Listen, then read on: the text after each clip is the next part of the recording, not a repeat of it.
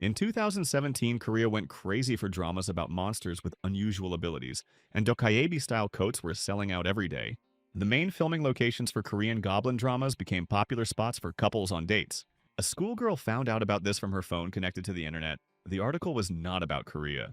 She and her friend were studying at a prestigious high school in the Seoul district of Daechidong, known for its intensive private school curriculum. Her friend complained that she couldn't get into college in Seoul and that their lives lacked romance, while their peers were falling in love and going on dates. But what romance is there when final exams are just around the corner and admission to university depends on them? The brown-haired girl's mother was waiting for the results of the September mock national exam and would most likely send her daughter to a tutor if she failed. But her classmate thought that tutoring was better than school, and besides, her friend liked the previous tutor. When Haejin Sonbae appeared at the school, the other girls tried to invite him to a nice place that had opened nearby, but he refused. The brunette was surprised by the guy's arrival because she was supposed to go to him herself. He was handsome, had a pleasant disposition, studied well, and came from a family of lawyers. Admiring his legs in perfect proportions, the girl dreamed that he was a dokoibi and would take her as his wife, but her friend advised her to look in the mirror. After mentioning the possibility of the sudden appearance of a legendary creature, he suddenly appeared before her and killed her friend. The frightened schoolgirl was told that he had appeared in response to her call, or that she had been expecting a different dokebi. But now the students were already crowding around the board with the results of the September national mock exam, noting that Yoon Ki-mok was again in first place. He was so confident that he didn't even check his results, believing that the secret to his success was constantly memorizing the words written on the cards. Lee Chang-min was not last this time, but second from the bottom of the list, yet he enjoyed the attention of the girls. Blondie Min Jong-pil did well this time, solving all the problems, but he was still stuck between his handsome friend and the top student in the country. He only had money while Chanmin again ate chocolate instead of rice, which he constantly received from girls. The guys discussed how normal people don't eat snacks 3 times a day. Kai-mok hadn't seen his friend eat a normal meal in recent days and wanted to ask him about it. But a teacher came in apologizing for interrupting their lunch and announced that starting today all students had to return home by 6 o'clock in the evening. He also announced that evening classes had been cancelled, which caused an uproar because there were no seats available in the nearest reading room. Yoon Ki-mok wondered if the early return home was due to a new virus in the area, but he was glad he had reserved a seat in the school reading room in advance. However, Jeon-pil learned from the news about missing people in the Gangnam area and the police's promise to resolve the case and recommended returning home early. The media did not rule out the possibility of increased organized crime and hate crimes against the wealthy.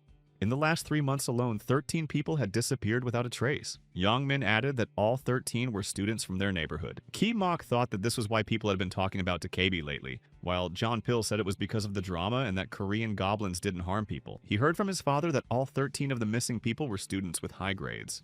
But Ki-mok didn't take his friend's words seriously and continued reading. His friends teased him, saying that he had nothing to worry about because he wasn't a good student. But suddenly, the top student cut himself while flipping through a book, and John Pill handed him a handkerchief, advising him to be careful because he was always falling due to anemia. Ki-mok thanked him, saying that it wasn't worth making such a fuss over a small cut, but suddenly looked around the bus in alarm. It wasn't because of the pain, it just seemed like someone was looking at him. But then Lee Chang-min remembered that it was Yoon Ki-mok's birthday tomorrow, September 9th, and Min Jong-pil suggested going to the movies for a change. However, the birthday boy said that he would only have a little free time on the weekend after studying his textbook and completing his assignments. The next day, when the honor student was sitting in class, Chang-min sent him a message on Messenger, suggesting they go home early. He was worried that the good students were disappearing, but he didn't have time to ask Ki-mok why his friend was worried about him. He had a headache and assumed it was because of his blood type, which was the rarest of all, type O. Only 44 people out of 7 billion have this blood type, and it is called golden because it can be transfused to people with any other blood type. Taking pills for his headache, he thought about the absurdity of this name, because he could only receive blood from those 44 people. The word zero means the absence of an antigen, so the red blood cell membrane is weak, and he has to live with anemia 24 hours a day, 365 days a year. Thinking that he had lived another year of intense study, the student did not notice that he was alone in the library. Security guard Hyun reminded him that tomorrow was a holiday. Upon learning that Ki-mok would come to study again in the morning, he asked him to lock up before leaving and open up in the morning. He left him the keys, and the diligent student continued studying until he realized that 2 hours had passed. He then left and closed the library. Noticing the light at the end of the corridor, the student decided to check if Hyun had really forgotten to turn it off and saw monsters standing over a lifeless body. The dokebi discussed how this time their victims were school children. They smelled wonderful but didn't taste very good, though they were fresh. Shocked by the sight, Yoon Ki-mok initially thought he had studied too hard and fallen asleep, but then realized that he was awake and would also die if he stayed. He decided to escape through the back door, but the monsters sensed a new smell and panicked that adults might see them. But they realized that it was coming from the young body with type A blood. Golden blood was as powerful a source of strength as it was rare in the world of Dokaibi, and the name of whoever obtained it would go down in history. More than 10 years ago, rumors spread among them that the owner of golden blood was born in Korea, which meant that he must now be a student. Two monsters began searching for the escaped Ki Mok, intrigued by the powerful scent emanating from him, hoping to catch him quickly. To make sure they didn't lose their toy, the leader went to the front door while the other went to the back. Ki Mok had already managed to hide in the courtyard. Not noticing the boy, the monster decided that the leader had found him and hurried there to taste the golden blood. But the senior partner was alone and angry that the junior had come back empty-handed. The second Dokaibi excused himself, saying that he was guarding the door and the fence on the side, but he didn't notice the boy. Assuming that the boy had returned to the building, the leader ordered his partner to stay where he was and went inside himself. Meanwhile, Changmin tried in vain to call Ki Mok, even though he thought he should already be home. He called just in case, worried that there were already 13 confirmed missing persons, assuming that they had disappeared without a trace. Meanwhile, the leader went out into the yard, finding no prey in the building, and discovered the ringing phone and the school bag of the boy who had run away. But he also saw a hole in the fence through which the owner of the belongings had escaped. Soon the alarmed Changmin found his friend standing with his eyes covered by his hands. The handsome man attacked his friend, reproaching him for not answering the phone, but seeing the dejected look on his face, he realized that something had happened. Ki Mok responded by telling him about the monsters and the lifeless body on the floor. Changmin tried to calm his friend down, saying that everything was fine, but he insisted that he couldn't explain what was happening or what he had seen. But he knew that they were monsters and that they had eaten Hyun, and that the recent disappearances of people were probably their doing. But they needed to stop talking and call the police, and then Ki Mok realized he didn't have his phone, probably dropping it while running. Suddenly, Changmin said that they should have been more careful today because the birthday boy's scent was getting stronger, and that had broken the rule. But how does he know these phrases that Korean goblins say? Then someone shouted, "I found the golden blood!" And a Dokaibi landed behind Ki Mok, but Changmin sent him away, and he suddenly fell into the ground.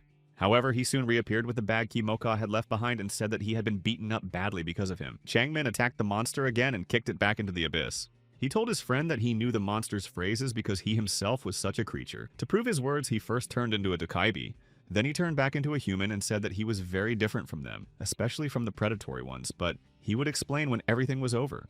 Ki Mok refused to believe that his friend was the same as the monsters that had tried to capture him, but a monster emerged from the hole in the ground again and grabbed Changmin by the leg, shouting that he was trying to steal their toy, and Yoon ran away in terror, thinking that this was all like a nightmare, but if it wasn't, they had to get out of there quickly. He almost got hit by a car, and the driver first accused him of trying to ruin someone's life, but then recognized him as the student from room 204. He offered to drive him to the hospital, noting that the boy was pale and sweating, but then remembered his suffering from anemia and asked about his blood type. The question of whether it was gold made Ki Moka wary. He thought this man might be a Dokaibi and said that he was fine. He rushed off, lamenting that no one would believe him. Not knowing what to do or where to run, he stumbled upon monsters and fell.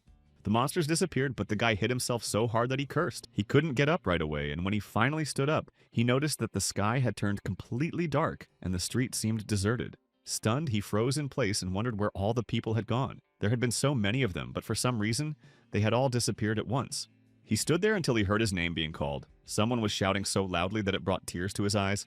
He kept rubbing until Ki Mok grabbed his hands and covered his ears with his hands.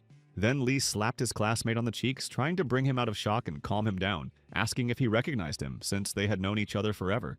Yoon didn't think that Changmin could eat a person, especially a close friend. He should have listened instead of running away. The handsome man said that although he was a Dokaibi, he was different from the predatory ones who had destroyed people. Then they sat down at the bus stop, and Ki Mok assured him that he wouldn't run away and would listen. Changmin explained that Dokaibi is his essence, and its core is fire, and when it goes out, the monsters die. Therefore, the flame must be constantly fed, and for that, human flesh and blood are needed. To gain strength and strengthen their bodies, the cruel Dokaibi eat people and are called predatory. But he was not like that. Otherwise, humans and monsters would have no choice but to fight each other to the death. Once upon a time, a Dokaibi, tired of fighting, wondered how they could live without feeding on humans. He came up with a plan to possess human bodies without losing control of his own. This is more like two different minds sharing one body, and such Dokaibi are called possessors. Changmin belongs to the second type, but he never shared his body with anyone and would never try to eat people. Then what was that? Ki Mok asked, pointing to his cut finger. Changmin apologized, saying that he was suddenly carried away by the smell of blood. In reality, Dokaibi cannot just attack people, but there are exceptions, which in this case were all the schoolchildren. Ki Mok asked in surprise why the schoolchildren, and guessed that it was probably the work of the predators who had disappeared in the Gangnam district. If it turns out that Yoon's blood is golden, Chanmin continued, all the predators in the country will flock here. Golden blood is a special nutritious delicacy with powerful properties for predatory dokaebi. Kimok even stood up in outrage that his blood had become an elixir of life and a magnet for all the monsters on Earth. This remarkable conclusion came from the mouth of the country's top student, who had finally gotten himself together. But the surprised exclamations of the man quickly turned into curses. A friend advised the top student to stay where he was while he dealt with the second monster, since the first one was already taken care of. Especially since from the moment Changmin activated his Humtu, most predators would be unable to find the owner of the delicious blood. Kimok figured out why all the people had disappeared. It was because of his classmate's ability to split space, which is called Hamtu. But then a loud crash made the students turn around. A monster appeared before them, carrying the body of their classmate who had been killed by Changmin, and the top student cried out that it had been easy for the predator to find him. The predator seemed to be possessed, talking to the dead boy as if he were alive, noting that he had been useless even though he was his brother. Promising to stay with him forever, it began to eat the lifeless body. When his disheartened friend commented on this strange behavior, Changmin explained that this was how an older brother tried to consume the flames of a relative. His power was growing at an incredible rate, which is why he had managed to break through here, and the predator swore to adorn his kin's path to the afterlife with golden blood. But the owner had no intention of letting the monster do this so easily and opened a portal. His eyes lit up with red fire and a real battle broke out between the dokebi. Kaimok watched the scene with excitement and suddenly felt as if he had been pierced by fire. Something completely unknown knocked him off his feet, and before he could understand what was happening, he found himself lying on the ground. The predator was so surprised that it stopped fighting and froze for a moment. Then he cried out enthusiastically that it was golden blood, that it really existed, and that if he and his brother ate this man, they would finally be able to... But he didn't have time to finish because Lee managed to kick the monster back into the portal. Then he bent over his friend in alarm, worried that the wound was too deep and he couldn't stop the bleeding. He said that the only way to save the wounded man was to take control of him, because if you add golden blood to the physical abilities of a dokaebi, he will be able to heal the wound quickly. To do this, Kimoku would have to swallow his blue fire. The predator tried to dissuade Chanmin, saying that he might not get his body back and that the possessors were unlikely to be on the side of humans, even though they used other methods. He said that taking a human body was equivalent to taking their life, but the guy smiled to himself, rejoicing at the wonderful opportunity to acquire golden blood. But he told the monster to shut up and stop talking nonsense, and that the wounded man should just trust him because there was no time to think. Kaimok objected that his father had also trusted an old friend, but had been betrayed by him, and that he had then reached the age when he could go to elementary school. His mother had to raise him alone, and after a while she fainted due to poor health. That's why the boy was so obsessed with his studies, so that he wouldn't be deceived and used as a weakling because of his stupidity. That's why he doesn't trust his friend, but the friend was already holding out his blue fire in his palm. Kaimok took the energy ball, opened his mouth wide, and swallowed it. All three froze for a moment, watching with interest to see what would happen. Suddenly, a powerful force threw the predator several meters away. A powerful stream shot upward, and he tried in vain to cope with it. The blue flame was already healing Kimok's wound, and he agreed to use its power to survive, considering it terrible to die while still in training. The predator felt intense heat burning his skin and associated such an absurdly large release of energy with golden blood. Chanmin approved of this decision, believing that it did not matter whether his friend used his abilities or not. He had simply lent him his power. Seeing such a quick healing, the vile dokaebi did not hide his desire to drink this unusual blood to take advantage of its power. And Kimok wanted very much to hit this freak, so he swung his arm wide. He struck, putting all his strength into his fist, intending to send the monster that had wounded him flying. The guy's face contorted with rage, his eyes darkened, and his pupils flashed fiercely. As a result of the blow, the monster was thrown back and disappeared, leaving the students alone in the deserted city. Relieved that everything had ended well, the successful student wanted to return to the familiar world he had missed so much. A Changmin felt an unpleasant sensation in his chest and remained silent. Kimok also felt something unusual, as if he had split in two and could see his other body. So this is what it means to be a dokebai, the straight A student thought, and suddenly felt a wave of fatigue wash over him and began to fall into a deep sleep. When he woke up in the morning, he was surprised to find himself at home in his bed and decided that everything he had seen was just a nightmare. So it was in his dream that he was wounded and then turned into a dokebi and threw fireballs. But then he heard Changmin's voice saying, "Maybe." At first he was frightened, but then he realized that everything he had experienced was real and asked the creature inside him to return to his body.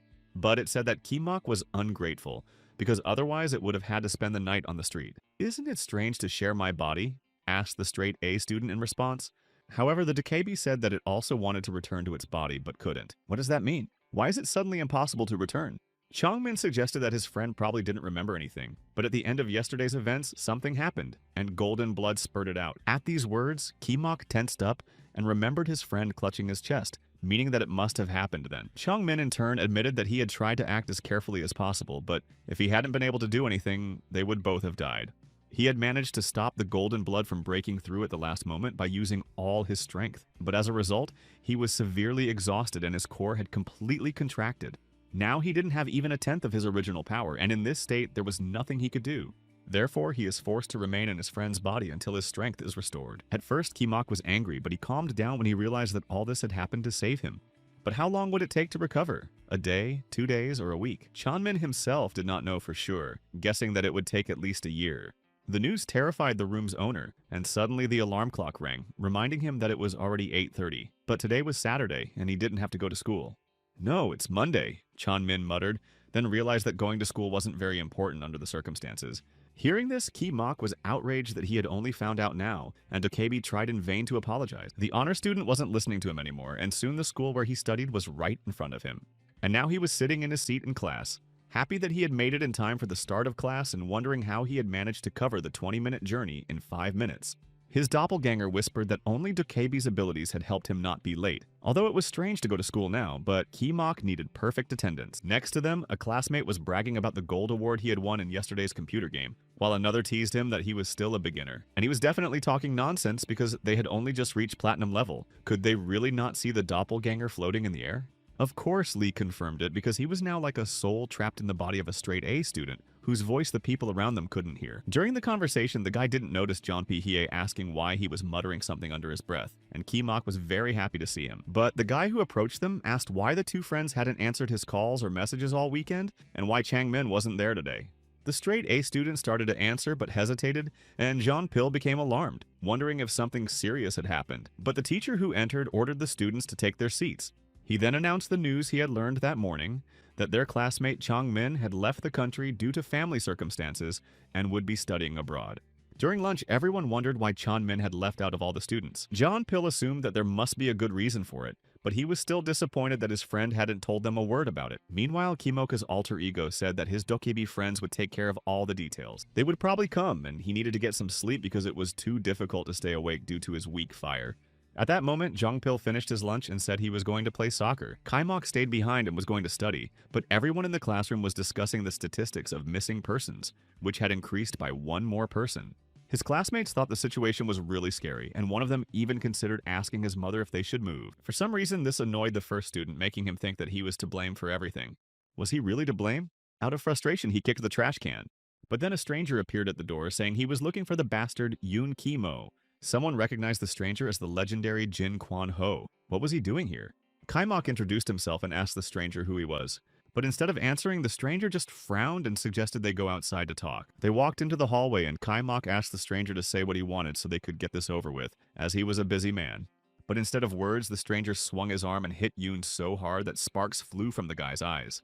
This caused a fight to break out, and soon the straight A student was knocked to the floor by his opponent's kick. The bully wanted to continue, saying that he would be disappointed if the owner of the golden blood was knocked out by such a kick. His opponent replied humorously, realizing that he was facing the same friend of Dokebi that Changmin had mentioned. The instigator of the fight said that he had always been against protecting such a fool, believing that it would be easier to kill him and take his blood. But Changmin acted like an idiot and was losing his strength to save an ordinary person. Stepping toward his rival, who had gotten back up, the brawler continued the fight.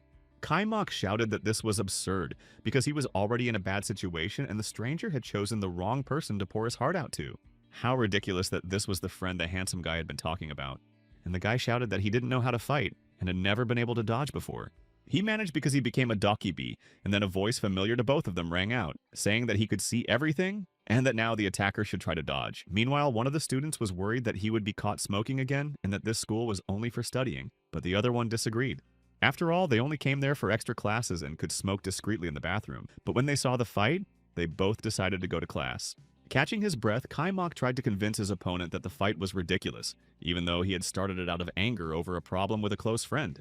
But the stranger said that they weren't friends at all, just colleagues. Then, what was the reason for such anger, the schoolboy wondered, since he himself did not like having golden blood because he was afraid that he would cause a stir.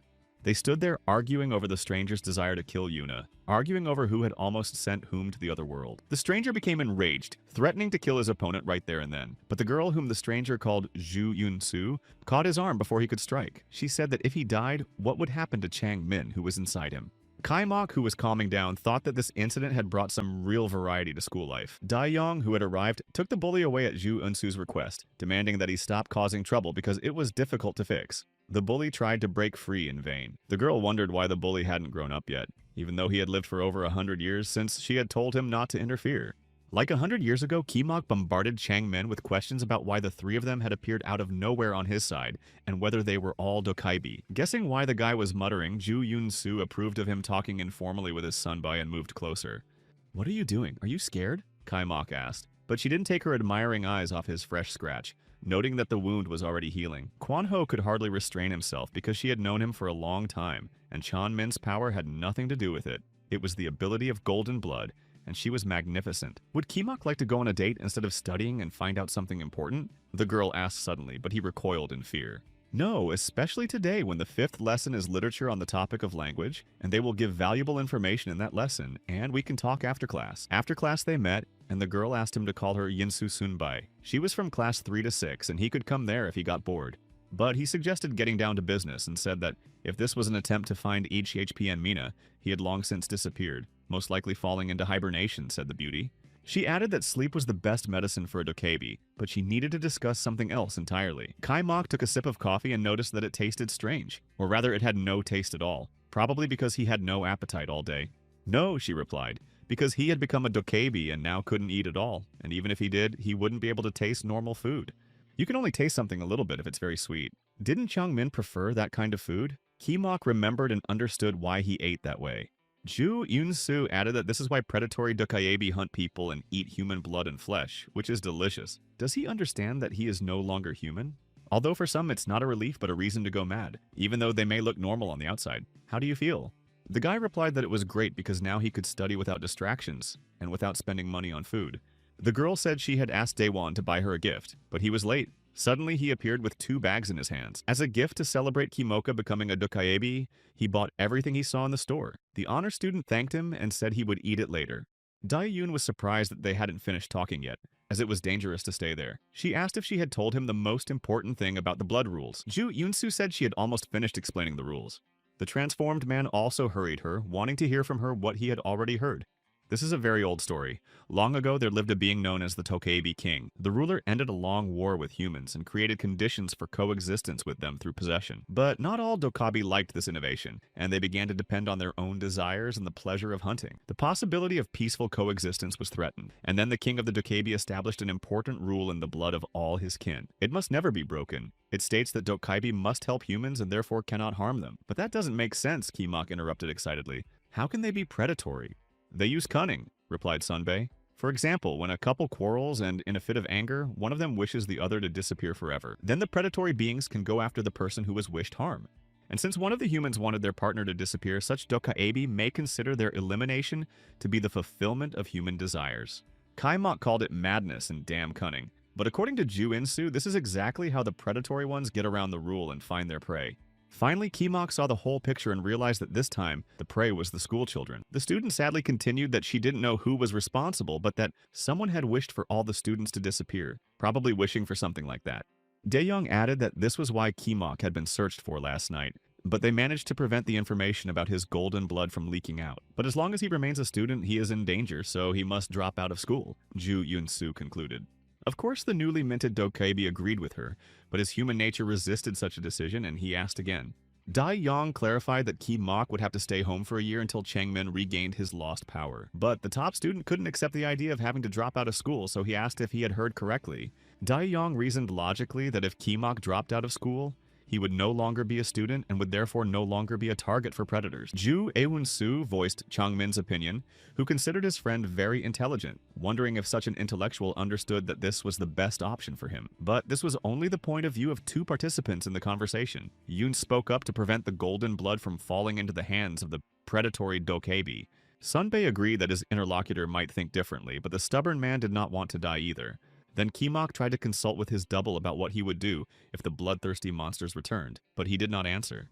Ju Yun-soo said she was ready to guard her charge around the clock, 7 days a week, but that would be difficult if the guy was wandering around everywhere. But how do the well-wishers plan to do that, Yoon asked them. If you can't give up your studies when your life is in danger, we'll have to break your legs and drag you home, threatened Dae-young. The girl asked them to wait just 1 year until Chang-min regained his strength, but her opponent called their proposal ridiculous. He doesn't want to die, so he swallowed the blue fire, but in 6 months he will graduate from high school, which they don't quite understand, even though they are also studying. In Korea, asking a student to give up college entrance exams is like asking him to ruin his entire future. His interlocutors tried in vain to stop him, but he thanked Ju Yun-soo for the coffee and left. When his failed fellow school dokaebi came home, Lee woke up and said that he was going crazy because of his friend. Having essentially declared war on his new acquaintance, how could he study calmly after that? But that was the secret of the country's top student. Calling his fellow misfortune an idiot, the handsome guy reminded him that if Yoon died, they would both die, so what was he thinking? But the top student waited so long for his friend to wake up that he ignored his attacks and showed him the piece of paper he had written on. As a student, he too had become a target and had to hide until Changmin's power returned. But was he really going to just lie low for a whole year?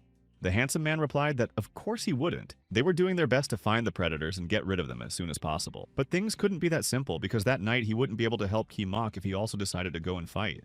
But the guy wasn't crazy enough to fight evil monsters. He thought about what else could be done. The next day, he came up with a way to get rid of the desire without having to fight them. He needed to find the person who had made the wish and ask them to change their mind through persuasion or threats. Wasn't there some way to cancel the wish? Then the school children would no longer be prey, and the monsters would no longer be able to hunt them. He thinks that finding the person who made the wish will require some effort, but it will probably take less than a year.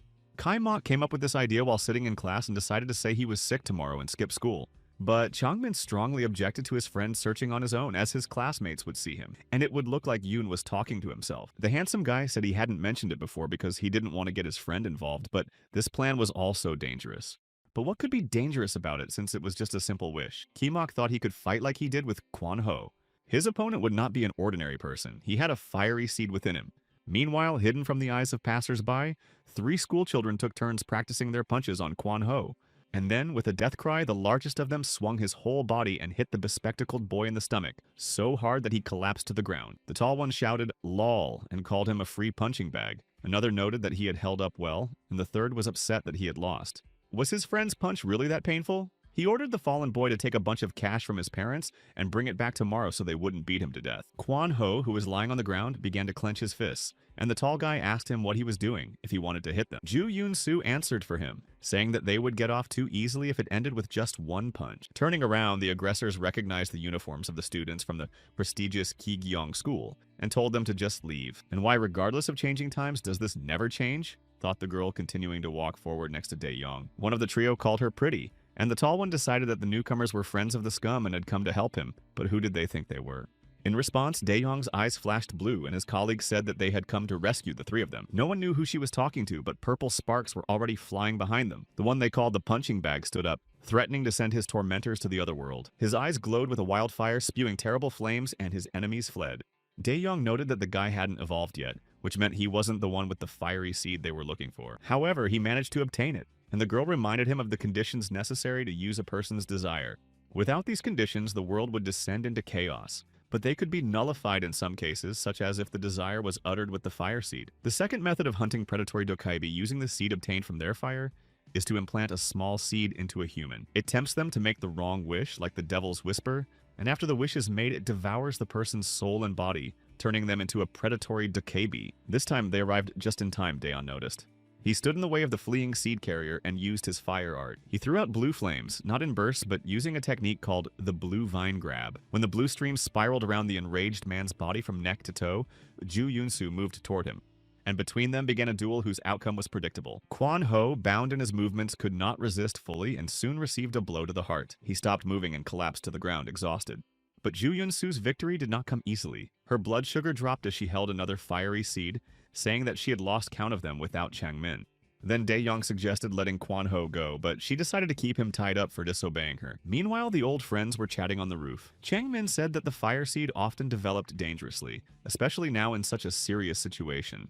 Therefore, it was unknown when they would turn into vicious dokaebi, so it was clear that one should not even think about interfering. No one knows when they will turn, Ki-mok objected, but for now they are human and we can just talk to them.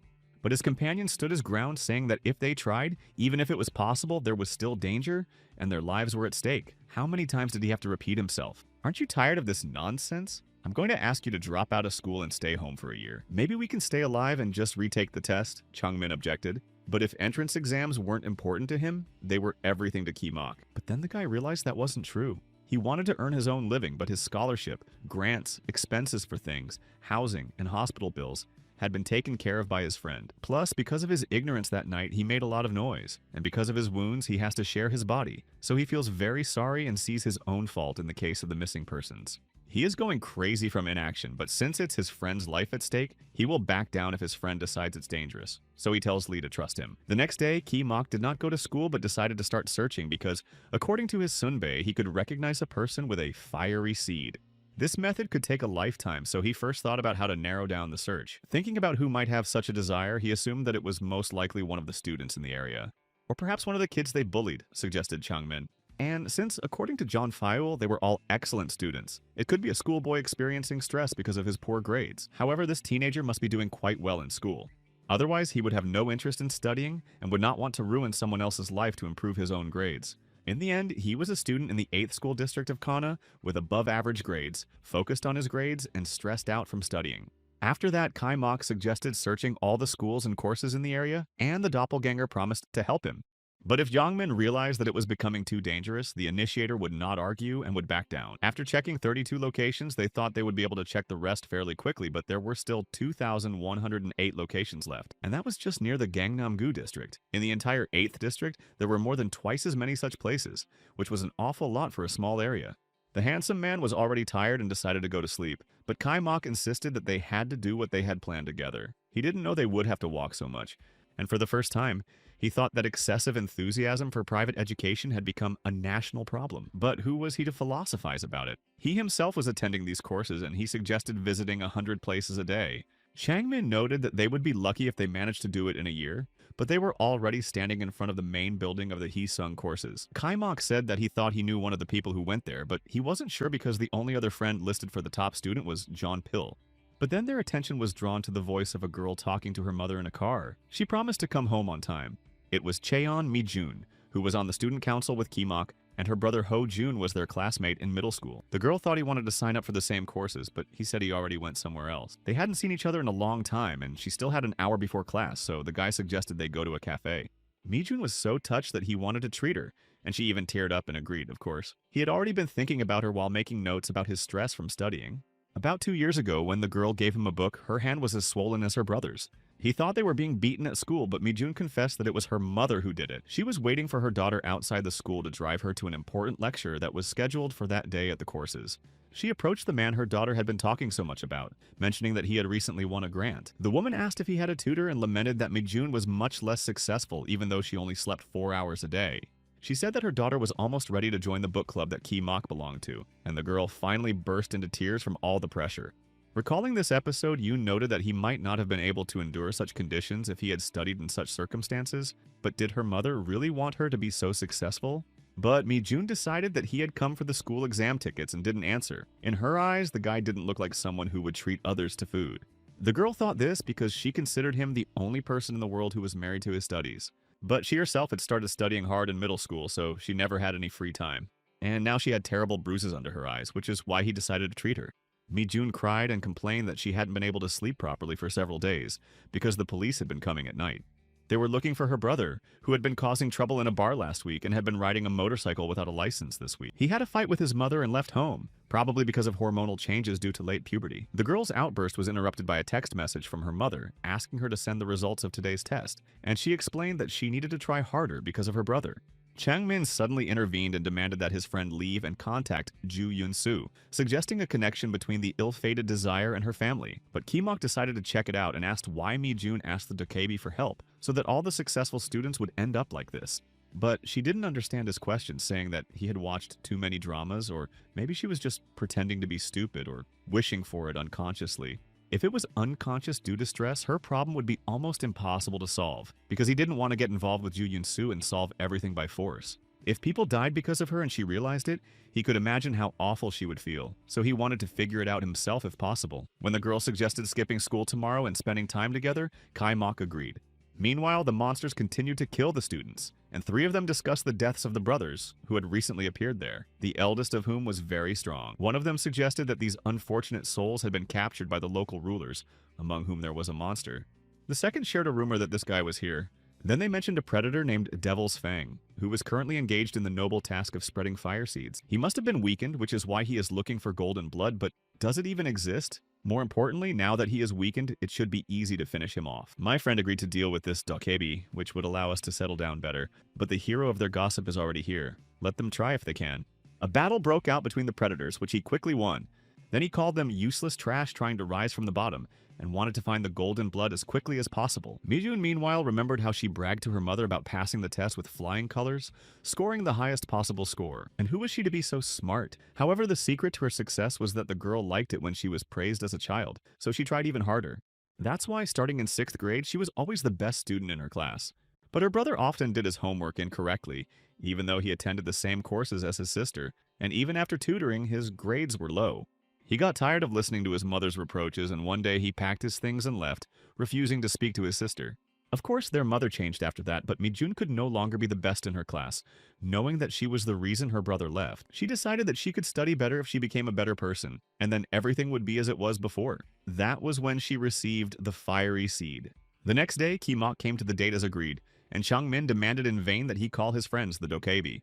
After all, the straight A student had known Mijun for a long time, and they could easily cancel the wish themselves. But the doppelganger reproached his friend for wanting to have fun while he was a ghost, even though it was just a walk to relieve stress. And if the meeting was bothering him, he should recover quickly, but then Cheon arrived, apologizing for being late. She always studied at this time, and it was their first date, which had a positive effect on the girl, and the seed in her chest gradually faded away.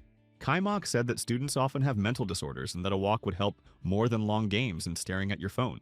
His companion thought this was a good idea and decided to try it by turning off her phone. They walked around and took a lot of photos, admiring the blue sky and watching a movie, and then went to a cafe to grab a bite to eat. Mijun was happy and thanked him for the walk, which had broken up the tedious studying, but she wondered how he had managed to sense her state and really help her. He admitted that he had had a similar experience, although not because of stress related to his studies. After listening to her gratitude for clearing her head, he decided to move on to the main point. Had she been thinking about anything in particular lately? Maybe it happened subconsciously from a feeling of hopelessness. Did she remember anything? What wish? The girl asked. He had also read a post on SNS about the lottery, where they wrote that dokebi grant the wishes of lottery winners. He thought it was unlikely that this post was related to real dokebi, but she still had a fiery seed inside her. He thought she believed the post and made a wish, but how could she wish for the death of others? What kind of death did Mijun really wish for? She just wanted her grades to improve. Yoon realized that he had underestimated the monsters. She had a simple wish. He thought that after the complications in her family, she would unconsciously make a terrible wish, but she didn't want anything bad, only to improve her grades. Any schoolchild could make such a wish, but the predators distorted the girl's wish and planted a seed of fire in her. It was simple. Test results were relative. If those who studied better than Cheon disappeared, her grades would inevitably improve. So then her wish would come true, which is partly what she wanted. Having come to this conclusion, the boy wanted to prevent the worst and stop Mijun, but she apologized and left because she couldn't miss her classes. Ki-mok was worried that he hadn't immediately thought of the monster's ability to come up with such tricks. This had to be stopped quickly. He needed to call Eunsu, but he remembered that he didn't know her phone number, and Jungmin was always asleep when he needed him. Just then, Cheon Ho-jun called out to him, wanting to know what his former classmate was doing with his sister. Mi-jun, after class, was scolded by her mother for a mistake on the last question of her test, which could have been avoided if she had checked more carefully. At the same time, the woman didn't ask why her daughter had skipped school and turned a blind eye to her truancy because her grades were improving. The fiery seed decided to take advantage of the moment to grow on emotions, convincing the girl that her mother didn't need her, but rather a successful child. Then Mi-jun said that the classes would end early because of the missing students, and her mother replied that she had found ones that worked late. And the voice inside intervened again, whispering that her mother didn't care about her daughter at all, and so the seed grew more and more throughout the conversation. Realizing this, Ki-mok persuaded Ho-jun to visit his sister. But when they arrived at the house, the flames of the dokebi were already raging and could be clearly seen from below. The boys rushed upstairs, Ho-jun trying to figure out where the fire had come from, while Yuna was more concerned about the purple color of the flames. When they reached the apartment, a powerful stream of fire was already breaking down the door. The boys froze in horror, illuminated by the fire, and did not dare to approach. But then the door burst open and a woman appeared in the hallway. Hojun recognized her as his own mother. Following her was the monster, and Kimok remembered Changmin's story about a human being transformed into a lowly dokebi. It turned out that the final transformation had happened to Mijun, not her mother, but now was not the time to discuss it. He began to wake Changmin, and the ghost justified his sleep by saying that it was pure torture to watch his friends date. When he saw the monster, he remembered what he had said about running away in case of danger. Kimok tried to talk him out of it, saying he didn't know what to do, that Changmin was gone and he didn't know Yoon-soo's phone number, but now they had to do something. Hearing their conversation, Hojun tried to find out who his former classmate was talking to, but suddenly he and his mother disappeared. It was the doppelganger who had used the Hamta. The Hamta secured everyone except Kimok, who became the predator's only prey. The guy asked Mijun to calm down because happiness doesn't depend on grades, but this creature had already turned from a friend into a man-eating predator. He had to run away, and he ran, thinking about saving his life and the intervention of the Dokaibi. The confined space was too cramped, and Kaimok wanted to get out onto the street, but Gamtu was only allowed to stay in the house. He had to run around inside the house, killing time and hoping that Yoon-soo and the other friends would show up.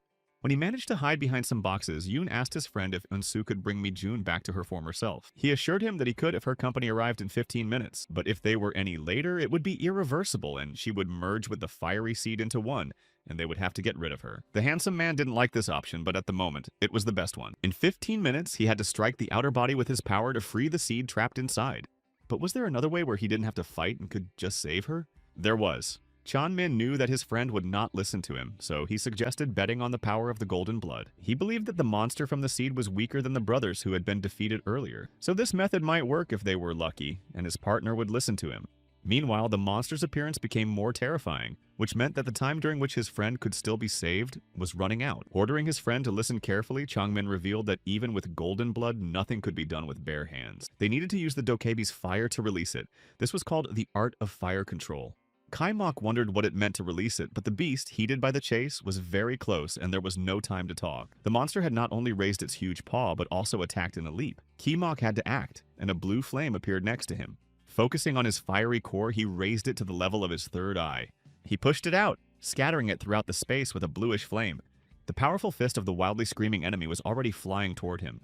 But Kaimok was already prepared, turning his body toward it, and the battle began. Unable to knock the guy down with one blow, the monster began to butt heads. It used all its limbs to strike, but he twisted like an eel, noticing at some point that the body had become lighter. And then Yoon managed to turn his fire into a powerful stream. His double advised him to push the beast to the edge and destroy its body. Otherwise, his friend would not be saved. At first, everything went according to his friend's plan, and the monster backed away, helplessly lowering its paws. But in reality, it was gathering strength. Then it grabbed its opponent by the leg and threw him to the ground. The blow was so powerful that Yoon's body broke through the ceilings of several floors. How could this be? If this beast was weaker than the defeated creature, why couldn't they defeat it? Changmin said that he had helped defeat it before, but now his comrade was acting alone and using his power incorrectly. With the art of fire control, one can do anything one wants, not just put fire on one's legs and arms. He suggested using another technique called the Dokaibi Club. But the monster didn't let them talk. It didn't stand still but flew through the gaps in the floors. He rushed toward his prey. Kaimok ran looking for a secluded spot to hear more about the club. Pieces of plaster flew after him from the walls broken by the enemy. Balls of flame rushed toward him, but he just ran faster and faster. Soon, the horned one lost him. When this happened, the monster paused for a moment to catch his breath. Then, crouching down, he dived through the open door and froze. He was stopped by the familiar scent of blood and began to sniff around. The smell tickled his nostrils and was very close, but there was no prey anywhere. The smell kept the predator in place because when he tried to move away, he grew weaker. His friends were already on the roof, and the handsome guy explained that monsters tracked their victims by the smell of blood, which is why the jacket tied to the pipe had distracted him. There was already so little time left that Kaimok interrupted him, calling him a Dokaebi. Changmin said that all Dokaebi can use energy, Gu Hua Sul, but a bat is a tool and only those who possess it can use it. A club or bat is a tool that simplifies the use of Gu Hua Sul. Kaimok realized that the bat was like a magic wand. You need to take your flame and mentally imagine a Dokaebi's bat. Chanmin corrected him, saying that a bat is just a name, and it would be better if it were in the form of a weapon, as this would make it easier to learn how to use the attacking Gu Hua Sul. The novice tried to do something like that with the flame, but it turned out clumsy. After giving the energy the right shape, the fire quickly scattered, which was not surprising since Kaimok had never seen a real weapon in his life. The mentor was angry and circled around the clumsy fighter. Weapons can look different. Don't use your memory, use your creativity and imagination. Finally, the guy couldn't take it anymore and ordered his double to shut up so he could concentrate. The latter advised him to use a medium template to compensate for his lack of imagination. For example, to imagine a sword made of flame that looked like a real sword. He asked if his friend had brought a spear or sword with him, but the other never carried such things, especially since he was going on a date. Yun reached into his pocket to show him everything he had. But suddenly the roof opened and a horned creature appeared. He realized that the smell was coming from the jacket, and since there was no victim inside, he went to look for her. Kaimok held a fireball in front of him with both hands, but it didn't stop the villain. With red eyes flashing, he climbed out completely and the battle reignited. Once again, the respite was too short and Kimok did not have time to learn how to use the Dokaibi bat. Without it, victory would be difficult. But he had no intention of giving up, for time had not yet run out. Only the monster had its own plans, and it threw its prey into the gap from which it had just emerged. Boulders of various sizes, shattered by a powerful beam, followed in its wake. The guy barely managed to jump out of the way before the monster landed behind him. Relentlessly pursuing his prey, he was still unharmed, and confidently closing the distance between them. The mentor panicked, shouting that their plan was impossible because Kaimok couldn't even defend himself. But Kimok was already fired up, determined to follow the instruction to use his imagination. Now he would show his mentor a creative approach. Knowing that he needed to control his energy like a weapon, he decided that a firearm was better than a sword, and to visualize it more accurately, he took a pen out of his pocket. There it was, the weapon, and the guy mentally saw how the barrel continued his outstretched arm and his fingers gripped the handle. Then he imagined how he would aim, supporting the handle from below with his left hand and pressing the trigger with the index finger of his right hand. And when the monster raised its hand to strike, Kai Mok simply raised his outstretched arms with his imaginary weapon higher. Then a bullet flew from his imaginary weapon. It rushed forward at tremendous speed, a focused bluish stream directed forward and upward. Although the monster saw the flying flame, it did not have time to dodge, and it severed his arm and part of his body.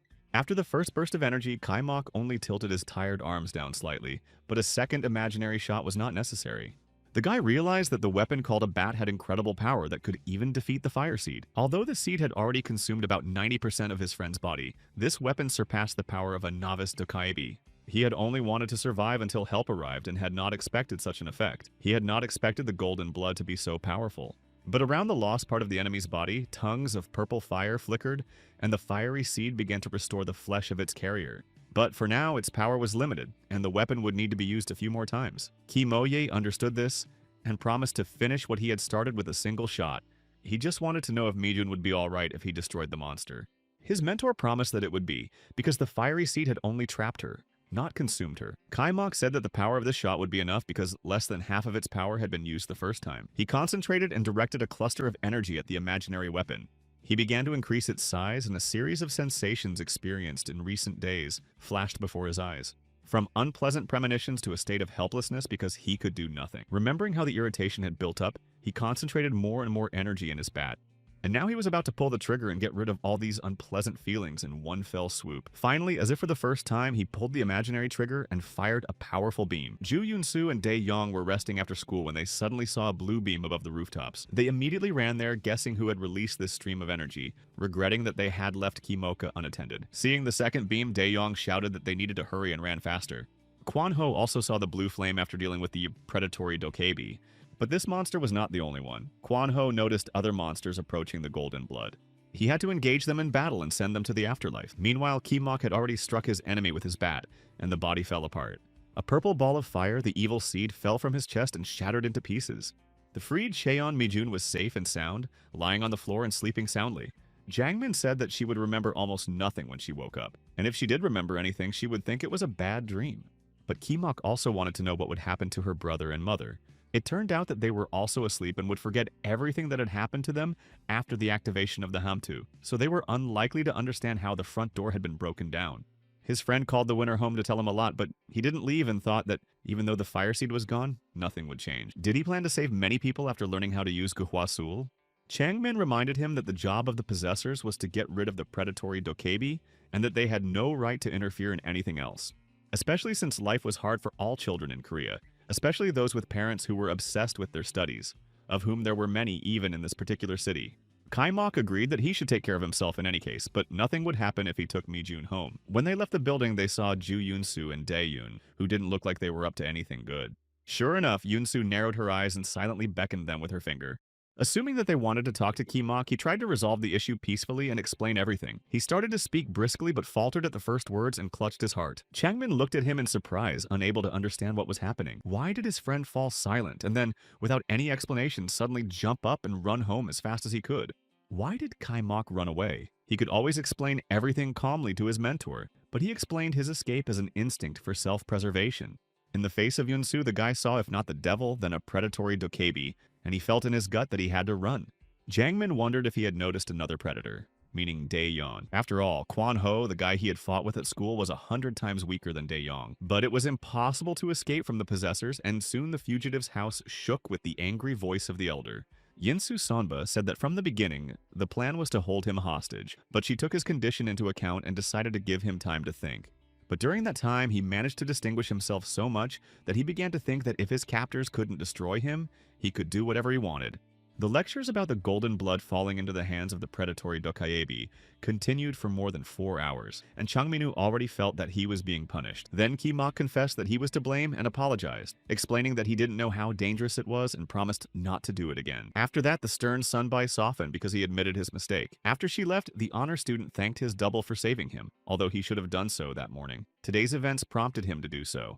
After all the explanations, Mijun called, trying to find out what had happened yesterday, as she had only vague memories of the day in question. Kai-mok asked her if she had gotten home safely that evening and if she had accidentally hit her head on the door. After thinking about it, Mijun decided that this was why the front door to the apartment had been broken down. She then said that she had wrongly accused her brother of not talking to her. Her brother had behaved that way because he didn't want their mother to hate Mijun because of him. After that, they made up and went outside together. And now she is sitting on a bench talking to her sunbai and doesn't want to go home because she had a fight with her mother. In addition, she was disturbed by a strange dream about a monster and her sunbai using supernatural powers. After waking up, her head felt clearer, but she didn't understand what had really happened and wondered how she had managed to hold out for so long. He started to say that it wasn't strange at all, but stopped himself, remembering Changmin's words about not interfering in anything that didn't concern getting rid of the dokebi cannibals. He decided to follow this rule, but if he advised her to just cheer up, it wouldn't help, so he told her she was doing well. He could only hope that she would break through these barriers. She had already asked him if he knew that in high school he seemed to be surrounded by an iron wall, spending all his time in the library or with Changmin. But her brother came up and said he wanted to come back but didn't know where to go if she wasn't there, and Mijun offered to put him up in a spare room. Other details of the situation with the fiery seeds that struck the children should be considered. At night, in a corner of Gangnam, Devil's Fang pondered his plan, noting that the part about scattering the seeds abundantly had been completed. It was time to move on to eliminating those annoying insects. It was time to harvest. A few hours later, Ki-mok, throwing a dozen sugar cubes into his coffee, thought that the morning was surprisingly calm. Although not everything was going smoothly, the question of Mijun's fiery seeds had been resolved, and the case of the missing people had been solved. Therefore, the predators cannot chase him, and life has returned to normal. However, there was a problem related to him as he had become the owner of something, even if his mentor was being ironic about it. Coffee is once again a ritual to start the day, and after a series of anxious days, that's probably not a bad thing. His headaches are gone, he doesn't need to eat 3 times a day, he's not late for school, he can see the board perfectly even from the back row, and his energy is endless. The only inconvenience is sharing his body with Changmin, but that's easily solved by telling him to turn away when he goes to the shower. He was about to return to school when he suddenly heard on TV about the disappearance of school children in Gangnam last night. After that news, Yoon-soo and Daeyeon appeared in the room, saying they knew this would happen and asking why they had come to his house again. And why does Daeyeon always appear out of nowhere? Although that doesn't matter now. The reason they came was because they accidentally stumbled upon a wish addressed to the students and thought that Ki-moka could be exposed. But in reality, someone had deliberately planned to cultivate the fire seed within the students. But the thing is, the cannibals only hunt Ki-moka. Otherwise, they wouldn't be so obsessed with the students. Chanmin intervened, assuming they had made a mistake in controlling the information, but he knows what Yinsu and Daeyeon are doing while he is in such a helpless state. The owners made every effort to prevent leaks, but nevertheless it happened, and there are too many possibilities as to how it could have happened. According to Ju Yoon-soo, only one thing is clear. Ki-mokam is being hunted by not just one person, but a whole group. In another house, a servant greeted the young master and asked what to bring for dinner, but Kim Ha-jin replied that he had already eaten. Going up to the living room, he saw a predator standing over a ruined body. It was Devil's Fang, the leader of the group, whose members were also there. Kim Ha-jin reminded him that he had forbidden him to appear in his house in such a form. Taking on human form, he asked his master if he was satisfied, then remarked that it was time to get used to this appearance. Kim Ha-jin was indignant. He didn't want to get used to it because he was a normal human being, but Cha-wol had ordered him to watch his words. If he didn't stop talking like that, she could send him to the other world. He was too arrogant for a human. But the owner of the living room said that Cha-wol would never kill him, and had no idea how much publicity he had generated that day. In addition to his work, he also spread rumors among high school students, and there were already more than 100,000 wishes on the lottery website. Taehua, in turn, reported a sharp drop in the speed of seed appearance, worrying that the owners had probably noticed. The Devil's Fang reassured her, saying that enough power had already been accumulated, and that he had planned to get rid of these wrong dokebi anyway. Then Kim Ha-jin asked Cha-wol where the kid who had made him run errands had gone, but she didn't know that So-gyu hadn't been there since morning. He might have gone out to cause trouble again. Cha-wol was right. He was indeed alone until Jin Kwan-ho, who was searching for the monster in one of the quiet alleys, found him. Suddenly, a guy ran towards him, calling for him to save him, shouting that he was running away from a monster that was eating people. With a lollipop still in his mouth, Kwan-ho hurried to where the eyewitness had directed him, but there was no one in the courtyard, only red stains on the asphalt. The frightened guy also disappeared, but in fact he didn't run away. He jumped high into the air and tried to attack his captor from behind. However, the latter had anticipated this move and jumped back, hitting the attacker because usually people run away from monsters and don't rush to help the first person they see. So, Gyu apologized for mistaking his opponent for a fool and even sprayed some cologne, but it didn't work. It didn't work because the smell of blood would haunt the cannibal for 100 days. Kwan-ho wondered how it was possible to hide such a smell. Admitting that he had intended to kill the stranger with a knife but had been polite, So-gyu laughed, but his opponent barked at him to grit his teeth and hit him. But the monster regrouped and stood his ground, saying that he was offering his opponent the only option to go to the other world without pain. Then he inflated his stomach and exhaled a large sword from his mouth, promising that dying with it would be a little more painful. Surprised by such anthropomorphism as an addition to gabgui, Kwan-ho attributed this phenomenon to the recent appearance of seeds in the area. He countered the sword with his bat, which was shaped like an impressive axe. A fierce battle ensued, which continued after a brief pause for verbal sparring. The dokebi fought so fiercely that the objects torn out by steel flew higher than the roofs, but the other owners did not yet know about this. Yinsu's revelation that a group was hunting Kimoka upset the young man, meaning that the danger was not yet over, but what kind of creatures were they?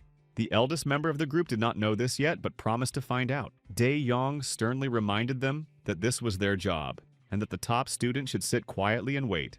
However, the holders doubted that he would be able to stay put, so they decided to assign a watcher to him so that their ward wouldn't do anything stupid. Yunsu said that if the newcomer really regretted yesterday, he should listen. Upon learning that Jin Kwan-ho, with whom Yoon had to fight, had been assigned to watch over him, he categorically refused. Unexpectedly, the guest turned to the window without saying a word and suddenly froze. Lee Chang-min explained that Kwan-ho was fighting and had even pulled out a bat. They decided to intervene because they sensed gabgui, and to make sure nothing happened to Ki-mok, they took him with them. In the fight, Kwan-ho pressed hard on his opponent, noticing that he could only bark but did not take his cunning into account. He shouldn't have attacked so recklessly before learning the characteristics of his opponent's gabgui, whatever that strange ability was. Enlightening his friend, Changmin explained that gabgui is the ability of predatory dokaibi to use all the flesh and blood they have absorbed. All of this is released, accumulated, and then used outside the body, but a large amount of flesh must be consumed in order to release it. Gabgui is possessed by strong predators and is opposed to bite, but it is not based on imagination, but on the personality and innate temperament of its owner. In the duel, So-gyu was now advancing, twisting the energy into an arc with his sword.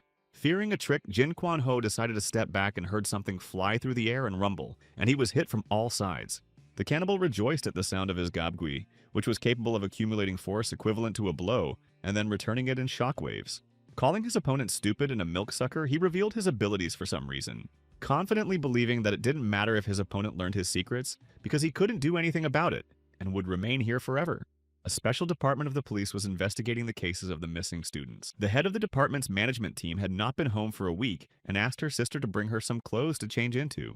Her friend joked that Min Hee-soo had married the police station and was in no hurry to fulfill the request. Falling asleep at her desk, the police officer instructed her not to look for a job and not to stay out late in the evenings because of the disappearances of students in the 8th district. But the girl knew that only those who studied well were disappearing and where the information was coming from.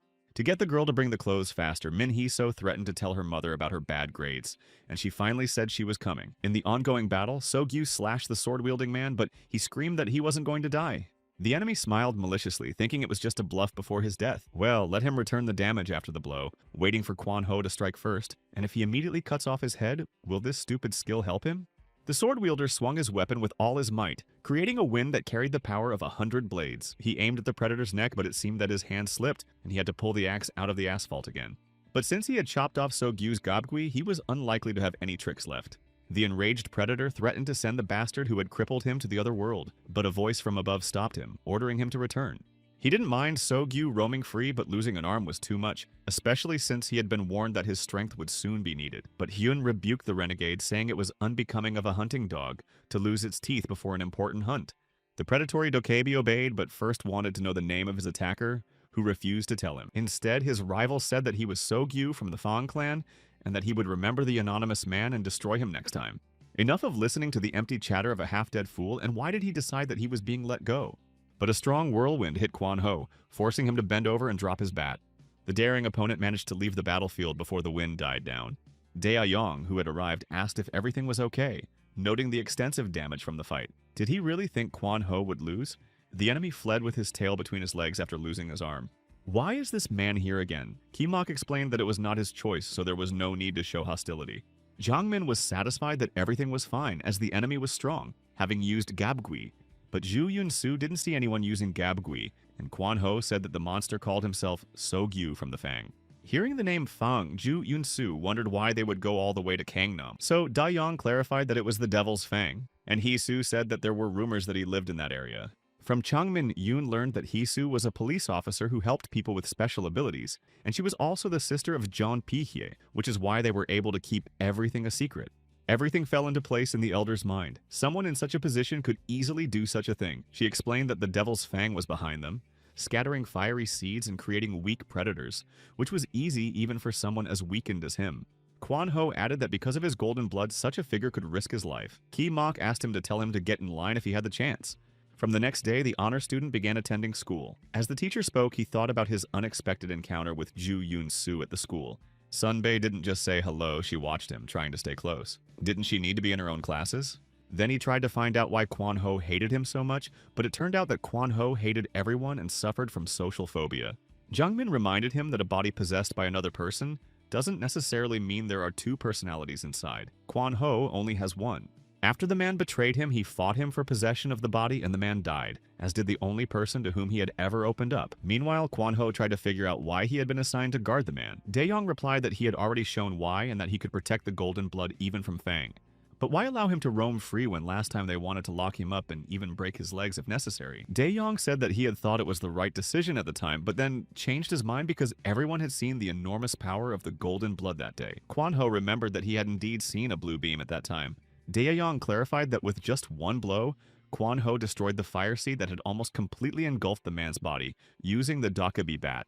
Kwon Ho was surprised that this idiot already knew how to use it. Therefore, Dae-yong decided not to lock up the troublemaker, and if a battle was inevitable, it would be safer for Kwon Ho to fight instead.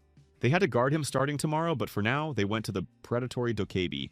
Dae-yong ordered them to tell him everything they knew about the devilish Fang. Night fell and Min Hee-soo arrived at the agreed meeting place. Waiting for her companion, she leaned back against a car and smoked. Suddenly, someone hugged her waist and called her older sister. The stranger said she missed her and thanked her for her hard work on their behalf. Grabbing her by the hair, the police officer asked if Ju Yun-soo was going to do this every time, but she liked this reaction. She asked if it wasn't time to stop calling her older sister since she herself had been the owner for many years, but the other woman interrupted, saying that it didn't matter and that her sister was mistaken. Then Hee-soo handed her the medical device she had asked for, but wondered where they would use it. She heard that it was for training Kwon Ho, who was considered too strong by the supposed enemy. Judging by the report, it was click, and now it had been confirmed. If the rumor about Canny Taejeon was true, it would not be easy to act. Interrupting Ju Eun-soo, she asked if her interlocutor had visited the SNS page, as the lottery was definitely connected to this group. Hee-soo said that although the department was investigating, there weren't enough people, but hunters who were already close by would soon help. There have been many different attacks, but it's time to stop this mess. Gangnam will defeat the cursed monsters, and from this moment on, the counterattack began. When Ju Yun-soo unexpectedly came to Ki-mok, he assumed that she liked to visit him as if it were her own home, whenever she felt like it. But she brought him a gift, a device for accelerated recovery, announcing that it was created using the most advanced technology in the field of Dokebi science. It looked like a toy from a TV shopping channel worth about $3, but the senior said it wasn't easy to get it for Jongmin. After discussing it among themselves, they decided that it would be difficult to communicate with Changmin in the current situation. He said that it was very upsetting because it was the first time his fire had weakened so much, but he himself had said that it would take a year to recover. Ju Yun-soo said that this device, which uses the power of another person to speed up Changmin's recovery, would help. More precisely, it would remove the barrier in the exchange of energy between the doppelgangers, allowing the golden blood to manifest its power. Upon hearing about the recovery being accelerated by a whole month, and the elder using all his connections, Ki-mok asked how this was related to Changmin. The handsome man replied that with a little recovery they would hear his voice through a small flame, but that there wasn't enough power for that right now. Ju Eun-soo warned that to eliminate the side effects, Changmin would have to sleep for about 10 days, but he was already sleeping half the day. They began the session, and during it, Ki-mok screamed, thinking he was going to die, and then collapsed on the floor. Ju Eun-soo told them to let her know when Changmin wakes up so she can check on him, and Kwan-ho entered the house asking if the man was happy to see him. Looking at them, Songbei said that they would get along but not to fight like they did when they first met, and each of them assured him that they wouldn't be the first to start. However, the guys glared at each other, and Ju Eun-soo wondered if everything would be okay. And so after getting on the bus with his ward, Kwan-ho began his work as a bodyguard. All the way from the bus stop to the school building, he walked slightly behind them. He was present in class, and Jeonpil noticed that this stranger was watching his friend. His friend asked if something had happened when this guy called out Kimoka and if he was bullying him, but he replied that he didn't know. He thought to himself that Kwan-ho was much calmer than he had thought, and maybe not so bad judging by his work, and that he had attacked him because of Jong-min. He looked pitiful, but he immediately told himself to pull himself together, because this bully had started a fight half a minute after they met. After school, Kwan-ho walked his ward home and settled into Changmin's room. Did everyone really think his house was a hotel? Then he said he had to be a security guard around the clock and went to take a shower, asking for shampoo and a toothbrush. Seeing that Ki-mok was still studying at 2 in the morning, he said he would have to go with him to a certain place because he couldn't leave him alone. The guy became curious and obeyed. When they arrived, it turned out to be a school. Kwan-ho admitted that he had activated the Gomtu yesterday and today, so that neither the people nor Dae-yong and Eun-soo would find out. He probably wanted another fight, but the owner said he wouldn't fight himself. However, there were captured predators being held in one prison, like lab rats, and he connected it to this place. The predators started appearing in the square in front of the school. Has he lost his mind? Don't worry, because of their limited strength, they're like broken cans that can't do anything. And even in the worst case, the golden blood won't pass to them. Ki-mok realized that he had been fooled by the calm behavior of this crazy psychopath and let his guard down. But it was too late. The man challenged him to prove himself in the arena to see if he was worthy of being saved by Changmin, who had ended up so badly. Although Dae-yong tried to convince him of the usefulness of the golden blood, would it help its owner live to see the morning? Ki-mok said that if he survived, it would be better for Kwan-ho to recognize his value and the correctness of Changmin's choice. The bully laughed at his words and suggested he try it. It was a good thing that before leaving the house, Yoon had put a pen in his pocket, and he didn't want to think about what might have happened if he had forgotten it. Having fashioned an imaginary weapon, Ki-mok began the battle and soon noticed that his opponents were weaker than those he had encountered before. Striking them with his beam, he realized that these cannibals didn't seem to have any intelligence and that he didn't have to go all out. But there were still many of them, and they surrounded him on all sides. Monsters kept appearing and just kept coming forward, and it seemed crazy to face them alone. And because there were so many of them, he wanted to give the culprit of this gathering a real beating. But he was watching from the roof and wanted to make Yuna as stupid as these creatures because he couldn't kill him because of Changmin. After a while, Ki-mok realized that the monsters were gradually closing in on him, and when he tried to retreat, he was pushed back by the crowd. Meanwhile, their numbers were growing, and at this rate, it would be difficult to hold out until morning. Then he realized that attacking with bullets flying in a straight line in open terrain was ineffective, and that he needed to change his position. If he could get into the building and shoot in a narrow space, such as a corridor, he would be able to deal with them all. Seeing how the man was clearing the way to the school with his gunfire, Kwan-ho thought that he had stopped thinking due to his overflow of energy and would gather even more predators. But Ki-mok was already rushing through the cleared corridor and realized that if he dealt with them one by one, he would be surrounded. So he started jumping and killing them in groups. And now the building was very close, but one creature had already gotten so close that he couldn't use his bat. Kwan-ho could see from above that the guy was stronger than he had expected, but he lacked experience and needed to intercept the monster before it got close. Because of this mistake, the monster now had Ki-mok's arms in a tight grip. The others were approaching their victim, forming a small crowd. Kwan-ho decided that his protege would not be able to escape, so all he could do was attack head-on. So Changmin's decision was wrong, and there was no reason to sacrifice himself to save another, even if he was a friend, because people always betray each other. Trapped on all sides, Ki-mok couldn't even move. He had to think of something to do, but his consciousness was fading. Suddenly, a thought struck him. Had Changmin always fought alone and he didn't even know? His friend replied. He advised him to think about why he had fought even though no one knew or rewarded him for it, because he had fought for the one he wanted to protect. And indeed, now the battle was not for life. Because of the golden blood, there were already wounded and dead. And if he died in a pile of creatures, he would not be able to rest in peace. Deciding that he had to win this bet and that he didn't like to lose, Ki-mok gathered all the fire in his bat and exploded. Kwan-ho said that it was true that one could imagine Gu Hwa-sul as anything, but with such power as he had, this brat would still be unable to do anything. But he was interrupted by a voice saying that it wasn't bad for someone who had recently been human, and that he had enough energy, which was to be expected from golden blood. Turning around and seeing the stranger, Kwan Ho asked who she was, but she didn't have time to answer. Su-gyu was already rushing towards him with his sword, shouting that he would destroy him. The owner asked who they were and said he hadn't invited anyone to this place. Then he gave his name, So-gyu, shouting that the owner could hardly have forgotten him. But the owner replied that he had forgotten, because hunting predators had become a daily routine, and he had no time to remember the names of minor figures. The bastard called him a petty nobody and asked how he dared to think that of him, and the enemy cursed him and struck him. Kwan Ho did not understand how they had passed him, as he had put a lot of effort into activating the Hamtu. Dodging one of the intruders, he saw an empty roof and wondered where the second one could have gone. But the predator was already swinging her scythe and attacking the enemy one after another with her partner. First, So-gyu beat him with his gabgui, then the second one slashed him. But thanks to his self-healing ability, the wound closed instantly. The owner said that he had expected anthropomorphism when she appeared, but apparently she also uses gabgui, so it seems that they both obey the Phantom Fang. Sure enough, she was Cha-Wol and she had come for the golden blood, but then So-gyu interrupted her, shouting that he had asked her not to interfere and to let him destroy the bastard himself. Kwan Ho thought, well, Kimok's golden blood is even better. It will help me not to let them get away like last time. Hayasu told her partner that it was much more rational to fight together against one enemy, especially since her partner would not be able to win alone in this case. And he would lose 8 times out of 10 because he had encountered the Southern Demon. Hadn't he read any of the files prepared by Tai Hua? So Gyu said that he doesn't read papers because everything can only be understood in battle. Then Cha-Wol summed up that this is why he is weak and explained. This is Jin Kwan Ho, or the Southern Demon, representative of the 4 owners of Kana and the people from the southern division of the Dokaibi, including the so-called Hunters. But then Kwan Ho knocked So-gyu off the roof with a powerful blow and ordered her to shut up. She agreed, noting that the truth can hurt, but they are enemies, and if he wants, she will attack him with her gabgui instead of words.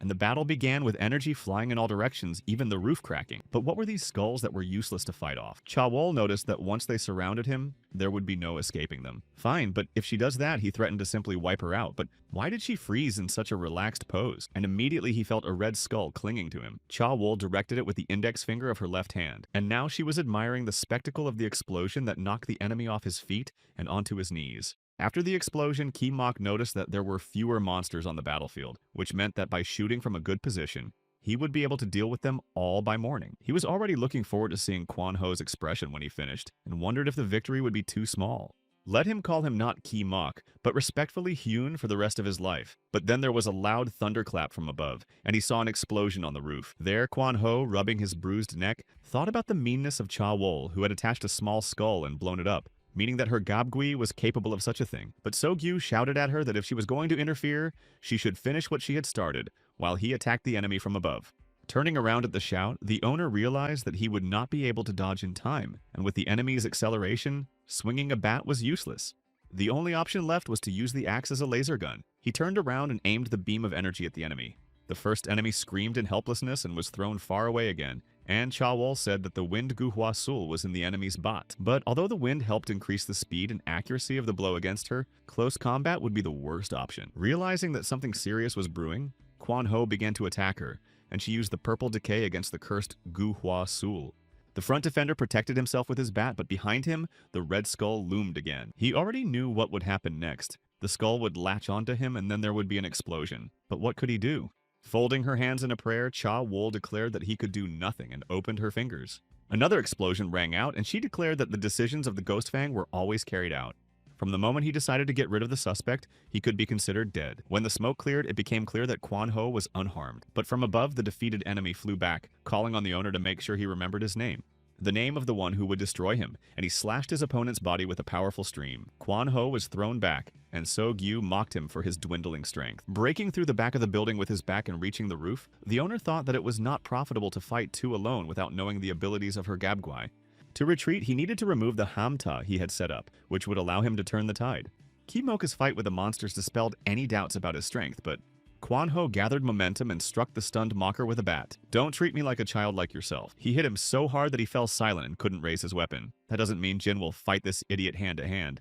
Cha-Wol didn't understand where such strength came from in such a battered opponent, and exclaimed in surprise, "This southern demon is still strong."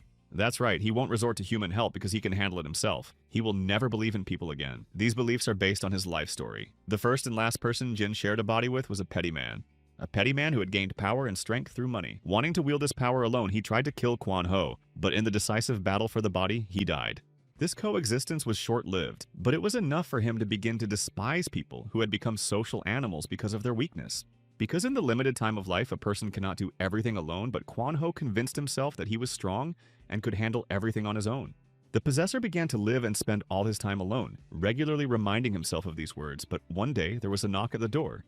Standing on the doorstep was a girl named Jin So-yeon. She said she worked in the Tokaibi department and had come to support him.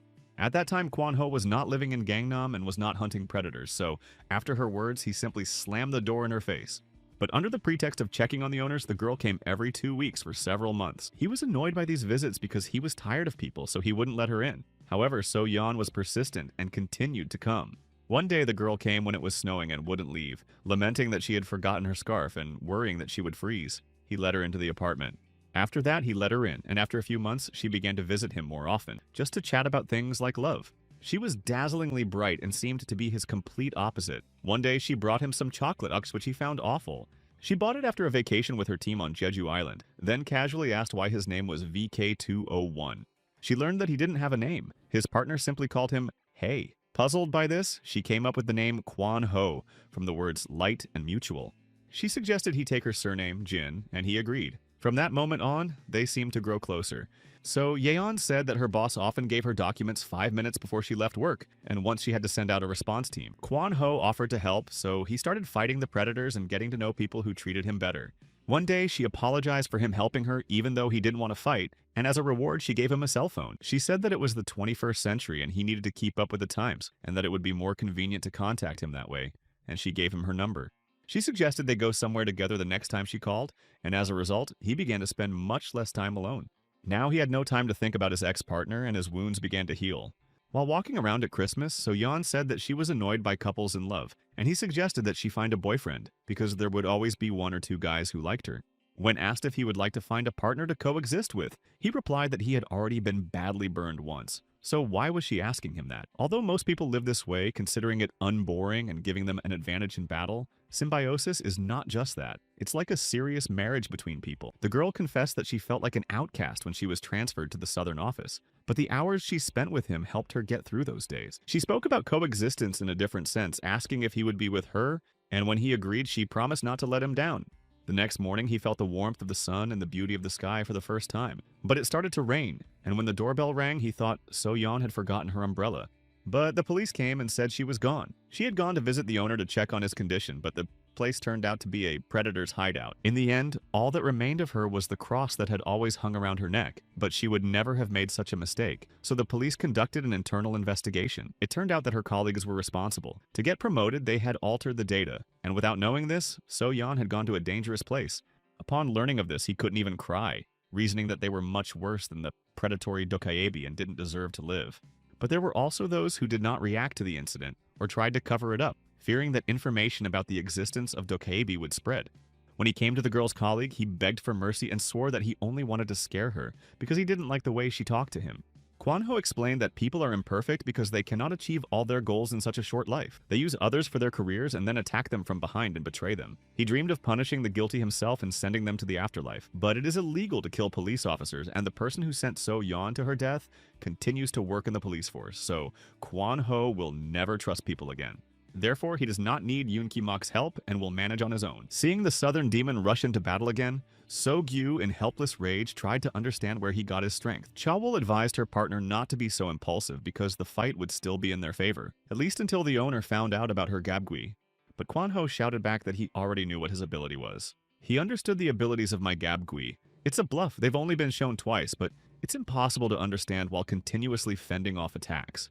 She didn't believe him and thought he should show her so she would believe him, but first he should get lost, the little punk. So Gyu was angry at how he dared to call him that again, but the enemy just hacked and directed energy at him with his bare hands. The predatory Dokaebi was amazed that the enemy could send Gu Hwa-sul with his bare hands, even without a bat. Throwing the bastard away, Kwon Ho wondered if Cha-wol's ability was to launch a skull spinning around the enemy, which would explode a few seconds later. But the strange thing was that she had the same skull spinning next to him, but for some reason it only exploded near him. And she asked why he was trying to attack her again if he understood her gabgui abilities.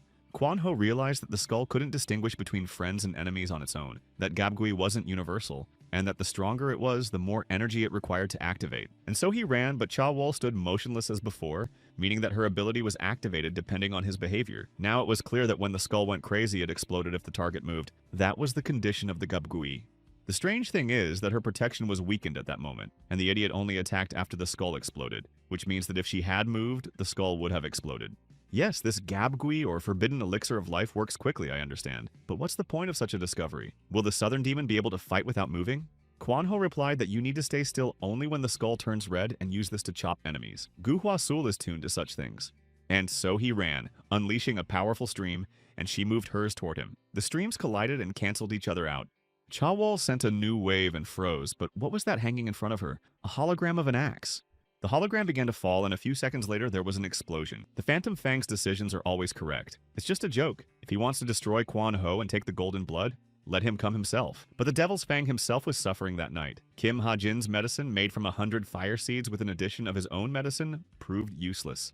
The monster said that it was not surprising. No matter how many highly concentrated fire seeds were used to make the medicine, it was like pouring water into a bottomless box. Kim Haji noted that the box was a perfect analogy, because the Devil's Fang was indeed in such a state, and he said that without golden blood, he could not be cured. But the messengers were gone for a long time, and the man was worried if everything was okay there and if it was worth sending. So Gyu for such a valuable item if he had already been attacked. Click replied that he should be given a chance to redeem himself, and that his Gabgui was well synchronized with Cha Wol's Gabgui, so everything would be fine.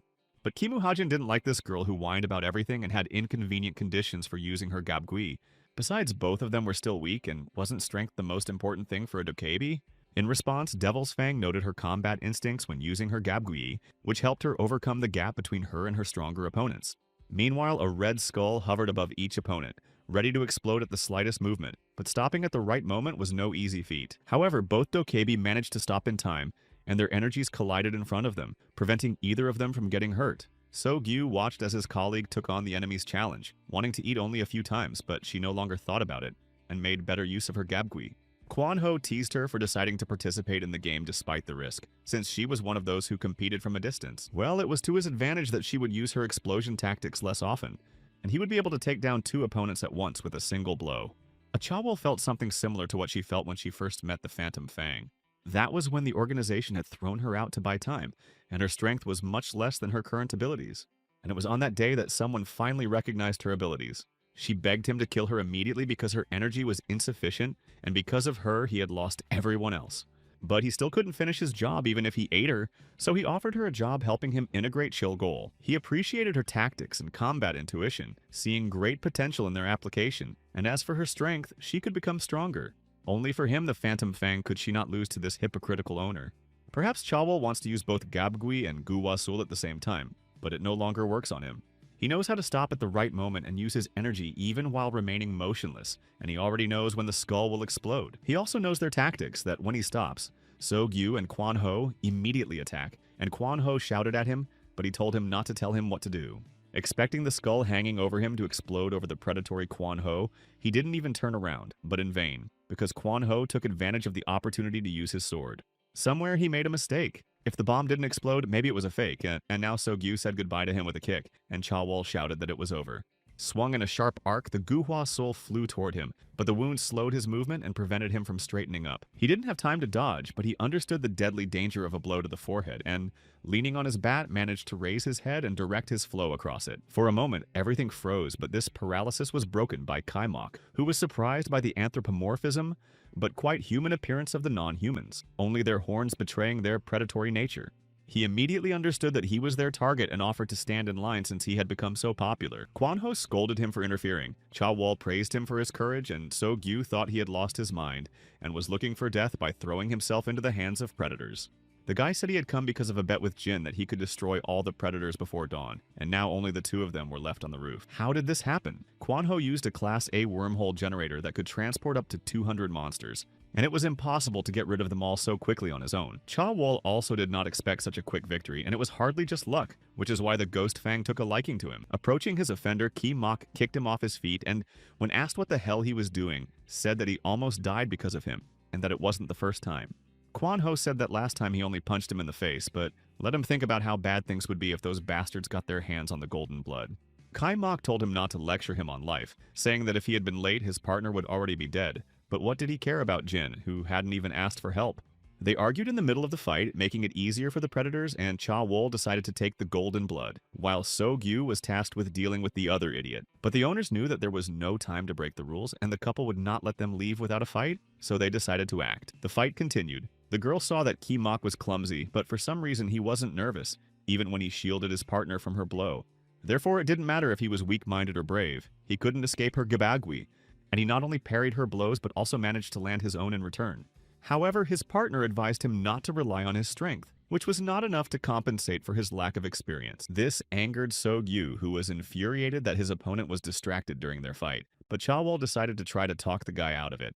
However, when she suggested stopping the circus because of the obvious difference in their skills, Yoon laughed at her arrogance, which came with her horns. He talked about the tricks up his sleeve and capturing her in case he died, but it was too early to think about that. He hadn't started losing yet. Such arrogance outraged the predator, but remembering that the Phantom Fang needed a live trophy, she said she would only cripple him a little. Seeing his partner's motionless posture, So Gyu gloated and ruled the newcomer out of the game in advance. Kwan Ho guessed the skull's purpose and the subsequent explosion and ordered Yoon not to move, but the cannibal's fingers were already clenched into a pinch. Too late, the young man replied that he didn't and added that he knew everything. He pulled out his weapon and started shooting, even though the skull was the color of a ripe tomato. He knocked the blonde girl off her feet. Kwan Ho thought the guy had finally lost his mind, but he remained unharmed. In the end, an explosion thundered above her, and Ki Mok pointed to his partner the line beyond which her gabgui could not reach, because the mistress's strength was insufficient. He made an important observation that each use of her energy required a pause and that she had to see her opponent. So Gyu was seriously angry. Where did he know so much? He had probably already fought with Cha Wol. Kai Mok replied that he had been watching the fight for 20 minutes, which was enough time to study the details, such as the fact that Gabgui had not aimed at him during that time. He had been observing and analyzing the skills of the participants and developing a strategy, which explained why he had not yet started to lose. 20 minutes ago, the guy was celebrating his victory, thinking he had finally managed to slip into the school corridor and kill all the monsters there. He thought about how he hadn't expected such a huge number of these terrifying creatures. There must have been at least 200 of them. Now he needed to find the lunatic to finish the bet and give him a good beating. But what was that noise upstairs that hadn't stopped since the explosion on the roof? Maybe he's not alone and is also fighting these traitorous test subjects. I need to check, and he started climbing the stairs. Through the half-open door to the roof, he saw 3 of them. And yes, he was fighting the traitors about this anthropomorphism and telling Yinsu Sonbei. So they were the hunters of golden blood from the Fang Gang, and he had to help the owner, but he was stopped by Kwan Ho's words. He claimed that he had revealed her Gabgui, but they had said that the traitors controlled them, and that each Gabgui had an individual ability. He was taught that in battle with them, their abilities are never known in advance, so the outcome of the battle is unpredictable and cannot be fought recklessly. Ju and Su even advised the newcomer to avoid all fights, so he would just watch without getting involved. After these revelations, So Gyu was outraged by the boy's behavior and hid to understand Cha Wol's abilities, which is why he didn't run away or come out right away. Kai Mok noticed from their faces that he had understood everything correctly, although the predator did not believe that he had deduced this from his observations. Yes, she finds his ability to understand everything so quickly strange, and everything is almost as she thought, but that means that the guy is really unusual. Kwan Ho wondered why the man didn't run away after getting rid of all the Dokaibi, why he bothered to save him when he owed him nothing. Kai Mok said that he didn't want to save someone who almost killed him and owed him nothing, and besides, he didn't even like the owner. Then the Southern Demon said that if he had the chance, he would brand Yoon as a traitor, so why did he rush to save him? Kai Mok replied that he owed his life to Chong Min and couldn't betray his expectations, because Chong Min would have saved his colleague, and besides, the two had come for him. Kwan Ho needed to think about what he had heard, and he silently left the battle. He remembered how he had come to Chang Min's training session, and how Chang Min had twisted his energy into a ring with his right hand. He directed it at targets shaped like predatory dokaebi. The strikes were precise, and the targets shattered into tiny fragments. Kwan Ho then warned Lee that it would be dangerous on Yoon's birthday if the Gidon brothers were already in Kana, because the smell of golden blood would intensify. He was also worried about Chong Min, who had lost his bat and was now fighting at half strength, because in such a situation, it would be impossible for an uninformed person to win. Chang Min said that the others should still prevent the traitors from reaching Gangnam, and that in the worst case, he would become the winner. After all, they had been friends for over 10 years, but Kwan Ho assured him that people always betray. He had been through it and knew. Chong Min had also been deceived and betrayed many times, and he didn't trust people, but he said that he trusted Yoon Ki Mok. The boy left without a partner did not run away, and now Cha Wol promised to take him to Click, but So Gyu wanted to cut off his limbs first. But the boy had to fight alone, and he called out to his partner in vain. He already thought that he had betrayed him again. The enemies discussed their loss of confidence, as fighting two people was clearly not part of their plan, and wished for his death. But suddenly Quan Ho appeared and said that he had been persuaded to take on this job, but now he couldn't let Changmin be defeated. Kaimok decided that his partner lacked strength, but he thought about his analysis of Gapgui. If it was correct, then the enemy's weakness was their speed, and they needed to increase their pace. They agreed that one of them would stop disappearing from the battle and the other would not get in the way. They stood back to back, and their opponents approached them from different sides, glancing at each other. Then Sogyu jumped and swung his spear, but Quan Ho met him with his axe. Then Chawol spun around with her scythe, gathering her Gu Hua Sul. Kaimok beckoned her with his finger and prepared to fire his weapon. She ran forward, accelerating her energy, while he stood calmly, waiting for the right moment and choosing his target. And then he too ran forward and fired a bullet that looked like a torpedo. The bullet hit the braid directly and it became more difficult to run against the wind, but the predator put her weapon on her shoulder and moved forward.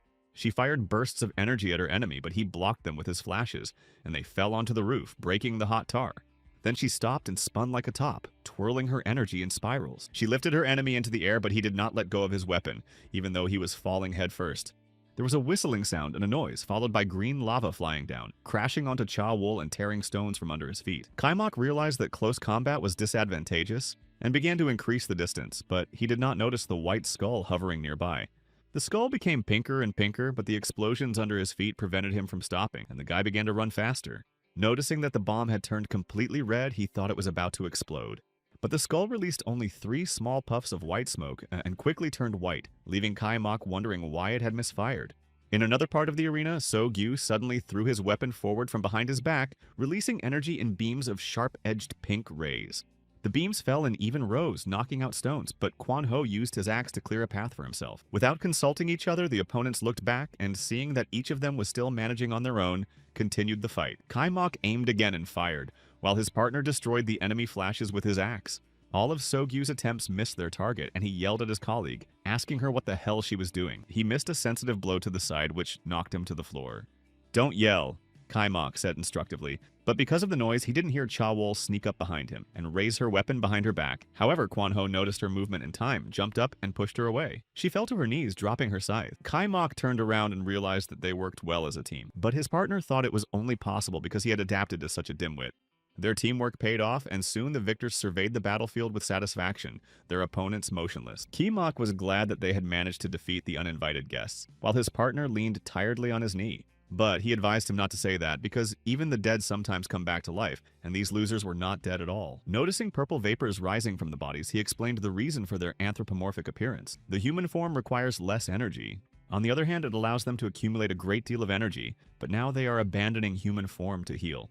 Feeling sad, Kaimok noted that the next round was likely to begin, but Quan Ho considered it their last hope, although he doubted it would bring relief. Then Kaimok decided that he would not stand by and watch, so he aimed his weapon at Sogyu and fired. But the bullet got stuck in a thick cloud of vapor and didn't reach the body. This was predictable. If you wanted to get something without putting in any effort, without investing a lot of energy, all attempts would be a waste of time. Kaimok admired traders who had such incredibly powerful weapons and the ability to resurrect themselves, but did they have anything else? And what was wrong with his partner? He didn't seem tired. Quan Ho replied that of course there was something wrong with him. He had nothing, not even a partner, and he himself was abnormal. After all, if you don't take strength into account, how could someone who stopped being human just a month ago become such a good fighter against traders? Kaimok noted that the entire month had been like a roller coaster, half of which was his own doing. What was their plan? Or maybe his partner couldn't fight anymore and was suggesting they escape at this moment. Quan Ho assured him that he had enough strength, and that if they let the idiots go, they would come back anyway, so it was better to finish them off now while they had the chance. Kaimok was sick of nights like this, and came up with a plan to get rid of these two so they wouldn't come back for the golden blood. But in order to prevent them from daring to fool around in this sacred place of learning, they first had to retreat. Catching his partner's puzzled look, who was upset that he had said something different earlier, he added that they could initiate a fight later and win for sure. But he couldn't do it alone. Would his partner have enough energy for another powerful blow? Quan Ho said that he didn't have much energy in his current state, but if he needed Pecto Sangildo, he could strain himself and strike one more time. One blow would be enough, and if everything went according to plan, they could finish off both of them at the same time. Sugyu, who soon regained consciousness, lamented that he had to use all the energy he had gathered over 400 years on these pieces of shit. But it's not over yet if the only thing left to do is send the golden blood to the afterlife, but they don't have it on the roof. A Chawol objected that he should not be killed but caught. Underestimating him was their mistake, and with such a tendency, the whole plan could fail. There were no enemies anywhere, but she could feel their energy and wanted to use the time remaining before the end of the Ham-2. The shell covering the school was getting thinner and thinner. It would last about half an hour, and then other possessors might appear. Perhaps even that monster. But it was in vain. So Gyu thought she was suggesting they hide and wait for help, thinking she was afraid to fight them fairly. Their task was to find the golden blood, but its carrier was using annoying tricks. However, they had to find him, so they set off to search the building. So-gyu was annoyed by this game of hide-and-seek. What kind of hide-and-seek could there be during a fight? Although the staircase and corridors were empty, he felt that they were somewhere in the building. But then he heard a rustle and a familiar voice asked what he was looking around so anxiously, like a child who had lost his mother. The southern demon was rushing towards him, and it was a good thing he had decided not to hide, or they might have thought they were trying to escape. But Kwan Ho called him an idiot, meaning that only losers run away like those lying on the roof. Fed up with the mockery, the enraged So-gyu swung his sword, and immediately in response he received a flash of blue fire with a wish for his death. But the traitor crossed his arms and managed to defend himself, and that was all they could do at first, run after them and then try to overwhelm them as a group. He thought that everything his partner had said was completely true. They didn't expect her to appear from around the corner. Feeling a movement in the air, Kwan Ho realized that Cha Wol was attacking him from above, probably jumping out of the classroom, and realized that she had been waiting there on purpose. And immediately a hot stream from her merciless weapon burned a strip on the guy's back. But flying out at So-gyu's voice, the girl did not look around and did not see the participant in the fight on the other side of the corridor, and he was already pulling the trigger. The flash was very close and burned another hole in his clothes, and now the predators were surrounded, and being caught between two fires was clearly not good for them. But there was no time to change places, and she knew that in such a confined space, her Gaebgui had the advantage, so she kept her cool. Then the southern demon jumped on them from above, striking with his stream, and she realized that they were trying to execute some kind of strategy. But at very short distances, her Gaebgui was faster and Guhua Sul was very powerful. And although the green streams knocked stones out of the floor, the predators managed to avoid losses. But enough of fighting off these insolent creatures, it was time to go on the offensive. But why were they all in a smokescreen? Were they hiding from her eyes, trying to delay the activation of her Gaebgui? Having come up with this trick, the owners realized that they too would not be able to see the uninvited guests and that there was a risk of not defeating them with one blow. But Kai Mok had anticipated another option and would not have worried if he missed, as he had a different goal. Observing the peculiarities of Cha Wol's Gaebgui, he noticed the conditions necessary for an explosion and told Kwan Ho about them, surprising him. So Gyu was wrong to move in a cloud of smoke and call his opponent a fool who was about to attack without seeing anything.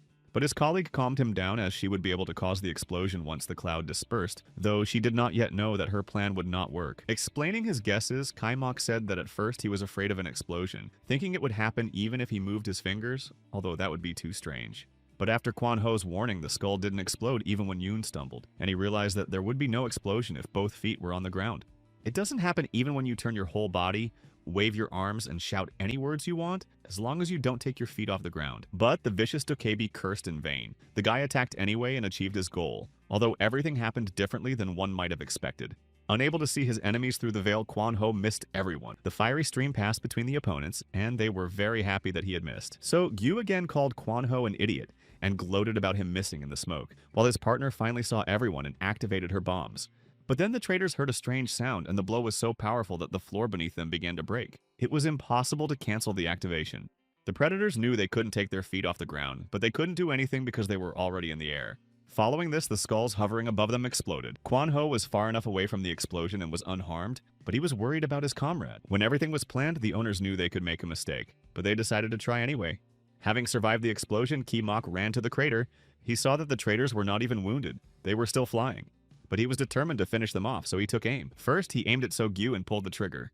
He saw that the energy flying toward him had condensed and was shaped like a cannonball. If such a dangerous projectile hit him, it would be the end. And even though he had been laughing maliciously before, now he was in no mood to laugh. However, he had no intention of losing to a human, and used the shockwave from his sword instead of a shield. Seeing this, Ki Mok thought that he and Kwan Ho had put everything into this attack, and that they had no second chance, but it was all in vain, and he had to think of something.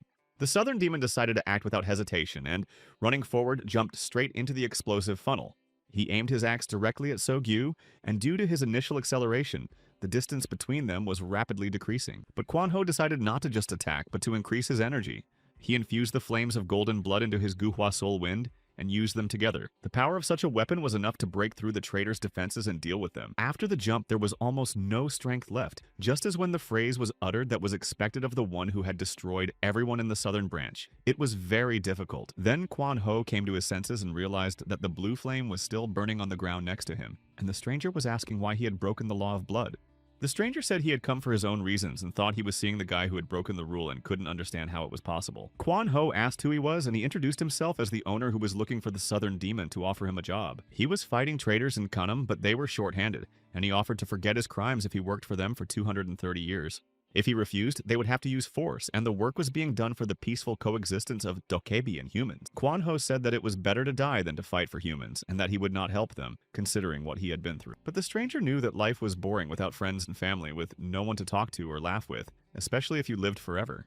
And not all humans are so unreliable. Someday he would meet such people. That's how Quan Ho met Chung Min, who was the unknown guest and now agreed to work as a vagrant, lying on the school floor. Kai Mok ran up to him and asked how he was feeling and what kind of technology had caused the hole from the third floor to the first. The upper floors were destroyed, but everything here was intact. And by the way, the hammer turned out to be a cool ability.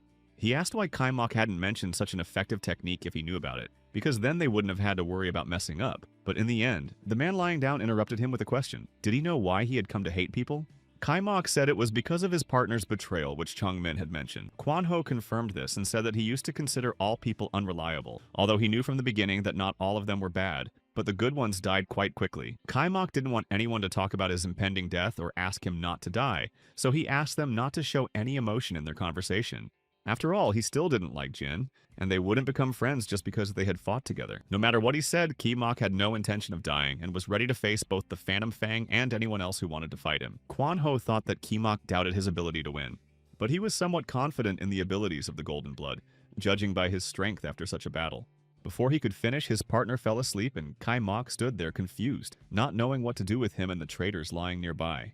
At first, he tried unsuccessfully to wake the owner to cancel the Gamta, then tied up the traitors. Thinking about the problems his partner had created, he dragged him down the corridor and saw the morning approaching through the window. Blue streaks cut through the sky, and Kai Mok realized that the Ham-Tu was disappearing, which meant he could return home. He was already walking toward the exit when someone entered, and for some reason he thought it was Ju Yun-Soo, but someone else said they were glad to see him.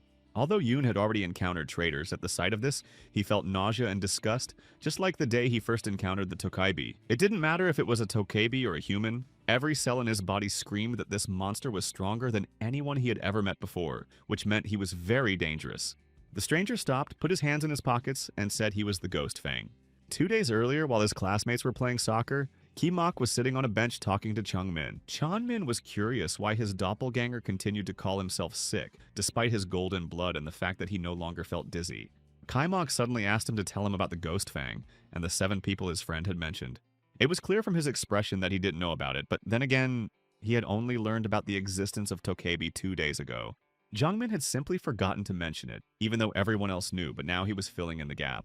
The 7 were not a gang, but those who had risen to the top of the demon community, and the 7 strongest among them were given personal names. One of these 7 was called the Phantom Fang, and he was targeting Ki Moka. Yun asked why he had become the target of this powerful traitor, wondering if it was because of the blood again, and learned that there had recently been a war in Kanam. In the war, the 7 fought fiercely against each other, and according to rumors, Fang was seriously wounded and needed golden blood for treatment. What can be done then? Perhaps a bone marrow transplant to change his blood type would be safe. Changmin urged him to be careful with Phantom Fang, apparently meaning that he should just run away when he appeared. But then with a cry of, "Watch out!" a soccer ball flew into Kimoka's field and the guy managed to kick it away, thinking that he might be quite strong. He has golden blood and even Yinsu Sanbo was surprised by the news of the fight with the Fire Seed. But according to Changmin, he will understand why he needs to run. And then this Ghost Fang appeared before him and said, "Nice to meet you." There was really no need to explain anything. Just like there's no need to explain why a rabbit can't defeat a lion. They're completely different creatures. Kai Mok realized that if he tried to pull out his weapon, he would die immediately. But he would also die if he tried to turn around and run away. But what should he do? And could he survive with the sleeping Quan Ho? Assuming that the guy had defeated his men, exceeding his expectations, the Predator called the Golden Blood magnificent. But Ki Mok asked him not to call him that, as his name was different. Surprised by the audacity of someone who dared to object in such circumstances, the Ghost Fang said that he was beginning to like his opponent and did something. Kai Mok felt something unusual, perhaps the pressure had eased, and he offered to join him and become his subordinate. This guy offered to work for him and said he was serious. but he considered it useless to destroy the golden blood that only 44 people possessed when he saw the power that proved its value. He urged him to take his side and give up his golden blood. It turns out he doesn't want to kill the goose that lays the golden eggs, and he needs a slave to drain blood from. It seems that with the increase in power, Dokebi's brain power decreases. Does he really think he can make them accept his offer? However, Ghostfang is confident that anyone will succumb to pain and fear. Realizing that he cannot go against his beliefs, Kimok decides to be cunning and agrees to follow the traitor if he spares his life. He raised his hands, but assuming his high value, he offered to cover the insurance. He will have to join those he recently fought against, and not everyone agrees with this, such as the guys in the back who look unhappy. Taking advantage of the moment when the Phantom Fang turned around, the owner jumped out of the window, grabbing Quan Ho. He landed in the schoolyard and ran, wondering if there was anyone normal at Dokaibi. Wasn't it obvious that he didn't want to be a slave? He ran until he heard his pursuer, who was wondering why the man hadn't used his chance to survive and had made suffering his hobby. A purple lilac ball hovered over the courtyard, rushing down at its master's command, but suddenly Dae-young appeared beneath it, manipulating it with his right hand in mid-flight. And next to Kimok, blue energy pillars appeared, growing out of the ground like powerful trunks with mighty roots. This technique was called the Blue Vine Trap. It stood like a dense wall similar to trees in the jungle and firmly held the dark Gu Hu Sul. Dae-young stood up and said he was glad to find Kai Mok alive. After that, the sky was pierced by lightning bolts from the girl whom the Ghostfang had called Yeon Hwa, but it was actually Ju Yun-soo. She said that she had long since renounced her former name and struck the demon with her power, but he managed to neutralize her with a stream of spears. Then fiery arrows shimmering with lilac-purple flames flew across the sky. These arrows tried to knock down the blue flames, and Kimok thought about starting a new battle, but he realized that the battle extended far beyond the school grounds. The ghostly Fang swore that today all the possessors of the Kenem would die. But Dae-young found him with his eyes and replied that only he would die. A Ju Yun-soo decided not to argue, but simply to fight and go all the way.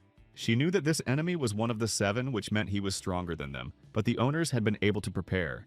To start with, the girl began throwing prepared discs with clumps of energy. But these were not just flashes, the discs traced lines in space, and the Ghostfang ended up inside the parallelepiped frame. She also needed to make the edges. For stability, Ju Yun-soo lowered herself to the ground and activated her lightning Gu Hua Sul. The burning edges connected the ribs floating in the air, forming a parallelepiped that essentially turned into a fiery prison. Then Dae-young joined in with his Earth Gu Hua Sul. Twisted bundles of blue trees began to quickly stretch upward, and now the blue trunks pierced the parallelepiped created from lightning, and laser spikes firmly bound the resulting structure into a single hole. But that was not all the owners had in mind. To avoid lengthy explanations, Dae-young simply grabbed Kimok and Quan Ho and dragged them to safety. A Ju Yun-soo took off again and began circling around the trunks, entangling them with snakes of lightning. She spun and darted around in a wild dance known only to her, her eyes flashing fiercely, and finally with a long "ha!" she went on the attack.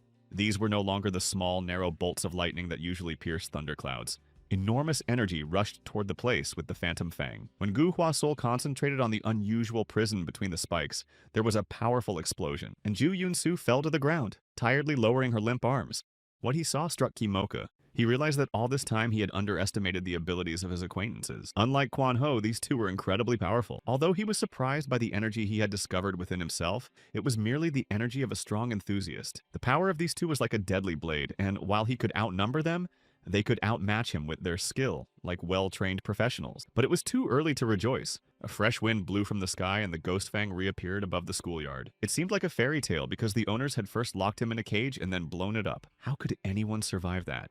But he descended in his unburned clothes, which fit him well, and his shiny greenish bangs gave his face an ominous, magical charm. The predator pulled his right hand out of his pocket and swung it through the air from side to side, inflicting heavy wounds on Ju Yun-soo and Dae-yoon. Then, with small, slow steps, he walked toward them. He said he was disappointed in their actions, wondering if they really thought their training would be enough to destroy him, even though he was wounded. Kai Mok knew that the owners really thought so, but that meant that the Phantom Fang was stronger, and now they looked like rabbits in front of a lion.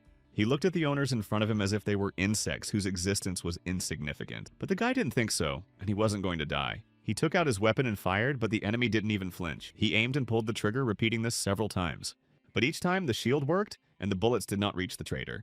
Why is this happening? How can he deal with this demon? But the Ghostfang grew tired of standing and reached out his hand, saying he was taking the golden blood. He grabbed the senior student by the neck and lifted him off the ground. Straining his muscles, Kaimok tried to remove the hand that had grabbed him, but he couldn't shake it off. However, the boy had no intention of giving up and fought desperately, screaming through clenched teeth. But the traitor seemed to find this amusing and was in no hurry to squeeze his victim's throat harder. Ju Yoon-soo finally came to her senses and raised her head, whispering to her partner that they had to save Ki-mok and figure out how to deal with the vile monster.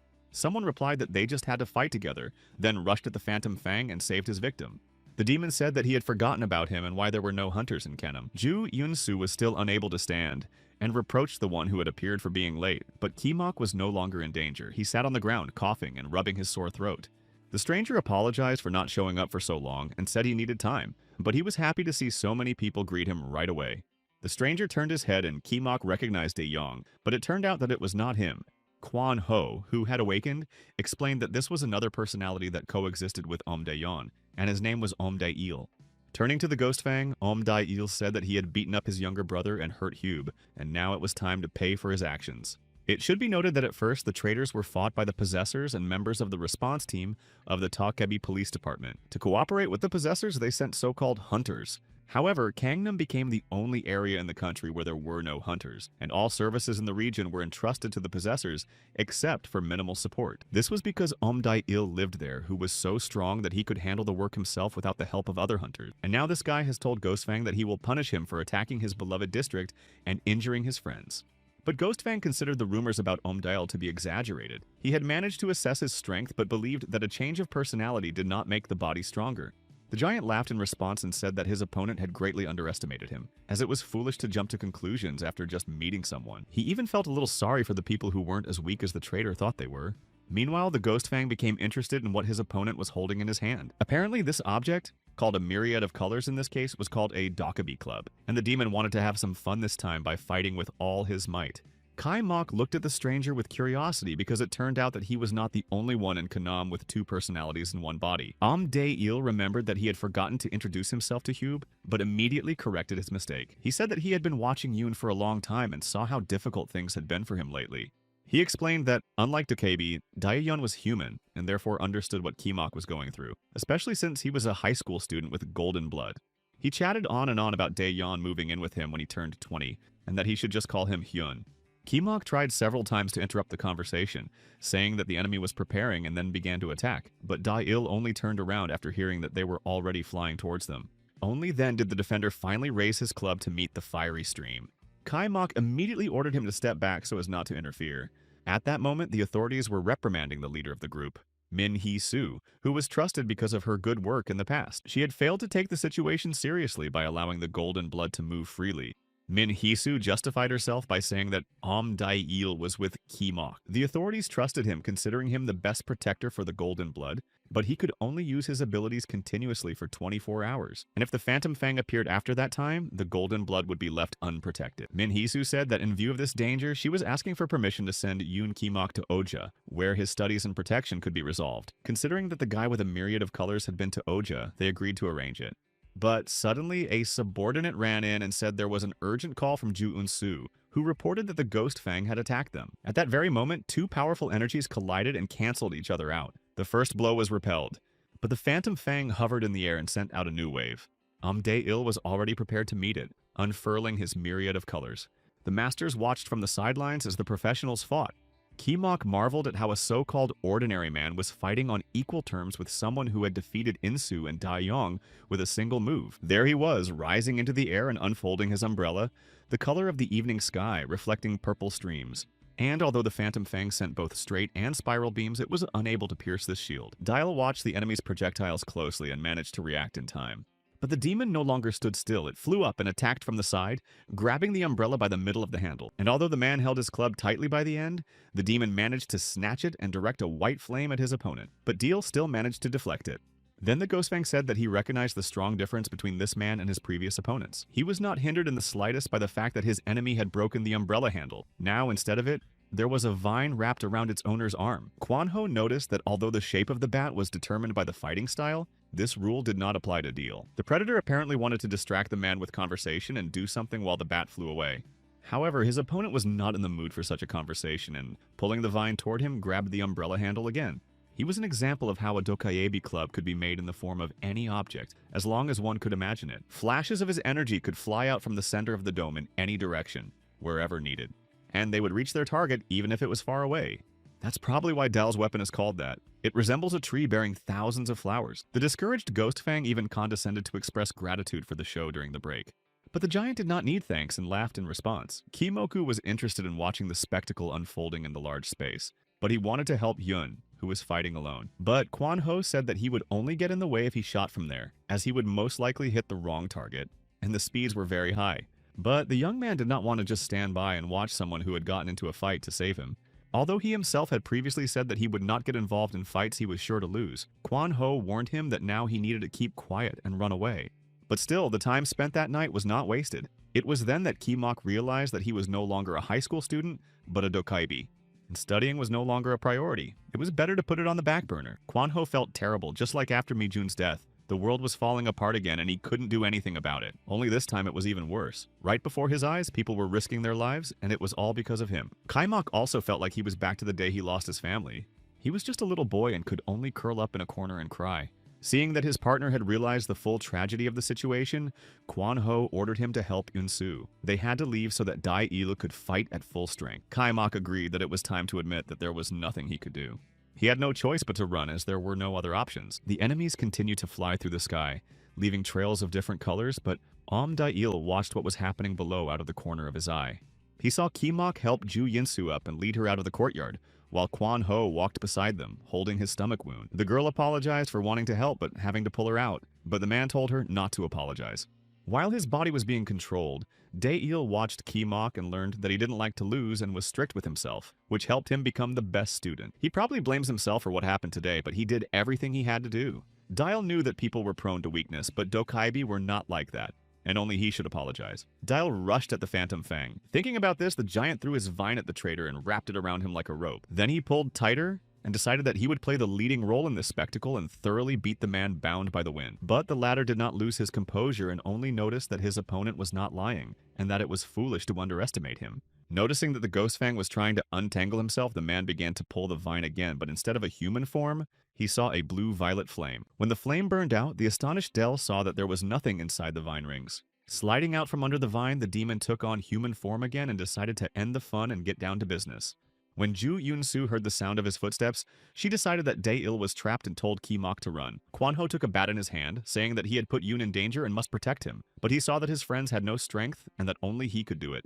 Ju Yunsu told him to stop talking nonsense and get out of there, because he was the only one the pursuer wanted. He obeyed, thinking sadly that everything was happening again. But what could these insects do to him who was many times their strength, even if they were in a fighting mood?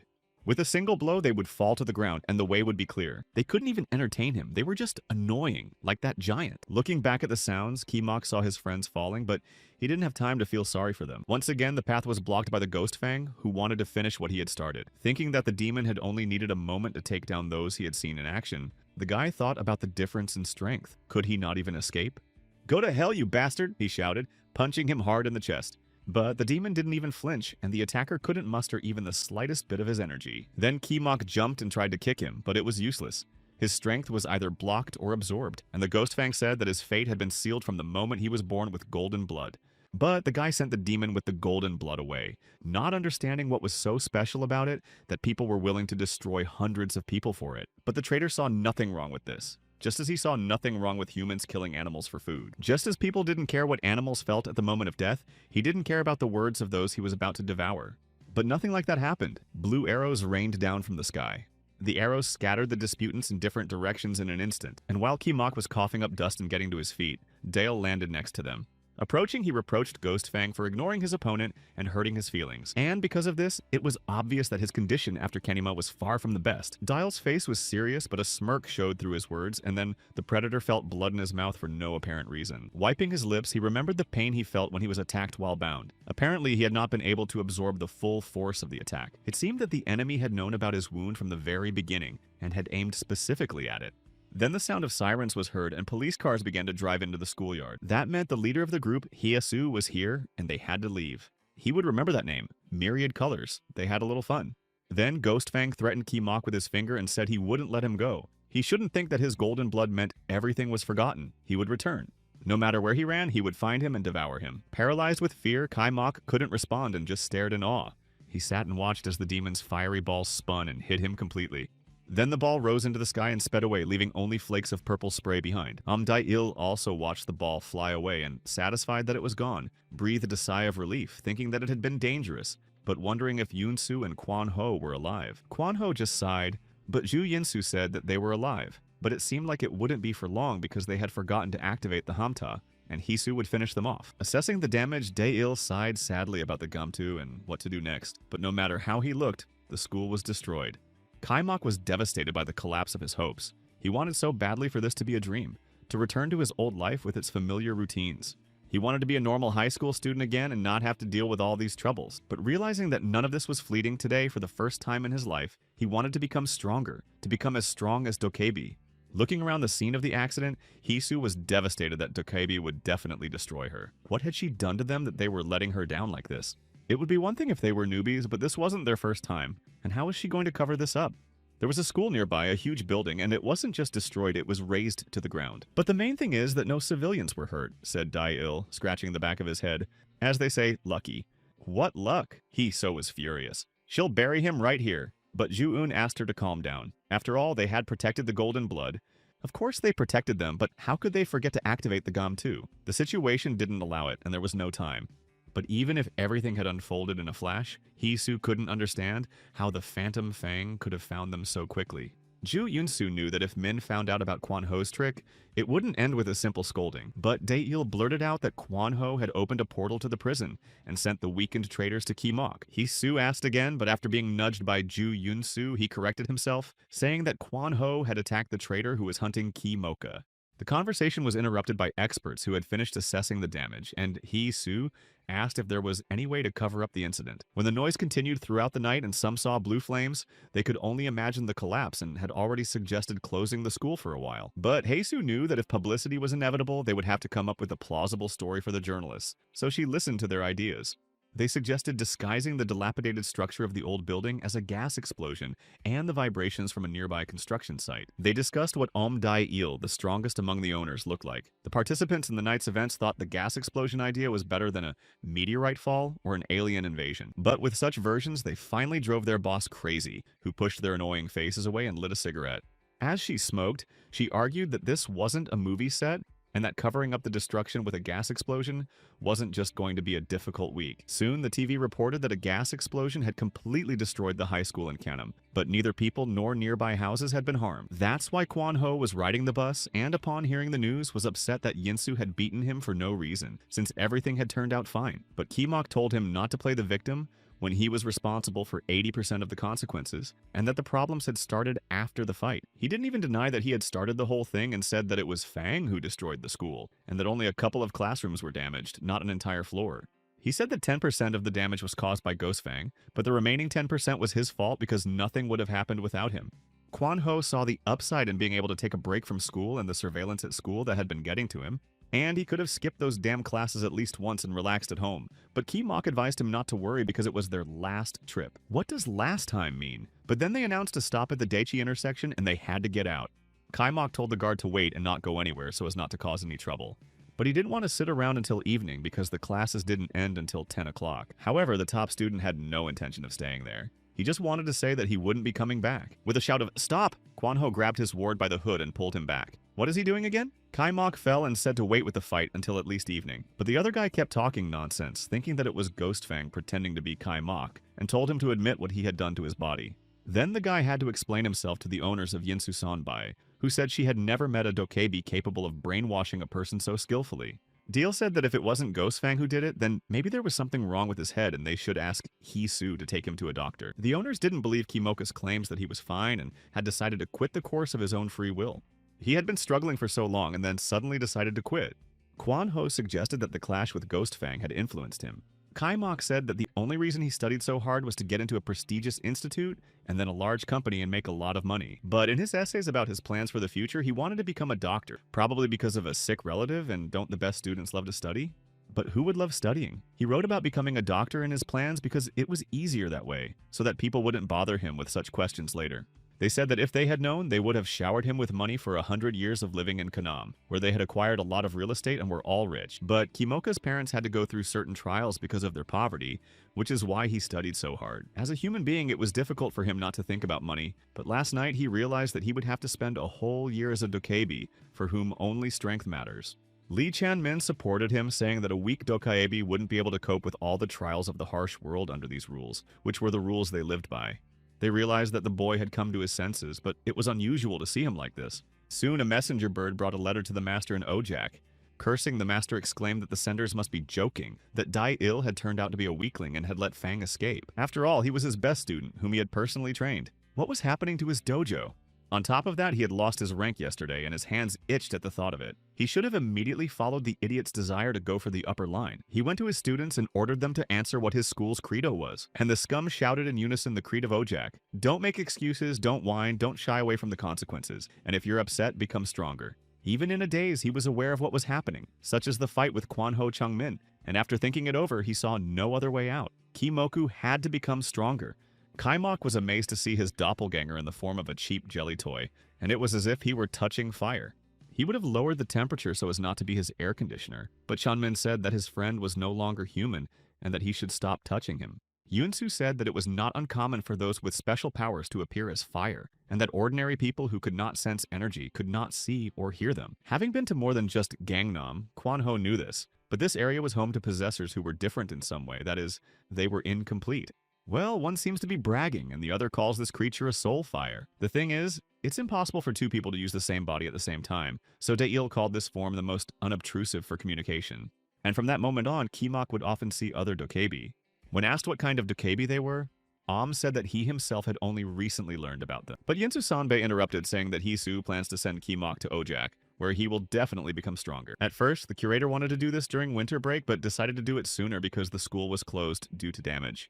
Dale thought this was the perfect solution for the period while the school was being repaired. Chanmin thought it was a good idea, but wasn't sure he'd be able to come back soon. Kaimok was upset that no one was explaining to him what Ojak was. He learned that he was usually called the Eastern Ojak, and that Dai-il had studied there for some time to become stronger. It was a kind of dojo for dokaebi. He also heard Chanmin's doubts about whether he would be able to survive there. In the world of dokebi, strength is everything, and of course, every dokebi can become stronger through training. A friend told me that since ancient times, dokebi have been trained by many different organizations, of which only 4 remain today. One of them was called the Eastern Ojak, led by a hero of the Great War. An incredible number of masters have emerged from the walls of this renowned dojo. That's if he understood correctly what Ojak is. It was from there that Deal recently returned, attracting a lot of attention. They say that almost 300 masters came to study there, which is too many, considering that masters usually avoid company. Of those 300 applicants, only 10 were accepted into the dojo. And even among those selected, only 1 was able to successfully complete all the training. When asked why only 1 out of 300, since the dojo is not an IT company, Changmin replied that no one cares whether the candidate passes all the tests. There was one who came out broken, and when asked what had happened to him, he repeated the same thing in a trembling voice. There was a real devil there. Kaimok said it sounded like a bad horror story. He repeated the same thing over and over in a trembling voice, saying that there was a real devil there. Kaimok said that it sounded like a bad horror story. Laughing, Dail intervened, saying that it was a lie from someone who had never been there, unlike him. In reality, everyone there is very kind and fluffy, and Kimok will have a lot of fun, but the applicant himself found it hard to believe. Because of Dail's behavior, he imagined that everything would be much worse, especially since Insu and Kwanho looked scared. In Kimoku's opinion, it would be useful to go there, since the most important thing for him now was to learn the basics.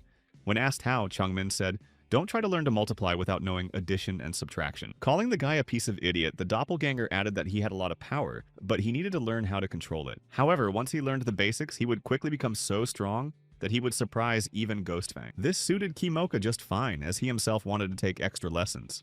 Just as long as Dale didn't stare at him and kept his hands on the wheel, or they'd crash. Cursing, he apologized, explaining that he hadn't driven a car in a long time since 1987. Hearing this, Kimok asked to stop the car and literally crawled out of it. He thought he would never get in a car with him again. But why did the driver go to the police station? Aren't they in Ojak? Deal replied that they couldn't go there right away because they would surely be killed. That is, they would be refused. So it would be better to send a letter of recommendation first. Considering his sufficient fame in Ojak, why did he say they would kill him? And Changmin insists that they are in trouble. It would take a couple of days to send the original recommendation, so in the meantime, Dai-il would be the coach. There was no point in thinking about it. They were heading to the underground training complex. Well, thanks for the explanation, friend. Since that's the case, Mok hurried to the hall where the coach, smiling, suggested they get straight to business. Reminding him that he was one of Ojak's graduates, he promised that there would be no leniency. He hoped that his student would last longer, but Mok wasn't scared, and they headed for the entrance. An ordinary person after such trials would cower in a corner, shaking with fear, and Changmin thought about how to help his friend cope with this, but he worried in vain. Golden Blood had already asked where this dojo was located, and listened with interest when he heard that it was in Gangwon-ro. Unlike the other participants in the events who may not have noticed, Changmin saw that the guy had devoted his entire life to his studies, and now he had easily given up everything he had achieved to start a new path. Not everyone is capable of such a thing, and perhaps he will succeed in becoming strong. When they entered, Hee-soo was scolding the owners for destroying the school, and while Ju Yun-soo just sat there looking guilty, Kwon-ho was getting the brunt of it. Seeing how the one who had released the monsters was being punished, Mok felt sad, but they moved on and began training. To start with, Mok was given targets at the shooting range, and he shot at them with his weapon. Meanwhile, Dae-il was alone, writing a recommendation letter. Then they had to learn how to move and block various strikes. Time was also devoted to meditation related to energy control. A week later, Mok was hitching a ride to Ojak, and the driver asked him if he was sure he wanted to stay there. The guy thanked the driver because he had been deceived about the buses and continued on his way. The man confirmed that buses really didn't run to such a remote place. And normal people wouldn't go to such a remote place surrounded only by forests and mountains. Setting off on his journey, Mok expected to come across at least a small village or farm, but there was nothing but untouched nature around him. There was no cell phone reception, but Changmin wasn't surprised, as he didn't think people often visited such a remote place. The guy hoped to find some comfort, but all he found was a sign about ghosts, probably put up by students who couldn't handle the training and scared everyone away. But the sign was misleading because ghosts don't really exist. Could there really be people who believe in them? But it was strange to hear this from someone who was almost a ghost himself. However, the map that Dae-il drew would come in handy. He said that Ojak was located far away in the mountains, and that it would be impossible to find without it. But Changmin said that drawing was one of Dae-il's weaknesses, and there were only 99 of them, so he was responsible for everyday matters. Cursing in frustration, Mok decided to set off, hoping to find something before sunset. But after 4 hours of wandering through the wild forest, he already regretted going there. Why did he decide that the finish line was at the top? And why was the mountain actually much wider than it looked, with cliffs to boot? With no hope of getting anywhere, he was already dreaming of swapping places with Changmin, just like Dae-yong and Dae-il had done. Then the mosquitoes came and the sun went down, and he still didn't know where he was and regretted going without any supplies.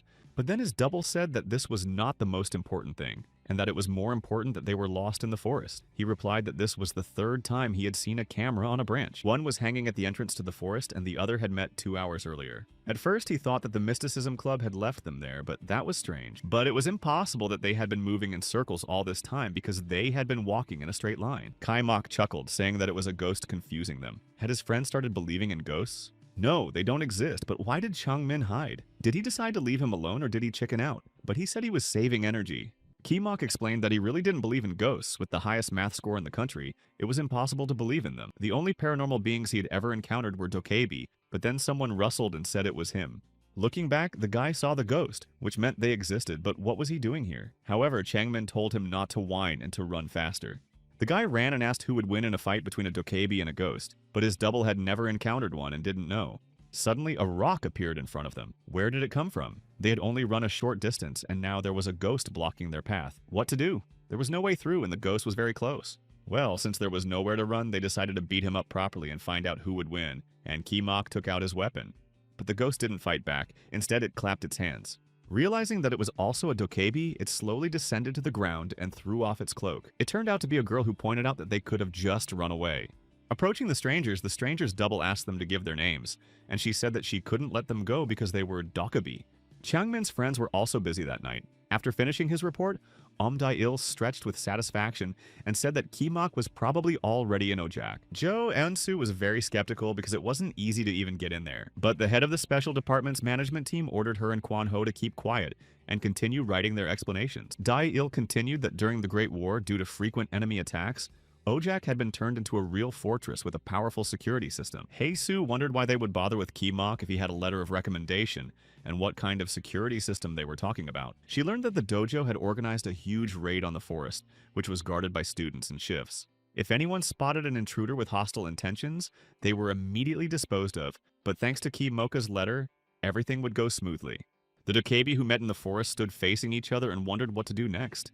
The girl thought that the owner had no reason to attack the elder. He had probably come for the treasures. Seeing that the strangers were talking, Kimok wanted to ask if she was talking to his spirit. However, he said that Mihi was too kind to them and that there was no need to talk to the enemy. In response, she called him too cruel.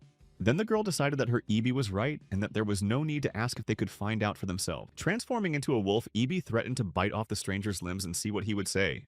Kimok was surprised that the spirit was able to transform, but Changmin explained that it was not an ordinary spirit, but a great one. Suddenly, the wolf jumped straight at the guy but didn't even touch him. Immediately, a chill ran through Changmin's chest, and he explained that the beast had stolen the flame from the guy. Ibi barked that the stranger's flame reeked of a traitor, and quite strongly at that. Terrified, Mihi said that she had heard of people who collaborated with traitors, but this was the first time she had seen someone who worked with a traitor. Kaimok guessed that he had met students from Ojak and exclaimed that they had completely misunderstood everything. Mihi ordered them to tell the stranger everything they knew and that she would not repeat it. But how could he tell them if they weren't even listening? Just then, Changmin warned that someone was coming. Kimok felt a powerful movement and lunged to the side. Just in time, a huge whirlwind swept past him, barely missing him as he jumped out of the way. Noticing that the wolf had tremendous strength and that his friend's slow reaction would have left no trace, Changmin concluded that the situation was hopeless. However, having been through a lot, Kimok was not surprised, although he was seriously concerned about the huge wolf, and now this animal was standing right in front of them again, laughing at how he had dodged it. Standing at the edge of the huge funnel, Kimok wondered how the spirit of the owner could be so strong, and how it had managed to steal his fire. He learned that such spirits were called Great Ones, a different form of flame, or rather a separate being. Mihi approached, not hearing their whispers, but wanted to assure them that she would try to destroy them painlessly. But the stranger said he didn't want to fight them, that they should stop attacking. But Ibi didn't believe him because the guy reeked of a predator, and the attack continued. Jumping back, Kaimok wondered how such a huge body could move so quickly and where it got so much strength. Perhaps Changmin could do the same, but he replied that strength of spirit depended on the skills of its owner. Spirit was merely support. Noticing that the guy was moving well, Mihi decided that he wasn't fighting for the first time, so why wasn't he fighting back? Or maybe he thinks his spirit is enough to deal with them. He shouldn't underestimate them. How could he underestimate them when they were about to destroy him? He wasn't fighting back because that wasn't why he was there. But ignoring her companion, the girl continued, asking if he was confident in himself. Suddenly, Changmin interrupted him with a shout, warning of an attack. Out of the corner of his eye, Kimok saw a wolf jump at him, trying to bite his arm. He managed to pull it out of its mouth, but the beast's teeth tore his clothes and scratched his arm until it bled. It seemed that Dae-il's lessons would come in handy right now, and it was very useful that he had understood his abilities on the very first day. Then, drinking water, the novice sat on the floor of the hall and said that he had tried his best. Noting his unlimited potential, which was impressive for a novice, Dale said that the hunters after him were much stronger. Kaimok blurted out that that was why he had decided to go to Ojak. Dale doubted that he would be able to teach him much, and instead of correcting his weaknesses, decided to help him improve his strength. By strengths, he meant energy, the amount of which the trainer had never seen in anyone else. Dale considered the release of flame to be the simplest technique and asked his student what he imagined when he did it. Kaimok replied that he imagined a person like Hadouken, which surprised Changmin, who wondered how anyone could survive that. The coach showed that the flame could be held in the hand, but such a simple technique was not very good for shooting. The second method was to create fire around oneself without the need for air nearby. One must imagine how energy flows inside oneself, coming out of the heart and spreading through the veins to all parts of the body. This makes it very convenient to draw power from your fire. However, it is necessary to shoot from the core of the flame, not from the flames created around you. The problem is that you need to be able to concentrate. The feeling is similar to when you are so excited that you cannot go to the toilet. Dale said that to concentrate, you must always remain calm. And remembering this, Kimok closed his hands and concentrated. The doppelganger suggested retreating, as the ghosts did not even want to listen to them. But the wolf laughed and said that they would not go anywhere and would remain in this place forever. Could it be that they only hear what they want to hear? Thinking about this, the guy began to release flames from his heart, thinking about how all the energy was beginning to flow out from one point. Surprised that the enemy wasn't running away and was just standing there, Ibi stopped. Kaimok had already dispersed the energy throughout his body and released it, and its power easily caught the wolf and threw him away. Mihi was amazed by the fantastic amount of energy and the way the guy used it, and the Great Spirit laughed as he rose from the ground, impressed that the novice was capable of something when he wanted to. Kaimok decided to explain himself once more, informing them about the letter of recommendation that should have already arrived, and that he had not come with the intention of stealing. And when he finally saw that his opponents were ready to listen, he said that he didn't want to fight either. He didn't want to fight them because he had come here to study. The situation immediately changed, and now they were all walking together through the forest, and the girl apologized, justifying her actions with her belief that he was an enemy. Kaimok generously forgave her, even though his whole body ached from abrasions and he had almost lost his arm. Only Ibi couldn't understand why she believed a guy who had appeared out of nowhere more than him. Sensing the scent of a traitor, Kimok suggested that it was probably the scent of the ghost fang he had recently fought. When Ibi asked him incredulously, Chanmin replied that it wasn't a fight, but a beating. Mihi noted that there would have been no need for a fight if the traveler had told them everything right away. She remembered that a recommendation had indeed arrived recently, but she hadn't read it yet because the elder had to do so first. However, the elder's health had deteriorated, and he had been asleep for 2 months. The person who sent the letter probably didn't know that. After inquiring about the sender's name, the girl learned that it was Dael. Kaima clarified that this man was from Kanem and had said he was the best student in Ojak. Upon hearing the name Dael, Mihi was delighted that such a person had written the recommendation. Could her companion really know a renowned master? Kaimok said that he had not communicated much with him, but many people in Ojak knew him and looked up to him. Describing Dael as handsome and kind, Mihi was clearly in love with him, and the guy thought about the importance of appearance for a dokebi.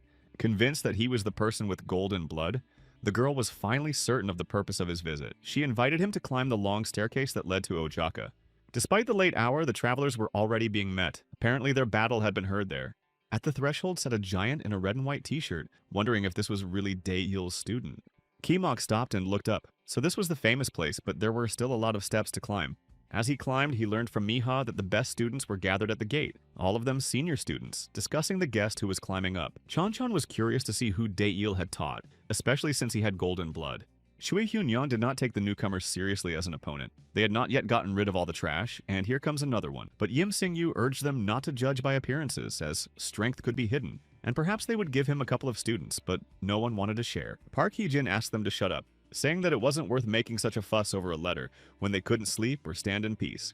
Yim Sing-yu reproached her, saying that she was probably angry because he had beaten her badly during training. It was time to calm down, and she threatened to bury him if he did it again. Hee-jin bragged that he was stronger and would win, while Yeon-yeon grumbled that they were making a fuss again. Chun-jun tried to calm them down, saying that they shouldn't fight and should set a good example for the newcomers. But they thought he was getting too big for his boots and walking around like a turkey because he came in first, even though they were all senior students and had equal rights. Standing at the gate, Kaimok overheard them arguing about who was in what position and how the damn weaklings were only good at talking. The students behaved like one big family, and in Ojak, they believed that the more children fought, the closer they would be when they grew up. Ibi said that you can't become stronger without fighting, and that the older students can act as teachers because there are only 2 active leaders in Ojak. But then Master Gu Chilche appeared and, banging his staff loudly on the ground, told the older students that they were disgracing Ojak in front of the newcomer. Ignoring Hee-jin's tattling and Cheon-jun's apologies, he headed straight for Kimok. Jungmin wondered who this old man was. If he was a master, why did he not seem to have any power? And was it possible to completely hide one's aura? But Kimok had already guessed that this was a true master, and he immediately liked the dojo. Noticing the newcomer's enthusiastic gaze and his skeptical spirit, the old man grunted and looked at them with a long, attentive gaze. Then he greeted them and said that he had received a letter of recommendation. The master knew Changmin's name and sympathized with the young man for having to travel so far and get into trouble, especially with his noble blood. Kimok was happy to meet the master, while Changmin noticed that the master did not seem like a human being. This was Guchul Cheol, who had trained Daeyong and Dae-il, and he had come personally to meet his new student. The young man said that it was a great honor for him, and that he would do his best to become stronger. The master liked this start, but since it was already very late, he advised the boy to get a good night's sleep. Gu Cheol-che ordered everyone to wash up and go to bed, and sent Hee-jin to show the newcomer where to stay and patrol the area. Chun led the newcomer to show him his room. But the guy quickly caught himself and stopped the old man, saying that Dokebi didn't need sleep or food. Turning around, the old man said that it was possible to live without them, but they were like vitamin supplements that made anyone feel better. Cheon-jun confirmed that Dokebi need a strong body, which cannot be achieved without good sleep and a proper diet. It was Chanmi-gu's turn to be surprised that people here slept at night, and ate even if they couldn't taste anything. But the old man heard everything and exclaimed how dare he contradict the master, just like Dae-yong and Dae-il, who had no respect for their elders. Apologizing, Kimok asked why the master called Dae-yong and Dae-il weaklings, and the students explained that that was how it had been in the beginning. The boys had even been considered laggards until they broke through, and then their power quickly took off. It's amazing that they were once weaklings. I would never have believed it. The master asked if it was true that Kaimok had been sent for only 3 months, and would then have to return to school. There wasn't much time, and the old master looked sternly at the newcomer. Although if he could endure the training, he would gain strength. Of course he would try his best, the guy exclaimed enthusiastically. Lately, he had gotten into the habit of not sleeping, but the fresh air and the storm of impressions made themselves felt, and the traveler fell into a deep sleep. It was his first time sleeping in the mountains, but he was not allowed to sleep in, and to start with, they opened the door, letting a draft into the room. Then someone started banging a hammer on a tambourine, loudly calling him to get up and sing. But what kind of commotion was this, waking him up when he couldn't even open his eyes? When he got up, he saw that the moon was still shining through the window. What time was it? But Chan announced loudly that it was already 4 in the morning, that he hadn't been given a schedule, and that everyone was already training hard. "Why put us to bed if you're going to wake us up in the middle of the night?" the boy asked who had woken him up. The boy reported that he was Jin Tae, the youngest of the junior students. Above him in rank were simply students and senior students. He said that he and his partner, So Isu, had been assigned to look after the newcomer. Upset that such a brat had been assigned to look after him, Changmin wanted to send him away, but Ki Mok said that was too rude. But he would try to ask them to stop tormenting Gong since he was already getting up. But according to the rules, the gong would not stop ringing until the person came out. And in the courtyard, no one was sleeping. Everyone was stretching in neat rows. Gu Chol was also there, shouting something rhythmically. Noticing that everyone on the square had their own spirit, Kai Mok asked if he should go there. But it turned out that this was a place for ordinary students, and they had not yet grown up enough after awakening their abilities for one of the seniors to become a trainer. Among the younger students, Jin Tae was the only one who didn't give up, but he hadn't yet grown up enough to become more advanced. The boy warned him that it might be difficult at first, but the top student was eager to start moving mountains. But it turned out that instead of training, he had to chop wood with a heavy axe. And then they had to carry buckets on a stick, so their shoulders ached from the unfamiliar work. After that, they tied aprons around themselves and washed dishes in the dining hall. They scrubbed the floors diligently, rubbing them until they shone without using a mop. Immersed in household chores, the newcomer didn't notice how the day had passed. Wiping the sweat from his forehead, Kai Mok was already thinking about going to the master. Someone had to teach him something, but Jin Tae said that dinner still had to be prepared. And after that, do 100 push-ups and 100 squats and finally run 10 kilometers. You'll go bald that way, Kai Mok thought angrily. How can you learn anything like that? There's no time and I need to get stronger. However, Jin Tae said that without such basics, you can't become stronger. But he was probably right, the guy thought, calming down. You can't rush things, you have to be patient. But his patience was not endless, and a month later, Kai Mok was smashing trees out of anger. He even broke a branch, yelling and cursing, telling everyone to go to hell. After letting off some steam, he paused for a moment, but his anger did not subside. Hadn't Changmin gotten tired of this yet? A whole month had passed, but he still hadn't learned anything. But he felt that he had learned a lot that he didn't know before, such as cooking for 60 people, chopping wood, and even cleaning up quickly. Come on, he broke his record, cleaning in only 110 minutes instead of 120. Soon he'd be down to 60.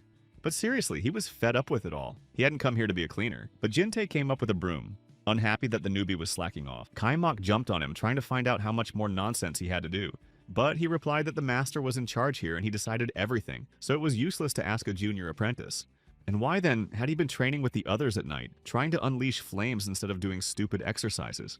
He also wants to learn, but he immediately fell from Jin Tae's push, and Jin Tae said instructively that he needs to train the basics. But then Changmin intervened, saying that in this case he wouldn't develop if he didn't train his flames. His frightened partner froze in place because he hadn't even thought about it. Kai Mok didn't want to get up and go to work, but his tantrum was interrupted by the master. He thought the guy would be more patient, but he only lasted a month. But the resentment in the guy was growing, and he began to reproach the master who had promised to make him stronger in 3 months. But a third of the time had already been wasted. Chanmin supported him, saying that he didn't believe the old man and couldn't even feel his aura, that maybe he was deceiving them.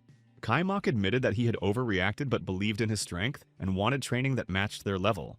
At that, the master burst out laughing and said that he must have been mistaken and should have shown the madman his place from the very beginning. Well, he would teach the novice everything he wanted, on one condition. If in a fair fight the braggart could defeat Jin Tae. A time was set for the exhibition match, and the opponents stood facing each other. A crowd of curious onlookers gathered to watch the fight, including the senior students. They were curious to see the guy who had arrived only a month ago but had been recommended by a master and was lucky enough to be born with golden blood. Kimoka was annoyed by such an attitude. Those idiots didn't know how much he had suffered because of his blood. But his spirit told him to focus and not be distracted by those who were jealous. Even he came to cheer on the uninvited guest, but he was so annoyed by the crowd that he asked what they were doing there. Hyunyoung said he was just passing by, but in reality everyone wanted to know how strong he was. And so the master announced the rules, which were standard. Participants fight one-on-one. Only bats were allowed, and the fight would continue until someone gave up or lost consciousness. Before the fight began, Ki Mok warned Din Tai that he had no intention of giving up. He apologized for the whining he had to put up with for a whole month, but he was driven not by a simple desire to become stronger, but by the need to protect what was important to him. He hid his eyes behind his bangs and said stubbornly that he had to defeat the 7. So, despite their friendship, he was going to fight with all his strength. But the other promised to give it his all too, even though he was the junior student. Changmin warned that even when Dokebi hide their strength, some of it leaks out. And judging by his feelings, Din Tai looks 10 times weaker. Therefore, he should let the body's owner give him control and press his opponent with force. But enough talk, the master had already told them to get ready and started the countdown. Waiting for the command, Kimok warmed up and took out his weapon, and Dinte, encouraged by his spirit, gathered himself as if before the start. Finally, he had a chance to show his achievements, and he would not give in. Noticing brass knuckles on his opponent's hands, Kimok realized that he preferred close combat, which meant that his habit of shooting from a distance would give him an advantage. With the score at 2, Changmin suggested they finish quickly if possible. Glancing at his friend, Kimok replied that he would certainly try. With the score at 1, he raised his weapon and took aim, thinking that his opponent had no chance of dodging. By this point, Jinte had already gained momentum and realized he wouldn't be able to jump out of the way. Around them, people were already discussing the newcomer's bat, as it was rare for a dokebi to use such a weapon, and Mihi had expected something like this from someone of golden blood. Adjusting his brass knuckles, Jinte was amazed at the amount of energy and realized that this bully really lived up to the rumors.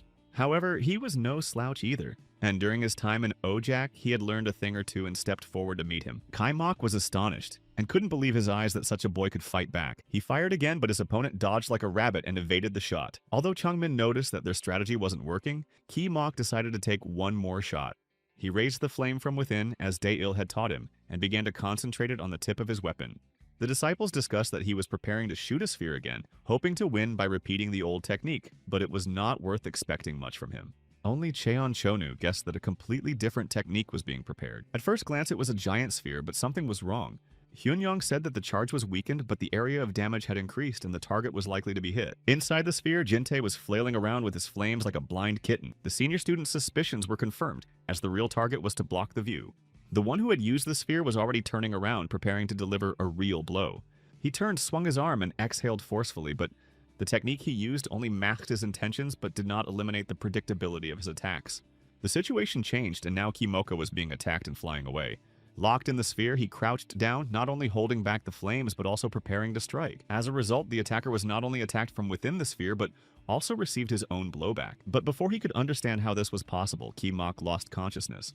This was met with loud laughter from all the students present at the spectacle.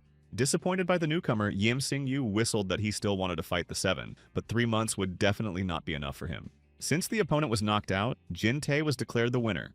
When Kimok regained consciousness, he did not immediately remember his name or what had happened. He was in an unfamiliar room on a hard bed, and Heejin was surprised that he hadn't slept for 3,000 years. The girl thought that he would be unconscious for at least 3 days after the fight, even with her treatment. But golden blood works wonders. The guy remembered that she was the senior student who had met him when he arrived, and now he was lying in the hospital she ran. Yes, he remembered how he fell during a fierce battle with Jin-tae.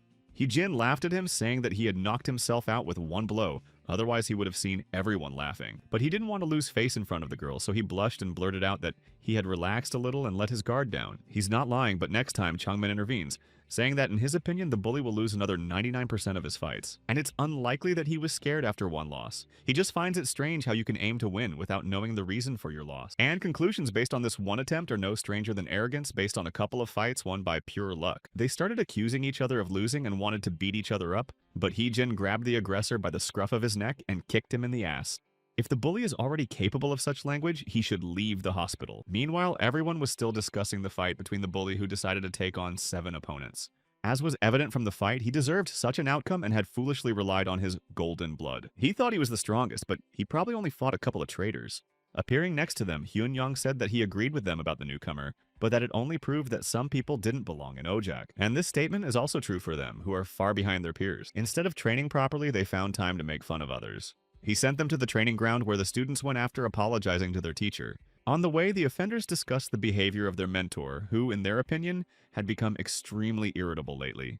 However, this is not surprising when you consider that their master had only 2 fights left to participate in before the practical duel. And even if they made it to the final to advance their qualifications, their opponent would be Master Chan, and only by winning could they become official teachers.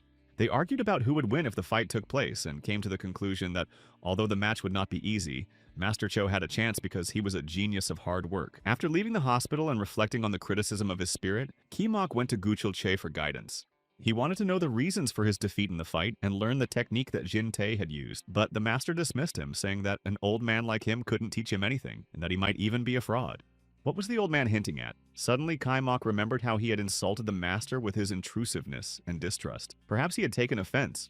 The old man complained of aching shoulders, probably because of the approaching rain, but why didn't he say so right away? Kai Mok was an excellent masseur. The master also wanted to eat, and the apprentice offered to quickly whip something up, but since he had decided to come, he decided to bring a back scratcher. 4 hours later, Gu Chul was basking in the sun in a chair, sipping a cocktail, and Ki Mok suggested that he call him right away if he needed anything else. He figured it might take another month to earn the old man's forgiveness. Watching the newcomer all this time, Gu Chul decided that the guy had settled in well and deserved to be taught something. The master asked if the guy had a plan for the fight with Jin Tae, and he replied that he wanted to block his view with a big shot and hit him with all his strength. The apprentice was sure that everything would work, but at the moment of impact, it seemed that the flame had rebounded. Rising from his chair, Gu Chilche said that the assumption about the flame rebounding was not entirely wrong. He took Kimoka with him to show him how to control the flame. They went to a quiet place where Cheon Chonu was meditating. The teacher noticed that it seemed they had come at the wrong time. But Cheon Chonu was not upset, and learning of the master's desire to teach the newcomer the 3 aspects of power, offered his help. Hearing this, Kimok looked questioningly at Changmin, hinting that he had been left out of the loop again.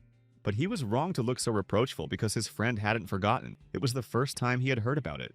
And so the lesson began. The first aspect concerned the release of energy and was called emission. Gu Cheolche noticed that it was familiar to the newcomer. The second aspect, control or coordination of energy, was taught by his spirit, Changmin, who pointed out that his friend was wrong to think that he wasn't being helped. And the last one is perception, which essentially means the ability to see through things. Instead of explaining how to do it, the master said that it was better to see it at least once. First, he and Cheon Chonu stood on either side of Kimok and showed their flames. Then Gu Cheolche suggested determining which one was stronger.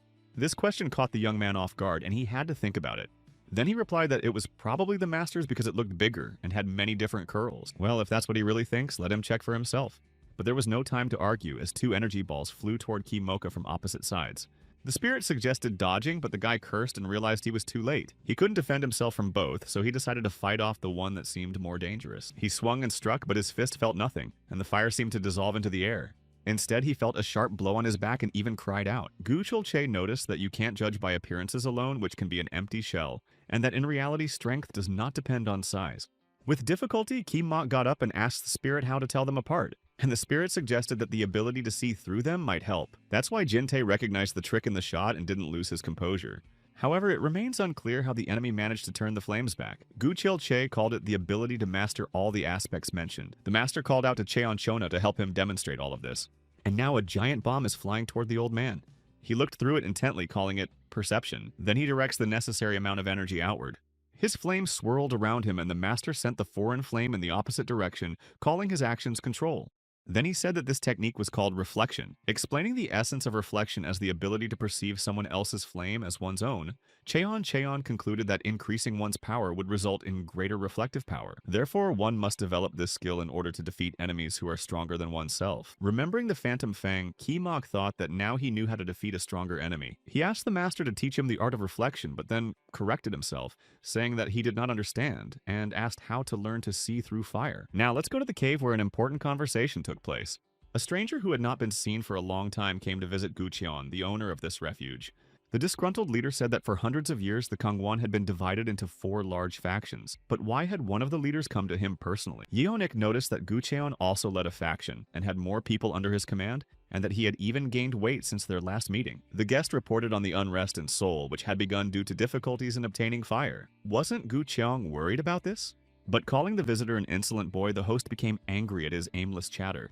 Then Yeon Ik expressed regret that the host had not appreciated his joke and decided to get straight to the point. He declared that he was proposing to create an alliance that would unite all the factions. Isn't that too grandiose an idea for the 4 of them to work together? The cave owner laughed loudly. For factions that had been fighting for territory for hundreds of years to suddenly become friends. Gu Cheon didn't know how to express himself, but what the boy had suggested was only suitable for weak people. But as the representative of the most powerful of the factions mentioned, it made no sense for him to unite with such losers as the one who had come. Instead, it would be better to get rid of him, and dozens of red eyes of predators flashed out of the darkness at the guest. The stranger noticed that Gu Cheong was still as hot-headed as ever, and probably didn't want to take Fang's place.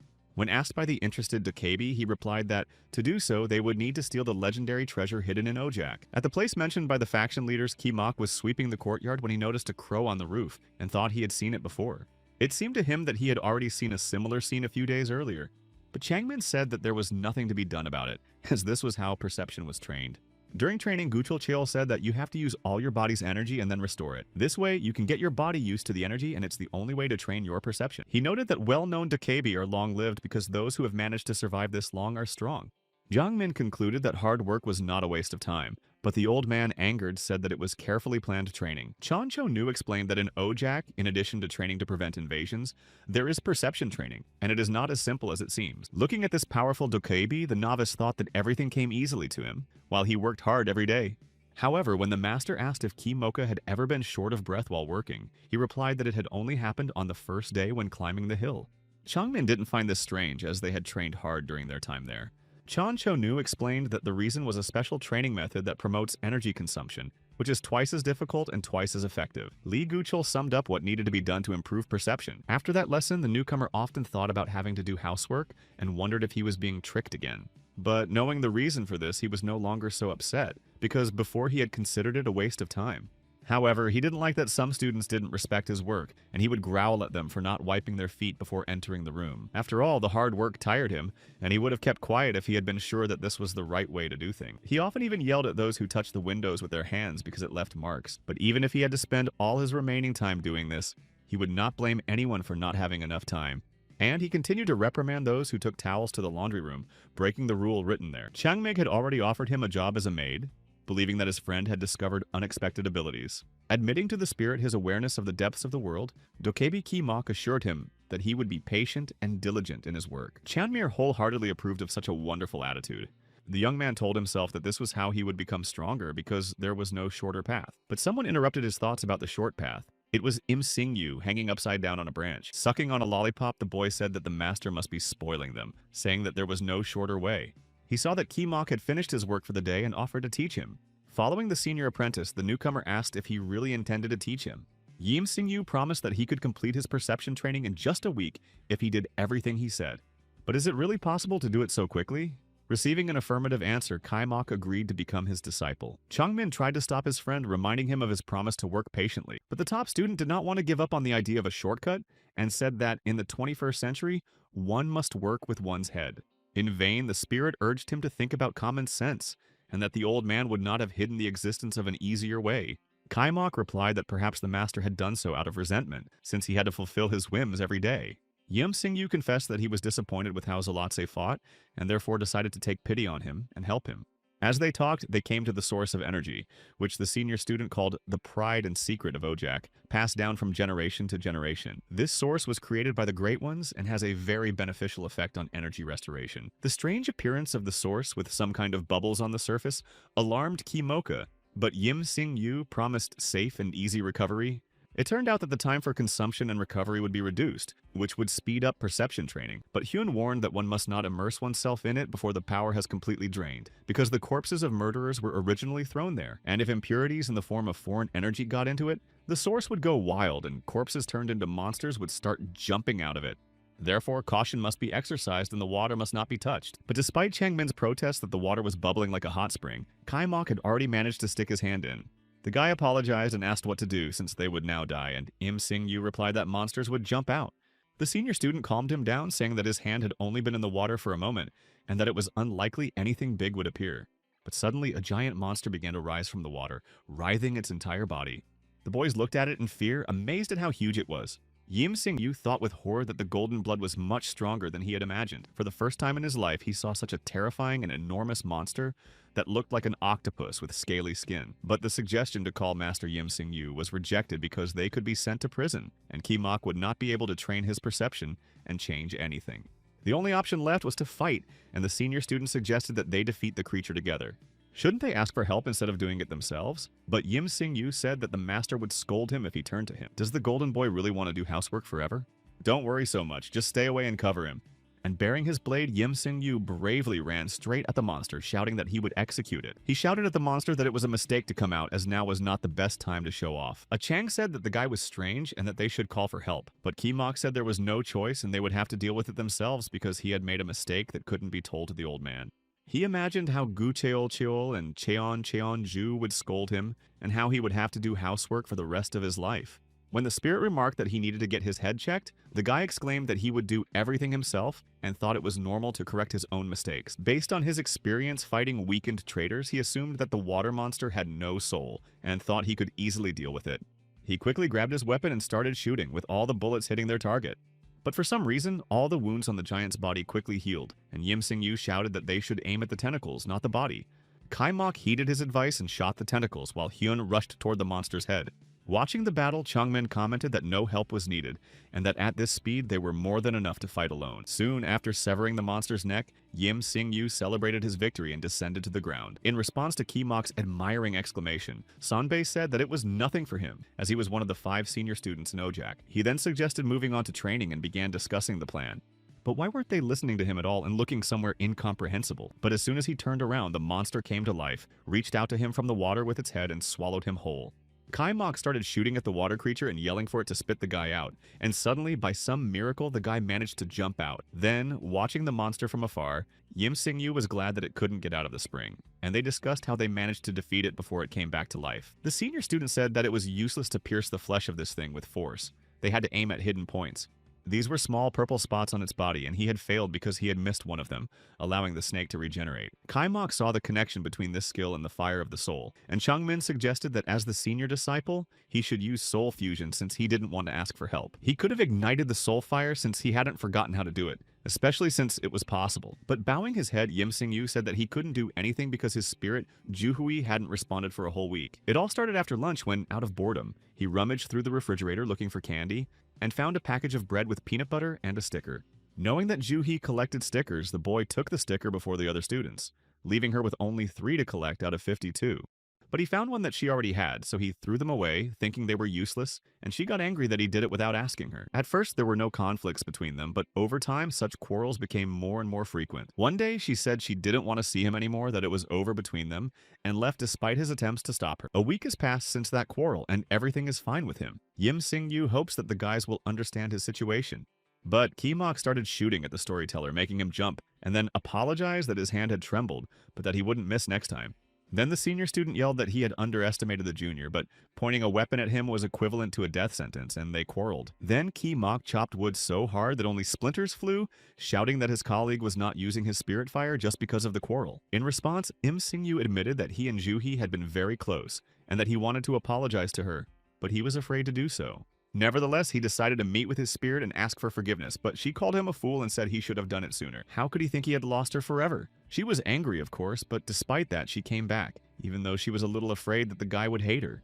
Yim Sing-yu exclaimed that she shouldn't have been afraid because he loved her so much more than sweets. Juhi didn't expect such behavior from the guy and was very surprised. Then the two confessed their love to each other, and Changmin and his friend watched the scene and discussed it. One was annoyed by this scene, while the other was amazed by the romantic mood. When his patience ran out, Kai Mok told them that they were confusing genres and that it was time to stop acting like a couple in love. Juhi was outraged and asked who he was and why he was acting so arrogantly, after which she learned that he was the newcomer, Golden, with his friend Changmin. Yim Sing-yu explained the newcomer's behavior by saying that they had all gotten into trouble while she was away, and told her what had happened. The guy showed her the monster, and she gasped in surprise, causing Kai Mocha to become indignant that they were behaving like a silly couple. Only Changmin remained calm and suggested they stop the useless chatter.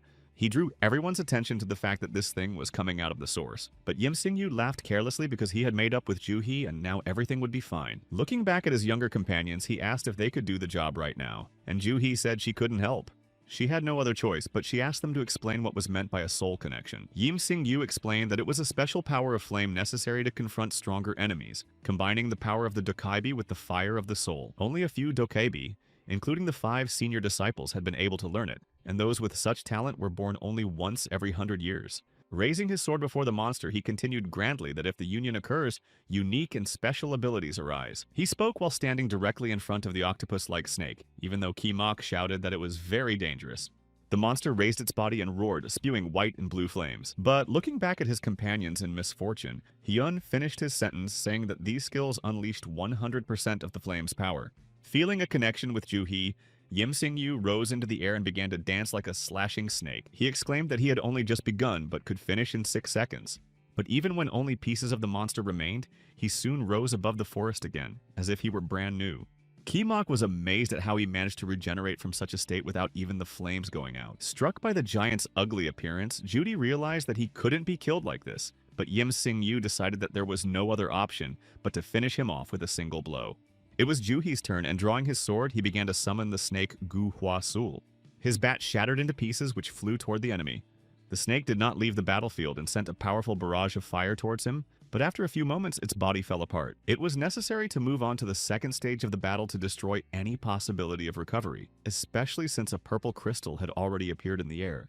It was a snake core that had fallen out of the head, which had been shattered by a blow to a hidden point. Yim Sing-yu called his student to join the battle. The disciple shouted that he was ready and, knowing that it was better not to miss, took aim without hesitation and sent his fireball. A blue beam cut through the azure sky, scattering pieces of the water giant's body. It hit the tiny crystal responsible for its owner's regeneration. There was an explosion that spread through the air in white and pink circles, and the animal's regeneration ceased. The battle was over, but before the circles on the water caused by the fallen remains of the snake had time to disperse, a scandal erupted near the source. Juhui reproached her host for taking on the training of the new recruits and refused to listen to Kimoka, who said that they hadn't even had time to start. Let's say he missed her, but now she was back, and perhaps it was time to send the student away.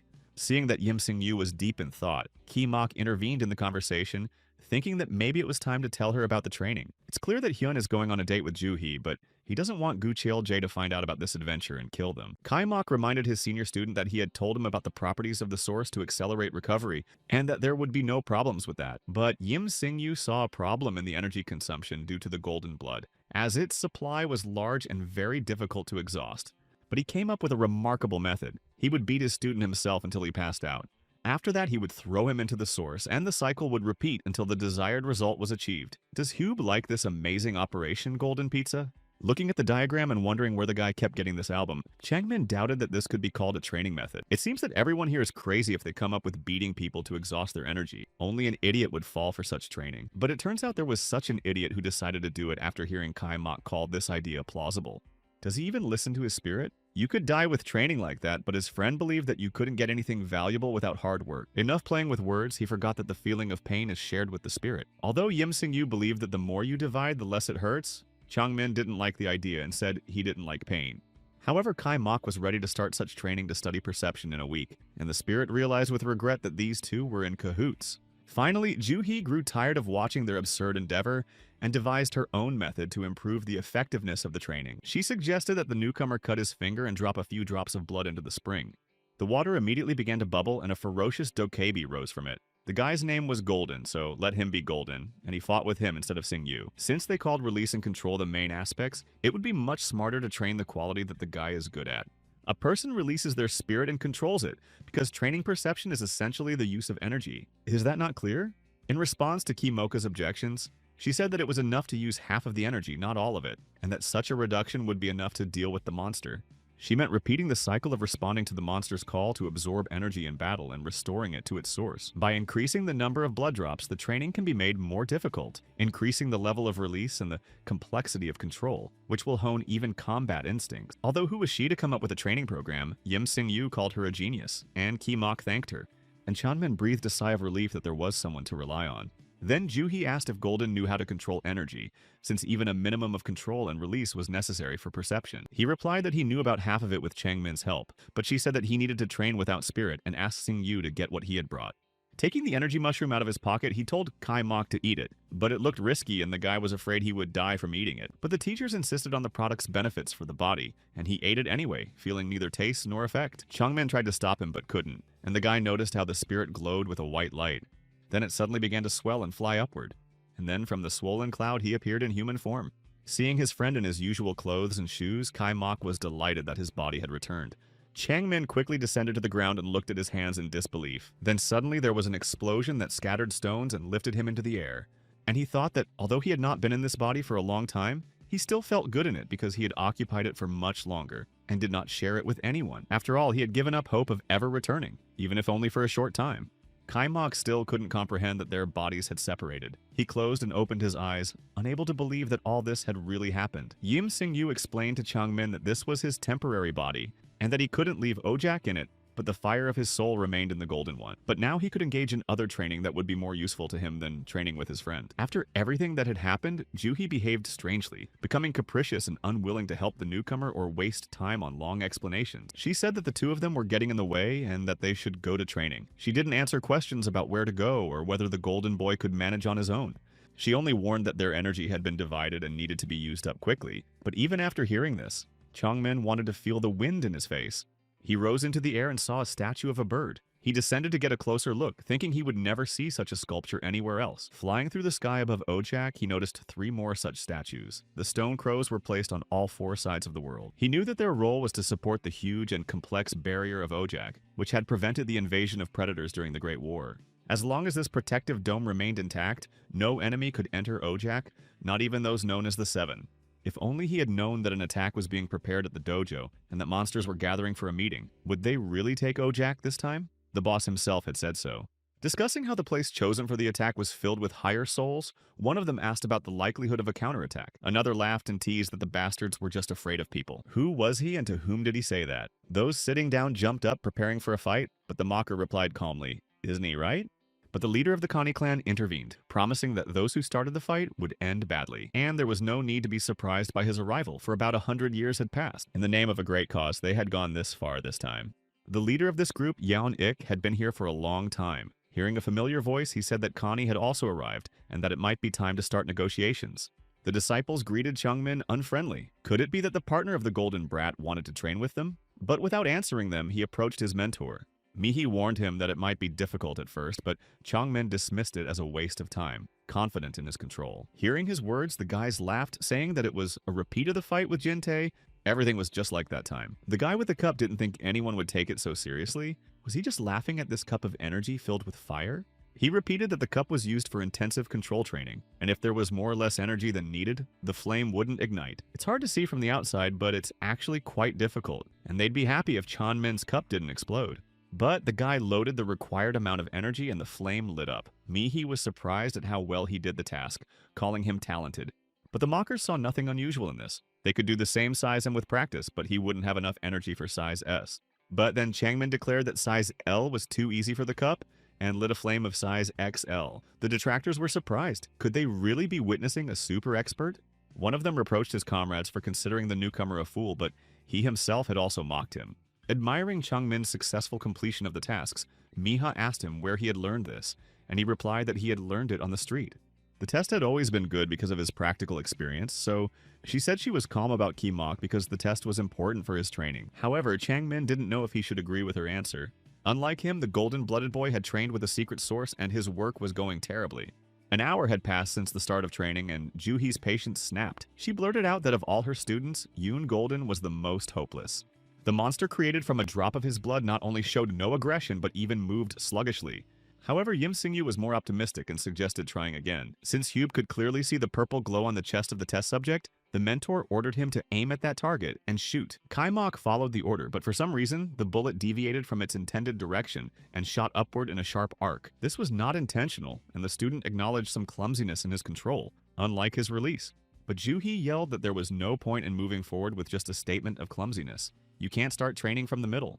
The loser himself admitted that the result was strange because everything seemed normal, even in fights without Changmin. Perhaps it was because he was shooting without thinking about it, but even after a series of shots at the monster, the bullets still deflected. Juhi cursed and reproached her student for not being able to do it, but he replied that he wasn't happy either and that he might be making a mistake somewhere. Calling it a talent for missing, Yim Singyu wanted to advise him to get closer, but then why use a gun if the distance is so short? But maybe he was just out of shape today because Kai Mok knew that the shooting results were different from that time, even though Changmina wasn't there. And Yim Singyu decided that if it wasn't always like that, then it probably didn't matter, and began to reason. With such an ability to release flames, its size is very large, and a huge object is easier to control. But in this training, a precise strike was needed, and it helped reveal poor control, and the protective barrier in that area reduced the energy.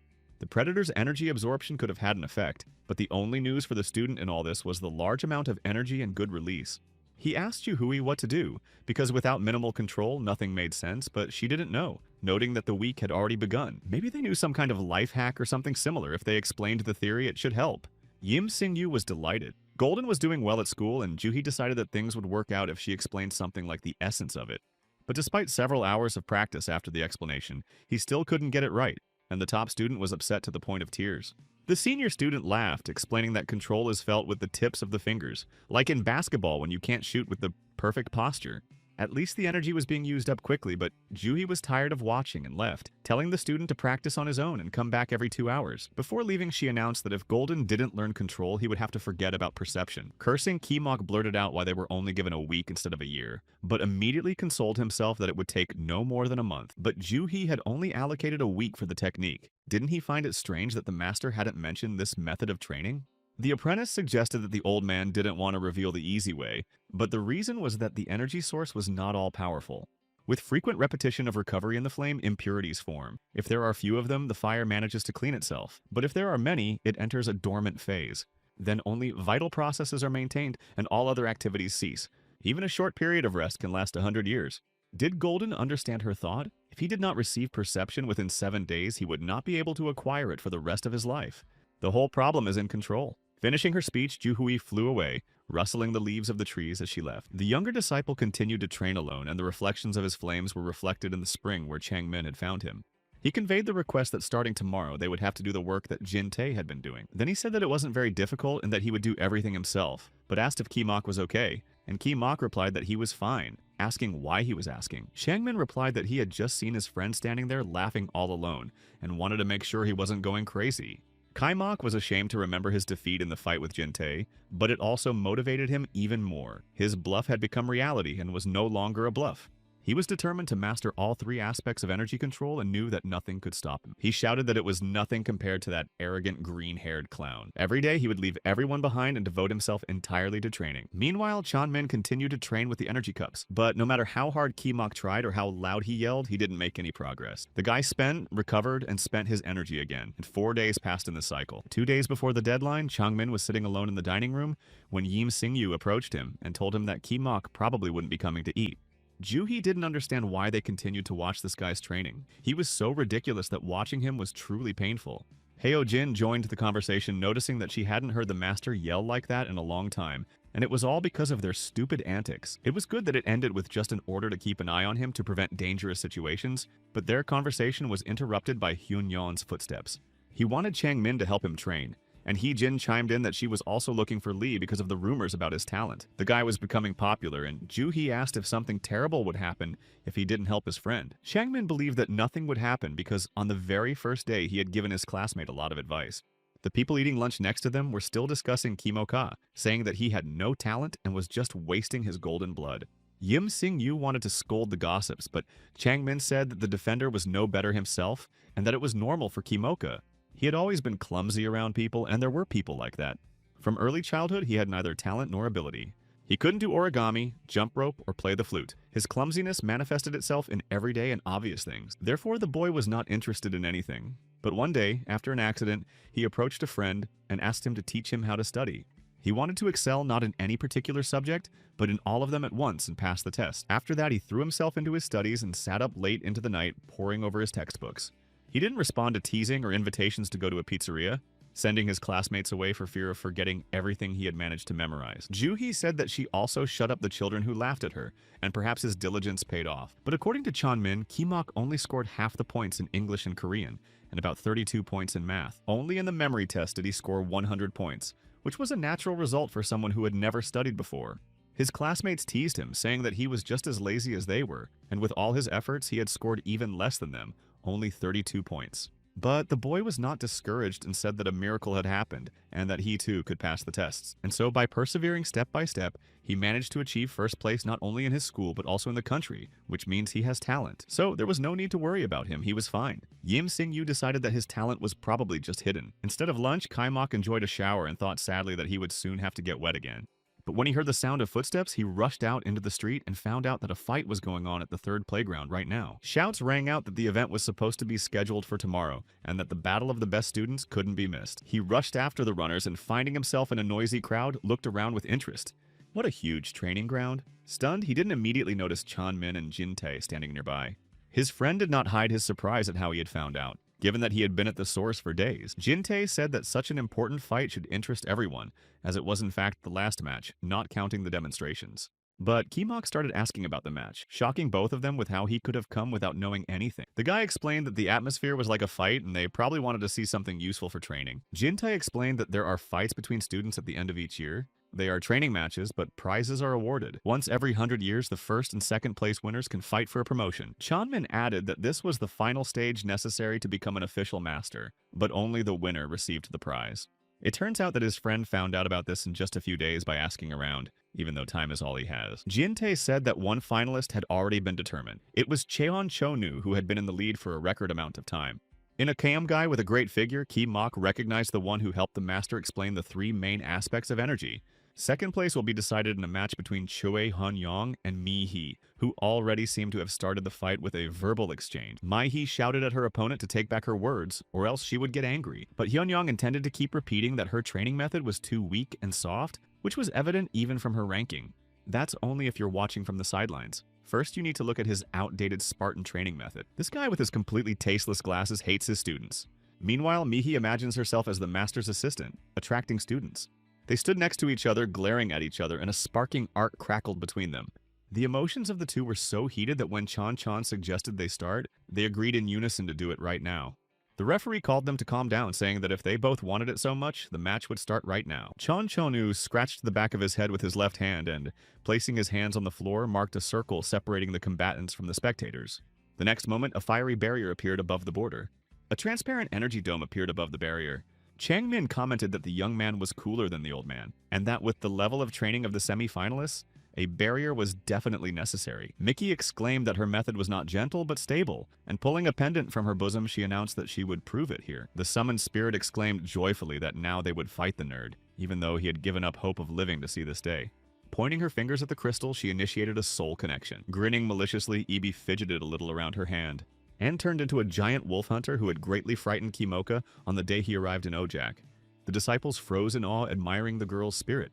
But why had he grown so much since that day? Changmin suggested that he had lacked energy back then. Knowing that the beast was capable of even stealing fire, Kai Mok believed that even a very strong opponent would have difficulty dealing with it. But Hyun-yong did not lose his composure and soared into the air, swooping down on the wolf from above. Lifting her head, Mi-hee watched in amazement as he rushed forward, brandishing his curved saber. He swung and slashed the great spirit, flattening its body across the arena.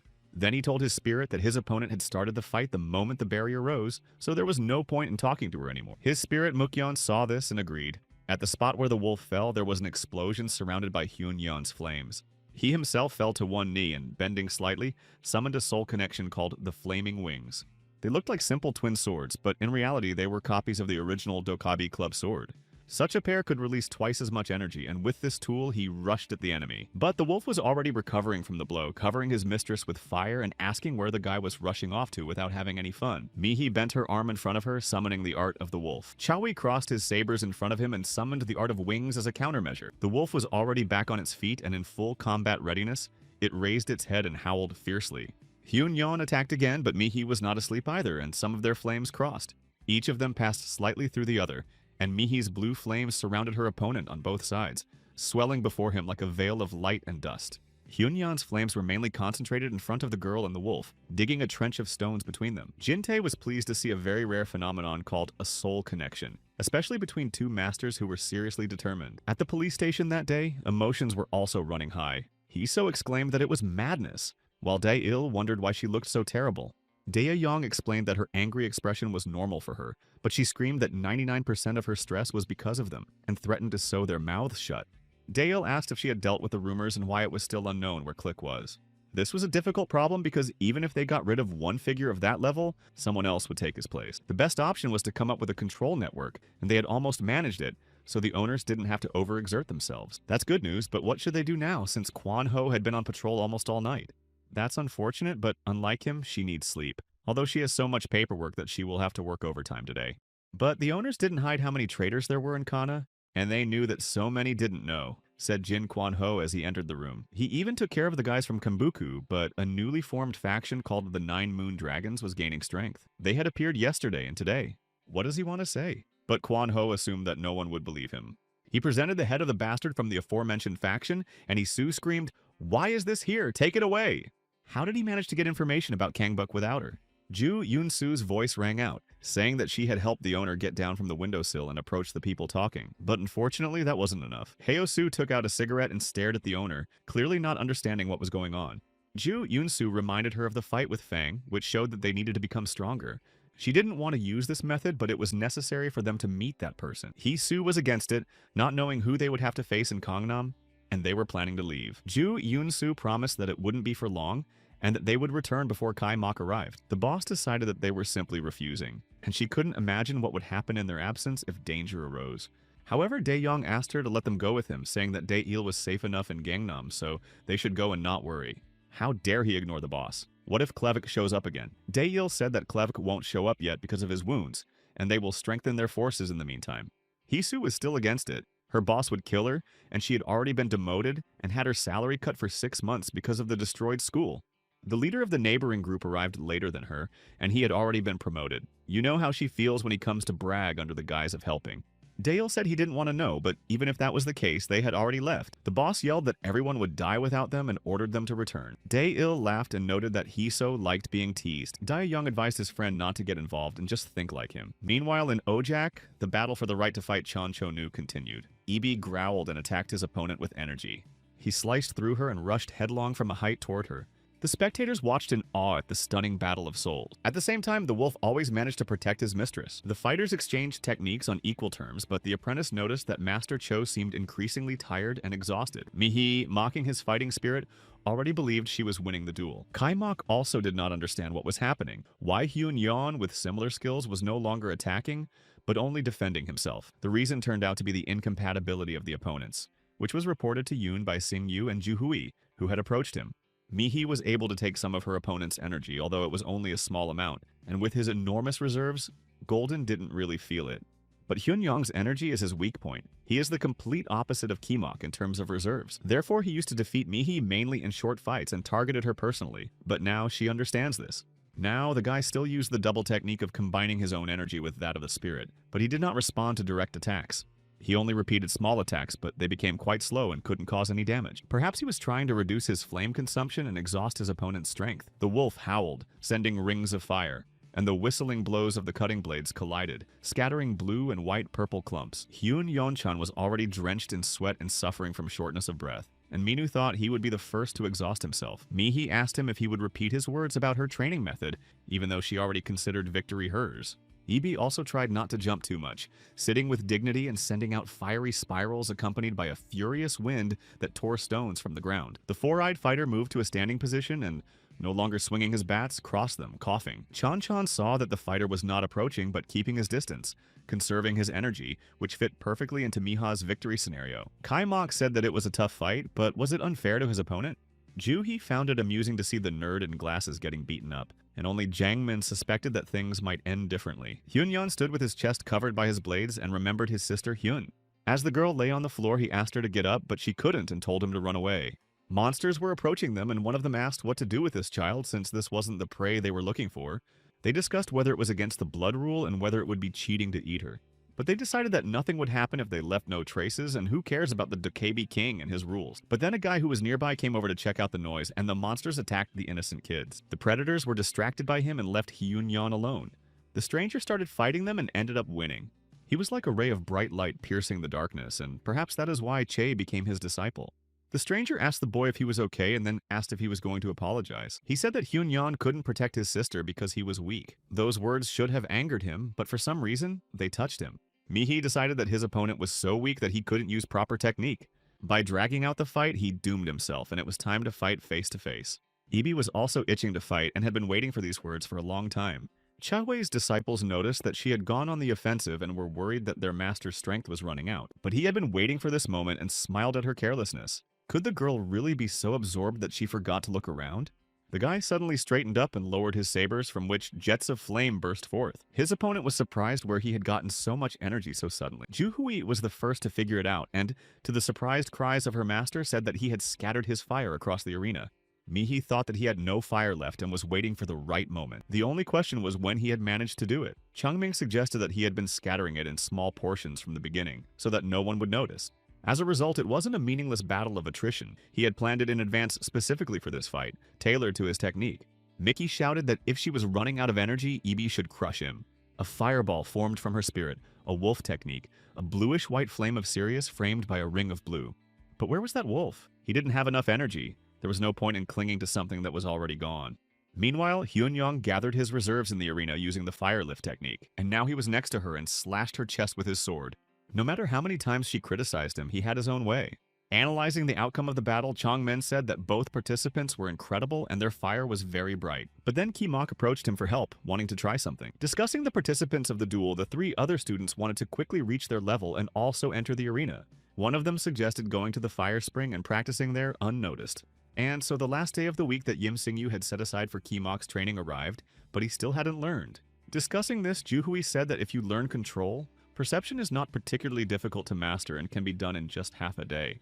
It was strange because ordinary students in Gente had quickly succeeded in this, so it seemed that training at the spring had been useless for him. Being kind-hearted, she didn't expect such an unfortunate result, but her partner believed that she was not to blame and that she didn't need to apologize.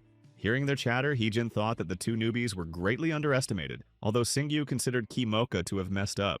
But if he doesn't learn by the end of the day, he won't be able to achieve his goal of defeating Klika, and his dokebi level would remain the same, and if she didn't come to the cafeteria every day, she would feel mentally exhausted. But then Kimoka's voice rang out, asking for the snack he had eaten last time. Only in Ojak did he understand why the owners loved sweets so much.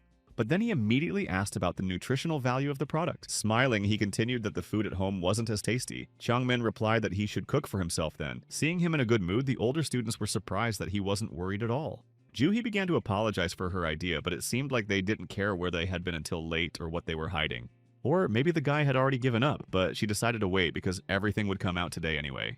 Suddenly, everyone heard a noise that sounded like explosions. Running out into the street, the older student saw flashes in the direction of the source and rushed there. On the way, Heejin felt the energy of some idiots. What the hell were they doing in the forest where it was forbidden to go? Although Juhi didn't want to go there, Yim Sing-yu didn't listen to her because they were almost there, and so they landed on the ground and ran toward the spring. There, ugly traders emerged from the boiling water and stood in front of them, while the dazed students called for help. Grabbing one of them by the collar, Heejin tried to find out what they were doing there, but the monster had already come so close that it was dangerous. Yim Sing-yu drew his sword, but the predator was also armed. While his colleague dealt with the monsters, the girl asked the clueless students if they had dipped into the spring. Stammering with fear, they admitted that they had wanted to train there. But at their level, it was too early to think about such a method. And how long had they been in the water before these predatory strangers appeared? Don't keep quiet, because if they keep coming out, it could turn into a problem. The guy threw off the approaching predator and began to fight all three of them, wounding them. The apprentice said that the water didn't seem very hot to them, and that they managed to dip their heads all the way down into the thermal spring, and immediately got out. Having dealt with his enemies, Yim Sing-yu smiled, because now the master would most likely close this interesting place down completely. Having finished her interrogation, Heejin's eyes flashed and she noticed that since these creatures had crawled out, they had to be dealt with. She began to prepare for battle, spinning a spiral of blue energy at her feet, the wind ruffling her light cloak. From the soles of her slender feet, streams of flame rose upward in figure eights. Then she rushed forward, striking with her sharp boots, her red mane flying in the wind. When Yim Sing-yu finally finished off the two with his sword, he thought it was all over. But the water in the spring boiled again, sending bursting bubbles to the surface, and streams of flame rose from it. And then new monsters began to crawl out of the water, only now there were more than 3 of them. Calling the guys idiots, Heejin noted that they were all Ojak's students, and that once they had all dived in, they should prepare to face a dozen more. The 2 of them would be enough to handle that many. But besides that, they had to protect these unfortunate idiots. So she asked Kimoka to call someone, but for now, they had to stay quiet. However, the guys were so scared that they disobeyed her order and ran away from the place. Hearing the sound of human footsteps, the monsters noticed the students. They crouched down, pushed off the ground, and flew into the air, then chased after the 3 who were running away. What can we do with these idiots now? We can't catch them, and it's useless to try.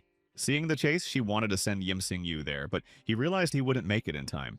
Because the monster had almost caught up with the guys, and the scent of their prey was making it drool. The guys ran with all their might, but it was faster. Its shadow fell on them, and they screamed wildly. But suddenly the owner saw another human figure nearby. The figure had his back turned to them, but they recognized Kimoka and wondered why he had returned. Quickly assessing the situation, he raised his weapon and took aim. After the promotion match, he called Changmin, who thought that a solution had been found. But it turned out that the guy wasn't sure yet. He only assumed that the problem might be that he had too much energy.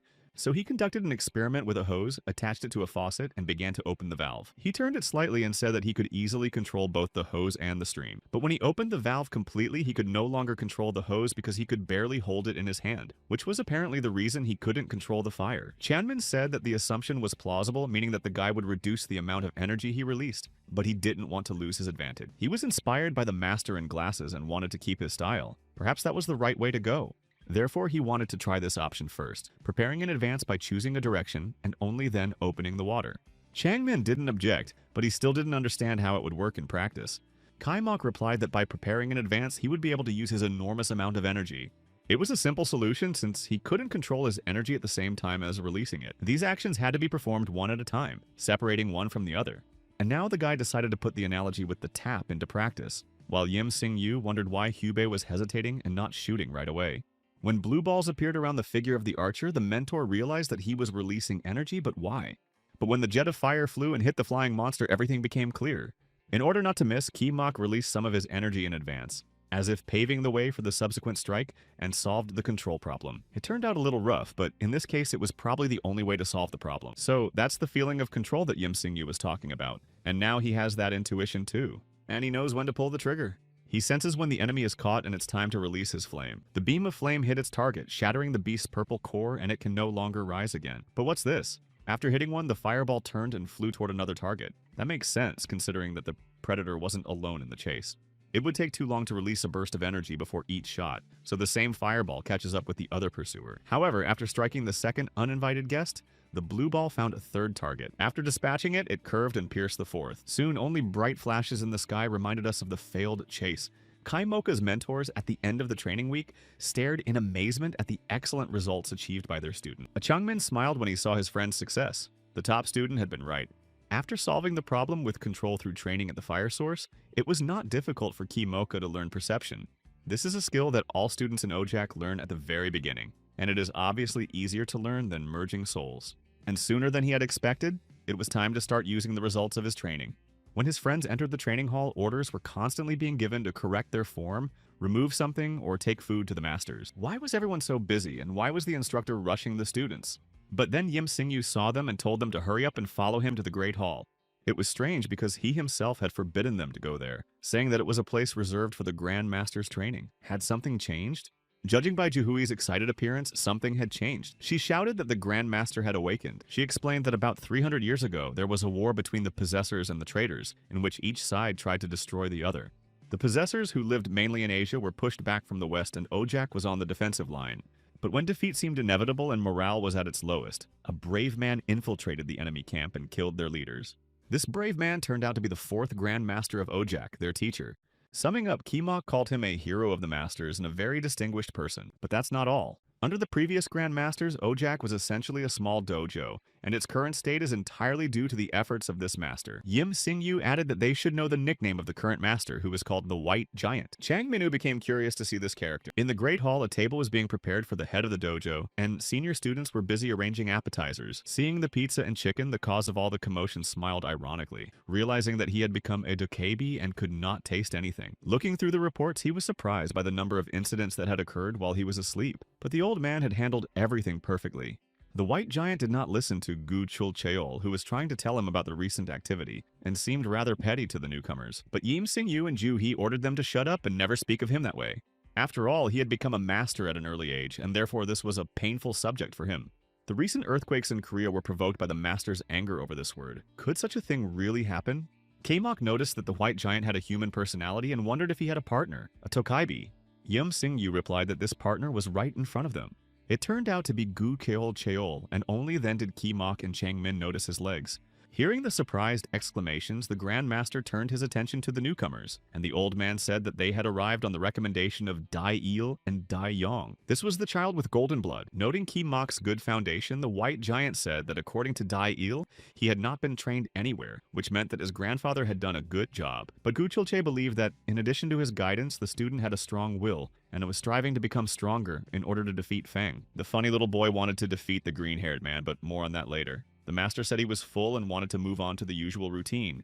He stood up and walked to the middle of the hall, and the 5 senior students flew into the air and began to attack him. They attacked each with their own weapon. Yim Singyu with a club, Mihai with a sword, and Wolchera. Hyunyeon with 2 sabers, Park Hee-jin and pointed boots.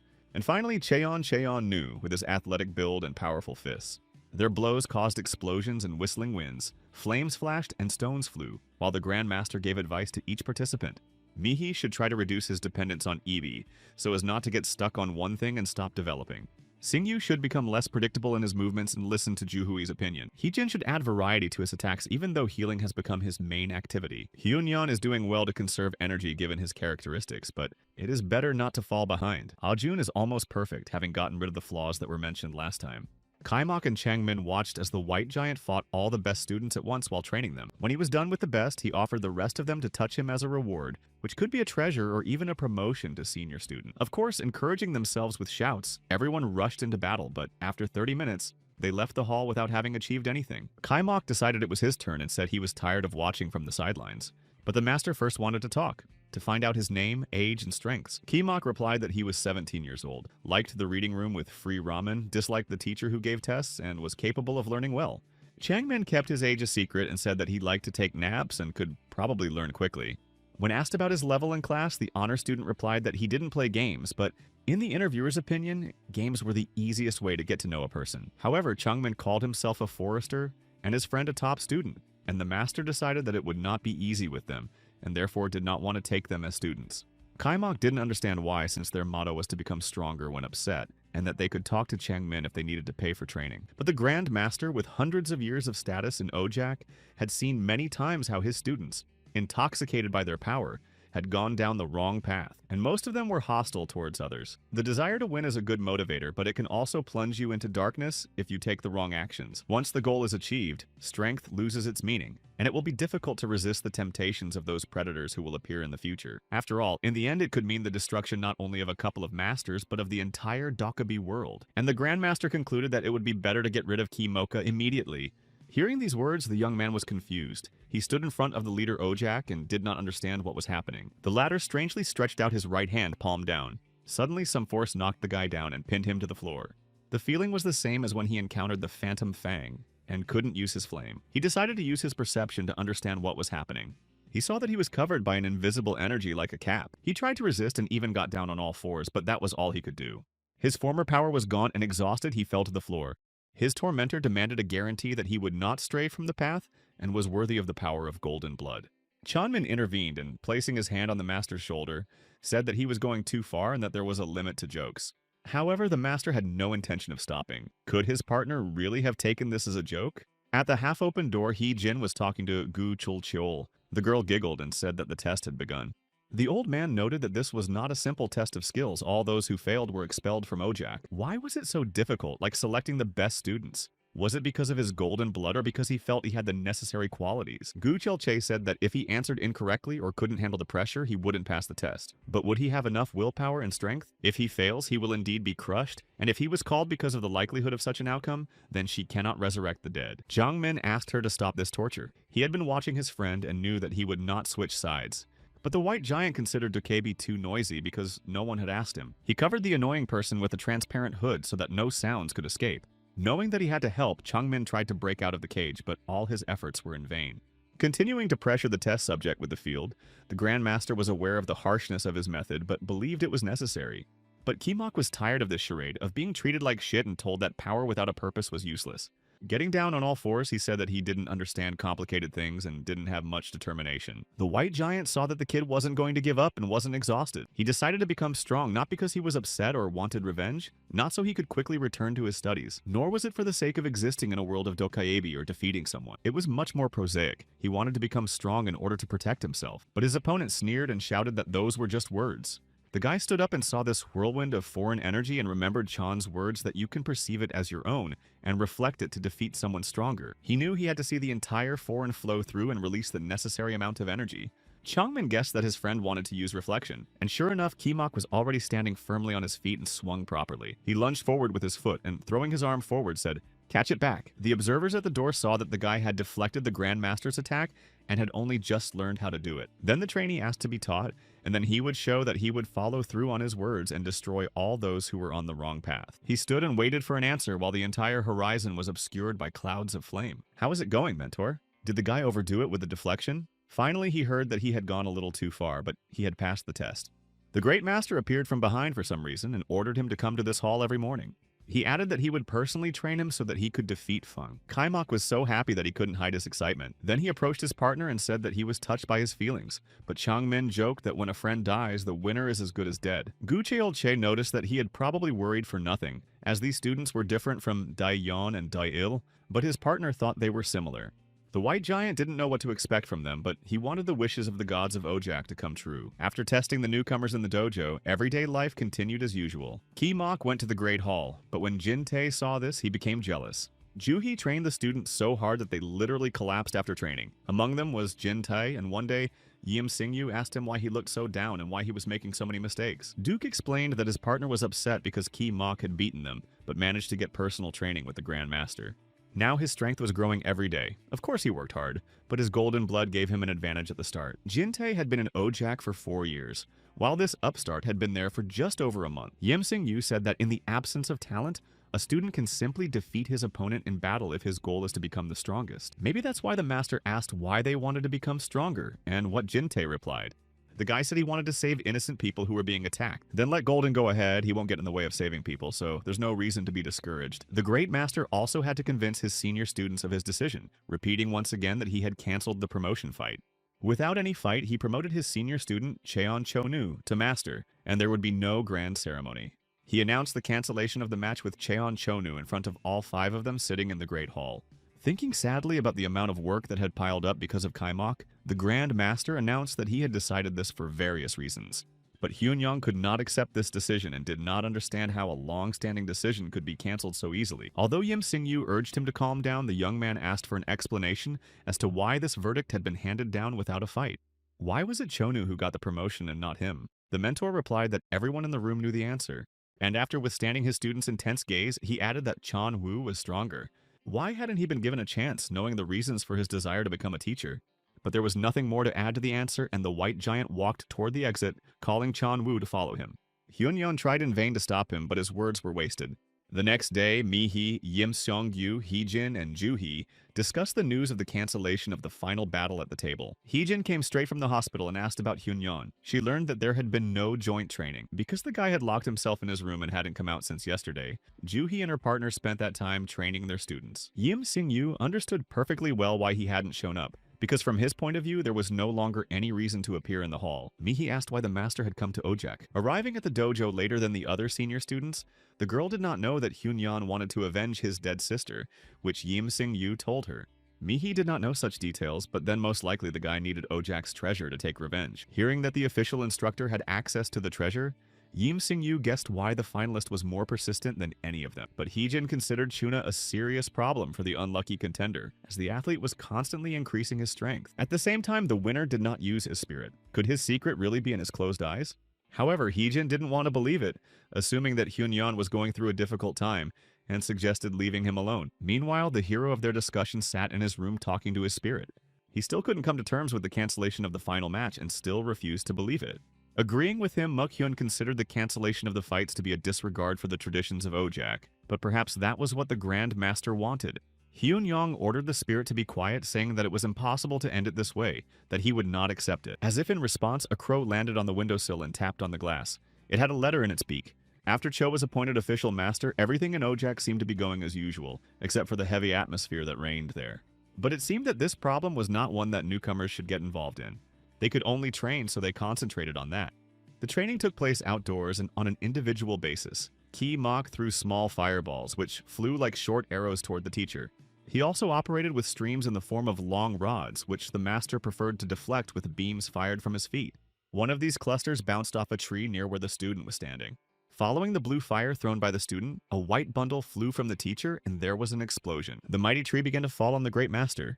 The master managed to jump out of the way, and the tree fell nearby without harming him. He looked around anxiously, worried about the other participant in the training. But he was no fool either, and perched on a branch of another tree, he was already preparing another burst of flame. After preparing the desired amount, he directed it in the right direction, but there was already a barrier there, and the flying rings broke apart, turning into clouds of flame. And of course, the master did not hesitate for a moment with his counterattack. Summing up the battle, Kimok was dissatisfied that he was just a little too late. He needed to be faster, but Changmin blamed himself for losing control. Another time while running away, the Grand Master shouted that today his student would not hit him even once. But as he rushed after him, the boy replied that there was still the whole day ahead. He was determined not only to catch up, but also to catch his teacher. The latter thought that even though he was teasing the boy, he was making surprisingly quick progress in his training. During the test, he noticed that the boy had mastered the basics of control and awareness, and the power of release caused by his overwhelming energy was clearly noticeable. In addition, he possessed combat instincts acquired through practice and could think several steps ahead. He had the soul of a veteran inside him, but even so, his level was much higher than that of someone with less than a year of experience. But then the pursuer stumbled and fell to his knee, slowing the chase. Then the spirit came to the rescue, saying he would replace his partner. He lifted the guy into the air and sped off in his place. With his arms outstretched and leaning forward, Kaimok was no longer running but flying like a bird. Watching the young fighter, the Grand Master was convinced that golden blood was a wonderful thing. It gave the young man courage, strength, and quick recovery. But most of all, he liked the boy's gaze, his attentive eyes betraying someone who was eager to gain as much knowledge as possible. The apprentice finally caught up with his mentor and swung, but the latter was faster and dodged. Maybe the youngster would get lucky, but not this time. Dodging the blow, the white giant tripped his student, who began to fall. His flames missed his opponent and knocked stones out of the rock. The master called after him that the fighter still had a long way to go. Night fell, and although Kaimok boasted that he was still able to train, the master saw that they were completely exhausted and summed up the results. He divided the student's shortcomings into two parts, the first of which was the inability to fight in close combat. This was because the boy used a dokaibi, a firearm effective at a distance, as a weapon, but at close range he simply swung his fists blindly. Apparently, the student knows this but does not like close combat, so his fighting style boils down to monotonous shooting from a distance. Kaimok wondered if this meant he needed to change weapons, as he had heard that the Dokebi Club was capable of anything, but Changmin saw the difficulty in that it would take a long time to get used to a new type of weapon. The Grand Master advised them to just listen to him for now. Their second problem was the lack of a special attack. Hearing the new term, the senior student even straightened up despite his fatigue. Changmin assumed that a special technique meant shouting before striking, as he had seen in the fight between Mi-hee and Hyun-yeon. But the essence was not in shouting, although from a technical point of view, the name was necessary and simplified the creation of an image in the mind. A special technique can help you move into an advantageous position and even turn the tide of battle. It is an individual secret weapon. In other words, a special technique is a unique strategy that leads to victory, and its presence in battle significantly influences the outcome of the fight. The Great Master asked Kimok if he had ever encountered an opponent whose abilities were unknown. He replied that he had, hiding and watching the fight and analyzing the situation until he understood the enemy's abilities. The teacher said that this was not bad, but it was not always possible, as the enemy did not always appear when expected. In such situations, it does not matter what the enemy's strength is. If you use a special technique, you will still win, so your life or death depends on its presence. The next day, the mentor announced to Kimoku that training would begin on creating a special technique using not only his and his grandfather's powers, but also those of their students. The senior student was delighted that he would finally get what gave the owners of the Kanam a combat advantage. Changmina was more concerned about the lack of close combat skills. Could this really be compensated for by creating a special technique? However, instead of addressing this issue, the Grand Master planned to begin preparations for the grand ceremony, as they had mastered 3 aspects. Over the next few days, the disciples took turns helping the newcomers with their training. Kaimok rehearsed his victory cry and came up with a special technique, initially calling it the Great Fireball. He set up targets and fired his fiery whirlwind at them, but Heejin said that the long name was not suitable for use in battle. Changmin couldn't see the difference between it and a simple, powerful shot.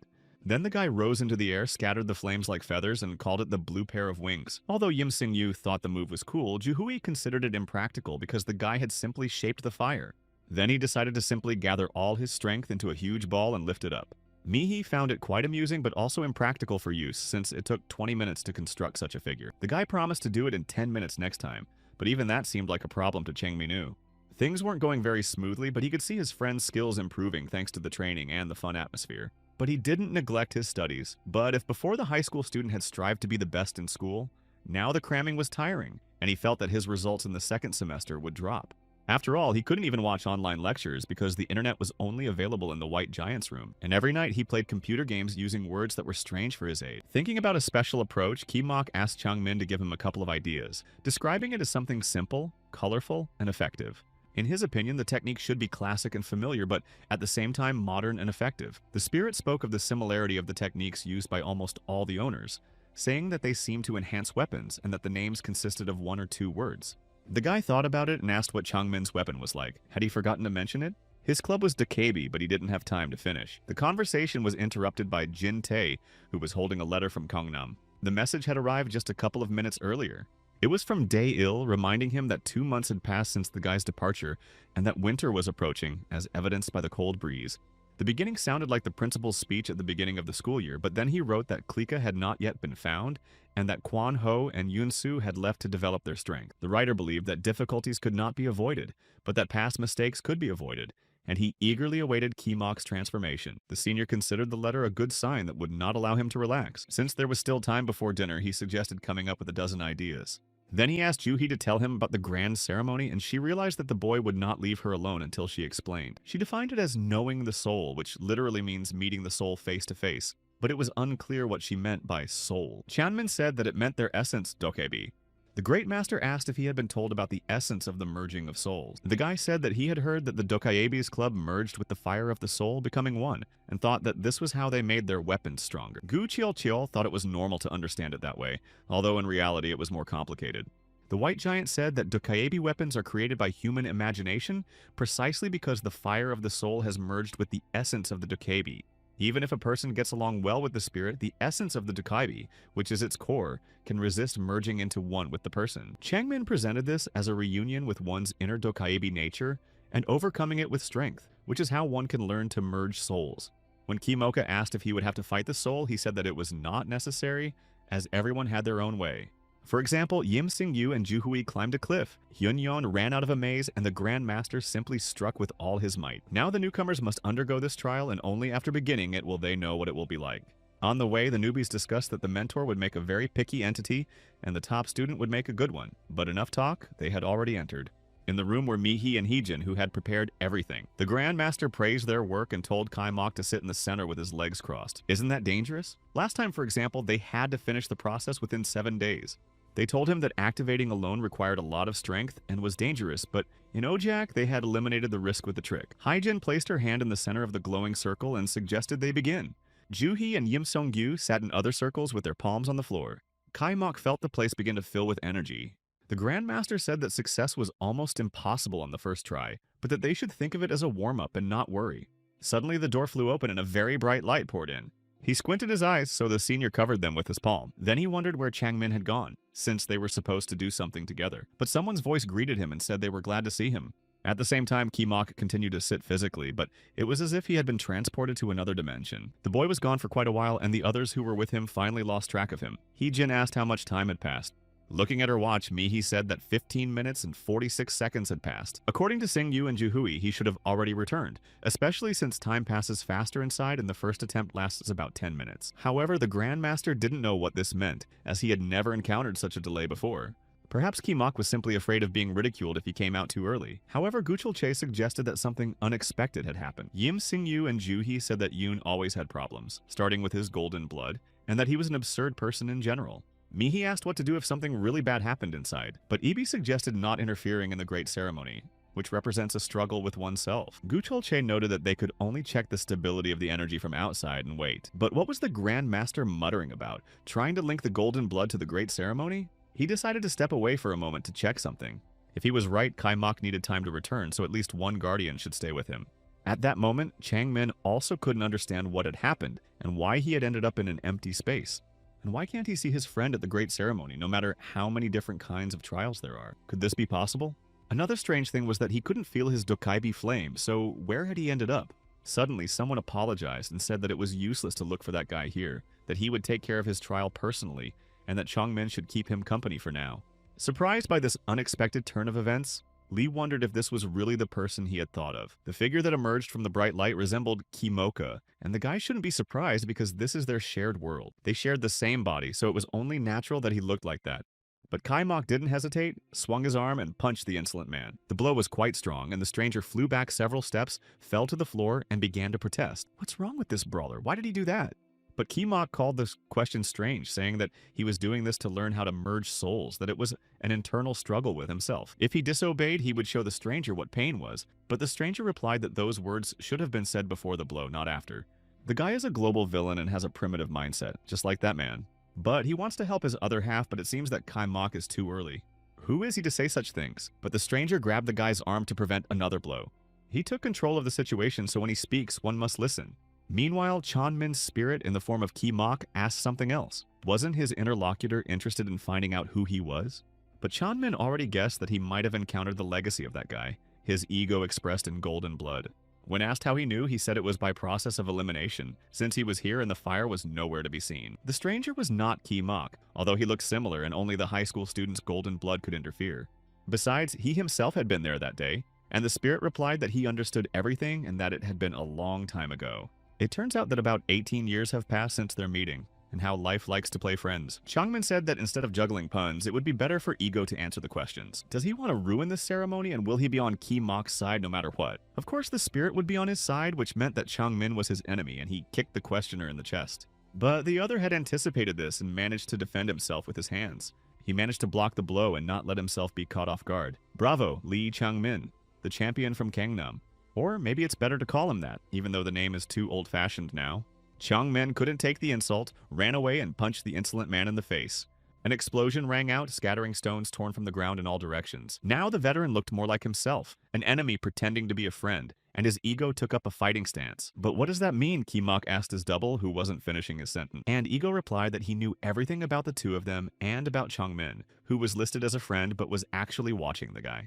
And not just because of the golden blood and the desire to prevent the traitors from getting it, because there was an easier way to do that. One had to wonder why he was going to such lengths and living undercover among people. And from a careful look, he realized that Kimok was ready to listen, and said that it all started with his birth while he was lying in a crib. But the boy covered his ears with his hands and started screaming that he couldn't hear anything. Why do that? Kimok replied confidently that although they shared a body, his ego didn't know the most important thing, that the human half of their pair knew nothing about Takebi.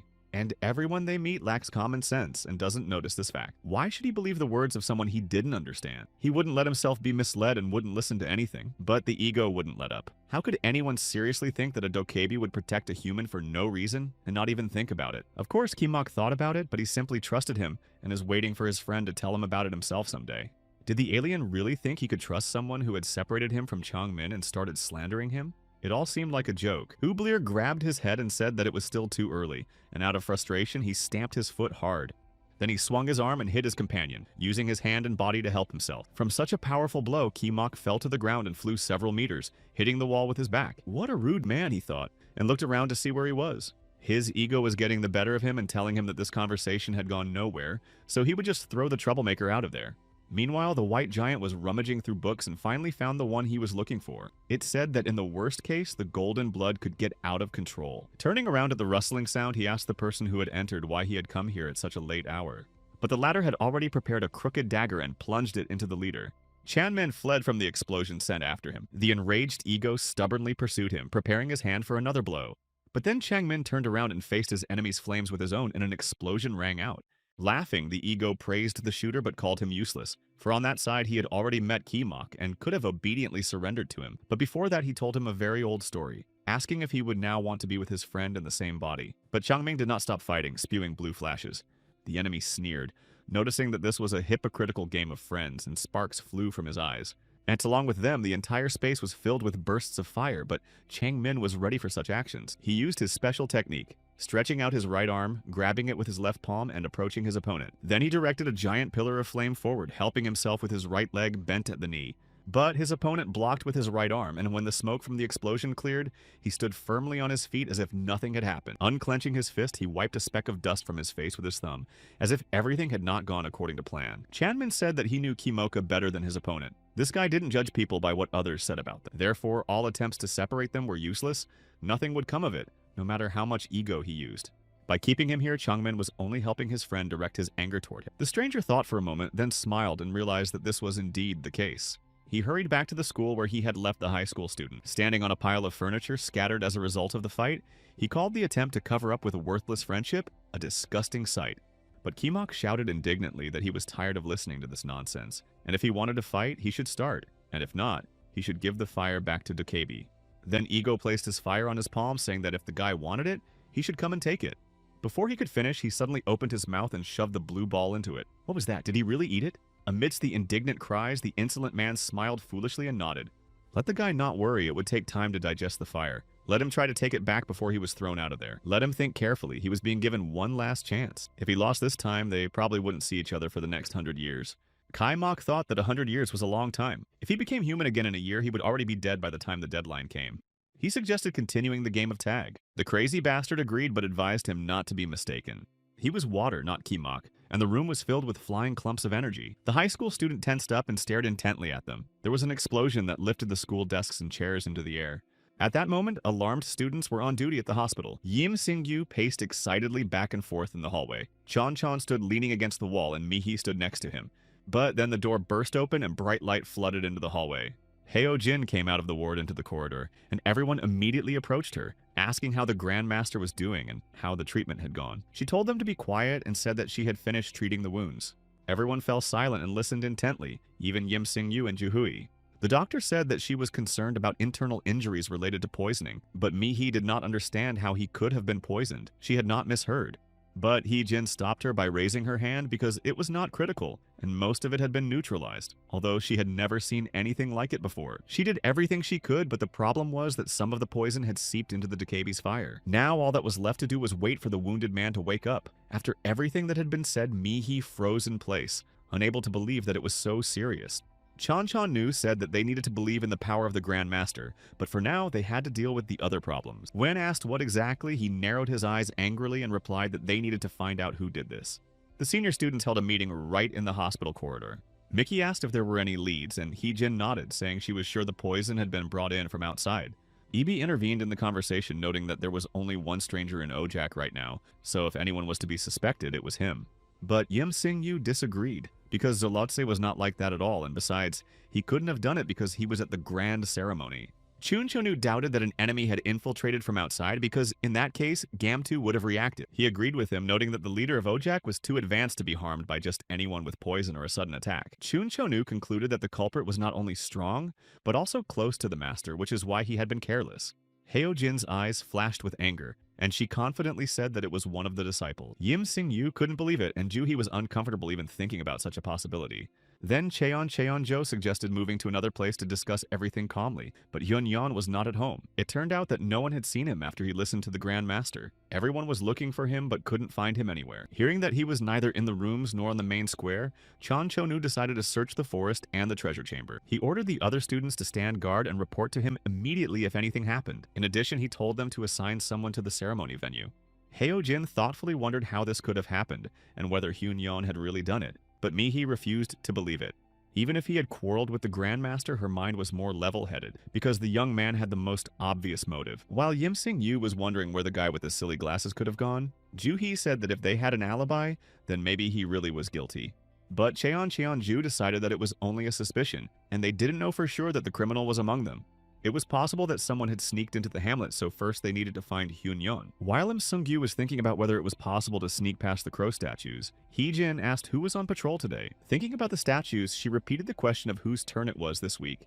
If Sing-gyu was on patrol last week, then it must be Mihi this week. But she said that Hyun-yeon was feeling unwell last time, so they switched. Chun-jun concluded that Hyun-yeon was now responsible for security. But as soon as he said that, an explosion damaged the building next to them. Heo-jin turned toward the explosion with alarm. This fire was not caused by the owners. The students guarding the dojo saw the predatory Dokaibi, not understanding how they got there. Could the Hamtu not be working?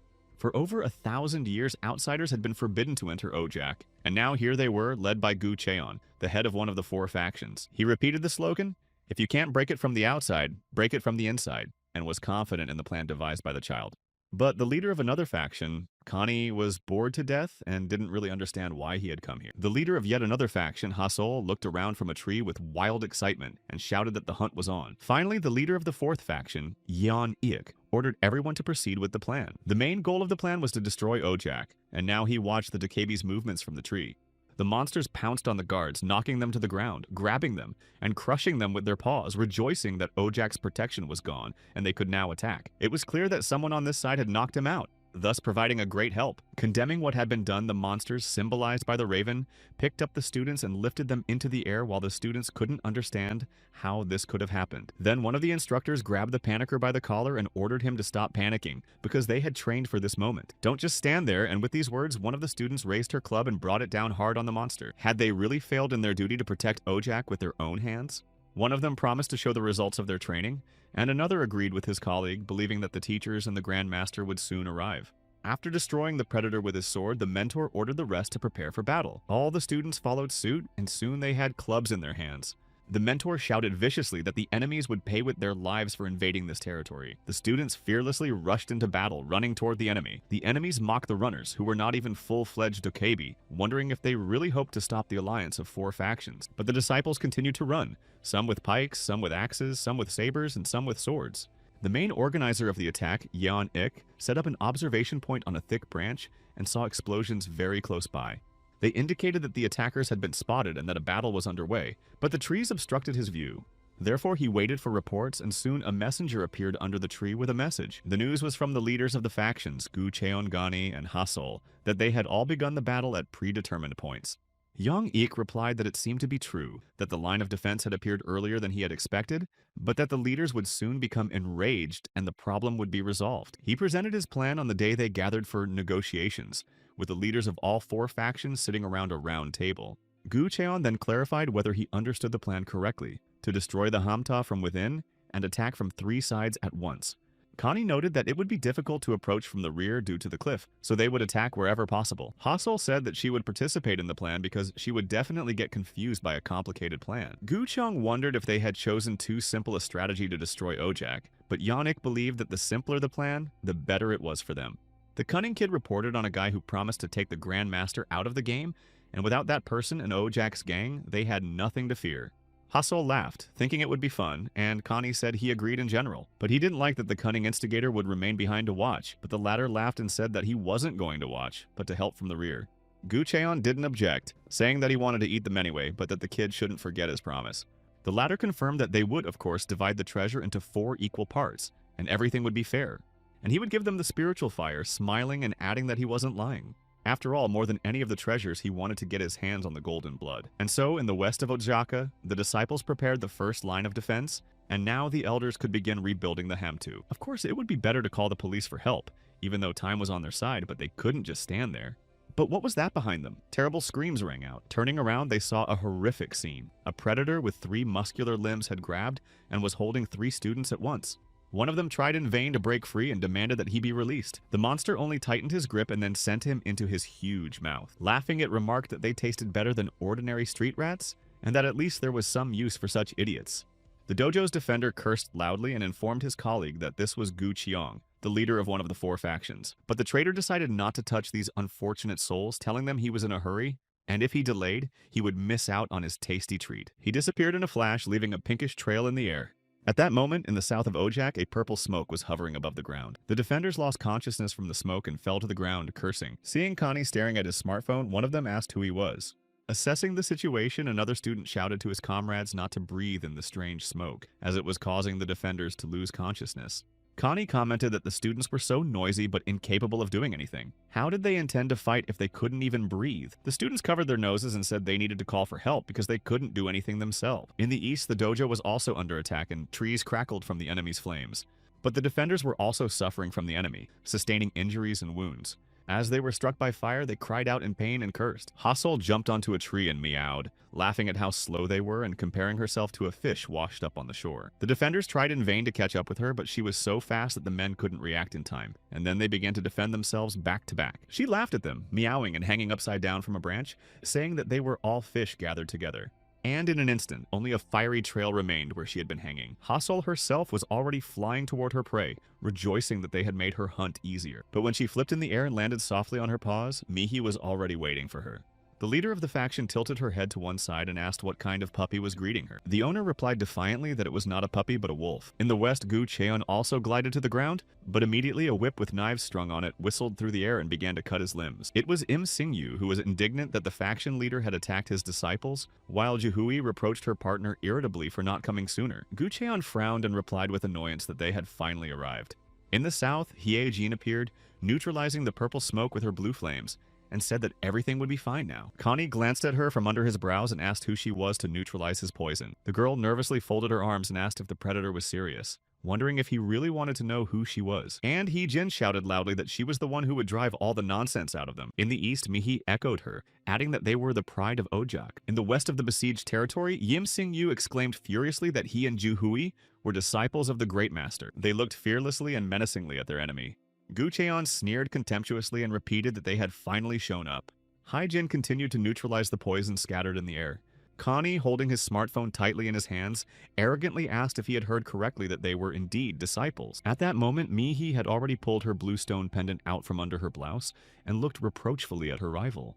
Haso laughed in her face and playfully folded all her limbs together, as if to say, "Isn't that funny?" Hearing the cries of the senior students, Ojak's guards perked up, for the Grand Master's best students had arrived. Circumstances forced Chancho to take control of the dojo, and he placed his palm on the map of the territory laid out on the table. Then he calmed his companions, saying that in the worst case he would fight alone, but he was interrupted by a messenger who came running with a cry that all the students were in position, the enemy's advance had been stopped, and the situation had stabilized. Chancho said that this was great news, meaning that the main problem had been solved, but the number of enemies was still unknown. He told the students to focus on defense after forming a front line.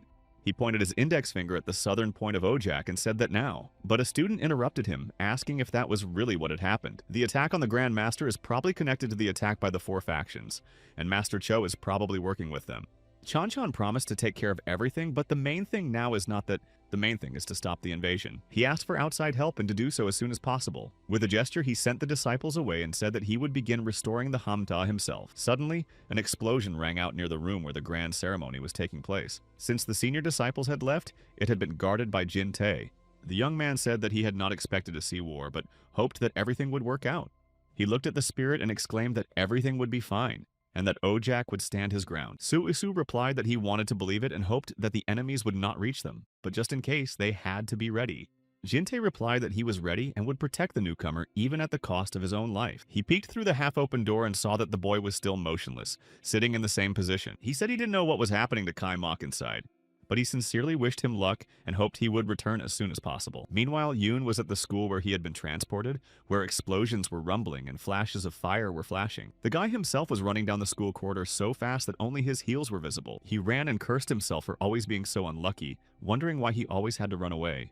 He reached the stairs, but the explosions caught up with him, so he ran down them. Thinking as he ran that this time things were much worse, he looked at his hand and couldn't understand why the Batakabai wasn't appearing. But if there was no gun and no Changmin, then all he had left was his fist. And the pursuer was a very difficult one, not someone who could be defeated with bare hands. And since there were no other options, there was only one thing left to do, run. But his enemy caught up with him and descended the stairs with a confident gait. He announced that there was a time limit for the great ceremony, which he should have mentioned right away, and pointed to the sun outside the window. Ignoring the remark that it was not the sun, he spoke of the destruction of this world, and the Kimoka ceremony after its setting, and the engulfment of the surrounding darkness. The speaker did not want to prolong the ceremony, considering that the young man was unlikely to win. The boy listened silently, continuing to descend the steps. Without answering, he ran down the corridor to the next staircase. His pursuer, continuing to follow him, said irritably that he was all talk and no action. But in reality, he also believed in the guy and felt a connection between them. Although they were both lost in their own thoughts, he closed his eyes and didn't see the punch coming. Kai Mok ran up and punched his opponent, who was caught off guard and lost his balance. He began to slowly fall onto his back, the blow landing squarely on his nose. "Who's the one talking trash here?" the guy said, cursing in anger, and declared that if his opponent wanted to fight, he should shut his mouth and fight. Ego got back on his feet and, holding his bruised nose, cursed loudly. Kai Mok covered his clenched fist with his palm, restraining his emotions, and said that he didn't need anyone else's approval to be friends with Changmin. But the doppelganger in the school uniform clenched his right fist and released a large burst of energy from his head. He gathered them in his right palm, saying that the more he talked to the guy, the more he annoyed him. He wanted to attack, but Yoon managed to turn the flow around, and the attacker had to defend himself by covering his chest with his crossed arms. And for the first time in all their interactions, the high school student agreed with him, gathering his flames in his right palm. He ordered him to shut up with a sharp push and threw a new burst of flame forward. The stranger extinguished it with his left hand, forming a protective dome around himself, but his confident demeanor betrayed some kind of devious plan, causing him to be on guard. And in the next instant, a huge pillar of fire was sent straight at Kimoka. However, he directed the destructive vortex downward, and the explosion destroyed the floor in that spot, turning it into a pile of stones. The guy raised his soot-covered face and breathed a sigh of relief that he had managed to intercept it. Higo wondered how many times he had to say that he was Kai Mok, and therefore possessed the same techniques. But if that was really the case, then it should work the other way around as well. Since an energy double can do it, then a person should be able to defeat it, and the guy fearlessly ran forward. Although he realized that without a damn bat, Dokebi couldn't do anything. Because he also understood that there was nowhere to run, the fight began. How naive Kimok was to dream that he could defeat his opponent, who smiled. He struck Yoon in the shoulder with a flash but was hit in the left side himself. But the guy wasn't going to give up and, with a cry of "Ha!" concentrated on his blow. And so they closed in on each other in close combat, baring their teeth, crossing their legs, and swinging their arms. At the same time, they sent their clenched fists toward each other. Kai Mok received a powerful blow that hit him almost in the right eye. He himself was hit in the left cheekbone, very close to his clenched teeth. The fight was visible from outside the window of the penultimate floor, illuminated by blue flames with muffled sounds and bright flashes bursting into the surrounding space. Ibi appeared next to Mihai and spewed a powerful column of fire. However, Ha-Sol somersaulted in the air and slipped away from the blue torpedo-shaped cluster. Landing on her paws, she laughed and noticed that she would have been torn to shreds if she had been hit. It seemed that the girl was on a completely different level. No wonder they call her the senior student, but Mihi ordered the guys who had thanked her to step aside and leave everything to her. They got to their feet and ran away from such serious danger. Mickey and Ibi asked if they were really dealing with Ha-Sol from the 4 factions of the famous Black Cat. The uninvited guest looked at them with interest and laughed. Could these two really know her? The owner added that she had heard about the strange behavior of the 4 factions lately, but didn't think they would target Ojak. If they were in the midst of a war, why the hell did they come here? Maybe they attacked the Grandmaster too. But the cat that had jumped onto the branch apologized and said that it was too complicated for her and she wasn't in the know. She didn't know about the others, but she did everything out of boredom and in this case, just wanted to hunt, especially since the war between the 4 factions is over, although you can always stir up a few embers. And to be honest, people are no different from cattle.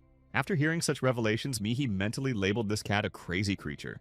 Ibi laughed and asked if the predator really went to war out of boredom. In response to this question, Ha-Sol smiled sweetly, rubbed her hands, and remembered another reason. She would let them know that she belonged to the cat family. Black streaks crept across her cheeks and her eyes flashed with a malicious red fire. And she hates dogs. With these words, she tensed up and jumped, but only Mihi managed to appreciate the frenzied speed of her Gabgui, and warn Ibi of the attack as he shouted that he was a wolf, not a dog. But Ha-Sol still reached him and broke through his protective field. Then, flashing her eyes, she turned the fingers of her right hand into bone claws. This was her special technique, with which she carved deep furrows into the wolf's body, and then slid down his paw. Ibi didn't have time to jump back and howled in pain, while Mihi thought it was impossible that he wasn't fast enough. The black cat snorted and said that he wasn't bad as a dog, so the hunt was worth it. But the wolf instantly healed his wounds and asked his mistress what she was surprised at, since he was just warming up. She exclaimed approvingly that now he needed to give it his all and climbed onto his back, while Ibi laughed and told her to hold on tight. Seeing this, Ha-Sol laughed and noted their excellent teamwork, meaning that now she would have even more fun. Battles raged on all of Ojak's borders, and the air was filled with flashes and smoke. Clearing the air, Heejin approached the wounded man, knelt down in front of him, and began to heal his knee with her energy, removing the poison from the wound. Making sure he could stand on that leg, she ordered the other students to take him away and leave quickly. The boys did not want to leave the battlefield, but the healer said that such an enemy was too much for them, and in the end, they obeyed. Taking advantage of the respite, Heejin examined the poison and noticed that it was similar to the one used to poison the white giant. If that was the case, then it was clear where it had come from. Finding Connie, the girl demanded that the traitor confess to poisoning the Grandmaster, but he sat silently on the same rock where she had first seen him, not even glancing at her, continuing to stare at his phone. He only apologized, saying he was busy with an important task because today was the day of the guild's ranking battles. Muttering incomprehensible phrases like critical moment and excellent confirmation of his rating, he finally said that he was aiming for the prize this month. Haijin got angry and cursed, saying that he had gone too far. She clicked her heels and fiery snakes shot out from them. How dare he mock Ojak? She jumped up and swung her boot, from which a combat knife protruded. But the traitor didn't even flinch, only gasping as he remembered that he hadn't used his free gotcha yet today. Instead, poisonous smoke appeared in front of the girl.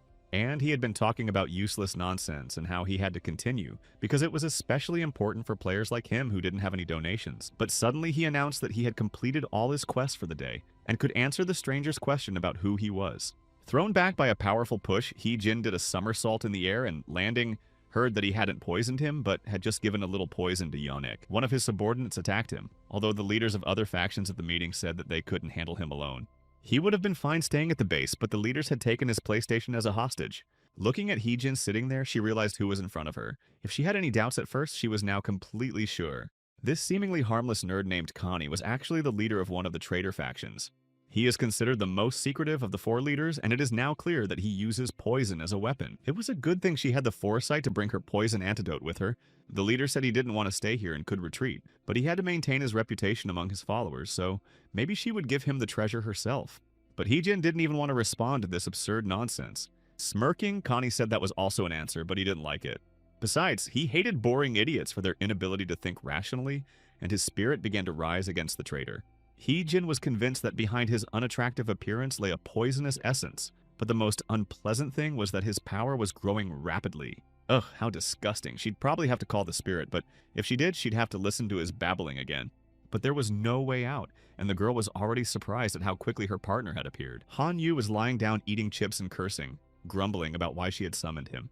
He was watching the best episode where Mayu-chan was supposed to wake up as the guardian of the moon. Ordering him to shut up, Heejin was indignant that there was a disaster here and he wasn't even going to show up until he was called. Han Yu said that Ojak could be restored, and that Mayu-chan's first appearance only happens once, and that last time he couldn't play for 10 whole years. Scolding her partner for being lazy, Heejin reminded him that he only appeared for about 10 minutes back then, and he sulkily replied that she always nags. That's why time drags on so much that a minute feels like a year, but the girl said she wasn't obliged to do the work for both of them, and that he should have a conscience. Han Yu, who had been sent to work, flew to Connie, and they looked at each other warily. At first glance, Heejin's partner didn't notice anything unusual about the man who wanted to get the treasure from the dojo cave. The entrance was hidden behind huge gates with a mountain path leading up to them, rising from the backyard of the main building of Ojak.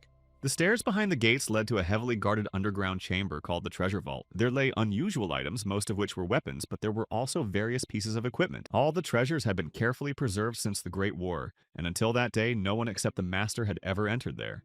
But now 2 people had managed to sneak in. Mokyeon said that they had finally managed to open all the locks. Hyunyong saw the place he had heard so much about for the first time. Before them, only the Great Master had seen all this, including the legendary treasure. And there it was, right in front of him, in a square box on a semi-hard golden cushion, the very thing they called the spiritual fire. Meanwhile, at the school, the opponents were still mercilessly beating each other with their fists. And Ego was brazenly interested in Kimoka's condition, wondering how much longer he could last and whether he had decided to give up. But the guy told him to shut up, continuing to stand in a fighting stance and clenching his fists tightly. In response to the call to look at himself and the mockery that he could barely stand, he advised him not to relax. How he wanted to win, but the longer the fight went on, the more they pressed him. He remembered that when he had problems with control, he realized how invaluable Chanmin's help was, and he missed him very much here. This rebel considers stopping a wise decision as the outcome is obvious, and again talks about the futility of stalling for time. Perhaps there is some truth in his words that nothing can be done if he controls this space, as it is equivalent to playing on his home turf. Kimok now has very little energy, probably due to time constraints. And when he saw the arrows flying towards him, he knew there was only one thing he could do: send everything. But suddenly he heard a familiar voice calling his name from the window. Could it be Changmin? He turned his head and, seeing the silhouette, asked his friend what was wrong. Distracted, he missed a blow that hit him hard in the chest and head and knocked him to the ground. The energy double immediately asked him mockingly what he was thinking about, you fool. Kimok realized that fortunately he couldn't see Changmin, and his friend was glad that he had finally managed to get in touch. But he had barely managed to do so and had no time for explanations, so he had to listen. But the guy interrupted him because he had so many questions. Could his friend really not show up even in this situation? When Changmin replied that he couldn't, Kimok asked him to wait a little longer. Calling him a cheater, he said he was leaving and that Oganek should try to catch him if he could. He then swung his arm and caused a powerful explosion that filled the entire space from floor to ceiling. When the smoke cleared, it turned out that there was a large hole in the floor. Ego thought how stubborn he was and jumped after him into the hole. But Kimok didn't run downstairs, he hid in the nearest classroom. Peeking at his enemy and making sure he was gone, he was glad that he could catch his breath and talk to his friend. When Changmin asked what had happened after the ceremony began, he had to explain that the troublemaker had swallowed the fire and now they were fighting and playing hide and seek. It turned out that everything was worse than his friend had expected, and if Kai Mok lost, he would not have a second chance to pass the ceremony. However, this adventure was nothing compared to the difficult trials that the older students had told him about, because here there were only fights. But Lee saw the problem not in that, but in the fact that there would be no second chance. Kai Mok talked about the difficulties he had experienced in fighting with his bare hands, but now it would be easier for the two of them together. Changmin repeated that he couldn't help, and that it wasn't a joke. Their connection was unstable and would soon be cut off. When asked what they would do without weapons, he replied that everything could be solved. They just had to remember that this world had been created by the power of Dokebi, and human imagination didn't work here. Kai Mok asked what he should do, saying that he had come to help defeat the enemy, but it seemed useless. Changmin said that first they needed to listen to the weapon. It couldn't be made with human imagination, but it could be made with dokaebi imagination. His partner was mistaken in thinking that this class was in his head. In fact, it was created by dokaebi and was a visualization of Lee's mind. But what difference does it make whose consciousness it is in? Ki-mok suddenly understood. If this is Changmin's imaginary world, then the weapon must also be his. So it can be borrowed, but you need to know where it is, and since his friend didn't know, the guy decided to go into that world himself. His partner was skeptical and asked if Ki-mok often visited his own mind, and understood how everything worked there, although he was sure that the weapon was there. Changmin felt that Oganek had spotted them, and knew that he would soon be disconnected, but the guy was determined to search even alone and asked for ideas. The high school student learned that it must be somewhere nearby and began searching the classroom. At the same time, he said that Ego had said something strange about Changmin's past, about some terrible secret, but he hadn't listened. Remembering his state of mind on the day he found out that his friend was a doakibi, he realized that he had been in shock because of the sudden appearance of monsters. The honor student ran away because he was scared and at the same time couldn't trust Lee, thinking of him as an enemy. Now he regretted it and asked for forgiveness for his behavior at the time, and didn't want to repeat such mistakes. That's why he didn't listen to the stranger, preferring to wait for Changmin to tell his own story. Why can't I hear the ghost? Has he already passed out? However, at Ki-moka's call, come in, he thanked him and promised to do so someday. At that word, the connection was broken, and instead of the glowing silhouette, a thin cross appeared, which also quickly dissolved into the air. Once again, the participant in the ceremony was left alone. For a few moments, he looked in bewilderment at the place where his partner had just been, and spoken. Then, stretching, he decided to hide and look for a weapon, realizing that he could only rely on himself and that there were too many problems. He thought about how difficult it would be to do everything at once, but suddenly the door flew open, and Ego proclaimed the end of the game between partners and friends. However, let's return to Ojak's defenders, among whom was Juhui, who once believed that the meaning of Dokaibi's existence was to enjoy eternal life. That is, of course, if this creature is not destroyed, but living forever is much more boring than many might think. After 100 years, it gets boring to keep track of your age and realize every year that you've become more and more indifferent to those around you. As a result, she no longer understood why she was living at all and simply tried to kill time. And one day, she caught herself thinking about trying to become a predator, hoping that her appetite would serve as a new stimulus. But luckily, she was able to resist and not go down that path. Instead, she met a boy who was always smiling. He approached her, apologized, and asked what she found interesting in the sky, then explained that he had seen her that morning on his way to school. If she was hoping to see a meteorite that only happened once every 100 years, or maybe she believed in aliens and was waiting for a UFO. Because of his constant smile, she sometimes thought he was a typical fool asking strange questions. But at the same time, she felt that the presence of this schoolboy would make her life brighter. As a result, they started spending time together, meeting on the street and going places, and in the evenings they would sit around a campfire. They rode bikes, played snowballs in winter, and she realized that this was the best decision of her life. One day, holding hands, they went to Ojak together and everything was going well. But now she looked at Yim Sing-yu and did not recognize the person she had once met. Where had that cheerful boy gone? The smile had disappeared from his face. He was now a ruthless warrior, encouraging himself with cries of, "Ha ha." He fearlessly threw himself into the thick of battle and fought fiercely. His sword could lengthen, turning into a whip with a steel thread and sharp pieces strung on it. Performing a dance of cutting snakes, the boy flew through the air and tore the monster apart with his weapon until he finally defeated him. As he moved to another location, he was spotted by two predators who, realizing that he was a senior student, decided to capture him to receive a reward from their leaders. One of them approached from behind and lunged at Yim Sing-yu with a cry, intending to taste his prey. But instead, he was sent to the afterlife by the young man who jumped aside. Seeing what had happened to their comrade, the monsters threatened to kill him, but the guy wasn't scared and went towards them, waving his whip. Then he ran between them, sending his fire at each of them. Seeing these flashes, Gucheon himself appeared. Pointing his sword at him, Yim Sing-yu said that if he was their leader, he should attack. But the leader of the faction suggested not to be so harsh and to start with some fun instead, exchanging a few words first. Then, catching his tense gaze, he asked if the guy knew who he was dealing with and if he wanted to hear why they had attacked. When the boy refused to speak, he assumed that the enemy was very angry, perhaps because of the dead students. Juhui indignantly called her interlocutor a monster, but Yim Sing-yu calmly replied that it was not about them. He already knew about their predatory nature. Without expectations, there is no disappointment. And without disappointment, there is no reason to be angry, so he was not angry at the monster. The guy just gripped the hilt of his sword. Looking straight at the stranger, he said that he was only angry at himself. Juhi did not expect such a response and looked at her partner in surprise. Gucheon called him a nobody, and advised him to get used to that feeling because he would have to experience it many times. Then, without taking his hands out of his pockets, he threw all his tentacles forward. Yim Sing-yu jumped higher and began to fight them, spewing flames. He swung his club, striking the leader's head and limbs. Assessing his opponent, the leader easily read him and understood that his strength lay in the use of a snake-like sword. The ability was simple, but the technique of gluttony with which he had built up his own flesh was an ineffective tool in the fight against such a blade. In this case, his gluttonous heads could do nothing against the sharp blades. When only 2 limbs remained intact, he braced them against the ground and lifted himself up. Then he grabbed the nearest tree with one of them, escaping from the dangerous weapon. He began to climb up, simultaneously growing back the severed flesh. But the snake could also fly very high and then fall. It could bend in any way and no protection could stop it. This forced the predator to descend to the ground and retreat.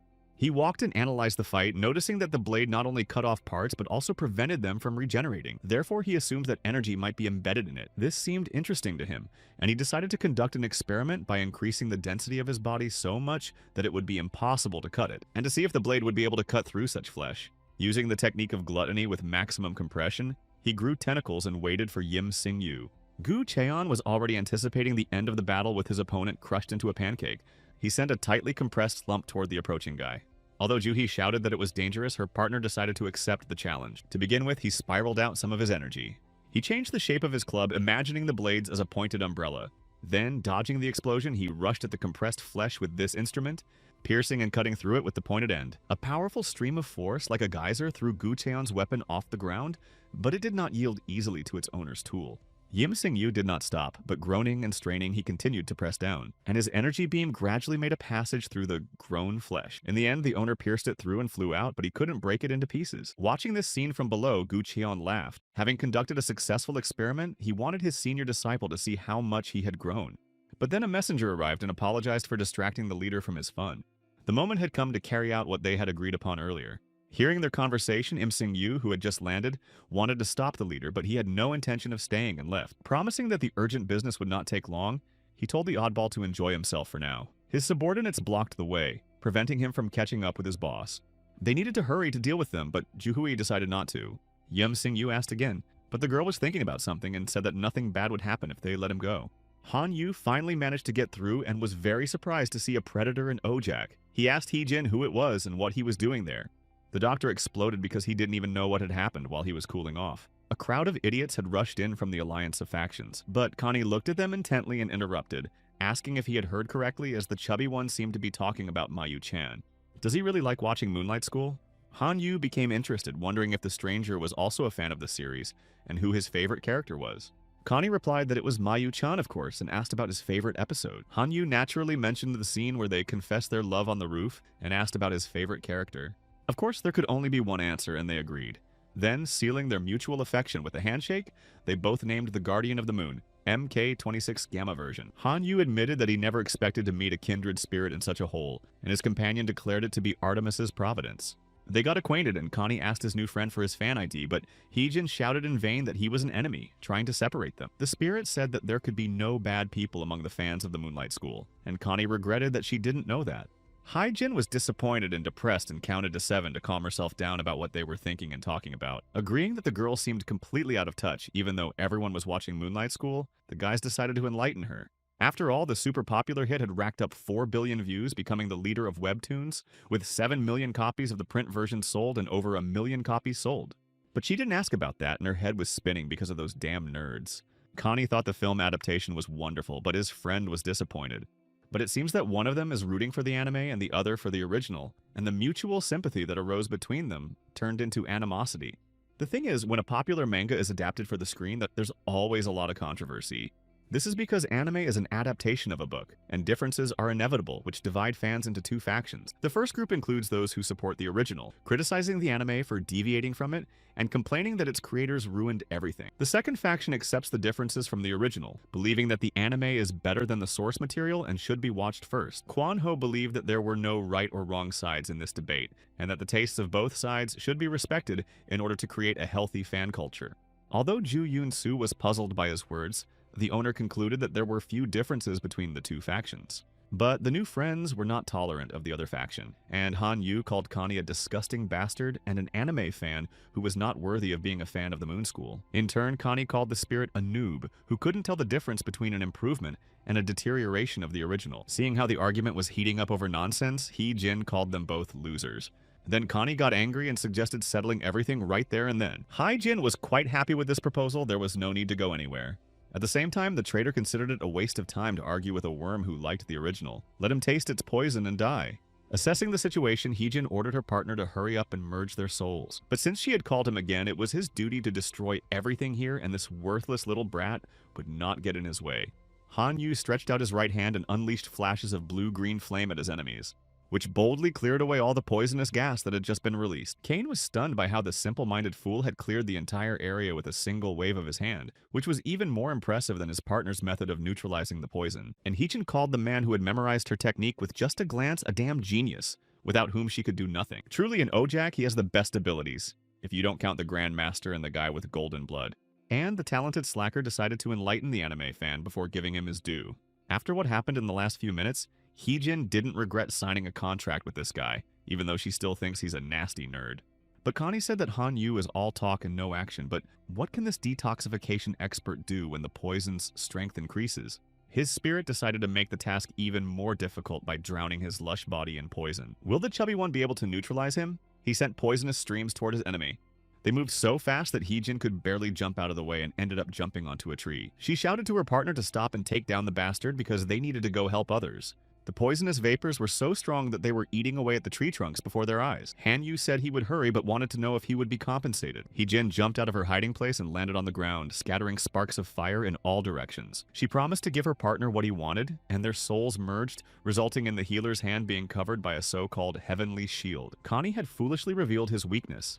His weapon was poison, and by using long-range techniques, he seemed to imply that he was incapable of close combat. But the cunning little guy didn't consider himself weak in close combat. He just didn't see the need for it. No matter how hard they tried to approach him, a purple wave rushed toward the owner. However, Heejin closed his shield and successfully blocked the poisonous moisture. But the clan leader had already prepared a new weapon, which he called Selena's Spear of Wrath. Landing on a rock towering above the infected stream, the owner tried to figure out what the enemies were talking about and who Selena was.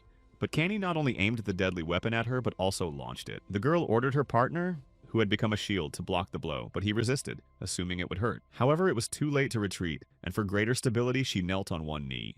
The spear struck the shield held up to meet it, causing several cracks but failing to split it. The warrior cursed obscenely, but withstood the powerful blow with honor, and Heejin managed to hold this reliable shield in her hand. The spear shattered into pieces, and now it was her turn to make a move. She rushed forward. Connie did not expect such a result and froze in confusion. While he was recovering, the warrior was already in front of him and kicked his sinister spirit. The giant had to cover himself with his arms from her powerful blows. But the leader of the predatory faction had already recovered and was performing some kind of manipulation with his own hands. He aimed a poisonous stream and threw it directly at the girl. Perhaps Heejin could have handled it, but her partner shouted that he was at his limit and had to return to the rock. There, she said that she was very close to finishing off the traitor, but her partner asked for a break because he was in pain. But Connie's good mood was completely gone, and he grumbled that he had to strain himself because of the damn webtoon fan. He wanted so much to rest at home and get stuck in moon school, and out of frustration, he stuck several notched rods into his spirit's back. Ignoring the spirit's cries of pain, Connie reasoned that if he took this seriously, he would have to rest for 3 days. Flying around the scene of the clash, Heejin noticed an increase in the enemy's energy without any external changes. If this was his final form, it resembled external armor. She considered the advantage of this traitor to be the ability to fight without even taking a step, even though this exposed vital points. When her partner remarked that they would have been noticed long ago, she said that the core was hidden behind a mask, and if it was broken, the entire system of connections to the energy nodes would become useless. Finishing her analysis, the young lady rushed back into the attack, shouting about her victory. Only Connie called her not only hot-headed, but also stupid because of her overly obvious actions. Observing the girl's shield, he realized that it had a limit to the damage it could take. This meant that he simply had to attack continuously and firmly, planting his spirit's hands into the ground and tilting its body. But the red-haired Amazon was not fazed. The warrior really thought he had everything figured out. She didn't wait for the attacks on the rock, but ran away from there. There was no need to block if possible, so she dodged and climbed to the top of his armor. Feeling a sharp, cool breeze, he was surprised by her speed. The senior student prepared to strike, knowing that it would take a lot of energy. But that didn't bother her because she didn't want to prolong the fight. After the first blow, pieces began to chip off the armor, and opening his beak wide, he shouted at her to leave. Poisonous streams shot upward, but she was ready for them, sending counterattacking rings of fire. The defenders encouraged each other with shouts, and the opposing energies collided. Noticing that the mask was cracked, Heejin said that a couple more hits would be needed, but her partner was afraid of breaking down first. Cain heard Han Yu say in response to her cry not to pretend, that he hadn't even thought of it, and that everyone who knew him would confirm it. When the students sent by Heejin from the south reached their comrades, they had to explain why they hadn't dealt with the poisonous bastard. They said that the predator turned out to be the leader of one of the 4 factions, so the senior student Park started fighting in their place. Well, at least they could breathe easy among the seniors. She was the most reliable of them all because Choe was insensitive, Songyu was ignorant, Mihi was aggressive, and Chonu was a gambler. The rest of them are so over the top, but Park is super true to herself, even if she expresses herself a bit harshly, but she can be trusted more than the rest. The doctor fought back, her bursts of fire falling on the poisonous streams, neutralizing and narrowing their area. But the poison maker added new doses and the battle raged with varying success. When the splashes hit the ground, they evaporated, threatening to poison the runners with noxious fumes. The battle between the 2 elements raged not only on the ground but also in the air, where enemy streams rose in fountains. The warrior swiftly fled from the dangerous spray, covering herself with her shield. Then she struck back, extinguishing the flames with her heels and sending a strong wind. Lifting her leg into a split, she created arched and ring-shaped streams. To protect himself, the sinister spirit pulled his hands out of the ground and covered himself with them. But he couldn't completely cope with the blue fire, and strong cracks appeared around his beak. But the evolved Gabdvi did not respond, and the senior student began to doubt that the enemy's main weapon was poison. Although poison was everywhere in the air, it did not rise above the trees. What was the enemy planning? Why had it stopped? Suddenly, Han Yu announced that his wife was waiting for him and suggested they finish quickly. Someone was waiting for this, which was great and part of her plan. After this exclamation, he tried to slow her down out of caution. Connie was doing something with his hand again, and his actions were mirrored by the spirit. Purple smoke rose upward, but it already had black impurities. Mixing with the base, they turned the gas purple. Pac noticed these changes but did not yet understand their meaning. It was clear that she needed to defend herself, so she put up a blocking dome. The enemy realized that he had miscalculated. Apparently, her technique was not a shield. Dispelling the smoke, the girl decontaminated its remains on the ground. Then she threw a powerful pillar of energy directly into the center of the giant's face. She began calling for her partner to finish off the damned scoundrel. Seeing the double attack on his core, Connie called her crazy. They persistently struck the same spot, protected from below by a screen, and then the leader of the predators began to throw his streams from above in a canopy. But the girl's actions bore fruit. The mask was badly cracked, and the cracks spread in different directions. Her partner also tried his best, helping himself with proper breathing. There was very little left, and gritting their teeth, they increased the pressure. For greater stability, Hee-jin spread her legs wide, and it was to their advantage that the giant spirit did not resist. But finally, the mask was broken, and she managed to grab the core. With her other hand, she pulled it out with her next move. But for some reason, the spirit did not pass on to the other world and silently stared at her. Next to the broken mask, another one materialized, intact, and a flash appeared out of nowhere. But Hee-jin didn't have time to react because she was thrown back, hitting her back on the ground, and her partner fell down next to her. Stroking his beak, Connie was glad that this time they had gotten away with it, and the core was intact, although her hand was very close, but now she would not be able to run. After falling, Hee-jin realized that instead of the core, she had grabbed the poison, and now she was poisoned, lying on the ground and unable to move. She realized that it was the same poison that had been used on Grandmaster Han Yu, who rushed over to her, afraid that she would not be able to neutralize it. Connie shouted that the poison was indeed difficult to neutralize, which was why he had managed to become the leader of the faction. He could combine 666 different poisons, and this ability was the source of his technique's power. But he had little time to prepare, so he wasn't sure of the outcome. But now it was all over, and his enemies had also worked hard. He wished the fat man to go to the other world and see the greatness of the film adaptation. He immediately set to work crafting Selena's Spear of Wrath. It was needed to perform the final chord with the help of the final technique. The penetrating power of the spear was amplified along its entire length by energy ring, but Han Yu had no intention of giving up and, cursing, covered himself and his partner with a protective field. And when the deadly weapon reached its target, the barrier held. His spirit urged him not to give up, to shake off the paralysis and run, but he would try to hold on. However, she knew that an enemy with such abilities had to be destroyed. After all, ordinary students would not survive an encounter with him, but her partner did not agree. In this situation, they could both die. Respecting her sense of responsibility, he said that sometimes you have to be less stubborn. But she had to do it as a senior student, and beyond the border were ordinary students who believed in her. Therefore, she could not let them down and lose this battle. Connie was surprised that she could move in such a state when the poison had reached her head. Han Yu called her a stupid girl, but he knew very well that she was like that. The stories of all the Dokaebi who became owners are similar, regardless of whether they were connected to people by love or friendship. As a rule, these stories involve a lot of pain and suffering, but the story of Hee-jin and Han Yu is completely different and unlike any other. The girl called him a lazy nerd and ordered him to participate in training, but he claimed that it wasn't in the contract. The friends rarely shared a bed, and their relationship was based on the guy giving her his strength when she needed it, and she paid him for it. This may seem harsh and boring, but they couldn't have gotten along in any other kind of relationship because they were too different. The guy lived by the principle of why do today what someone else will do tomorrow. Pak, on the other hand, was an overly diligent and conscientious student who was unable to balance her work and personal life. He was attracted to her figure without even imagining the subsequent friction, otherwise he would have refused immediately. The guy heard the students criticizing her for her grueling workouts and harshness, even on the Grand Master's birthday. When he came to the gym, Han Yu saw that she was working out until she was drenched in sweat. He asked her if she knew that the guys hated her. It turned out that she knew but didn't care, having chosen this role consciously. After all, in OJAC, only the most unusual students were appointed as senior students. Han Yu thought of himself as a very cool person compared to whom everyone else was ordinary. She considered herself the most mediocre of the senior students. Because Che had resourcefulness, Cho had strength, Sing-yu had technique, and Miha had potential. To distinguish herself from the other, she learned healing, which is essentially accessible to everyone, the only difference being the speed of learning. Han Yu had heard about her lackluster achievements and couldn't understand why she didn't give up her attempts to become a master. Instead of answering, she punched him straight in the jaw. Then, unperturbed, she put the heavy dumbbell back in its place. She explained that the reason she had come to OJAC was her hatred of predators. She didn't want others to experience what she had gone through and wanted to teach others, so she intended to become a master. Haijin didn't see anything special in herself and could only offer sincerity. Knowing nothing about her, he understood roughly what the girl was trying to say. It was probably a touching story, but it didn't affect him. Let others say what they want about him, but he liked the way he lived. If death was inevitable, why not fill his life with joy? The same was true now, with Selena's spear of anger threatening him. If he had been alone, he would have run away long ago. But despite all his laziness and irresponsibility, in the situation they found themselves in, it would have been too selfish even for him. And when he heard why the girl couldn't lose, he wanted to do everything he could. Fortunately, despite the fact that the spear had cracked the protective barrier, it couldn't break through. The guy reinforced the screen with his field and the spear shattered into pieces. Han Yu said that she owed him and would definitely buy the next generation of Z-Box when it came out. Then, a dazzling white fiery bowl appeared on the ground, surrounded by swirling blue flames. The bowl turned into a sparkling cross that scattered flashes of alien energy. The guy shouted that he would give her strength, and then silver armor appeared on her, covering her from head to toe. They hadn't used such a technique in a long time, so why had he become so generous? He explained that he wanted to finish quickly and go home. This technique would only last a minute, maybe even less, but Heejin wasn't upset and said that would be enough time.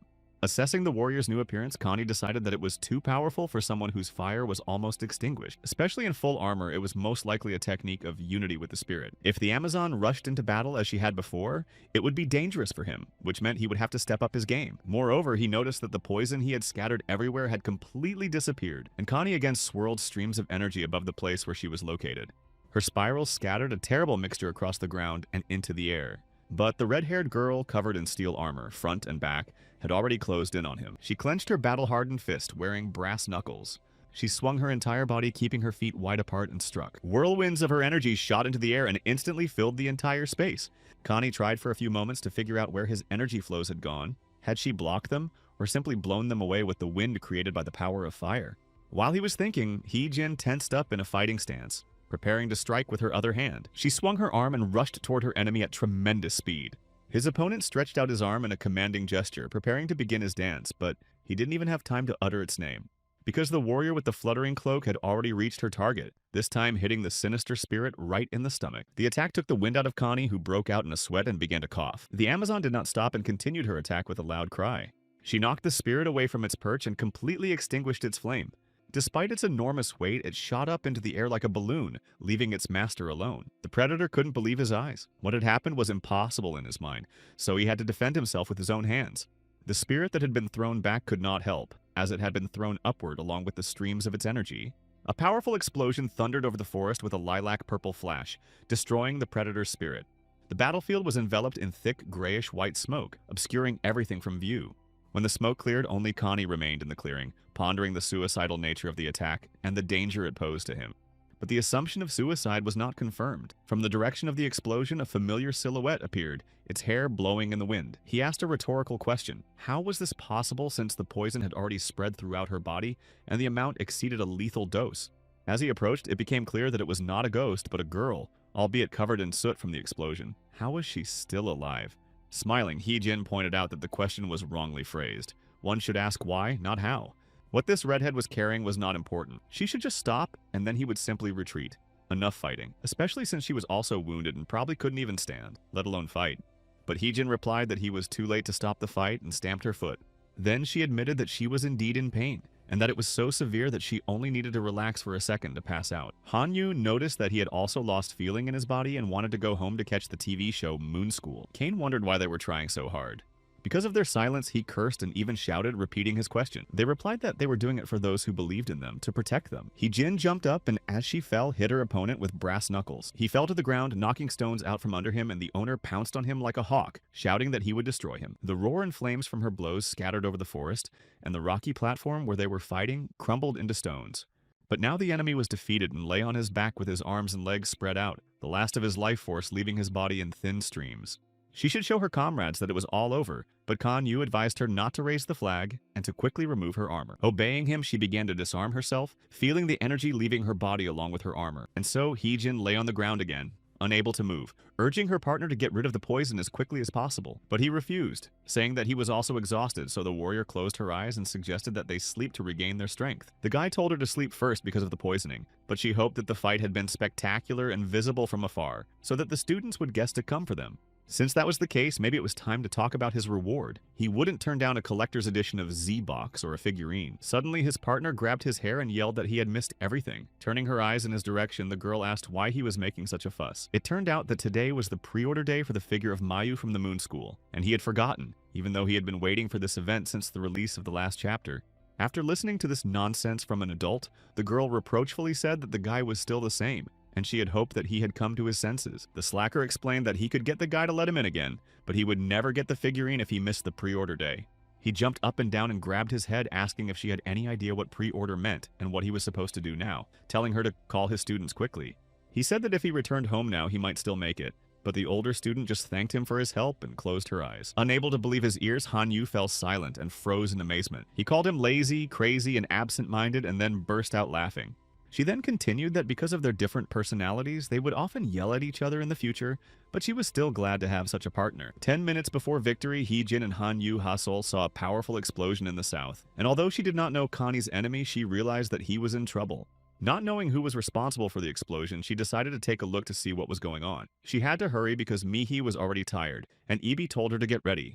The cat said that she was tired of those two. She liked hunting the huge wolf, but now he had lost some of his strength and had become just an ordinary dog. Realizing that the battle in the south was over, she also wanted to quietly finish up. She threw a flame, turning it into an explosion, and spun around like a whirlwind. Mickey shouted indignantly that her partner was not a dog, but Ibi confirmed that he was a wolf. She used Hasol and other explosion tactics, spinning them in the air for greater acceleration and sending them in a predetermined direction. With her eyes flashing red and fighting fiercely, she raced around at tremendous speed. Ibi growled menacingly, shooting sparks from his eyes while Mihi held onto his mane with one hand and threw fireballs with the other. The wolf's speed was more than enough, and the opponents converged, putting up strips of fire in front of them, but no one managed to break through the other's defense. Although an explosion followed each clash, the owner managed to escape. Thinking about reducing the size of the spirit due to the loss of energy, Mihi saw that they were managing to catch up with the cat. When they measured their strength and then flew past each other, Hasol turned around and threw a portion of fire after them. The cunning animal missed Mihi but sliced the wolf's side. Unlike the cat's soft and graceful landing, the wolf collapsed to the ground and went limp, while Mihi fell and hit the ground. As she got up, the girl thought that the problem was her enemy's speed and agility, which made their attacks spontaneous and unpredictable. Her strength was too great and her ferocity had been honed in real combat, and she mocked their stiff movements and excessive training. After recovering, Ibi cursed in frustration but did not know how to defeat them. The senior student moved closer to him to talk, but the predator couldn't sit still, intrigued by the respite the two had taken. They were talking peacefully and seemed to pay no attention to her, the head of the faction. She began to sneak closer to find out what they were whispering about without her. But she couldn't hear anything, and black with rage, she flew into the air, screaming for them to quickly tell her the secrets they were hiding from her. But as she descended, the wolf began to shake itself off as if after a bath, and sprays flew at the cat, but not water, but fire. To protect herself, she tried to curl up into a ball, pulling her legs up under her and covering herself with her hands. Then she began to jump from foot to foot, meowing plaintively and regretting that she was suffering so foolishly because of her curiosity. She began to back away and crouch lower to get at least her legs out of the way, but her hands were so hot that she had to wave them around quickly. Her opponent, desperately trying to cool his hands, clearly wasn't interested in a fight, so Miki decided it was time to put her plan into action and ordered the wolf to run. Ignoring the cat's cries to stop them, they quickly ran through the forest.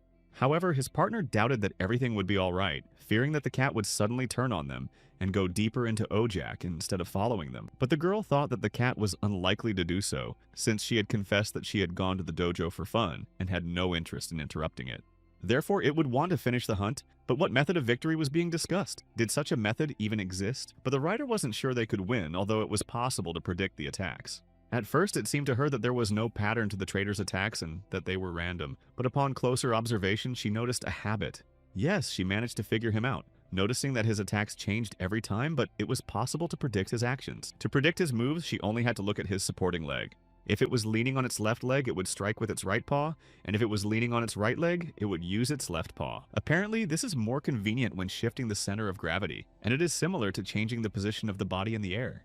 Therefore, seeing which leg the predator is leaning on, it is not difficult to guess where the next attack will come from. Although at first it seemed like a coincidence. Ibi laughed and said that this was typical of Mihi, who was not called the leader among the senior students for nothing. Obviously, after the fight with the nerd, the girl realized some important things for herself. Then she immersed herself in the fight and didn't watch her opponent, trying to stay calm in this battle. That's why Ibi chose her as his partner, and instead of answering her question, he laughed. It doesn't matter what he thought, if his partner is right, they will be able to dodge the blows. Mickey agreed and wanted to mention another weakness of cats.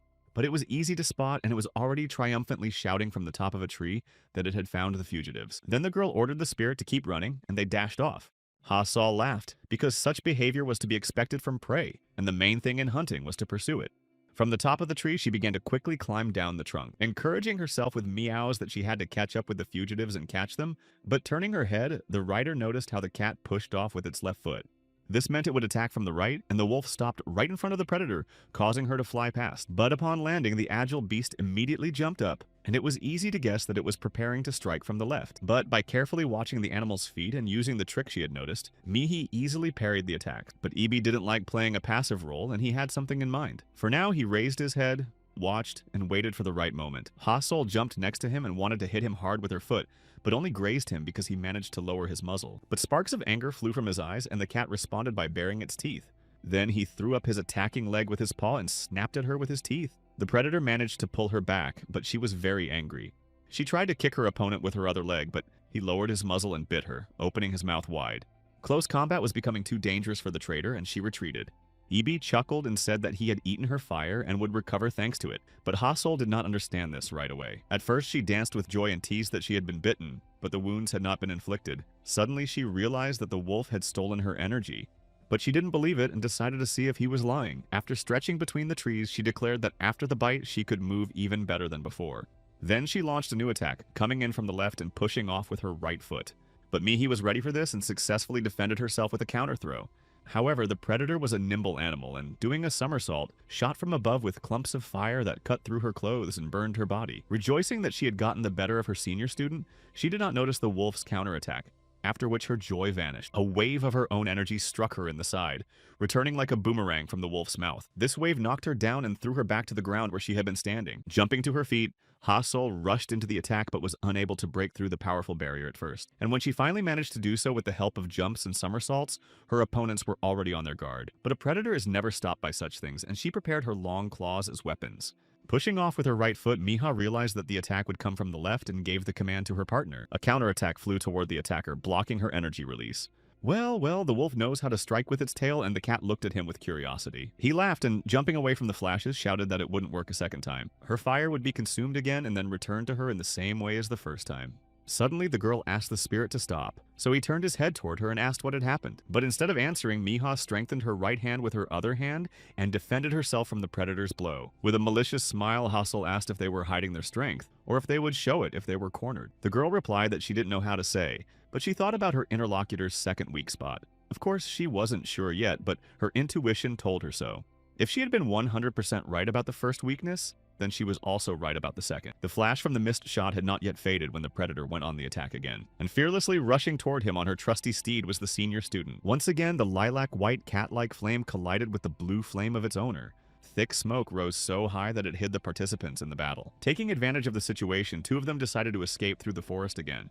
The most cunning one fired a shot at random, hoping to hit them. But when there was no response, she realized they had escaped. Catching up with the fugitives and landing on a thick branch, she meowed that she liked everything very much. But her prey decided to make her even happier, and it seemed that real fun was ahead. Carried away by the conversation, the predator did not notice that a whole cloud of blue flame was hanging over her. With a flick of her fingers, she brought it down, announcing that she was not in the mood for fun. But the animal did not understand the opinion that was fundamentally at odds with her own. Mickey explained that she didn't enjoy the heat of battle, but rather being with the guys from Ojok during joint training sessions when they all grow and develop together. That's what's really fun, and that's why she stayed at the dojo. But now, holding back her anger, she bit her lip. Right now, everyone she cares about is suffering because of the vicious Dokebi. They all have to fight, get injured, and die. And she still says that all these hardships are just for fun and entertainment. Yes, they are all sick in the head, their very existence is a threat, and they cannot be forgiven. But her opponent sneered at these so-called principles. She understood them all too well, but she too dreamed of gaining more power. Her companion also adheres to similar platitudes and says not to look at it that way. After all, it doesn't matter who you are born as, whether you live as a human or a dokebi, it's always easier to be alone. And the predator jumped off the branch and rushed into the attack again. Saying that it was more effective to be alone, she swung her arm, but Mihi ducked and her fist hit the tree trunk. The owner thought that her guess was very close to the truth. In the end, she managed to discover two weak points of her opponent. The first was that the blows were delivered with the hand opposite the supporting leg. The second was the limited number of jumps before an attack. The first weakness arose from the peculiarities of her balance. And if you recall the pattern of her attacks from the moment they met, she always sat down to rest, even when she was on the verge of defeat. She only had enough energy for 6 good attacks, and then her momentum weakened, forcing her to stop. Seeing that the cat had pushed off from the tree, Mihi noted the start of the 4th attack. The animal managed to catch her shoulder, but the girl just closed one eye and grunted. There was no time to worry about the wound, and the senior student continued to watch. She managed to fend off the new attack safely, and it was the 5th one. When Ibi asked her if she was okay, she replied that she was fine and told him not to stop. The wolf increased his speed and rushed through the forest in the direction he knew.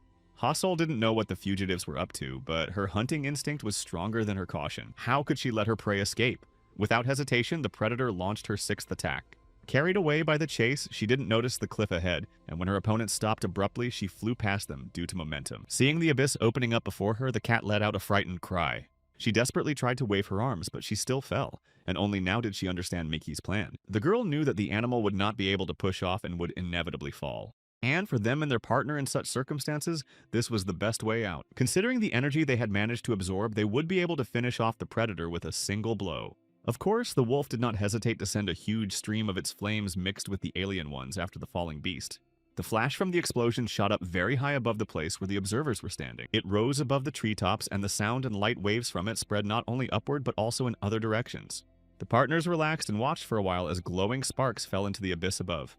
Mickey sighed with relief and couldn't believe it was over, but Ibi laughed and confirmed that they had won. Then she noticed that although they had expended a lot of energy, there was no time to rest, and they needed to return quickly. But as soon as they turned their backs to the cliff, Ha-Sol rose above them. Turning at the sound, they were confused at first and even shouted that it was nonsense. But the cat had no intention of landing and immediately went on the attack. Before Mihi could react, large pieces were torn from her skirt and blouse, but the predator didn't stop there. Her partner wanted to warn her by calling her name, but he was too late. The animal, blackened with rage, fell like a stone from above, and the girl only managed to duck her head. After that, Ha-Sol turned around and slashed at Ibi with her hand. Mickey saw that the spirit didn't have time to react either. Everything happened in a flash. It all happened so quickly that it was impossible to follow, and now the beast was hiding. And how could they fight when they couldn't see its legs? The partners remained in the clearing and looked around anxiously. Suddenly, the cat swooped down from above, and the wolf rushed forward to take the blow, but another piece of the girl's clothing was torn off. Mickey gasped, but immediately ordered herself to calm down and focus on the attacker's second weakness. After all, the last attack was already the 6th, so now they could counterattack. But literally after her words, a flash appeared on the trunk of the nearest tree. What was it? Who was it? It was Ha-Sol attacking again. She pushed off with her right foot and attacked with her right hand, so the girl dodged to the left with her defense, but missed. Approaching, the attacker laughed loudly right in the girl's face. She believed that none of the predatory Dokaibi wanted to turn into a predator. For example, there was no one near her who could have taught her. Out of ignorance, she made a mistake and circumstances pushed her into it. They had been chasing her repeatedly, trying to catch her. To survive, she had to do something, and she had no other choice. In a world ruled by natural selection, where all enemies can be trusted only to themselves, Mickey couldn't dodge or defend herself and she was thrown back.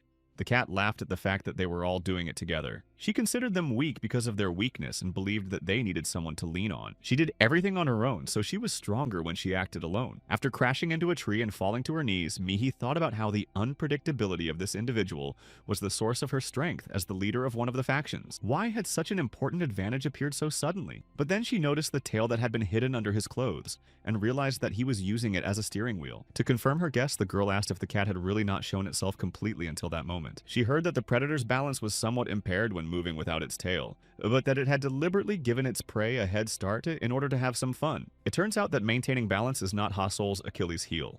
This means that from the very beginning of the encounter, although the partners tried very hard, the leader did not consider them serious opponents.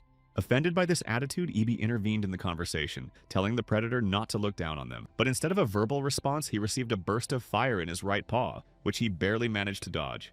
The cat left Miha, who was still reeling from the blow, alone and turned her attention to her partner. Releasing another burst of energy, she concentrated it on her forearms and palms. Then she instantly leapt toward the wolf and dug her sharp claws right into his side, piercing his spirit through and through. Her eyes filled with a fierce gleam, and with a malicious grin, she intensified her blows with a movement of her body. After that, she pushed off and, leaning forward in mid-jump, spread her arms wide, trying to tear the hated body apart as much as possible. Struck by the horrific sight, Mihi momentarily forgot her own pain and, sympathizing with her partner, let out a loud cry.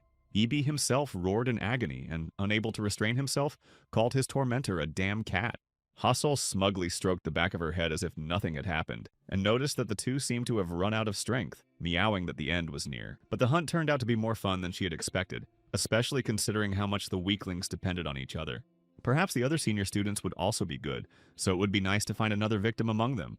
Gasping with anticipation of another successful game, she suggested aloud that it was unlikely that Yon-ik and his friends had dealt with all the owners. But Mihi suddenly mentioned that before coming to Ojak, she had been a coward, afraid of even bugs and the sight of blood, let alone predatory dokebi. However, now she was able to fight on equal terms with a strong enemy like Hasol, and do so for those she wanted to protect. Therefore, it is not appropriate to speak about her with such contempt to your partner. Laughing, the cat retorted that they couldn't do anything to her, that the most important thing in battle was victory and that losers only knew how to cry. When asked who had lost, she exclaimed that her partner's fusion had failed. But Mihi declared that the traitor apparently did not really understand the essence of the merger, in which a person's weapon and the fire of their spirit merged together. The girl's weapon was a necklace, and she touched her mysterious jewelry. The cat correctly noted that this item had always been hanging on her. It had been there since the beginning of their meeting, but it hadn't fully played its role because the merging of souls with her partner was still only partial. And for the first time, she decided to fully use this ability in real combat, deciding that now was the right moment. The Great Master said that the girl was not ready to be a vessel for the spirit, and that a mistake could be life-threatening, so she needed to temper the fire by using only half of it. Therefore, he recommended using full fusion only in particularly important cases, and it was not considered some kind of super technique, and those moments when the girl's life was in danger were not at all special. The mentor believed that there was something more valuable than one's own life, and that was the goal for which the dokebi had come to Ojak. Mickey followed the instructions she had received, but now the time had come, and she warned her partner that it would not be easy to perform such a connection. He would have to be patient, but Ibi just laughed in response, declaring himself ready to begin. And then, in the place where they had just been standing, a whirlwind of blue energy spun at tremendous speed, sweeping away in a bright beam far into the sky. Feeling the frenzied movement of the wind, Hasol tried to stay on her feet, not understanding what was happening or why her opponents had suddenly become inaccessible. The two participants in the ongoing battle found themselves in some other reality where Mihi greeted them and told them her name. Unexpectedly, she broke out in a sweat and, embarrassed, lowered her head. Only after a pause was she able to begin talking about the purpose of her visit. Due to her strong excitement, her neck began to spasm, her tongue went numb, and with hesitation, the girl stated her goal. She wanted the people dear to her to continue smiling. After these words, the owner regained her confidence, commanded the start of a complete merging of souls with her partner, and continued speaking. She said that when she found herself in the dojo, she decided to overcome her fears and no longer look like a helpless crybaby. She had decided to find the strength to be ready to defend her loved ones with her own hands if necessary. In response to this revelation, Ibi smiled and said that he would give his partner strength and let her fulfill her desire, and thus the complete fusion was complete. Watching what was happening, Hasol first jokingly greeted them with a wave, then asked if they had really merged. The cat turned her head away from the blue flame and asked ironically if this meant she was copying her technique. But Mihi remained serious and, stretching out her hand, launched a spinning vortex next to the overly confident vagrant. The predator claimed that she enjoyed winning, but that her fun would end soon. Sensing a threat in the last sentence, the cat became alarmed and licked her lips irritably. If the owner was really serious, then she had no reason to hold back, and preparing to use her claws, she took a fighting stance. Feeling a significant surge of strength, Mihi thought with satisfaction about the opportunity to give it her all. Ibi warned her about the difficulties she was having with the merger and the increase in workload as the time of use increased. But her partner believed that everything was going well and that she didn't need to be cunning or run away. Taking a fighting stance, she intended to finish everything quickly. However, the cat attacked instantly, not with a precise throw, but with a large stream that far exceeded the girl's size. The large portions of flame released around her did not save her, and the predator looked boldly at her, knocked off her feet, and already prepared for a new blow. And then, with its paws spread wide, the animal sent another gigantic stream of energy after her. It partially broke up the blue clumps, which smoldered and faded away on the ground, but this time most of the fire was pushed back and thrown away. The beast had to exert considerable effort to send Miki flying, as the girl had become noticeably more powerful. But the traitor's triumph was short-lived. The warrior returned from the opposite direction and attacked with a rock, falling from a height. Feeling the movement of the air, the cat looked back and was surprised to find that the owner was alive and unharmed and rushing towards her. Gathering a giant ball of blue flame, the girl rushed down, her eyes sparkling with anger and a menacing cry escaping from her mouth. She moved the stream in front of her and threw it with force at the agile predator. There was an explosion that tore stones from the rocky ground. The huge ball covered all the clumps of foreign flame, but suddenly cracks appeared on it and began to spread in all directions. In an instant, they shattered it into thousands of small fragments, and the one at whom the projectile was aimed jumped out from under them, as if nothing had happened. Jumping back to a safe distance, the cat pursed its lips and mimicked its opponent's battle cry. Then she turned around, approached Ibi's body, and slammed it with her foot. A new barrage of fire rained down on her partners, but the senior student was ready for it and, clenching her lips, met it with dignity. Then she stretched out like a string and, twirling her flames and rings, sent them toward the restless beast. This time, the predator was not simply thrown back. She was badly beaten and made to understand that she was not the only one who could tear other people's clothes. Of course, Hustle couldn't bear such an insult, and her eyes flashed with an unkind fire once more. When the stream stopped, she quickly regrouped and rushed into the attack herself, grappling with Mihai in close combat. They fought so fiercely in the air that the waves from their blows shook and exploded the ground. But then, using the smokescreen as cover, the prey landed on the ground, and the hunter glided down softly in pursuit. Pursued relentlessly by her enemy, the girl ran through the forest, covering her face from the blows. Exhausted by the flashes, she decided to be cunning and slowed down, covering her eyes and relying on her sense of smell, a gift from Ibi.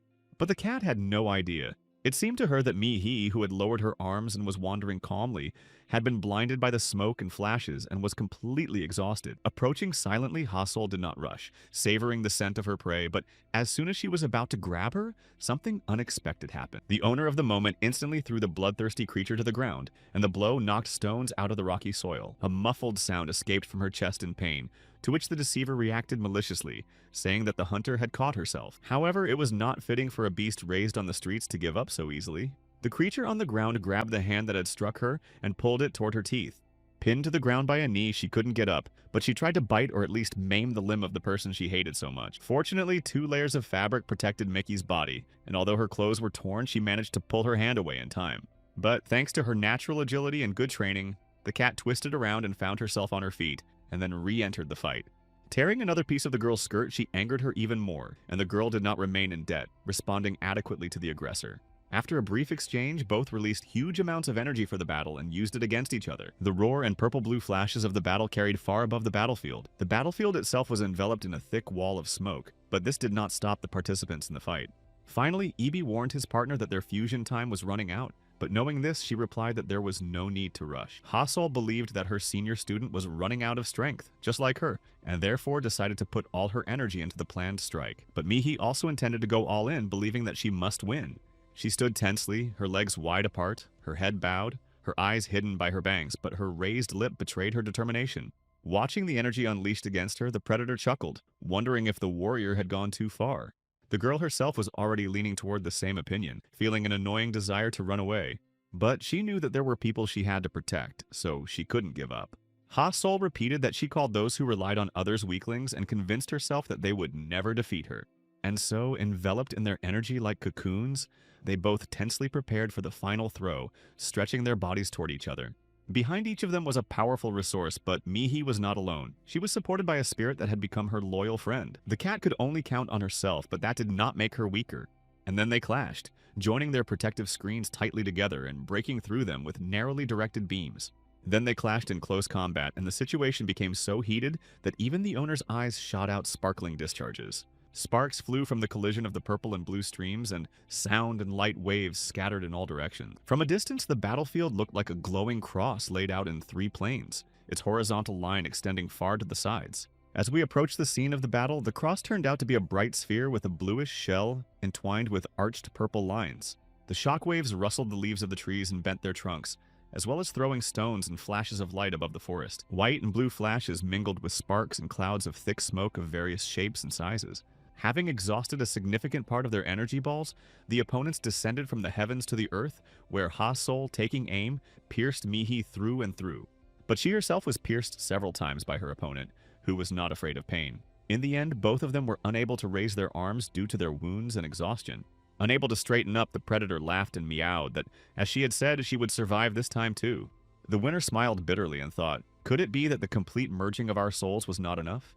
But she immediately remembered the appraising glances of the Grand Master and Gu Chul-cheol, as well as the silhouettes of the senior students Im Song-yu, Cheon Chonu, Hyun Yeon, and Hee Jin. She realized that she couldn't lose their trust, couldn't let them turn away from her, and her eyes flashed with fierce fire. Straightening up, she stamped her right foot defiantly, and suddenly, from somewhere, she found the strength to swing her arm and strike the predator once more. The woman did not rise to retaliate, even when the last flashes of fire faded into smoke. Ibi begged for a pause to catch his breath, and his partner agreed, saying that it had indeed been difficult for both of them. Feeling every bump in the ground, Ha-Sol asked why she wasn't the strongest, and if that meant she had lost. Turning away, the senior student thoughtfully said that, in her opinion, strength manifests itself differently in everyone, and some are indeed stronger alone. She then continued that Ojak's students, on the other hand, become stronger because they act for the sake of others. In her case, it happened because at the last moment she remembered her friends, and was therefore able to take the final step. Continuing to think aloud, the cat called her defeat a disgrace, something that had never happened to her before. The owner summed up that the reason for this defeat was the excessive self-confidence of the defeated, who looked down on them. Meanwhile, in the east, Mihi and Ivy defeated Ojak in the imaginary Dokebi school, where the confrontation was still ongoing. When Ego-Ki appeared in the classroom doorway, he blew up the wall and escaped through the hole to the floor above. To catch up with him faster and avoid chasing him down the stairs, the doppelganger also made a hole, but not in the wall, but in the ceiling. Calling the man a rat who only knew how to run away using dirty tricks, he pulled himself up with his hands and climbed through the hole into the room. Thinking over the situation, he knew that nothing would change if he just stalled for time. But suddenly, the straight A student might find Chan Min's weapon and defeat him. Assuming this, he immediately stopped his malicious thoughts, deciding that it was impossible to find a club in the vast space of the subconscious. He doubted the possibility of a successful search even with the help of a truly sincere partner, and these two were just playing at being friends. He didn't even want to think about the likelihood of a disastrous outcome for him, but suddenly, as he was walking down the corridor, he noticed tongues of flame bursting out from around the corner. Laughing at what an incorrigible fool he was dealing with, his ego quickened his pace. Was it really possible to forget a broken nose and fall for such things again unless one was a complete idiot? This time, he decided to forget about any delicacy and strike the stubborn man first. Preparing his hand for the blow, he rushed forward. Rejoicing that the guy had given away his location by leaving a blazing fire in a bucket, which meant that the fugitive was hiding in the room closest to the bucket, he rushed forward. It was very close, just around the corner, and he had already reached it. But as soon as he threw open the door, water spilled out. Slipping in the puddle spreading across the floor, the energy double couldn't stay on his feet, even though he tried not to let go of the door handle. Falling, he tried in vain to lean on his hand so as not to touch the container with the fire, but with a sharp sound, his head hit the overturned bucket. Of course, the first thing he did was pull his head out and curse in surprise, but in his confusion, he accidentally let go of his own fireball. Stretched out on the floor, he couldn't do anything but curse as he watched the ball fly away from him and explode. Turning toward the sound of a very close explosion, Kai, who was nearby, looked out the window and realized that everything had happened in the same building. Smiling, the guy noticed that his enemy had apparently already figured out his trap. It was no wonder he loved watching Home Alone every Christmas. He had already searched part of the premises, lamenting that he had found nothing, and now he had to try to do it somewhere else. Even after a thorough search of the desks, tables, and cabinets in the teacher's lounge and classrooms, he hadn't found anything.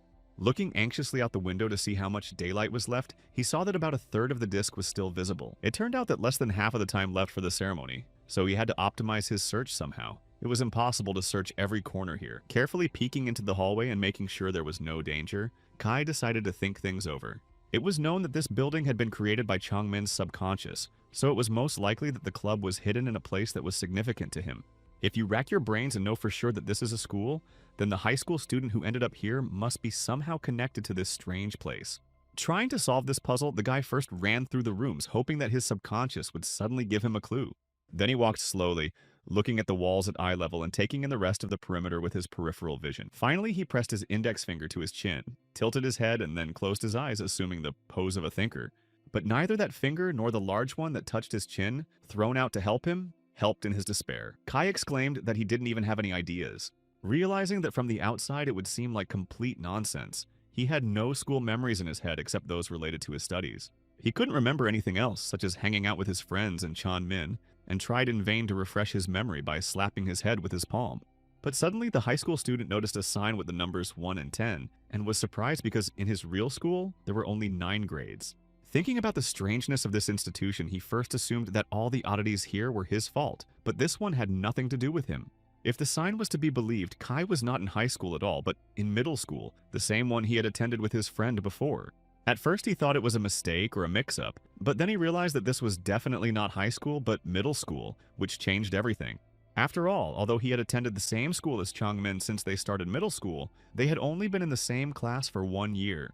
Assuming that the club was in an important place, it must have been in the 4th grade classroom where they studied together. That was obvious. Now the high school student had a logical goal and headed down the hallway to check his guess. Meanwhile, the doppelganger, having recovered from the explosion, got up off the floor and decided it was time to stop playing hide-and-seek. Enough of feeling sorry for Kai, whom everyone around him cares about so much that they are driving him crazy with their concern. Moving to another building, he loudly called out to Yuna, asking how this insolent boy dared to humiliate his doppelganger like that. He promised to put an end to their senseless slaughter. Hearing these cries, the guy smiled, thinking that the screamer had fallen into a trap set up in the dining room.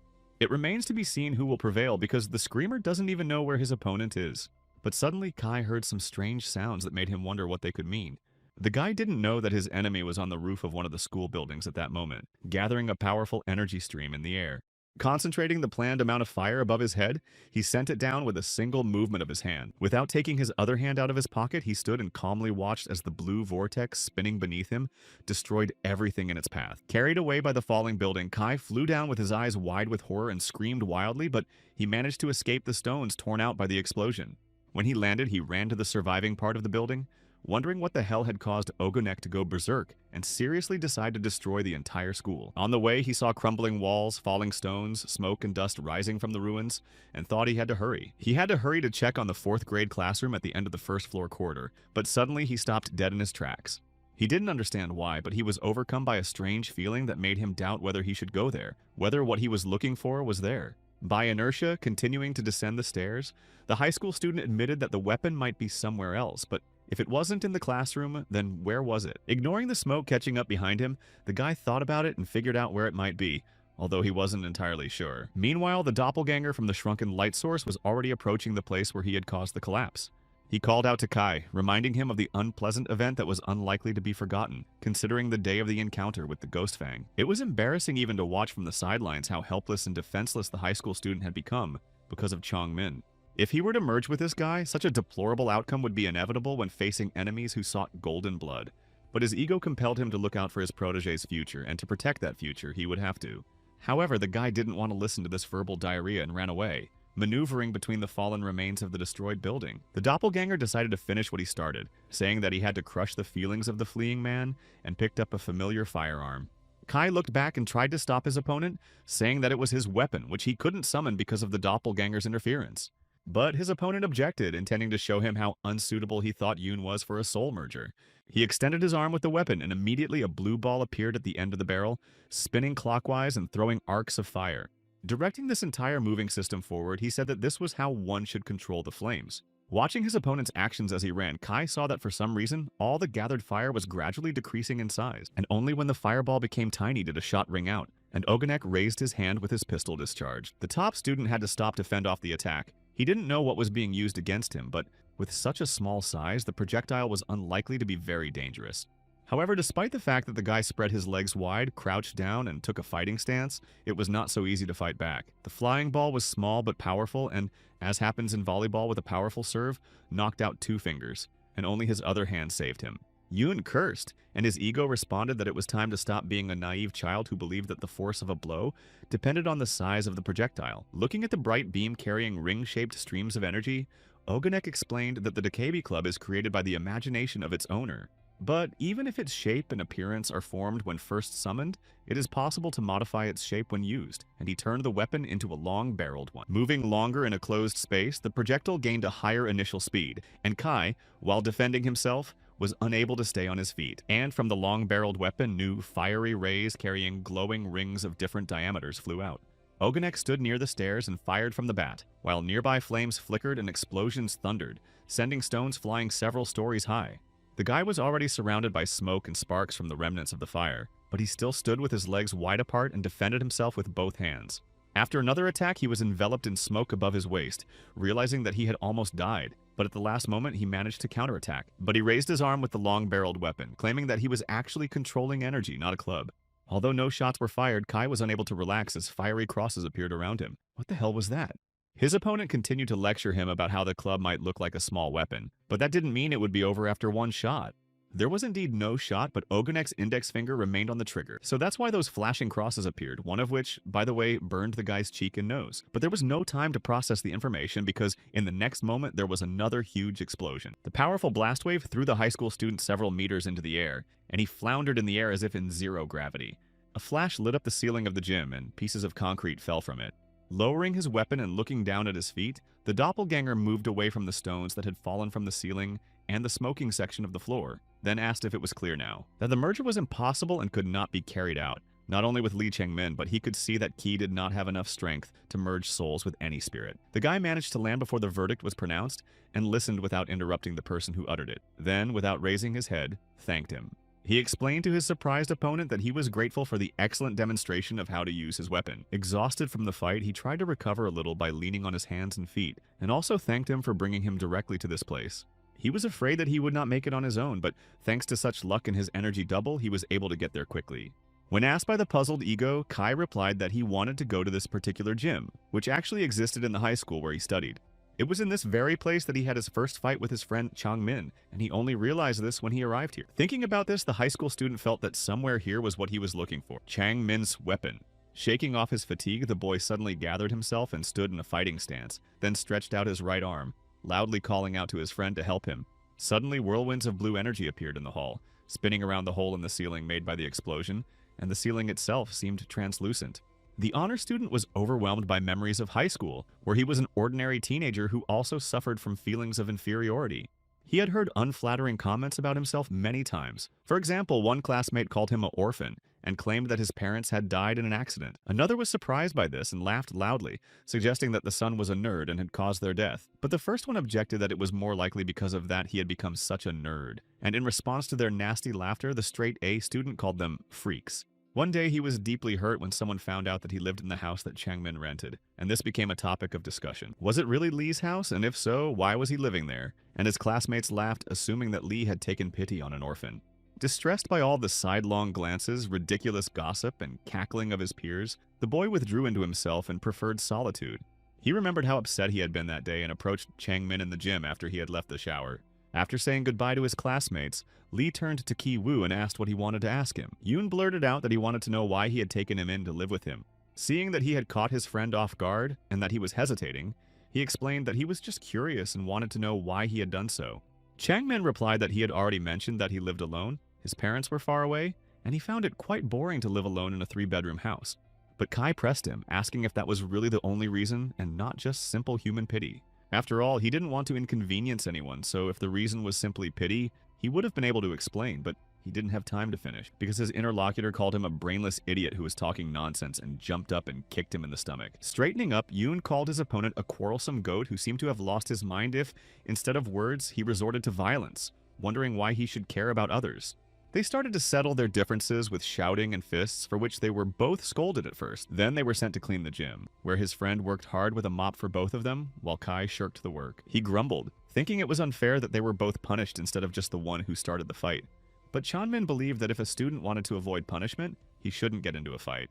He then explained that his personal reasons were the initial cause of their living together, promising not to reveal the details. Then another reason emerged, which was well known. He was wonderful in every way, excellent in his studies and in fighting, and handsome to boot.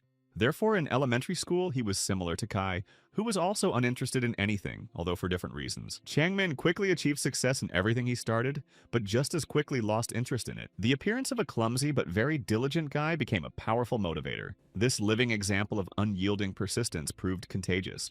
The hard worker became a role model for how to be, and gradually our hero began to regain his previously lost interest in the world around him. Now Chanmin began to try his hand at things he had never even thought of before, such as joining a basketball club. When Kai pointed out that this was all out of gratitude and not out of pity, he replied that it was indeed gratitude. He continued that since his friend insisted, he could reveal the real reason, which was that they had become friends. Either his friend heard his cry for help, or, in response to the flood of memories, something appeared in the air that the straight-A student had been searching for unsuccessfully for a long time. It was Changmin's weapon. It appeared suddenly as if out of nowhere and materialized into a real, sharply honed blade. Surprised, Ego grabbed his head and laughed. He had found it after all, though he didn't understand how. Could the treasure hunt really be over? However, the stubborn man could not be defeated. Some piece of metal was no match for the true fusion of souls. The aggressor took the stance of an experienced marksman, standing at a slight angle to the line of fire and extending his left arm forward, then released a powerful column of fire. Kai grabbed the hilt of the weapon, which almost reached his chin. It was uncomfortable to hold, but easier to defend himself with than empty hands. This was only the first test of the newly found blade. When the attack was successfully repelled, it was not a simple column that flew at the guy, but a beam with so-called feathers. But knowing about the possibility of modifying the club, Yun turned it into a curved saber with a wider blade and also coped with the task at hand. He knew, of course, that the power of a Dokaibi bat was inferior to the power that arose when souls merged, but he considered it sufficient to beat his opponent's face. And so he intends to persevere until he achieves the desired result, and in the meantime, let Oganek continue, because he still has something to demonstrate. They stood facing each other in the gym. Hearing this response, the doppelganger grabbed his head again and couldn't help but laugh. After all, he had already repeated several times that he was the source of this stubborn boy's strength. Did he really think that just finding a weapon would give him the chance to win? It was pointless to even dream about it. Not taking his opponent seriously, he even turned away from him, and the boy immediately jumped and swung his sword trying to attack. However, his peripheral vision caught the movement, and he jumped back to a safe distance, so the saber whistled past him without causing any harm. It only shattered the floor and sent stones flying into the air, while Oganek, turning 180 degrees in midair, prepared his weapon. He fired while still in the air, but it had no effect. The defender was armed and knew how to use his weapon. He had already come so close that using a firearm to shoot was no longer effective, and he had to defend himself with it like a stick. Holding the barrel toward the blows of the blade, what is this kid doing? What the hell? How dare he attack without warning? But Kai's eyes glowed with merciless fire and radiated energy. He didn't want to talk and demanded that the other man shut up. Now they were measuring their physical strength, crossing their weapons like swords, but the acceleration gained in the jump gave the excellent student an advantage. This helped him push his opponent back several meters, and the place was immediately illuminated by a flash and filled with acrid smoke. Coughing? Oganek thought that this space existed in Dokaibi's consciousness, which is why it was easier to control energy here than in the material world. He began to send concentrated beams in response through the gaps in the smoke screen that was still making him invisible. However, Kai successfully dodged these shots. How was he able to react so quickly and move so deftly? Emerging from the cloud of smoke, Ego aimed the barrel at the insolent boy, but he jumped and found himself at the trigger, rendering the shot useless. Not only that, but he managed to slash his opponent with his saber and cut off his ear, and the tip of the saber easily entered the wall as if it were a piece of unfrozen butter.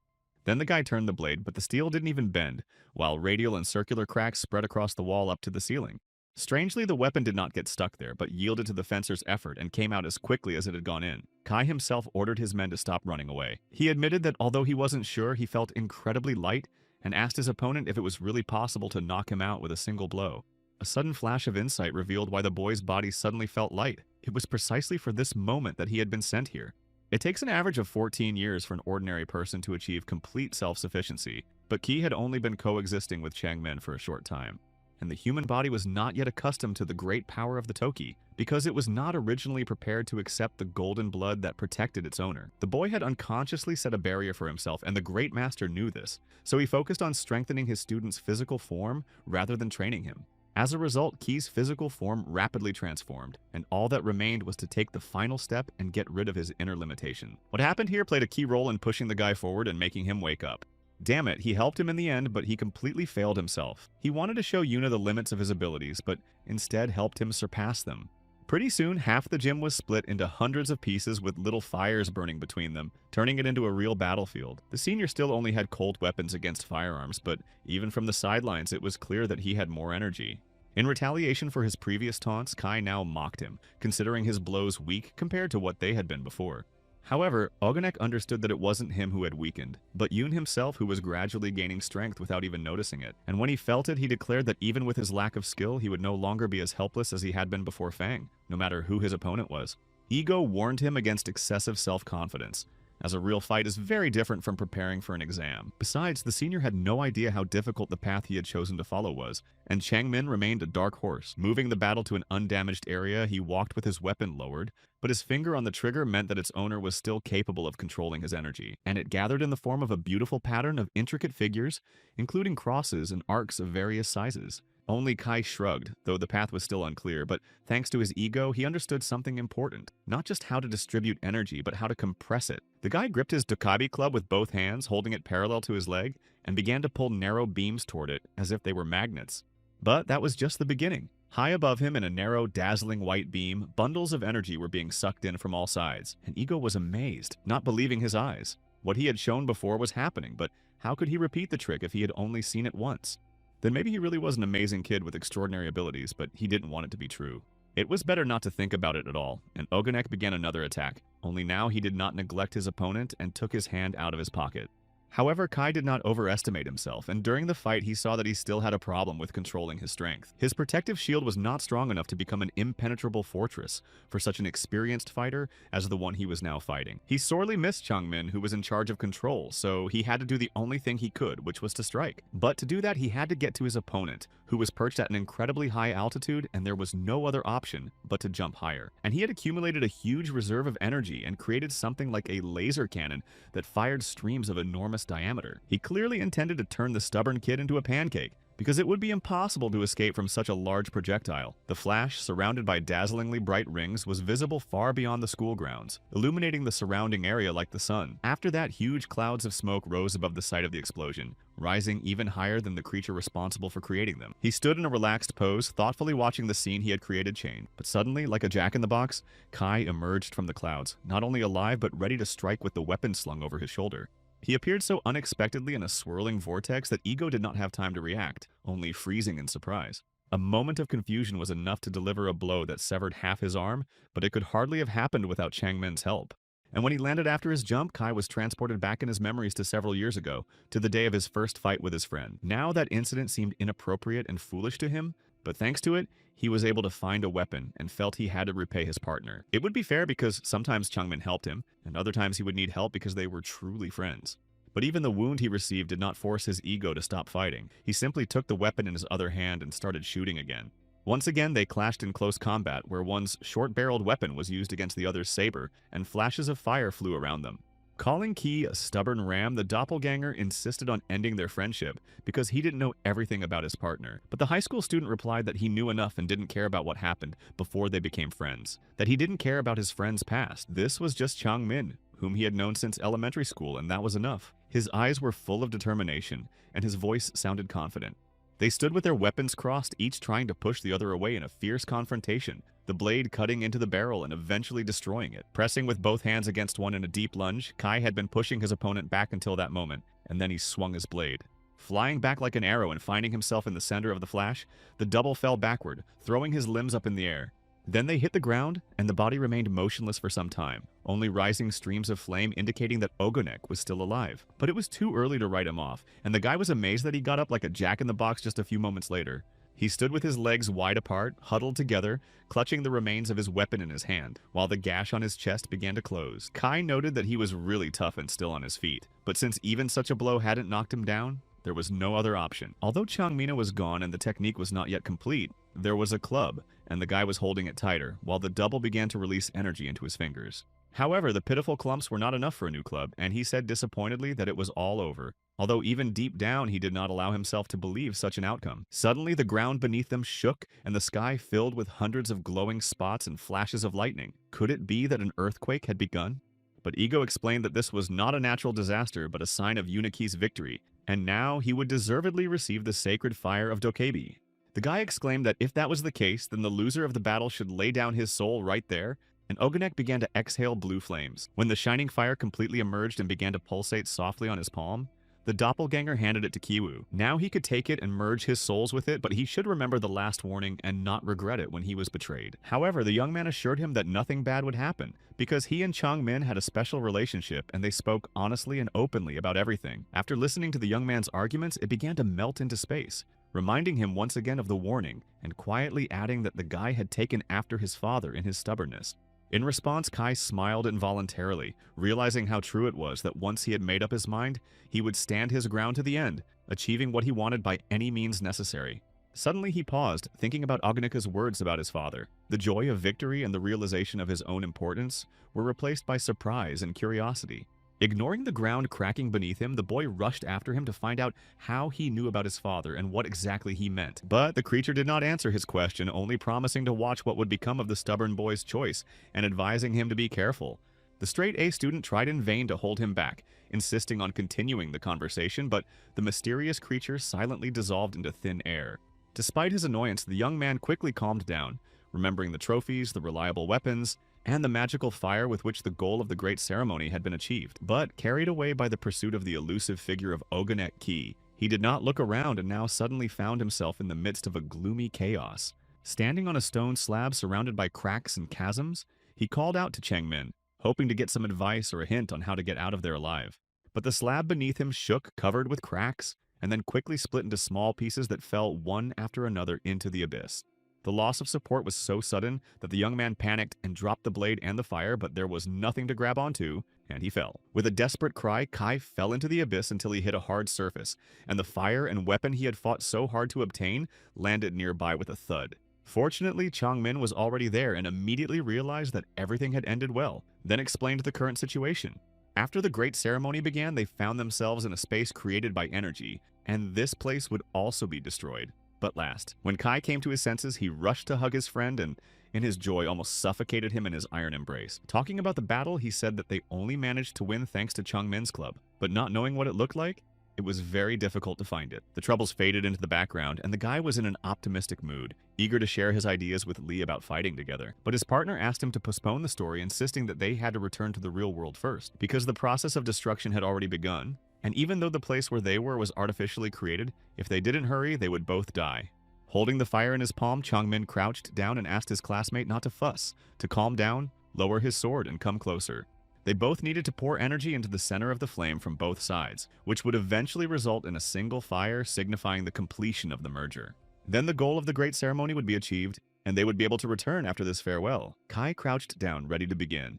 And so the initial flame began to gradually increase in size, growing with new layers. Focusing on the center of the sphere, the boy already anticipated how everyone would be surprised, especially the Grand Master, who did not believe that it could work on the first try. Chanmin missed Kana greatly, dreaming of returning there as soon as possible and imagining how surprised the guys would be when they saw the changed key. They sat opposite each other, watching with interest and excitement as a miracle happened right before their eyes. A joint Dokkaebi fire was born. Even the phlegmatic Changmin called their joint creation amazing when the dazzlingly bright center exceeded their own size and continued to grow.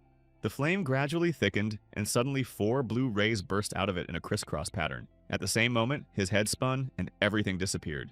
Rubbing his eyes with his fists, Kai cautiously opened them and realized that he had returned to where the ceremony had begun. He was still sitting in the center of the circle. Only now he was alone in the room. Where had everyone gone? Bright light streamed in through the half-open doors, and behind them loomed a familiar silhouette.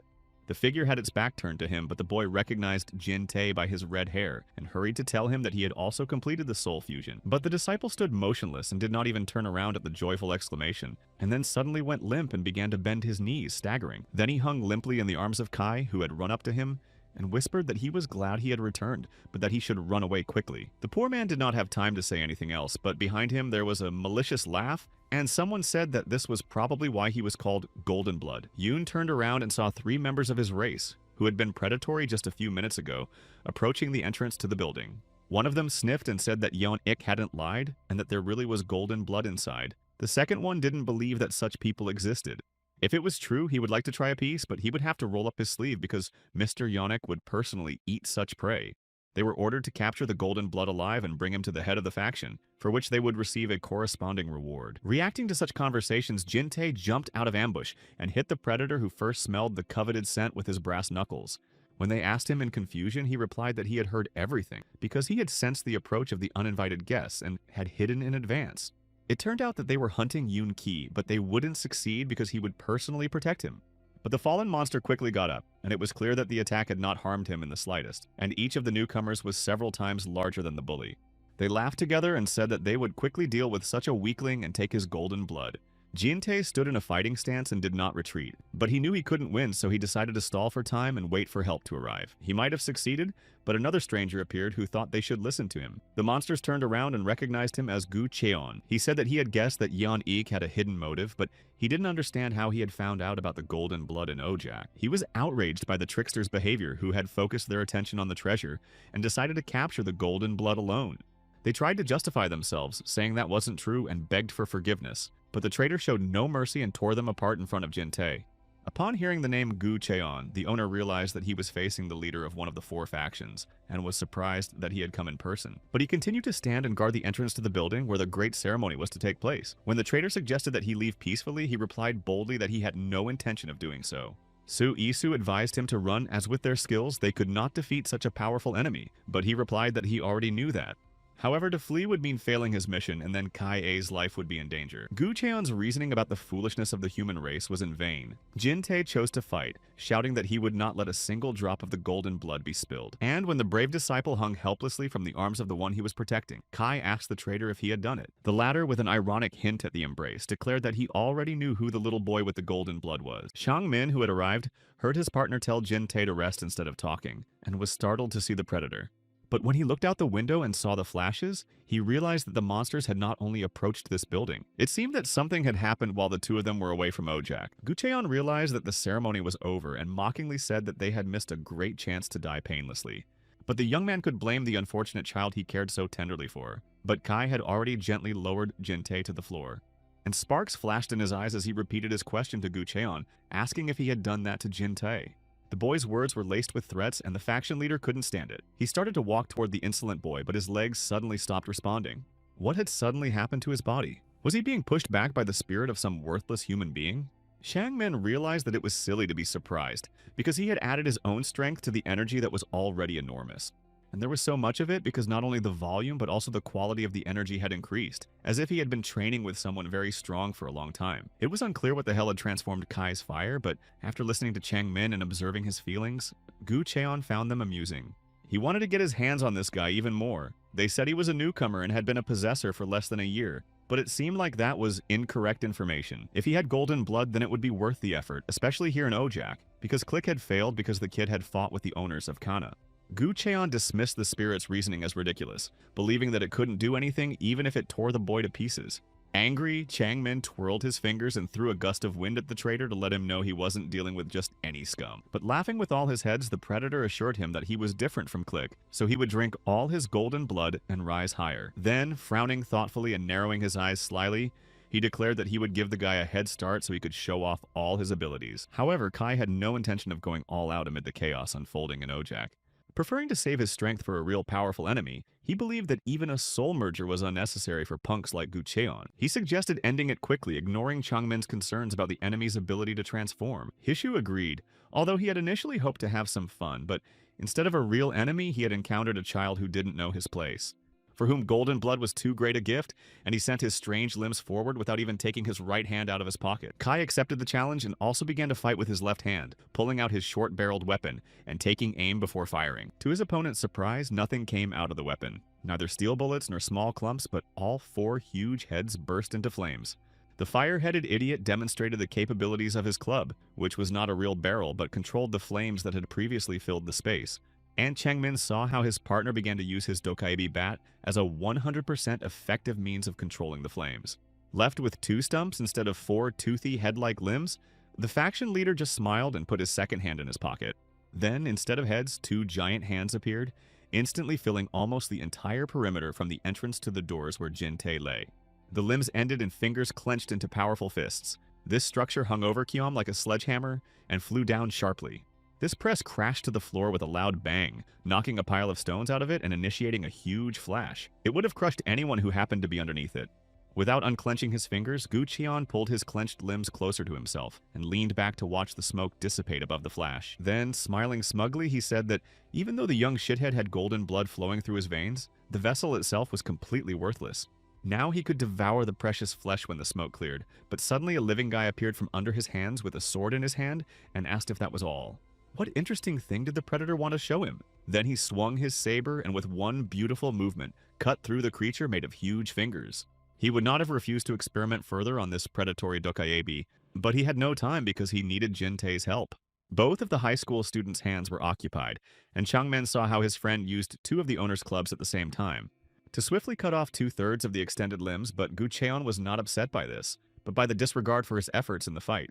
How dare this worthless little man speak to him, the leader of the faction, in such a manner? How dare he be so arrogant? Pulling his right hand out of his pocket, the predator jerked it up, and the sleeve on his arm crackled and began to tear from his bulging muscles. It was unclear what kind of nonsense he was up to, instantly building up all those biceps, triceps, and other muscles woven into a powerful braid.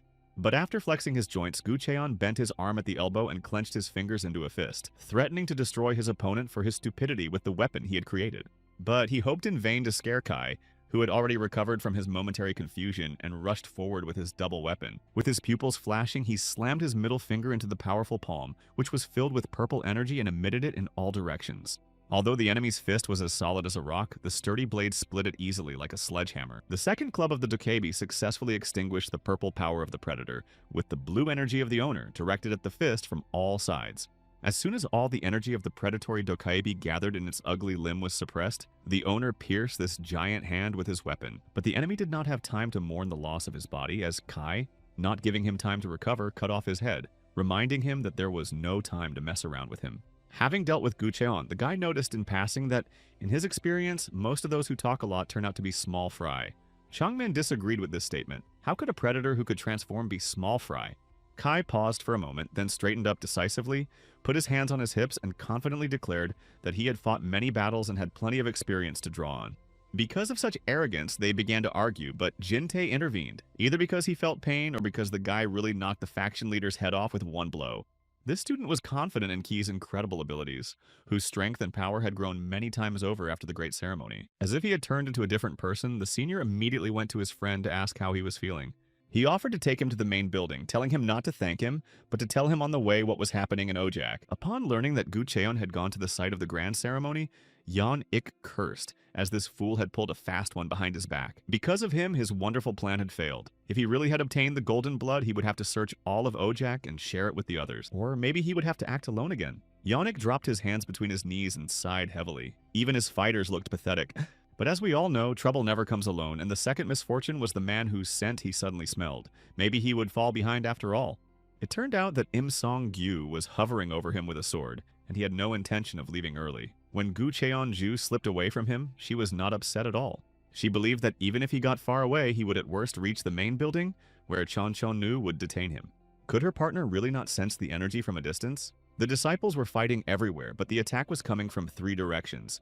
This seemed strange because not long ago, all the factions were ready to kill each other. Why did they unite so quickly? Now they were fighting so that some people could eat others, even though they had previously argued and fought among themselves. Seeing her partner's interest, she assumed that they had a commander operating from the rear, and if a mind was behind the large-scale attack, they had to find him. She assumed that they had a commander operating from the rear, and if a mind was behind the large-scale attack, it had to be found. The partners began searching for such a headquarters and accidentally stumbled upon Yannick, sitting in a tree, and overheard his conversation with his accomplices.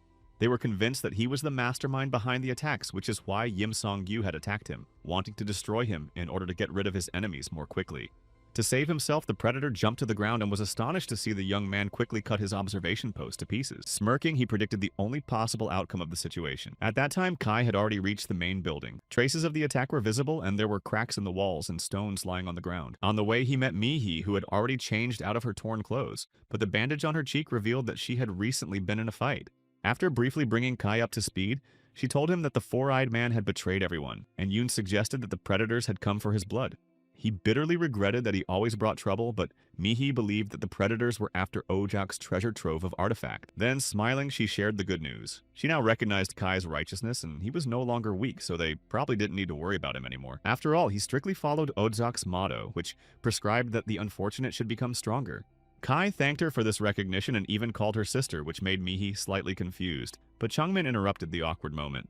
He had overheard their conversation on the way here and, judging by it, believed that the training with the Grand Master had yielded excellent results during the ceremony. However, the senior suggested not discussing it now, as it was more important to deal with those who had attacked Ojak. They were interrupted by Cheon Chonu, who entered the building, approached them, and ordered everyone present to go with him to the treasure chamber first. When Miha asked if he had restored the Hamtu, the master replied that it would never be perfect again, but that they did not need to take the treasures. The master only intended to check them, and first of all make sure that everything was in order with the sacred fire. Changmin, of course, knew about the existence of the sacred fire and its storage in Ojak, but he was surprised that it was still intact. Mihi doubted the need for a check, as the treasure chamber was located behind the main building, where the predators had not yet reached. So it should be safe, but Chonu was not referring to predators, but to Chue Hyun-yon, who had not been seen for a long time. This senior disciple could be planning something dangerous, and if the sacred fire fell into the hands of the factions, Ojak could disappear today. They set off for the treasure chamber, and on the way the master told them that the sacred fire had been created during the Great War. It was made from the spilled blood of many dokebi, containing the power of hundreds of these creatures' flames, and was activated when it entered the body of its owner. Using it as a source of power instead of the fire of the soul is like consuming hundreds of dokaibi, whose blood gave birth to the sacred fire. Whoever obtains this object will gain incredible power that is completely uncontrollable by humans. Mickey added that if the fire is stolen, the consequences will be terrible. Chanmin admitted that it is so dangerous, but why is it still here? Why wasn't it destroyed immediately after the war? Mihi said that the Grand Master tried but couldn't even with his advanced technology. It seems that the fire has absorbed too much suffering and hatred, and they hope that it will burn out on its own over time, which is why they keep it in a remote part of the treasury. Thinking about the sacred fire, Kai suddenly wondered why Cheon Chonu decided that Hyun-yon needed such a dangerous item, since he was also a student of Ojak. However, Mihi suggested that he was obsessed with becoming the strongest, and Ibi added that the real reason was revenge for his younger sister. Since the fight with Hasol had just ended, Mihi asked if everything was okay with her partner, and Ibi nodded that it was, and it seemed they had arrived just in time. But Kai couldn't believe Hyun-yon's betrayal. He wasn't close to him and didn't talk much, but this senior student didn't seem like a traitor. Then he asked Changmin what he thought about it, since his partner had trained with this guy. But he didn't know what to say because you can't see into a person's soul just by looking at them. Everything becomes clear when you meet them. To get there faster, they ran almost the entire way from the main building, not thinking about the surprise that awaited them. As they ran up to the treasure room at the top of the stairs, they noticed the lone figure of Hyun-yon. In the hospital, the Grand Master regained consciousness. He opened his eyes and sat up in bed. His students, who were nearby, began to ask him how he was feeling. Perhaps because of his age, he was embarrassed by the excessive attention, and asked them not to fuss over him so as not to embarrass him to death. A female student volunteered to call the senior student Park, and he agreed, but first he wanted to hear a report on what was happening in the dojo.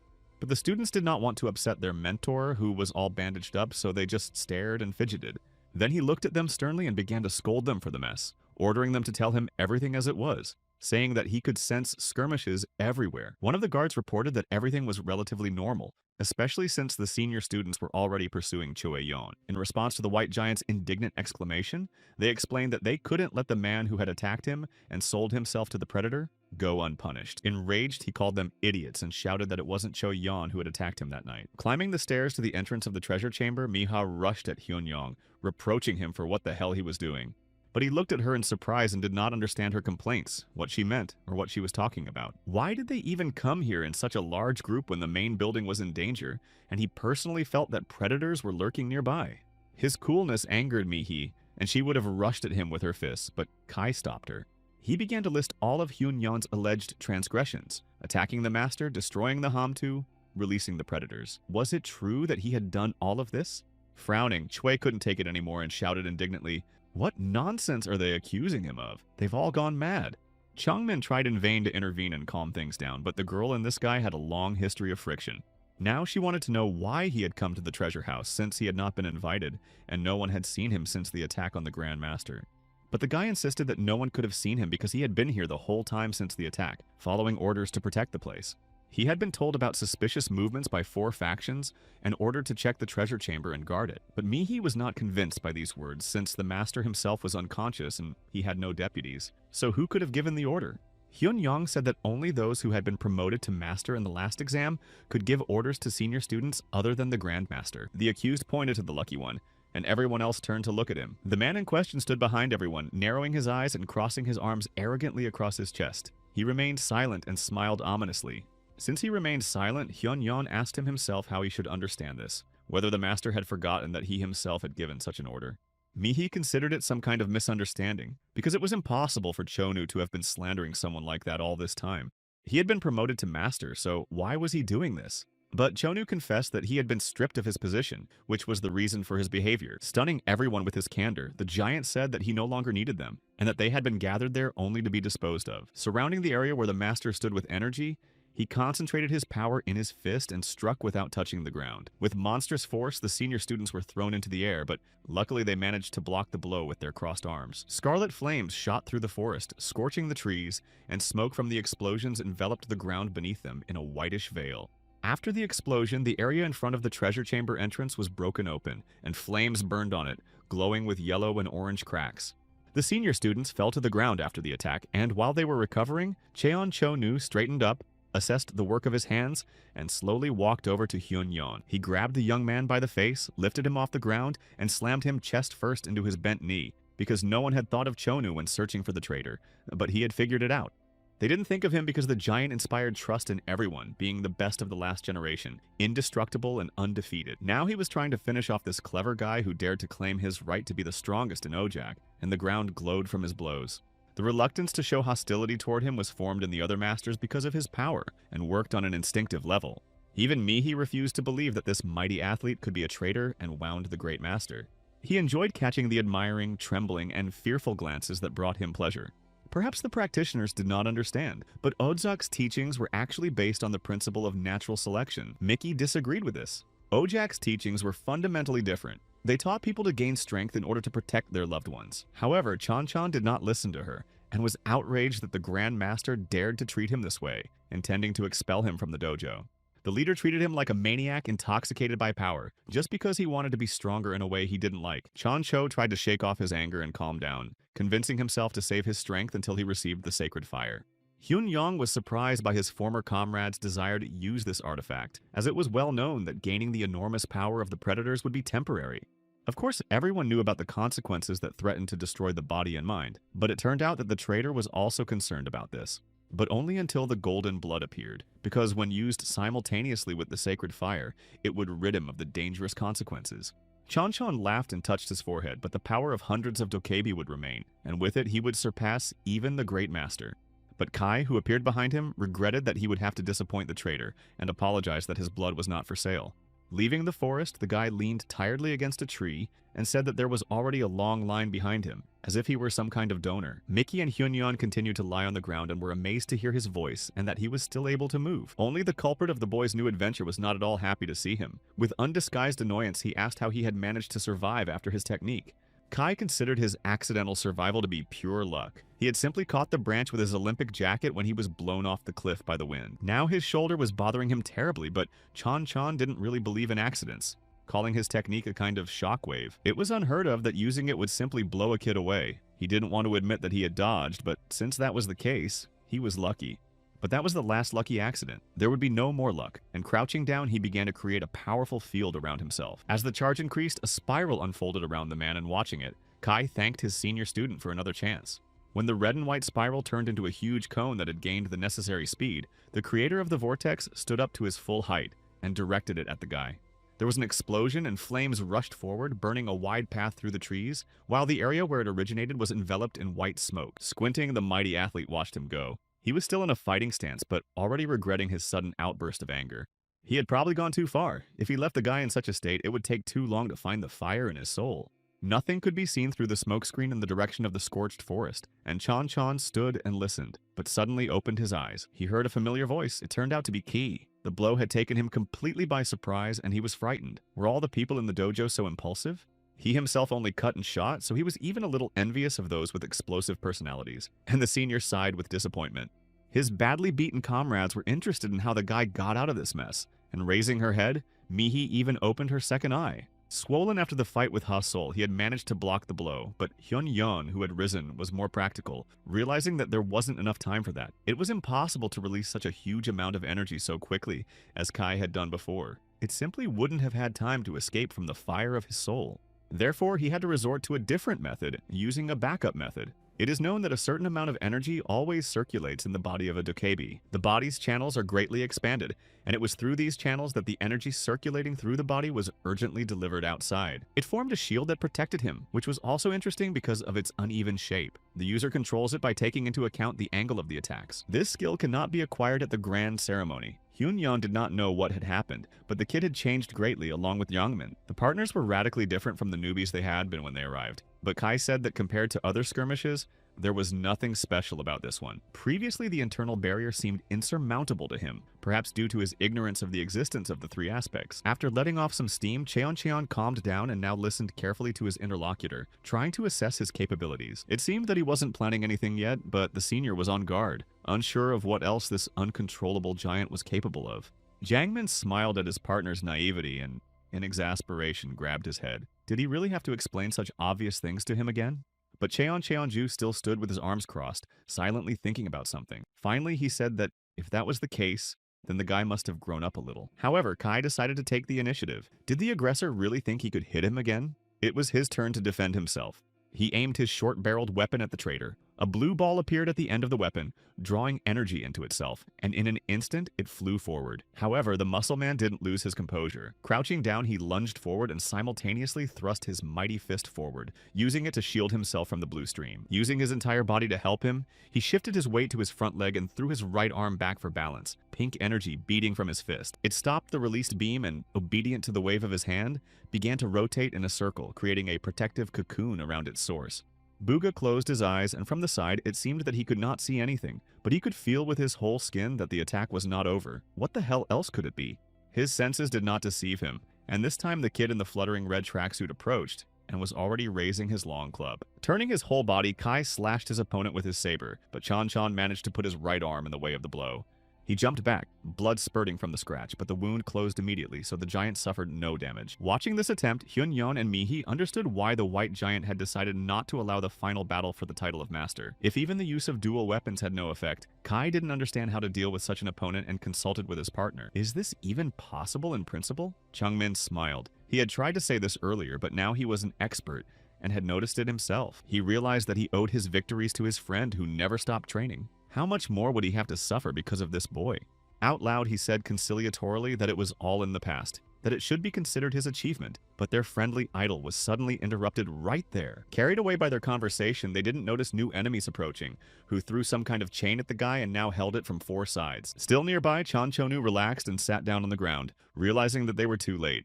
All 4 were dressed in identical costumes, and one of them said that it was his own fault for breaking the agreement, as he had no intention of betraying Master Yonek. Putting one hand behind his back, Kai tried to lift the chain to throw it over his head, but he couldn't, and cursed loudly. A Changmin stopped him, warning that the chain was not ordinary, but imbued with energy. The guy tried to use his fire, but to no avail.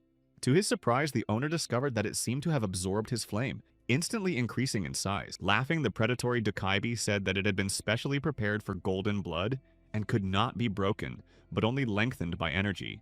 Then the eldest of them, with a single horn on her head, pulled up her end of the chain and said that they were the personal squad of Lord Yon Ika, and on his orders, the operation to extract the golden blood would now begin. Hearing her statement, Kai shouted loudly.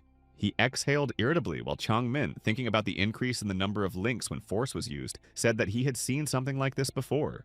However, Cheonchonu had already stood up and headed toward the prisoner, saying that he didn't want to let it come to this, but the golden blood was stronger than he had expected. He didn't have time to finish because Hyun-yeon blocked his way, landing right in front of him and already holding his double weapon at the ready. Looking down at the insolent owner, the traitor called him by his full name, wondering if he still didn't understand that child's games were long over. But Choi rose and replied in a voice altered by the mask he was wearing that, fortunately, the same applied to Cho.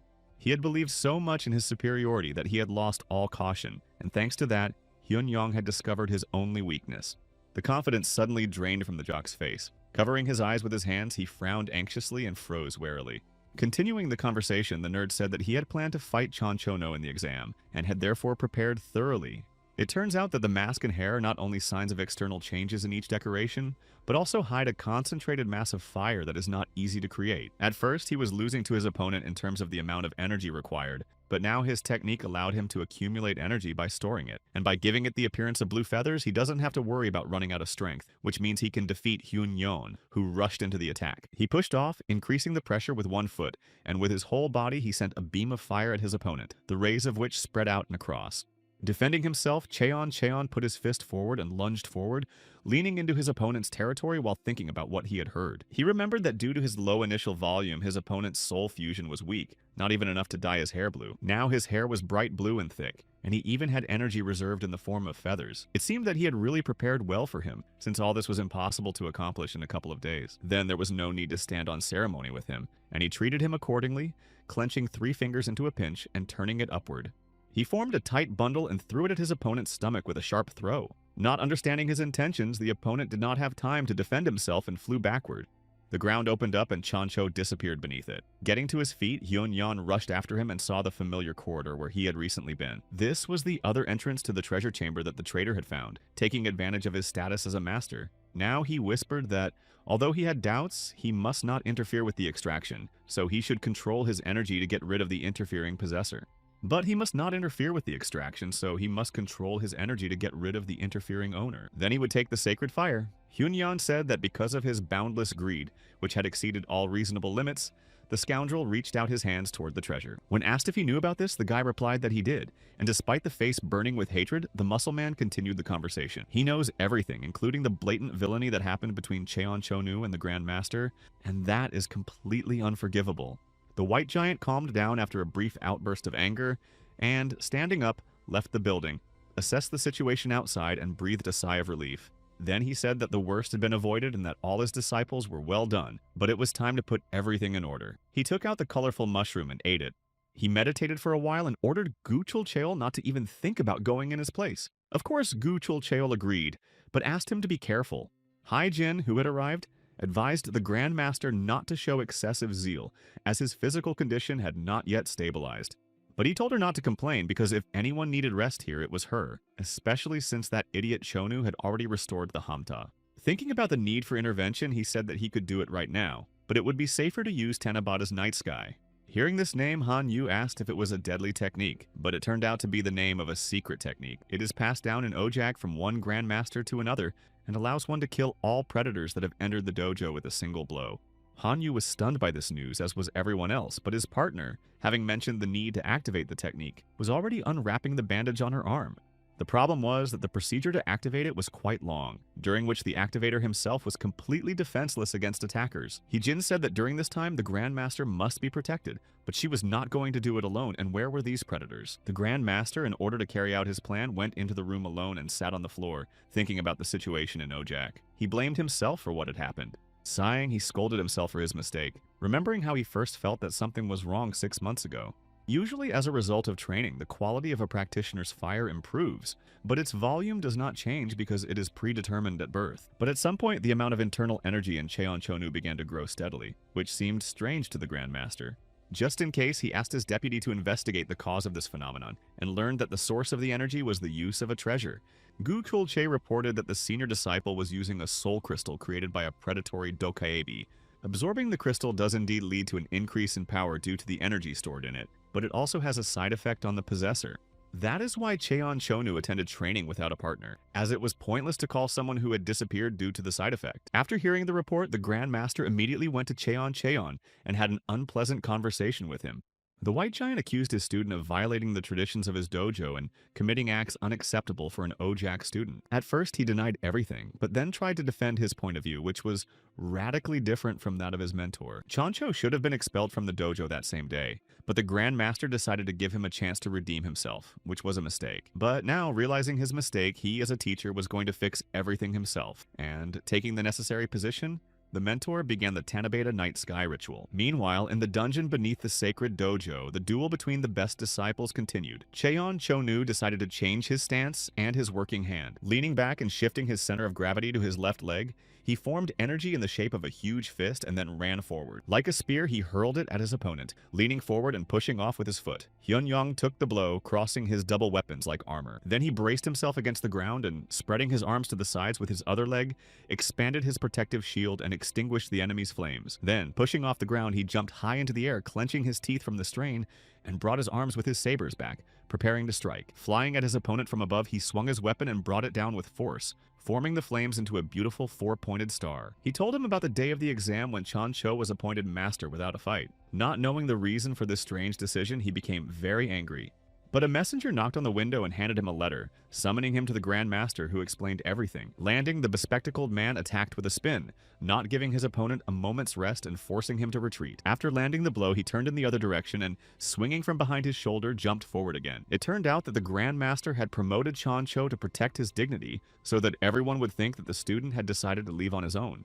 So that no one would guess that he had been expelled, his comrade quickly calmed down. But the traitor suffered because he knew everything. Noticing that the muscle man was gathering fire in his hand again, Hyun-young hit him on the fist and said that he was against the Grand Master's decision. But the giant stepped back to a safe distance, and they stood facing each other, ready to continue the fight. Lowering his sabers, the bespectacled man said that by seizing the treasure, Cheon-shonu had betrayed Ojak, and there was no need to worry about protecting his dignity. But just as parents cannot abandon their child, the Grand Master could not publicly expel his disciple, trying to cover for him until the very end. But instead of leaving quietly, the scoundrel decided to repay his mentor by letting predators into the dojo. Enraged, Hyun-yun approached relentlessly and asked Cho-nu if he had decided to use all his remaining feathers at once, and to use the same technique he had used in the training match with Mihai when he picked up the fire that had been scattered in advance. But his answer disappointed him. It turned out that he was preparing to move on to the next stage of the two-winged technique, which the senior student had been taught by the Grand Master. And starting a new attack, he now intended to show his skills to punish the traitor with the teachings of the Grand Master. Meanwhile, at the official entrance to the treasure chamber, the commander of the personal guard, Yeon Ika, was carrying out her vile plan by pulling a chain. Changmin thought intently about the situation, trying to remember where he had seen a similar chain. Finally, he remembered and was even ready to bet on it. But by this time, Kai was already wrapped in a steel chain from head to toe and could barely move his hands, the damn thing even preventing him from speaking. Instead of words, sounds escaped his lips as he tried to express his indignation at his partner's behavior, who was busy with something incomprehensible and should have helped him by now. Attempts to use fire only increased the number of coils, and his appearance made him smile. Turning away so as not to offend him, Changmin said he would help. Cheered up, Kai exhaled to remove the links from his mouth and was able to speak normally. Was his partner serious? But he joked that although all the fun lately had been reserved for the top student, sometimes it was worth relying on your partner, especially since Mihi had lost consciousness from the pain, and Ibi tried in vain to rouse her with words that the boy with golden blood was in danger. Finally, the girl struggled to raise her head, but she was unable to stand, and the cursed chain was squeezing the boy more and more. The squad leader insisted that the boy not even try to throw her off, not understanding how he could remain conscious after losing so much strength. Her subordinate was also furious, but she advised her to remain calm, because sooner or later they would achieve their goal. Coughing, Kai asked his partner to hurry up if he knew how, because he could clearly feel himself weakening, as if his strength was being sucked out of him. But the third predator assured him that it was too late to do anything, and explained that the voracious chain worked in 3 stages. Her colleague with 4 horns and black hair laughed and exclaimed that the second stage, the acceleration stage, was already underway. Hearing these words, the high school student became alarmed and began to stir again, groaning and angry at his helplessness.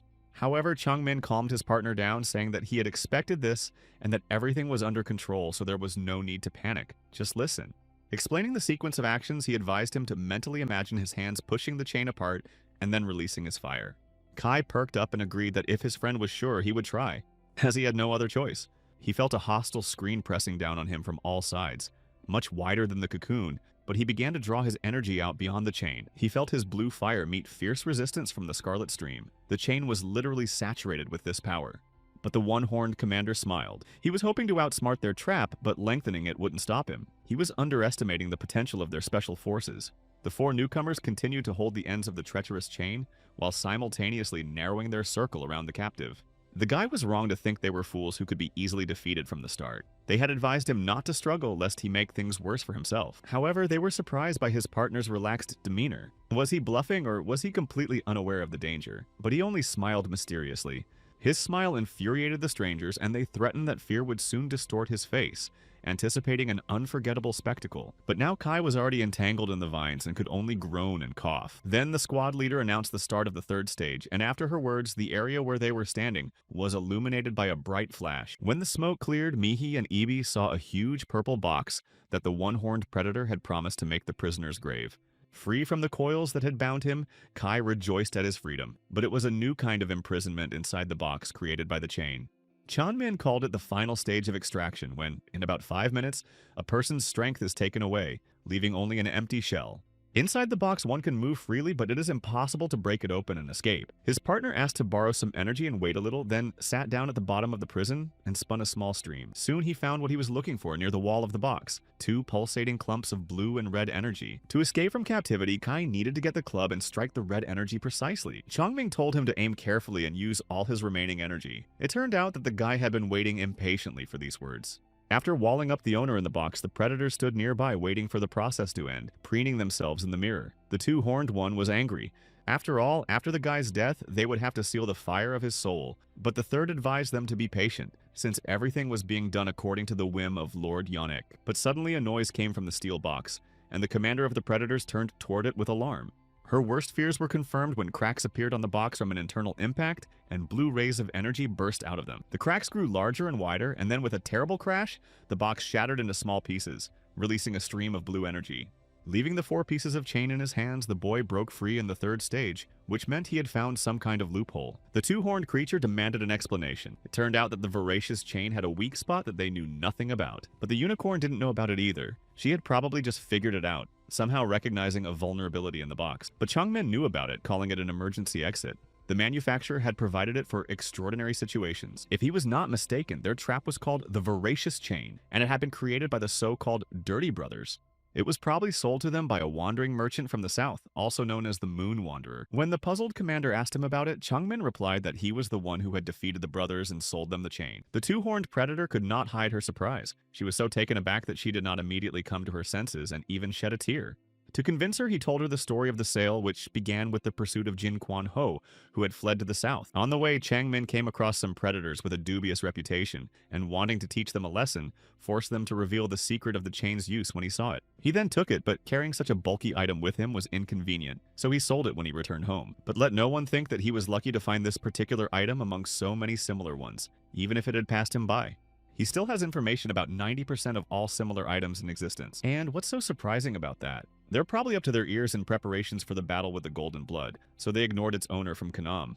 Although, with the sheer volume of information he has memorized in his lifetime, he sometimes gets confused. When asked by the surprised Kai, he said he wasn't sure which of the 2 buttons, blue or red, was for the emergency exit.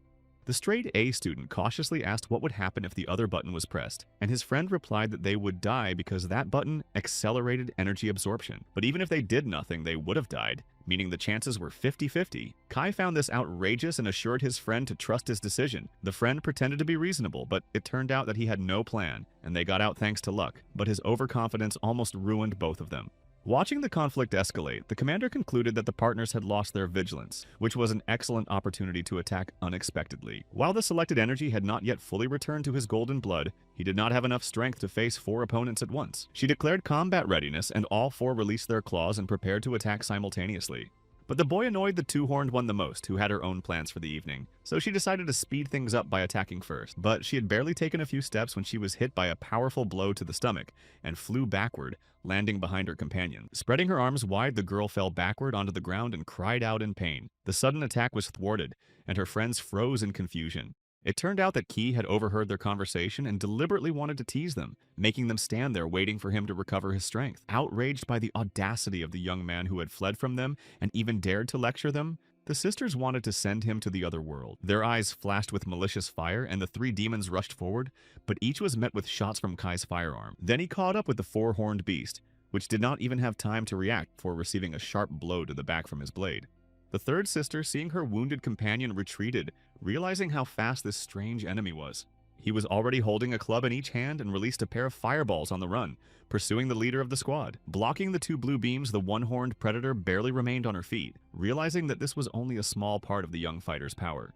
The guy spun around and caught up with the third girl, slicing her body from shoulder to waist and making it clear that his true strength was returning. Then the leader thought about the task given to her by Yeon Ek, who had ordered her to steal the golden blood before it matured. Because the boy had already reached maturity, he rushed among them like a mad beast, inflicting serious wounds on the traitors while remaining unharmed himself. Deciding that destroying the leader would weaken the rest of the enemies, the young man rushed after the commander again, and finally crushed her with a powerful blow. Hovering over the defeated chieftain, he declared that as a schoolboy he had dreamed only of living peacefully and studying, but he would never run away from those who had dragged him into this merciless conflict. The third and fourth hunters, still able to fight, crouched down in fear, looking at each other in confusion and trying to distract the young fighter with conversation.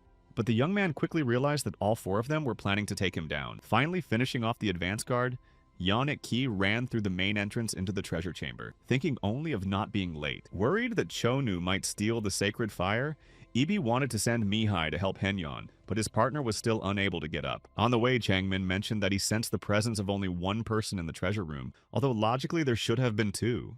However, due to the peculiarities of the room, it was difficult to tell if it was someone wearing glasses or someone squinting, so the spirit led his partner to the right place. It turned out to be Hyun-yeon. He said that if Yoon was able to find a way out of such a difficult situation, then his evasion of Cho's blow was not accidental. However, the traitor had already stolen the fire and was heading to the main building with it, because he had guessed the Grandmaster's intentions and wanted to stop him.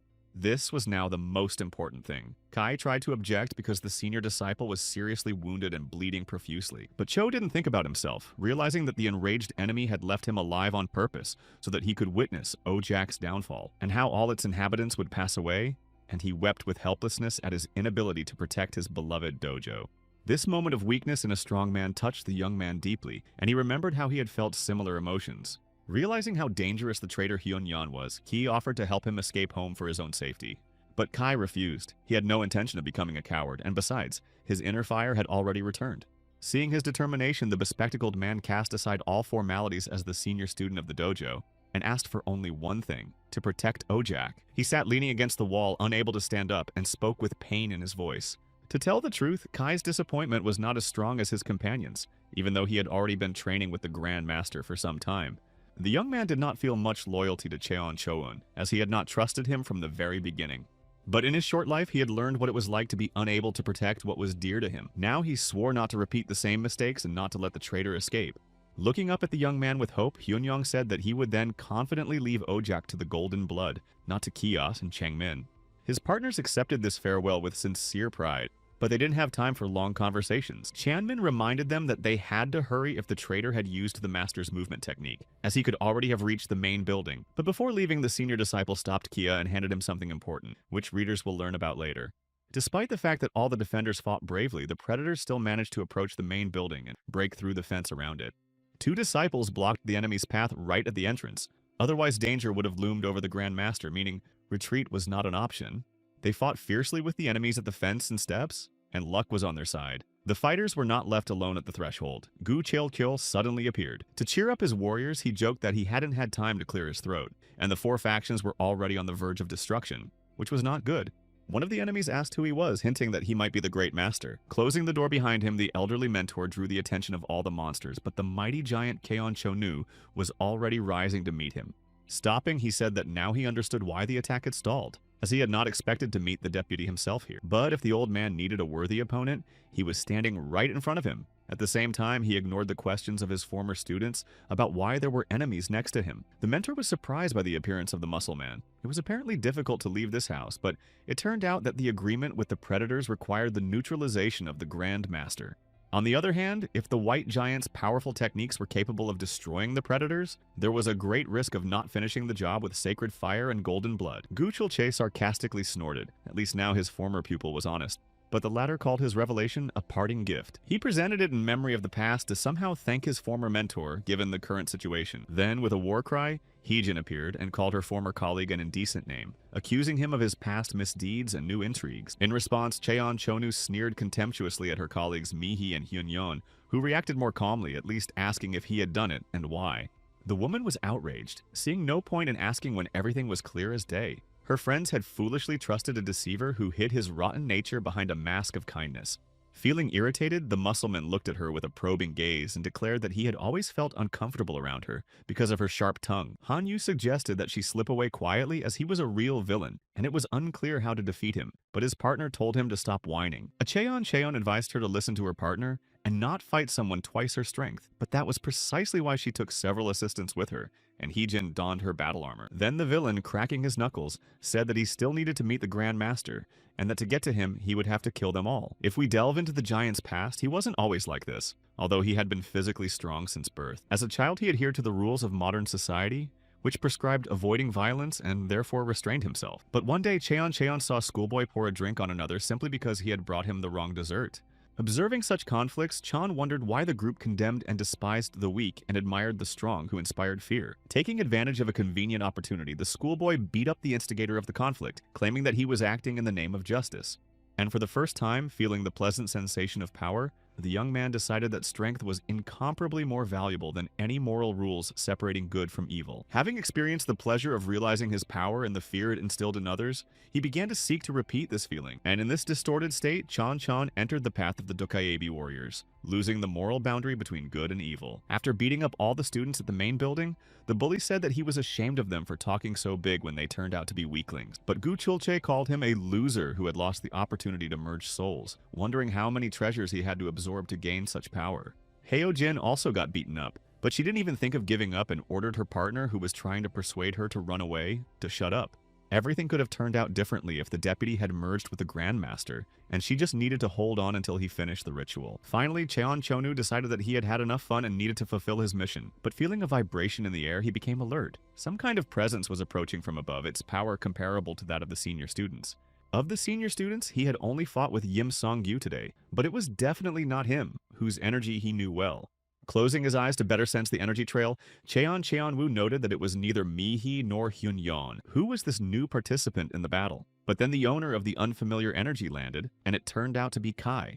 Seeing Gu Chil-jae, the wounded Hee-jin, and the other students, the guy breathed a sigh of relief, realizing that he had arrived in time. His opponent stared in amazement at the guy who had suddenly appeared and said sarcastically that he didn't understand what the special forces were doing. But Yoon had no intention of arguing with the traitor. His eyes flashed with anger and his body tensed like a cat before a decisive leap. In the next instant, he drove his fist into the pumped-up giant and swept his leg out from under him. The man collapsed like a sack of flour. And for the first time in his life, feeling such intense pain, he let out a wild, drawn-out scream. Kai said that now Chancho would learn what had happened to this vaunted special unit, and with another hook, he threw him several meters away. Falling under the first blows, the athlete thought it was an accident, just like the fact that the kid had survived his special blow twice. But then he managed to escape from the squad of specially trained professionals who had captured him using a clever trap. And already on his way here, the vibrations in the air revealed his incredible strength, and now he can knock people off their feet, even without a club. Not always managing to jump out of the way of the flashes from this seemingly chicken-like creature, one would like to think it was a mistake, but it doesn't look like an accident. This strange guy who didn't even finish school used to amaze him when he was a green novice. Now he is in no way inferior to him, who has been physically strong since childhood, and is now an experienced warrior pumped up by long training sessions. Fighting at full strength, he is unbeatable, and it will probably take more effort than with Hyun-yeon. On top of that, he had learned somewhere how to use his legs to strike not only the torso, but also the head, and this was becoming increasingly annoying. It was time to use heavy artillery, and with his next kick in midair, Kai saw red armor on his opponent's arm. Having never encountered Cheon Chonu in training, the high school student didn't know what arsenal he used in combat, but it seemed that this glove was his club. But the giant just grinned, explaining that he hadn't even started fighting seriously yet, and that the boy should run away from the special forces straight to Gangnam to save his skin. Forming a fireball over his palm, he warned the boy menacingly that he would surely regret returning to the main building. Throwing the ball to his glove, Cheon Chonu lunged forward and, bending down, aimed a scarlet koh that turned into a cylinder and surrounded his opponent. But the boy had already managed to get his firearm and opened fire, successfully suppressing the enemy's attack with his shooting. However, the Golden Blood's counterattack also proved unsuccessful, as the athlete's powerful physique and reliable glove defense prevented him from winning. The first use of clubs in the fight allowed each fighter to reveal their potential and develop a further strategy. Chanming noticed that the Traitor's Club not only focused energy, but also directed its flame backward and used it as an accelerator. The partners performed a similar technique with their legs, and the enemy's right hand, precisely because of this movement, instantly accelerated his attacks. In the end, instead of using two types of weapons at the same time, the spirit advised them to use only one to increase their speed. Since the fight was taking place at close range, this suggestion made sense, and the choice of blades seemed like a reasonable decision for the young warrior. Watching the fight from the sidelines, Heejin admitted to Han Yu that she had no idea what was going on but wanted to help Ki Woo. Her intuition told her to use this chance to prove herself and improve her standing among the other students. But her spirit stopped her and she began to argue that he was obsessed with his own safety and didn't understand the situation at all. He insisted that she was just overwhelmed by adrenaline and wasn't thinking straight. Carefully observing the actions of both participants, he made a sound assessment of the situation and decided that any intervention would not help, but only hinder. And if she doubted his decision, she should look at the deputy, who was sending all the students back. Besides, the predators, although they were snapping at them, were gradually retreating, slowly descending the stairs. And they were not retreating because of the golden blood, but because of Chan Chan, whom they feared even though he was on their side. Instead of arguing and fighting, she should think and remember the last time she saw a giant with a weapon. Thinking it over, Jin said that he was right, even though Chan had made a mistake by devouring the treasure, but in recent years he had been stubbornly improving his physical condition. He said he was striving to increase his endurance and therefore had not even touched his club, which looked like a glove. He had easily defeated them all, and if he had now taken out his Dokaibi club, it was likely that he considered him a stronger opponent than they were. Han Yu repeated that they should not interfere and leave the newcomer alone. Kai decided to ask his opponent why he was doing such unsavory things, since he was already so strong. He just happened to hear that Chan had done something he shouldn't have, and he was curious why he had started all this. If he was already strong enough, why did he need sacred fire with golden blood? But the giant called this question stupid because it was only natural to become stronger, and the novice had come to Ojak for this very reason. Clenching and unclenching his fist, Kai confirmed that he had indeed come here to become stronger, but that he needed to protect someone. The giant smiled indulgently in response and said that despite developing all his talents, the boy was still a child and thought like a weakling. Strength should not be increased for protection, but for suppression. There is no feeling more pleasant than when everyone trembles and worships you. In other words, he wanted to look down on everyone and feel his superiority. Kai called it a very stupid desire, thinking that his senior student had great ambitions. But Cheonju said that he had tried to study hard, but it was useless, and he realized this in 3rd grade. Looking at his opponent with disapproval, the top student compared him to a middle school student who doesn't understand who he is or what he should do. Such words made the giant laugh and at the same time angered him, thinking that this was still too difficult for such a puppy, and he raised his gloved hand. However, Kai did not want to anger him and said that he had no idea what he meant and was just being insolent. Chasing after Yeon-ik, Yoon Sung-gyu cut down trees in the dense forest with his sharp weapon, but Yeon-ik successfully escaped. His partner, Ju-hee, shouted indignantly and refused to believe the words of this predator who had called Cho-nu a traitor. Although the traitor understood that the news shocked them, he wanted to send them away, so he informed them that the predators were already in the main building. But the partners were happy that the fight would be real, as they were annoyed that Cho-chun had been conducting training sparring sessions without weapons. Young-ik regretted that they would lose a comrade. Once he received the sacred fire and golden blood, he would no longer be the person they knew. But Ju-hee immediately became suspicious of the traitor's intention to hand over these items to the enemy, suspecting that he had far-reaching plans. Had she underestimated Zolatse? Yim Song-yu understood that the young man still had much to learn and did not yet know how to control his power. He hadn't even developed his own signature move, but most likely he was now desperately trying to defeat Chan Cho-nu and would surely win. Indeed, the fight continued, and jumping up at his opponent from the side, Kai swung his saber down from above, but the latter dodged by arching his back. Then he turned to face the guy and fired a scarlet beam from his glove, reinforcing its effect with his entire body. Yun dodged and jumped up, trying to separate the giant's head from his body with a horizontal swing, but the latter managed to bend down and the saber whistled past. Despite his enormous mass, the Titan maneuvered easily, accurately determining the direction of the blow, moving his feet left and right, jumping and bending. His strong legs never tired of lunging forward, allowing him to quickly close the distance and deliver uppercuts with his gloved left hand. Analyzing his opponent's tactics, Changming noticed that the mighty athlete skillfully dodged, identified vulnerable points, and delivered crushing attacks. Pushing forward relentlessly like a heavy bulldozer, his hand-to-hand combat style was characterized by strict discipline, speed, and precision of movement. Clearly aware of the seriousness of the threat, the opponent treated them with due attention, avoiding mistakes and miscalculations. Each blow drained his partner's strength, and despite their desperate resistance, they were gradually pushed back from the main building. But Chan looked fresh. Even when Kai seemed to have caught up with him, jumping forward sharply and slashing down from above, he easily jumped back like a skilled dancer. But finally, there was a respite, and it became possible to consider further actions. Changmin said that despite the seriousness of their opponent, his actions were quite predictable, but the trouble was that he had little combat experience. And even if he managed to improve his abilities at some point, they would not make up for his lack of combat experience.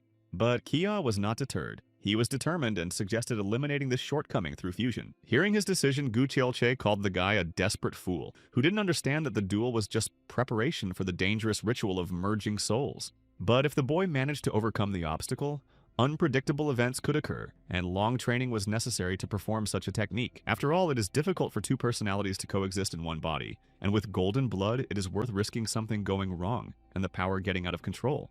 On the other hand, he is still just a child and exudes energy as if the upcoming union should happen naturally and easily. To carry out his plan, Kai trusted Chanmin, closed his eyes, and concentrated on his friend's voice in his head. Meanwhile, crouching down and pressing his hand against the ground, Cheon did not listen to the mutterings about the merging of souls. Was he really ready for anything? Irritated and ready to strike, he jumped 3 meters above the ground and shouted that he would not let this guy stop him. Expecting to catch the young man with his hands down, the giant accelerated his energy, but suddenly a blue barrier blocked his path. Kai, on the other hand, seemed to have fallen asleep on the spot, remaining completely motionless and completely absorbed in himself. Obeying his friend's words, he drew strength from his body, picturing it as a bonfire in his mind. The boy imagined his blue fire as a picture in which it was actively burning, trying to consume its owner. But in reality, the flame would never harm its owner. One simply had to open one's heart and accept it.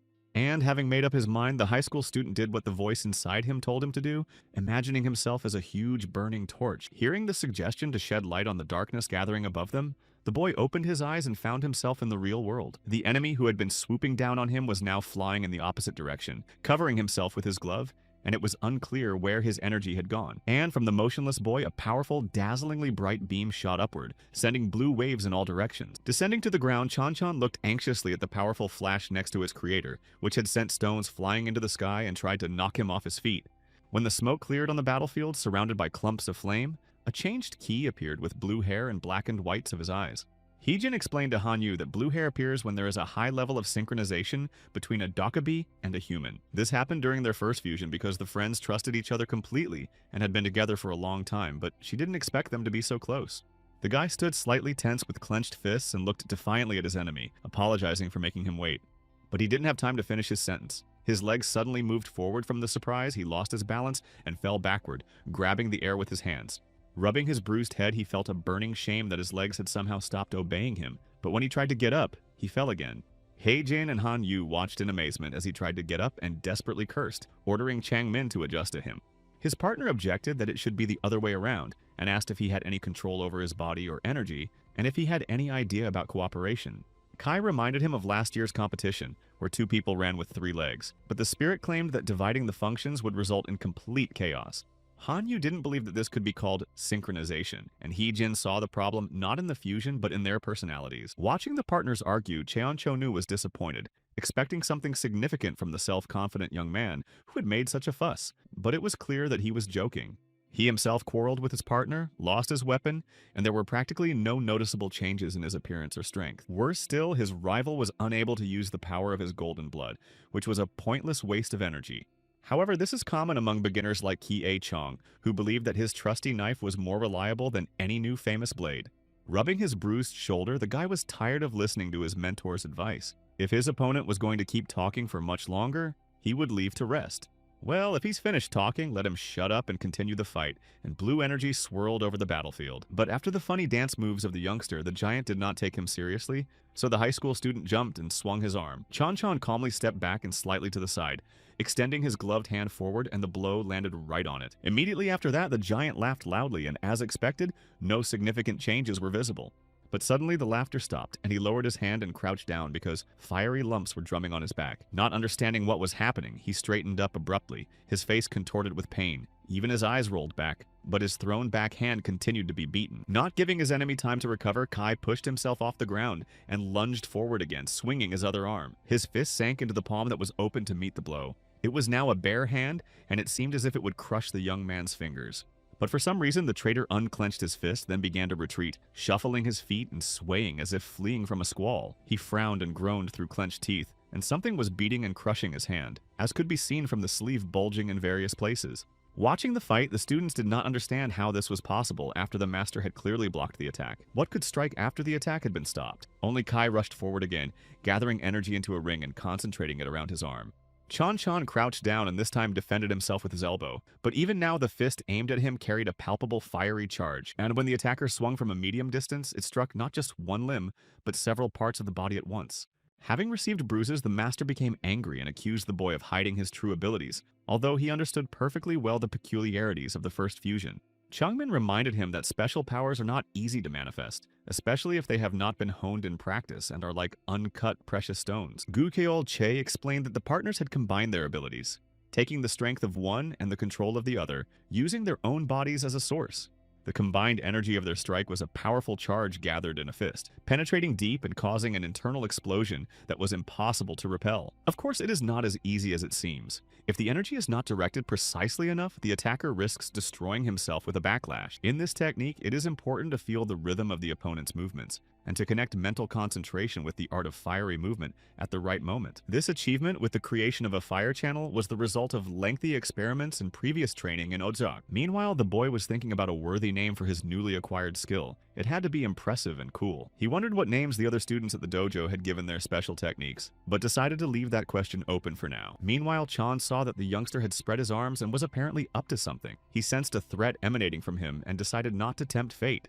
So he instantly gathered his fiery stream into his glove and stepped back to develop a defense tactic. But the kid didn't give him a break and, leaping into the air, found himself right in front of him, preparing for another blow. He thought about the name of a special technique. Kai wanted to include the phrase hand-to-hand combat technique in it, but something simple and catchy would be much more appealing. Looking the giant in the eyes, he gathered a wave of fire in his fist and demonstrated once again that he was no worse than his gloves. A dazzlingly bright light flashed in the sky and crashed down on the enemy, accompanied by a cry that golden blood belonged only to its owner. A white beam circled around his opponent and emitted local discharges that tore his clothes into small shreds, leaving his torso bare. Beaten and bruised, Chan spread his arms and legs limply and flew toward the ground, trying to comprehend what was happening and feeling the absurdity of the situation. Despite possessing the greatest strength of all Ojak's disciples, he was defeated by a schoolboy who had recently appeared here. His thoughts were interrupted by a strange voice reminding him of his past deeds and his own betrayal for the sake of power. Would he accept his defeat at the hands of a newcomer as meaningless karma and live the life of a failure? A fire appeared before him, suggesting that everything was controlled by a higher power and offering him to accept it, even against his own will. And Chan thought about the timeliness of this opportunity. Perhaps he really had no other choice, and he reached out his hand. Something changed instantly, but the athlete did not understand what it was. The pain dulled, and then he opened his scarlet eye. A key landed on the ground, breathed a sigh of relief, and said that the merger was actually very tiring, but he didn't have time to finish. He felt a vibration in the air and heard an incomprehensible noise coming from the direction where Chan had fallen. Turning around, he saw a strange creature that was unlike any of the predators or monsters he had encountered before. It was huge and seemed to be made of scarlet flames with black inserts on its torso and face, and the glove of a traitor. At first it just roared, then began chanting power, and finally declared that it wanted more power than any inhabitant of this planet. Heo Jin, Han Yu, and Guchul Che also saw the stranger and were simply shocked. Could he have managed to extract the sacred fire? It turned out that he had used it knowing that it was very dangerous, and had only done so because he couldn't handle it and had nowhere else to go. But Changmin explained that in reality the giant had been used, and he had become stubbornly fixated on his idea, so now they would have to use their hands. Kai didn't understand who could use a human being if the sacred fire had to be kept well sealed in a treasure chamber, but his partner explained that if this fire found a way into the heart of the one who had consumed it, it would deprive them of control over their body and drive them mad. And apparently, he had already lost his mind. Approaching Kai, the creature sniffed him for a while and then laughed maliciously. Then it swung its arm and, with a familiar movement, threw the guy toward the forest. He flew through the air for several meters. Knocking down trees with his back, the place where he fell was covered in blue smoke, and when it cleared, the owner was already sitting leaning against a tree trunk. He coughed, meaning that all the commotion was because of the sacred fire, and instead of gathering strength, the fool chose to go mad. But according to Changmin, he had become at least twice as strong, although even if that was the case, it wasn't critical and he could still beat him up. We need to use the soul fusion again and try to fight this newborn creature again. Throwing Kieishi aside, Chono began chasing the other disciples and throwing them in different directions, enjoying his power. The predatory Dokaibi, who had retreated, reappeared at the entrance to the main building, urging their comrade to destroy all the possessors. Realizing that the sacred fire had been activated, they became completely emboldened and made no attempt to hide. One of them said that victory was already assured, but the daredevil didn't even have time to finish his sentence before he paid for his carelessness with his life, right in front of his disheartened comrade. Having dealt with the predatory Dokaibi that had fallen into his hands, Cheoncho-nu immediately absorbed his fire, looking around for a new victim and demanding even more power. The students who saw this were confused, and Hee-jin, shouting, "Don't stop!" pulled one of them by the collar, who had almost been hit. Aguchil-chil ordered everyone to retreat quickly and stay away from the enraged master. However, Kai, who had recovered from the blow, had already made his way out of the forest and was running towards the battlefield, trying to draw the monster's attention to himself with his cries. There was no need to touch the other students if the enemy was just a guy who could jump up and punch a raging giant in the face. Then he jumped into the air again and, releasing a huge amount of energy, began to fall like a rock onto the beast from above. But the monster was already ready to defend itself and, crouching down, put out its bent free arm and then covered itself with its other arm. After blocking the attack, he took a wide step forward, bringing his powerful torso forward and swinging his club as far to the side as possible, striking from left to right and getting rid of the annoying puppy. His eyes burned menacingly and flashed sparks, and his mouth twisted contemptuously as he assessed the result of his blow and the distance the boy had flown. Then he casually turned 180 degrees and, shouting "You!" with joyful enthusiasm, went after easier prey. Kai understood that they needed to completely capture the scoundrel's attention so that he would focus on them, and to do that they needed to close the distance. Meanwhile, the monster completely ignored them and his partner, catching up with a defenseless dojo student who was running away. Then the senior student overtook Chancho and found himself in his path, pushing the student out of the way with his hand. However, the glove had already been activated, wrapping around the target in an arc. Fortunately, Kai managed to withstand the blow this time. But this only provoked the Titan, and he wanted to continue. Changmin warned that the left fist was coming and was right. He was on his guard and now assessed the situation through his friend's eyes. His extensive combat experience helped him anticipate the giant's movements. Then his partner said that the best way to dodge was to take a step back, but in this situation it was necessary to move slightly to the side. However, the close distance allowed the giant to immediately strike with his other hand in the stomach with a dull sound. The young man exhaled. Something had to change, because blood could be spilled and it was bad to fight alone, but defending someone else was completely different, especially since Kai had never done anything like this before. And Chanmin told his student to leave quickly, but the latter stammered in fear, saying that his legs wouldn't listen to him, but apparently his habit of obeying orders helped him. The next moment, the paralysis of the seated man passed. He jumped up and, crying out in delight, ran away as fast as he could. Looking after him with disappointment, Cheoncho-nu pulled a bundle of energy to his left hand and struck Kai with his fist. He flew back but landed on his feet and immediately raised his arms in defense. Then the giant rushed after him, firing projectile after projectile. Fearing for her comrade's life, Hee-jin rushed at the demon, shouting that he would remain a worthless scoundrel until the end, and pierced his leg with her boot. A sharp knife protruded from the toe of her shoe, inflicting a deep cut, but the wound closed instantly. Han Yu did not understand the reason for such a quick recovery. But the wise Guqiel Che explained that it was due to the healing power of the sacred fire and declared that ill-considered attacks were useless.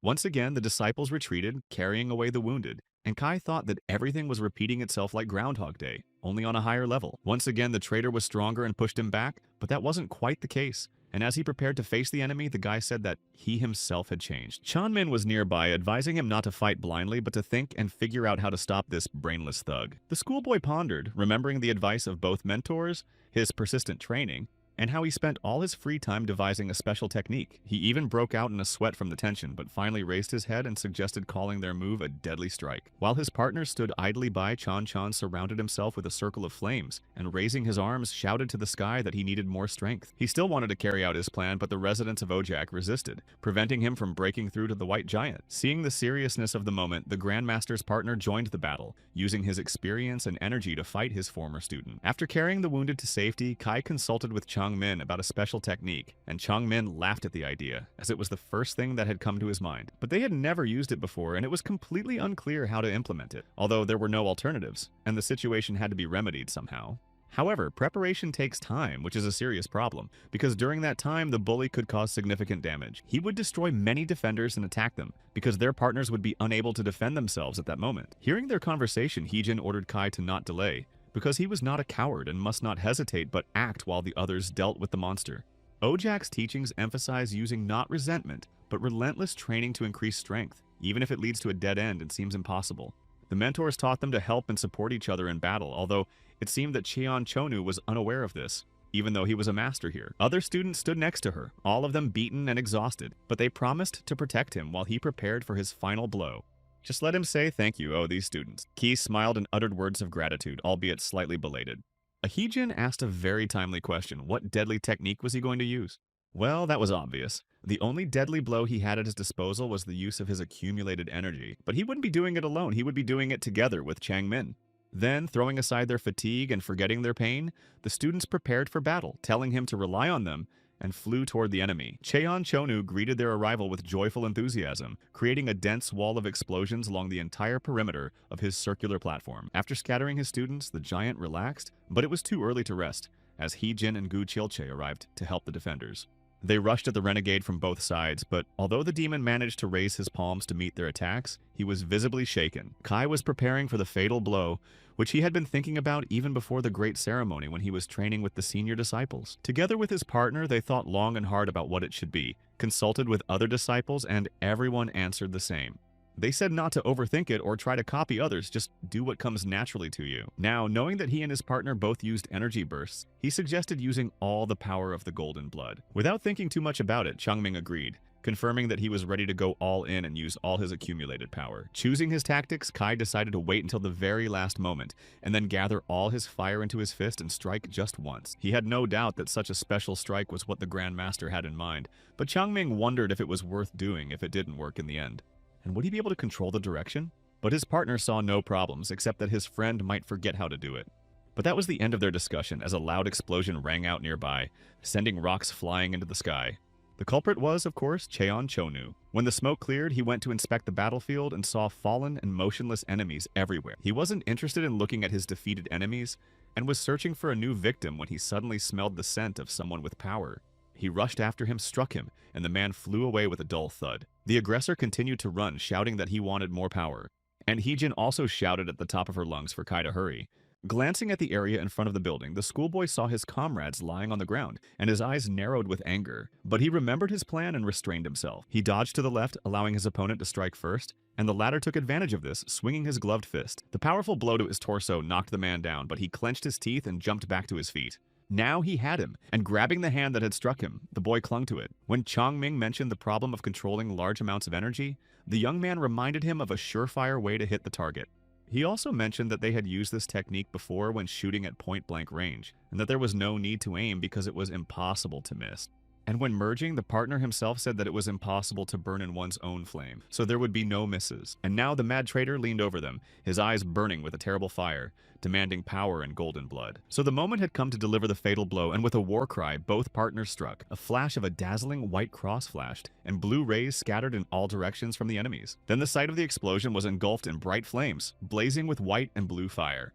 The flames engulfed Cheon Chonu, his eyes glowing wildly and his mouth emitting terrifying screams. The blast wave tore at the clothes and hair of Gu Chul Cheol and Heejin, who were watching the scene unfold. Stones flew into the air and the thick smoke obscured the sky, but when the veil settled a little, a scarlet fire began to shine through it. Noticing this, Kai realized that the expected result had not been achieved. Out of frustration, he bit his lip and almost cried. However, in the next moment, Cheon Chonu emerged from the smoke, alive and unharmed. The astonished disciples could not believe their eyes. How could anyone survive such a fire? It seemed more fantastic than the fire of golden blood. Kai stood opposite the survivor and said that it was ugly to be so stubborn, asking if the bully was going to continue climbing over the heads of others. He didn't like this desire, although he understood it, because the desire to feel superior is inherent in humans at an instinctive level. But there was no need to cross the line for that. If he stepped on other people, he would have to spend the rest of his life alone. After these words, the young man reached into his pocket and pulled out a small feather. Seeing this object, Heejin was very surprised because she knew very well that the feather with accumulated energy belonged to Hyun Yon. It was the same one that the bespectacled Ki had given him before leaving the treasure trove. The boy placed it in his palm, clenched his fist, and activated the power within it, saying that he would use it to protect others. Because he had promised this to its owner after striking with his fist, the fire of Cheon began to weaken and dissolve into the air. A white, blue, and blue flame beat him from all sides, rising above the forest and the surrounding mountains, and shooting upward in bright bursts. And when the smoke cleared, the giant surrendered, falling to his knees before Kiom and bowing his head. The boy breathed a sigh of relief but noticed that his hair had turned black again, which meant that the merging of souls could be broken. But Changmin was gone. Had he gone too far again, and would his friend need time to recover? At least everything was finally over. The disciples rejoiced at their shared victory and the defeat of Master Cheon, which meant that the attack of the alliance of predators was also over. However, it was too early to rejoice. A stranger's voice announced that he would not give the sacred fire and golden blood to anyone without a reason. The man admitted that he had gone to great lengths to gather allies and get this far, and that this little man was his trump card, and he never thought it would turn out like this. While Kai was wondering who this person was, Yim Song-yu appeared from the forest, shouting for the guy to stop the stranger. Ju-hee warned that the predator used the art of shadows and was able to hide in someone else's shadow. While the high school student listened to them, the stranger jumped down from the tree, approached Cheon, and raised his hand to the scarlet flame. Then he stepped into his shadow, turned into a black silhouette, and began to quickly dissolve into the air. It was Yeon-ik, the leader of the predators. Ju-hee said that this man could then take over the body and control it completely, but he became invisible before she could finish her words.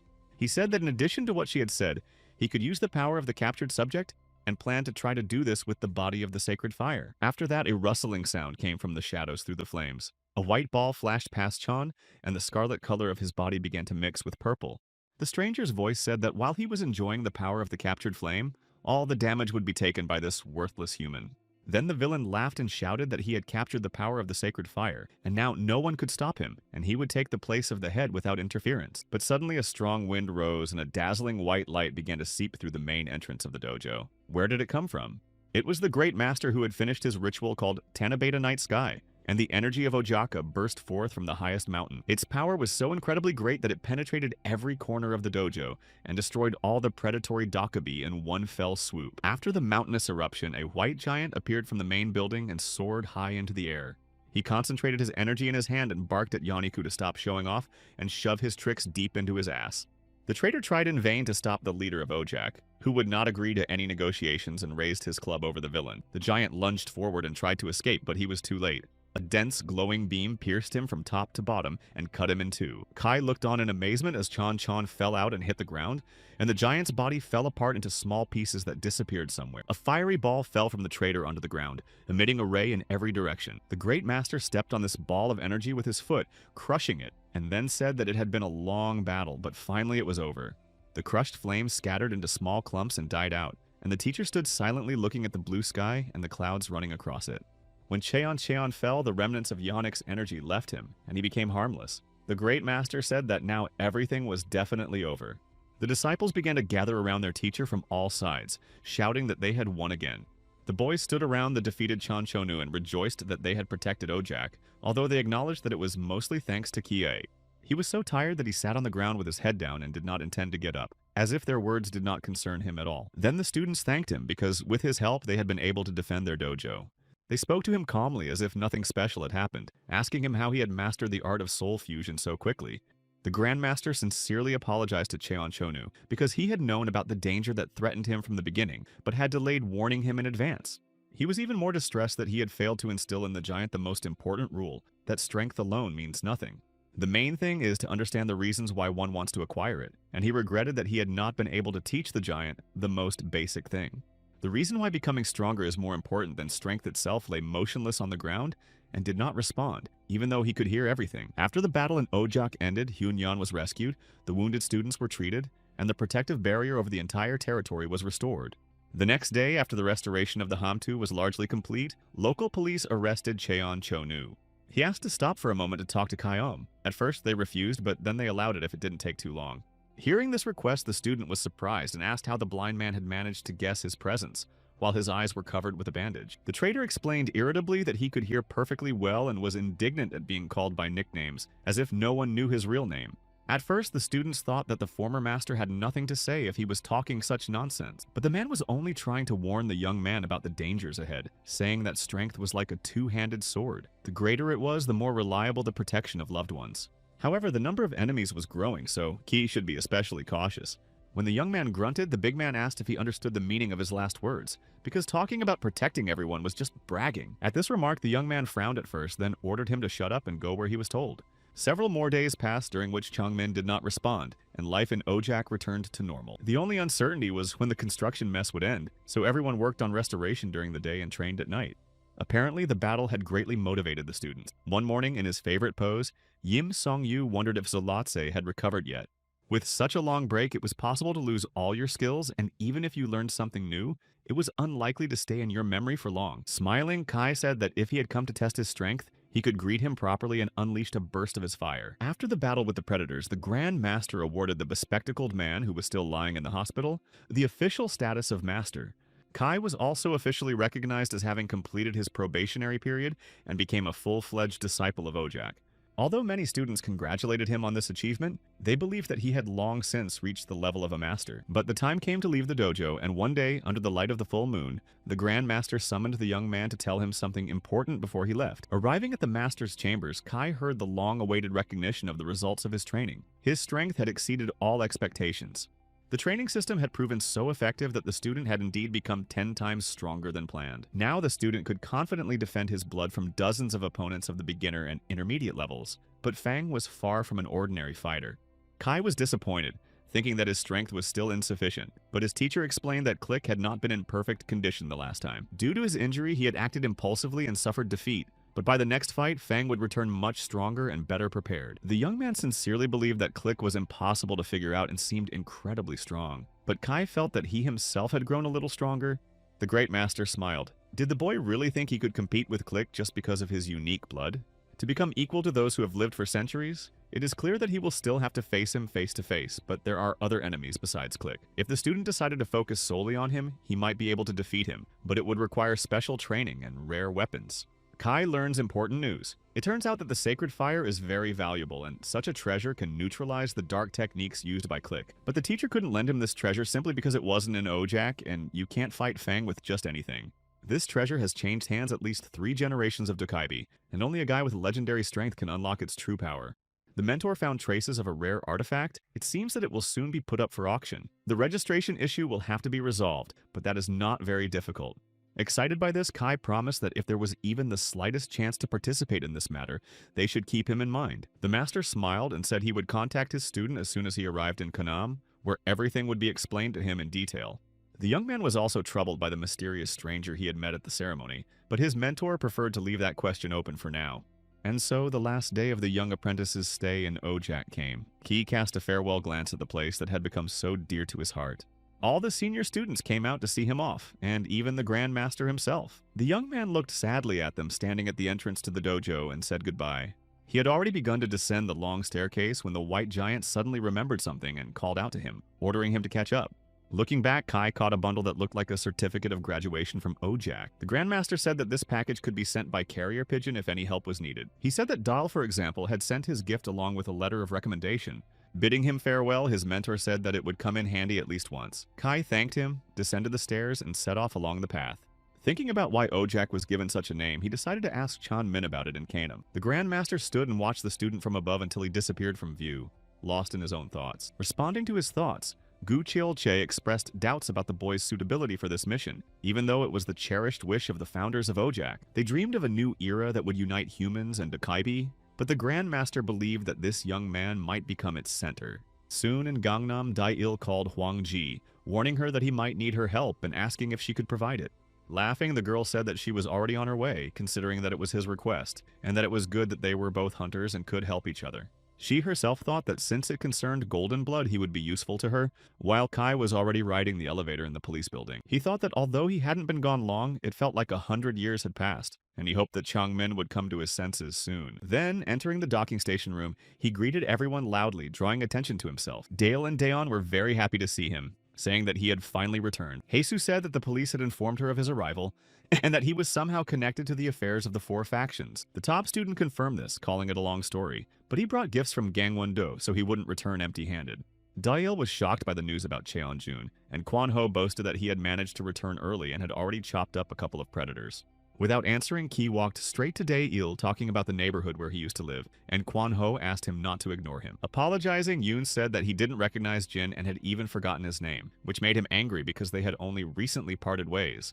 The statement by the top student about his increased strength and ability to defend himself was met with indifference, as both had improved their skills. Even Yoon's boastful talk about his ability to perform soul fusion only elicited a smirk from Kwan-ho, who called him Lee Chang-min's second-in-command. Tying up his colleague's hands and feet, Kai, enraged by such statements, advised him to be more careful with his words. Otherwise, they would have to settle things with force, to which Kwan Ho immediately agreed, suggesting they go outside and prove it. They stood there with their fists clenched, ready to fight, but the appearance of Ju Yun-soo diffused the situation. The girl reminded them that colleagues should live in peace and harmony. When Kai asked who she meant by colleagues, the owner inquired what kind of fight they were having. Kwan Ho noticed that she was acting out of character and wondered why she had suddenly become so gentle and peaceful. Discussing what this meant, Ju Yun-soo declared that the world was originally full of love and harmony. Dale, however, saw the reason in the mountain of paperwork because she was the first to return from training and had to struggle with it alone. According to Dae-il, the predators had been quiet during their absence. Not even the Phantom Fang had shown itself, so they had time to prepare. In connection with this, Kai asked to hear about the auction where the Treasure of Light is expected to be put up for sale. To discuss this, the interested parties gathered around a table and Dae-il began to tell them about it. It turned out that the place where the Treasure of Light was to be exhibited was called the Demon Battle Auction. It would have been great if you could get something for fighting there, but not everyone could apply for this auction. Admission was by ticket, and he himself had participated in the fight for the butterfly coin last year. Showing the coin, the guy asked if Kwan Ho, who was not usually interested in such things, would try to get it this year. It was needed for Kai, but Jin flatly refused and said he was only there because of Click. The straight A student was already twirling the coin in his hands and wondering if the butterfly-like pattern was the reason it was named that. Kwan Ho couldn't resist and intervened, calling it a red and white butterfly pattern. Surely the guys didn't know that it was from the cohort of black heroes along with Click. And she has the gentlest character among them, and it is she who holds the annual demonic battle auction. Assuming that the fight for capture involves stealing such a thing, Kai hit the nail on the head. The coins are distributed among those who have applied to participate. By stealing coins from other participants, you can get into the rankings and get the opportunity to participate in this auction. But Kanian did not apply to participate this year, so Dae-yong contacted Kambuk, who is currently fighting for this right. Kai thought about the department of owners that should be there, but it turned out that Dae-il was referring to hunters of predatory dokebi. Looking at his watch, he announced that it was time to leave for the scheduled meeting. However, Ju Yun-soo stopped them because she wanted to give Kai a gift that Hai-soo had brought. Very surprised, the guy opened the box and found a smartphone with emergency contacts inside, and a smartwatch with identification tracking and database access. Assuming that Kiam was being watched by high-ranking officials, Hiso explained that from now on, they were giving him some freedom of action. The high school student was taken aback, not understanding what was going on or what such a strange gift meant. But after patting him on the head, Ju Yun-soo announced that he was now a full member of the Gangnam Dokaibi division and that they were counting on him. Kwan Ho was walking down the street, annoyed that he had to go to the meeting with Kiam, but that was the condition for participating in the battle for ratings. The top student believed that they had been sent to help, but his partner did not like this at all. On the way, Kai asked who the Dokaibi hunters were and what kind of people they were. According to Dae-yoon, they were not possessors at all. His companion explained that it was not only the possessors who hunted the Dokaibi, but also the people of the latter, and they were called hunters. But he couldn't believe his ears. How could people hunt Dokaibi? It turned out that these people had gone beyond the limits of human capabilities. In order to fight the predators, each of them underwent an operation to transfer the pattern and gained the ability to control energy while remaining human. Essentially, this involved cutting a pattern from the captured Dokaibi flame onto their bodies, and not all volunteers survived the operation. But the most unpleasant thing awaits the survivors, a very painful process of getting used to the changes in their bodies. Hurrying his partner, who was frozen in surprise, Kwan Ho added that these people endure everything very patiently in order to become hunters. Usually the reason for this decision among most hunters is revenge against the Dokaibi, which the owners must not forget, even though the A are not predatory. The conversation was interrupted because the guys were already approaching the meeting place. Confidently opening the door to the coffee shop, Kwan Ho-ki took a couple of steps and, without taking his hands out of his pockets, called out to Sonbei. The girl was sitting nearby and immediately responded, saying that she would help them during the fight for the butterfly coins. It seemed that Kai recognized her, but introducing herself as Yoon Hwan-ji, she reported that she had become a Dokaibi hunter last month and offered to take care of her. Hesitating, the top student replied with the same Korean greeting, wishing her well and also giving his name. The blonde wanted to dispense with this formal politeness, as both of her interlocutors were older than her. When Kwan Ho asked who was older, she replied that they had all been assigned to the police station, so there was a difference in status. Their common goal was to protect law-abiding citizens and fight against the despicable Dokaibi. Kai was alarmed by his partner's words but did not sense any hostility in his companion, who seemed like an ordinary girl to him. Hwan-ji suggested that they first briefly introduce themselves so that they could learn about each other's abilities since they would have to work together. She also wanted to greet their spirits, to which Kwan Ho replied that he had been working alone for a long time. These words left the girl at a loss. She blushed and then apologized for the inappropriate question. Kai mentioned his partner's name, explaining that he was tired and hadn't shown up in the last few days, which was normal after a serious fight. Getting ready to take notes, she asked how they usually fight predators to determine their positions based on their fighting style. Kwanho doubted that he would have to fight with her as he had been forced into this project. He did not want to cooperate with the Dokaebi hunters, but hadn't he heard that without them, the owners would not be able to participate in the auction? However, his partner thought it would be enough to kill all the loiterers and lookouts, and take their coins if they had any. Ivan said that his partner had a problem with his head, but he replied that only a novice who had defeated a few weak opponents would say such things. Turning to Ki, Huanji asked about his fighting style, expecting that nothing would be impossible for someone of golden blood. But the schoolboy called himself a novice who, at best, could only move faster than her, and knew practically nothing about fighting styles and positions. He even spent time in Ojak, but learned almost nothing, and without Changmin he could do very little. After saying all this, he laughed. After that, Kwanho called his partner even more of a fool than he had thought before, who had only learned about the red and white butterfly shortly before this conversation, and even about the annual auction, but they had already greatly angered their interlocutor, who loudly complained about the half-baked goods they had sent her. Seeing their confusion, she explained that she had expected a lot from this conversation, with the vaunted golden blood and the famous demon of the south. In fact, one turned out to be a dim-witted idiot, and the other was worse than a single-celled organism, and she wondered how she could work with such people. However, this was a request from the renowned Dion and Deal, so it was not surprising that the level of the Kanam branch was so low. Upon hearing this verdict, Kwanho was outraged by how he was described, and Ki decided that they had not lived up to her expectations. Trying to fix the situation, the top student said that they were also committed to protecting ordinary people and would do everything possible to cooperate. But the words about protection only made Huangji smile. She asked them not to pretend to be dokebi hunters no matter what brought them here. She told him to keep his promises to himself. She was only interested in concrete results and everything else was meaningless. She signed up for this case thinking it would help her advance in her career, but she now sees that this is impossible and that she will have to say goodbye to a fast-track career.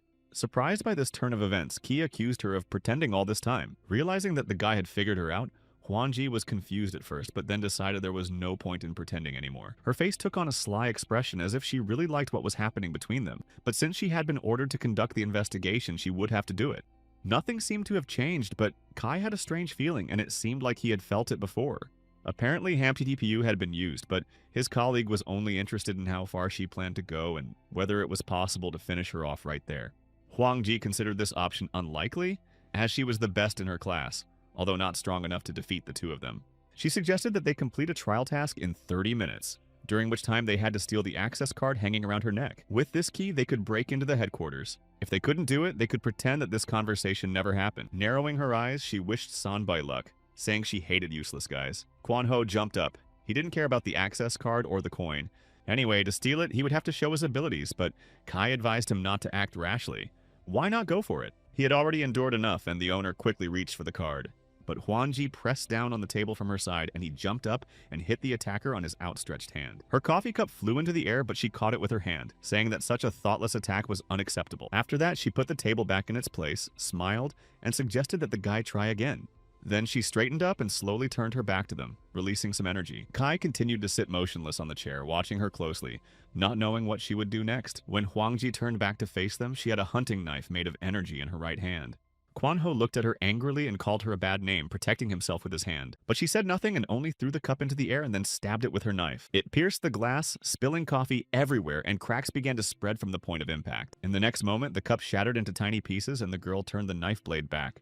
The shards continued to hang in the air, but they were no longer pieces of real tableware, but fragments created from energy. And then they turned into dazzlingly sparkling knives that flew toward Kwanho. From the outside, it looked like he was being shot at with short beams, which the guy tried to defend himself from with his hands. The girl's eyes lit up with red fire, and she jumped at her opponent, delivering a slashing blow. Of course, he had a lot of experience in combat. He managed to dodge, but the knife whizzed past him by a couple of centimeters, and Huangji admonished him not to engage in combat, without knowing his opponent's abilities. Jumping away from her companions, she said that these lines were taken from a textbook on the basics of Dokaibi hunting strategy, the first paragraph of the second chapter. Taking on human form, she looked at them in surprise and asked if they really didn't know even such basic things. The participant in this duel no longer wanted to give the arrogant woman any advantage, although Dael, of course, asked him to follow all the rules. After all, the huntress turned out to be quite a gift, and, growing increasingly angry, he took out his club, saying that she would not leave so easily. It turns out that she can use not only the energy of the Dokaebi, but also Huangji's bat, which she called an isolated weapon, although its meaning is the same. And judging by his words, the young man had never seen anything like it before, so he would have to tell him something. Her isolated weapon was remarkable in that it could change things at will. The huntress could change the shape of anything she touched with the blade. For example, she touched Quan Ho's hair, and right before everyone's eyes, it turned into a lush mane. Laughing, Huang Ji exclaimed that the hairstyle suited him and ran toward the exit of the coffee shop. But where was she going? Did she really think she wouldn't be caught? The enraged owner of the luxurious hair rushed after the huntress. But when he rushed out the door, there was no one there, and the street was deserted. Not even the sound of footsteps could be heard. Finding himself in such a ridiculous situation, the guy looked around in confusion but didn't notice anything suspicious. His offender had disappeared without a trace. Nothing new appeared in that place except for a paper airplane flying over the house, the kind that all school children probably play with. The paper airplane landed on the roof and turned into Huang Ji. Sighing with relief, she said that it was difficult, but it allowed her to escape. She was seriously considering giving up on this hopeless endeavor, so she had to resort to such tricks, especially since she had plenty of time. But Kai was already there and asked her to think carefully before making such a decision, as they might be more useful than she thought. Turning around at the sound of his voice, she asked how he had managed to track her down, but she herself had said that she could change the shape of things she touched with her sword. And on the arm she had raised during the conversation, the sleeve slipped down, revealing several scars similar to the marks left by cuts. Therefore, he thought that she herself could turn into something, but with any changes inside, a human would still be noticeable. Quan Ho ran after her to the front door, and in order to escape him, she had to become something capable of flying and get to the exit to the courtyard. The girl grunted in praise, but that wasn't enough. The battle for the butterfly's power was much more complicated than he thought. Besides, constantly getting involved in conflicts because of Dokebi would inevitably undermine So Yeon's morale. Huang Ji believed that cooperating with both hunters would only get in the way, although he could try to take the map by force. She had already mentioned this, but he didn't like the idea of fighting with allies. Were the results really that important? Hearing these arguments, she stamped her foot in irritation. Of course they were important, and the guy obviously didn't realize how much. They were extremely important to her because they were directly related to the reason she had joined the ranks of the Dokebi hunters. In response to the schoolboy's questioning look, Huang Ji threw him some white paper hearts with the words "catch" written on them. But this was not a sign that she liked him. Along with the hearts, a fiery beam flew in his direction. However, Kai sent his fire toward him. There was an explosion, and the young man covered his eyes with his hand and looked at the raging element below him. Then he sympathetically suggested that she must have her own unique story, and of course she did. Does he know the peculiarities of the Dokebi Hunters organization? With excellent performance, even newbies can rise quickly. She already has an Ani under her command, and although she is the only one, she can be called a true professional. Most hunters, including Huang Ji, are obsessed with productivity, and the higher they advance in their careers, the larger the team they can create. Information and operational capabilities are also growing, which makes it easier to achieve the goal of revenge that most Dokebi hunters have. But she personally became a hunter not for this reason, but for the money. And besides, here there is a civil servant's pension with a fixed retirement age. However, despite all the advantages, there is a lot of work. So even the high salary, which is unattainable in other large companies at the start, does not attract many people here. If it weren't for these reasons, she would never have endured the extremely painful procedure, although some consider her greedy for money. The girl saw nothing special in her pursuit of money, but for others, there are other values that are no less important than money. For example, the desire for revenge or a sense of justice. The fact that she doesn't have these feelings doesn't mean she's not sincere about losing money. She takes it more seriously than others. But for some reason, her companion remained silent. And as she opened up about everything that was bothering her, Huang Ji suddenly noticed that he had disappeared. Trying to figure out where he had gone, she looked down and noticed children who, for some reason, were walking alone without their parents or other adults. Where had they come from in an area where she had set up a barrier to prevent strangers from entering? To find out, the girl quickly planned to climb down from the roof and, once she landed, headed toward them. Seeing her, the children screamed in terror, calling on God to save them from the monster, but she slowly approached them, saying that she was human. Reassuring the children, Huang Ji said that she was not a monster or an enemy, and that she was not bad at all. To convince them of her good intentions, she crouched down. She wanted to help them, but first she asked them to tell her what had happened. According to them, a monster had suddenly appeared and then just as suddenly disappeared, and after that all the people had vanished. So these children were lost and became accidental witnesses. Usually such people became residents of the Dokebi world. It didn't matter how they got there, sometimes they were accidentally drawn into the perimeter of a battle that was just beginning, and then they were often killed. If the children called it a monster, then it was probably a predator. It's good that they caught her eye before they could get into trouble. The hunter promised to contact her headquarters and get them out of there, but they would have to wait a little while.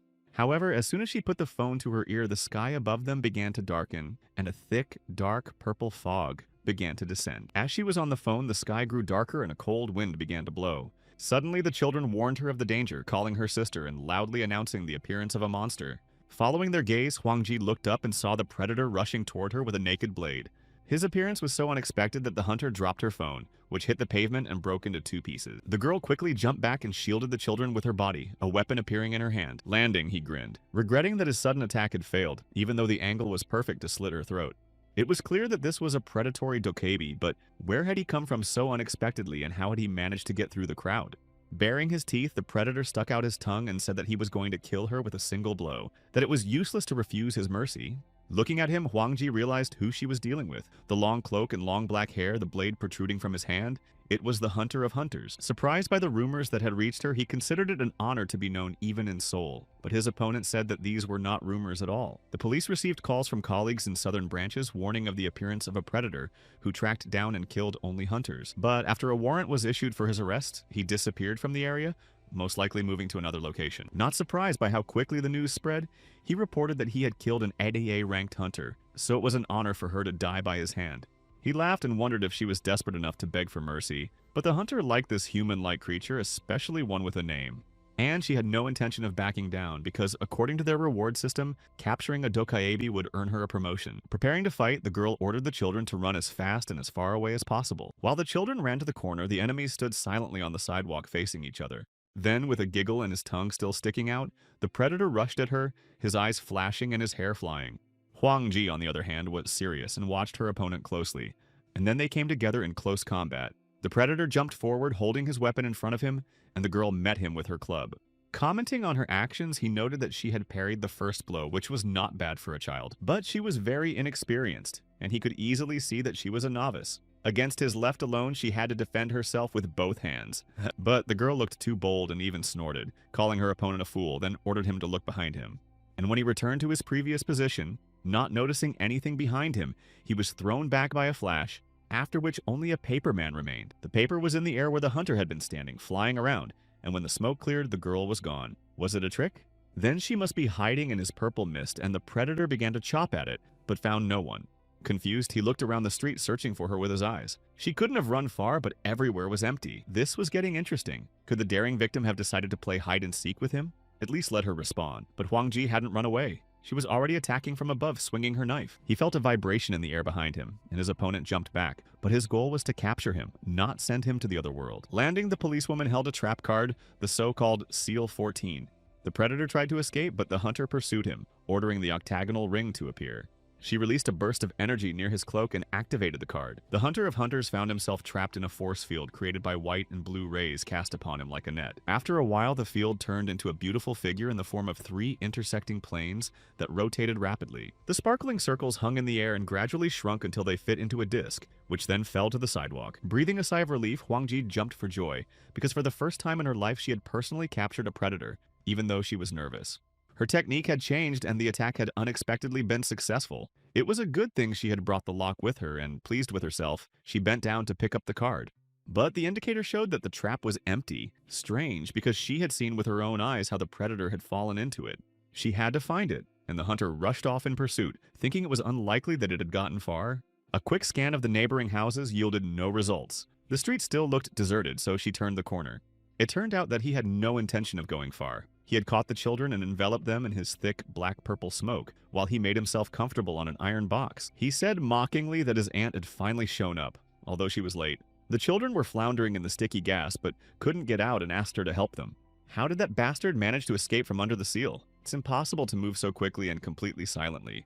But knowing how to transform into different objects, she guessed how he had moved, and the predator confirmed that he had staged a show. By first spraying a black cloud, he was able to use his power to move into another body. Using the black cloud, the predator hid in the sky when the hunter called, and when she tried to seal him in a trap. However, during the battle, the villain hardly used this ability, and upon reflection, she realized that this technique had limitations. Most likely, they are directly related to his combat ability, which means he can be defeated and sealed in a trap again. But the problem was that the children had been captured and could be killed at any moment. Interrupting her thoughts, the predator laughed viciously, revealing the reason why he was targeting the hunters, because they were weak and easy to eat. Even AA-ranked specialists, who are bound to protect ordinary citizens, cannot forget their duty and are extremely weak when hostages are involved. But it was time for her to get back to work and put her isolation weapon on the sidewalk. work, because it was clear how the children could suffer if she refused. It turns out that he is not super duper at all and did not get rid of high-ranking hunters with his skills, but always used this argument. And she declared that this time he had found a different opponent, and that the sense of duty that the villain was so keen to emphasize meant nothing to her. The only problem that concerns her is how to catch him. Let him save such threats for others, they won't work on her. Is there really no other option? The hairy man raised his right eyebrow skeptically and began to manipulate his fingers with his left hand. The child began to suffocate, and Huang Ji thought she had made the right choice. Her death would not guarantee the children's salvation, and it was useless to scare her with threats. She turned away and walked away, knowing that without her isolation weapon, she would not be able to use technology, which was the Achilles heel of any hunter. However, the situation was critical. 2 children had already lost consciousness, and the third was choking on smoke, screaming and crying desperately. The girl's heart trembled, and unable to bear the agonizing scene, she unclenched her fingers, releasing her isolation weapon. Turning to face the enemy but not looking him in the eyes, she quietly said, "Enough, let the children go." Laughing, the enemy jumped to the ground. He knew the hunter would do this, but he was worried she would change her mind and let them go after she died. Then he would be able to use them again next time. With that thought in mind, the predator rushed toward her, anticipating the joy of an easy victory. Waiting for the sad end, Huang Ji regretted her stupidity, not understanding why she had made such a choice. What did she care about her own success or big money now if, in a few moments, she would have to disappear? She had wanted to get rich so badly and had been so determined to become a hunter. Was she really going to die so stupidly and simply? But when the hunter of hunters was only half a meter away from his victim, he was stopped by a powerful blow. The girl's gloomy expression gave way to surprise at this turn of events, and for a moment she was even speechless. The savior turned out to be Kai, who almost lost his balance due to the sudden stop. The guy said that a good deed doesn't need a reason. No matter how much Huang Ji tried to act like a bad person, she would always remain a good-hearted person. When she came to her senses, the girl naturally asked where he had suddenly disappeared to and how he had ended up there. She found out that Quan Ho had been trying to catch her. Thanks to his ability, he searched the area, and Kai, sensing the energy of a predator, came to see what was happening. Meanwhile, a third-rate predator took the children hostage, but the enemy had already seized the hunter's club and was planning to get even with her companion. Comparing the impending massacre to a one-on-one fight, especially since he was already losing patience due to the boy's very appetizing smell. But Kai was only provoked by the villain's words, who threw them around so recklessly as if he knew nothing about him. Predatory and still not alarmed, the calmness of the pleasantly smelling subject only made him smile. After all, the girl had already been deprived of her protective weapon, and the same would have to be done to the boy since the captives were still in his hands. The appearance of another hunter would not change anything, but Ki had no intention of negotiating. He simply took his club and aimed it at the villain. One shot was enough to separate the villain from his cunning nets, and the little girl fell to the ground with a scream. Looking back, the hunter of hunters couldn't believe his eyes. It turned out that this was not an ordinary firearm used by humans, and the guy wasn't a hunter but a dokebi who had used his club. But then everything went haywire. The stranger suddenly disappeared, leaving small traces of energy where he had just been standing. Had he really just abandoned his partner to her fate and was now grinning predatorily, anticipating how quickly he would dispose of the defenseless huntress? But the girl felt the air vibrate from Kai's movement and looked in the direction where he had disappeared. And there was the enemy himself, sensing the guy's location, amazed by his lightning speed and realizing that he wanted to save the captives first. But it was unlikely to work as his weapon was useless in close combat. However, turning toward the young man, the predator saw a blade in his hand. What was going on? Just a moment ago it was a club, but now it was a sword, and the villain's cheerful expression vanished from his face.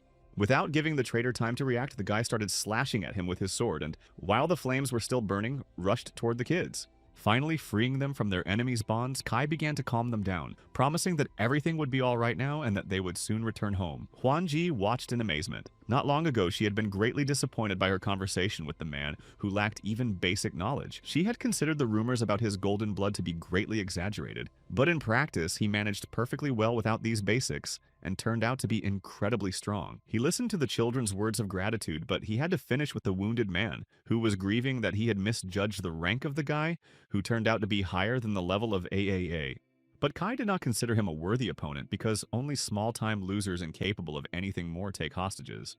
But even in death, he did not want to leave with dignity, seeing how the villain swung his sword, using the black cloud technique. After all, it had already been sprayed, and before the excellent fighter could lower his weapon, the place where his enemy had been lying was empty. Huang Ji, who had arrived in time, reported that the predator should be sought where he had previously sprayed his black smoke. This was no ordinary enemy, but a hunter of hunters, well known for his crimes in the south. Having escaped, he would continue to destroy hunters.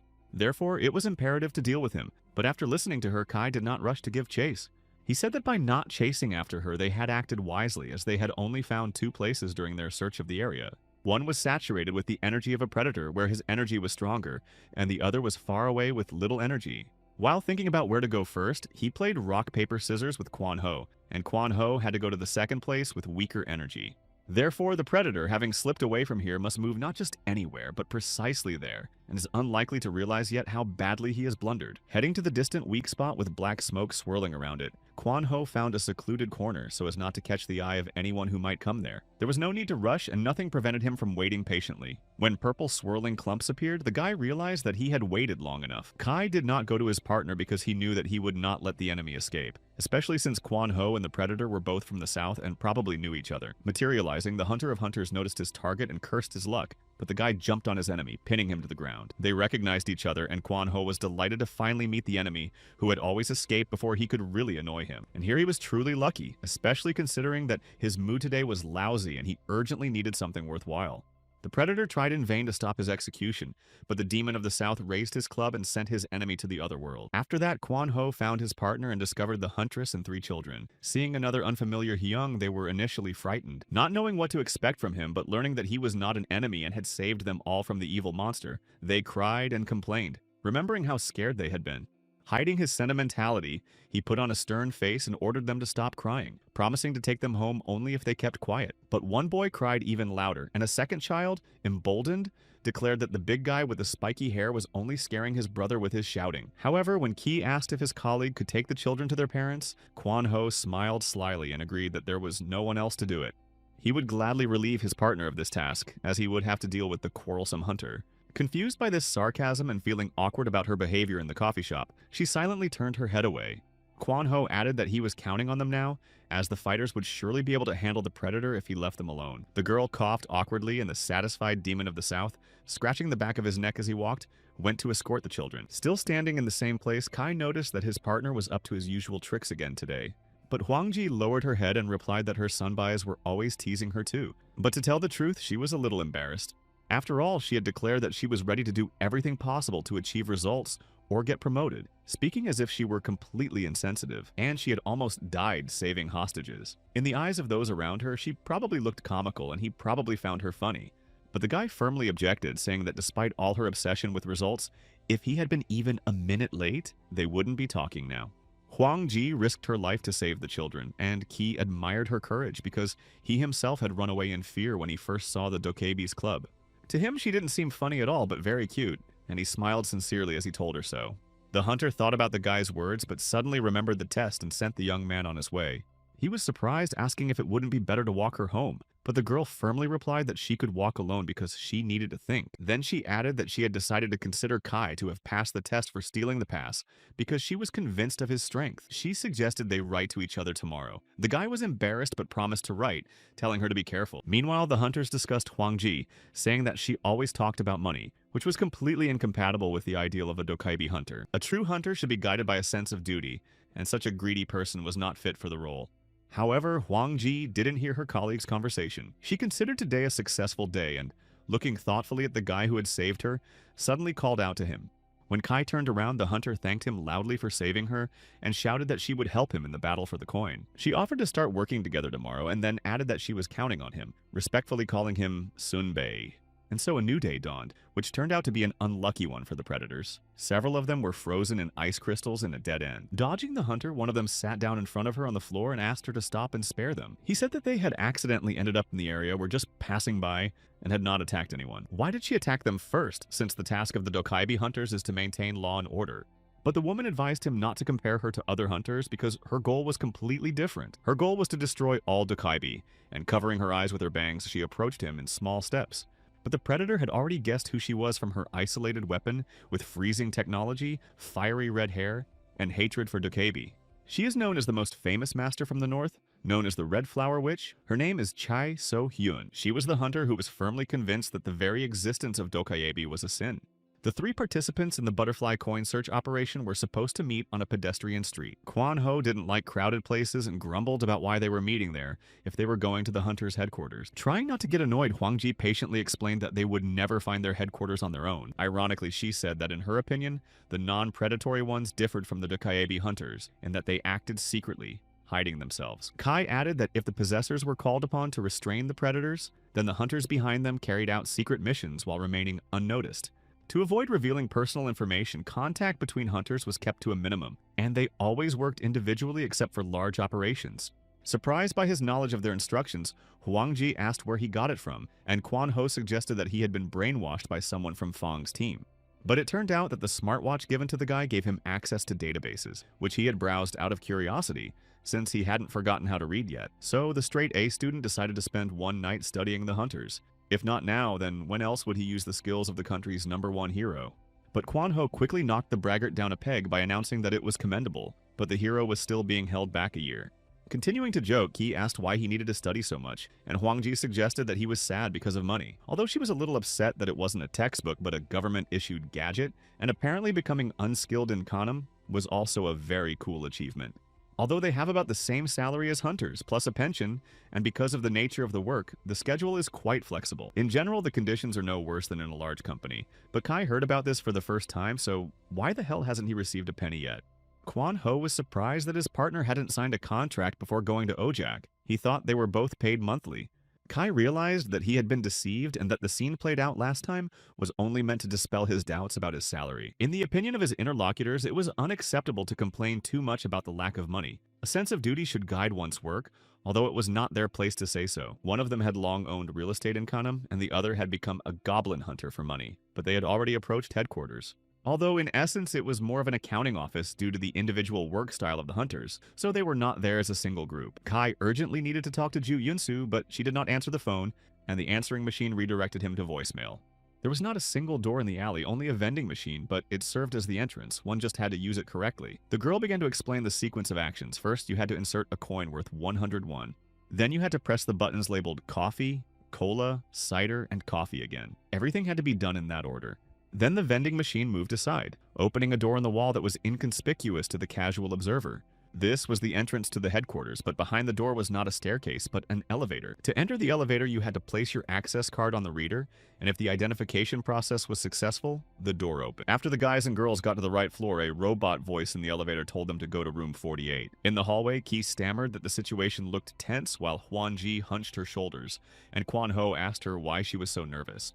The girl explained that she was nervous because they were about to meet their rival. Kai was surprised, saying that if her name was Cha So Hyun, then they were colleagues and would be participating together in the battle for the butterfly coin. Having heard about the Red Flower Witch a couple of times, Quan Ho called her talented, saying she had destroyed 4 or 5 predators in her debut year.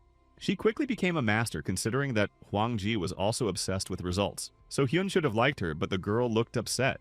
She said that of course she liked her, but the problem was that So Hyun didn't feel any sympathy for Dokebi, even those who weren't predators.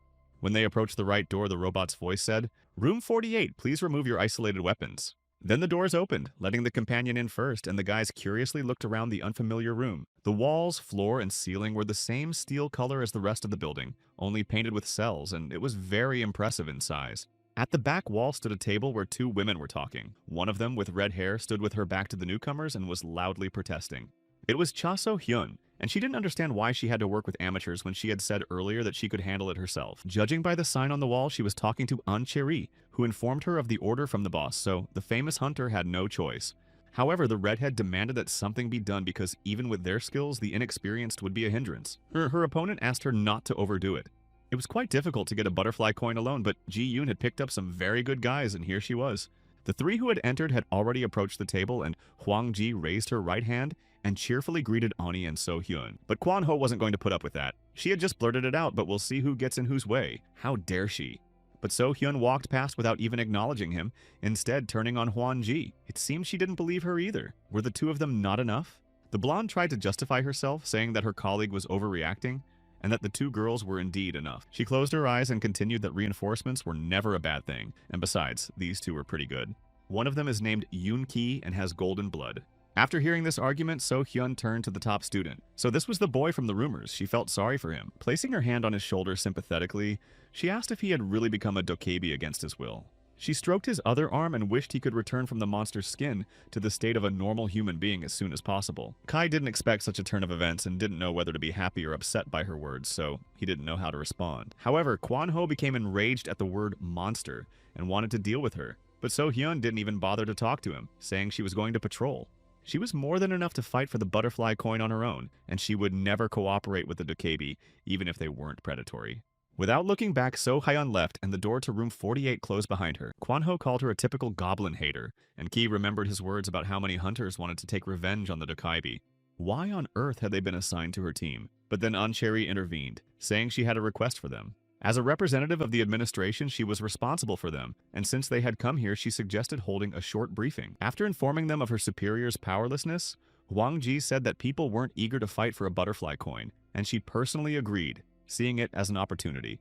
Agreeing with her, Ancheri admitted that she had been supervising So Hyun for over a year and had recommended her, hoping that she would learn to work in a team.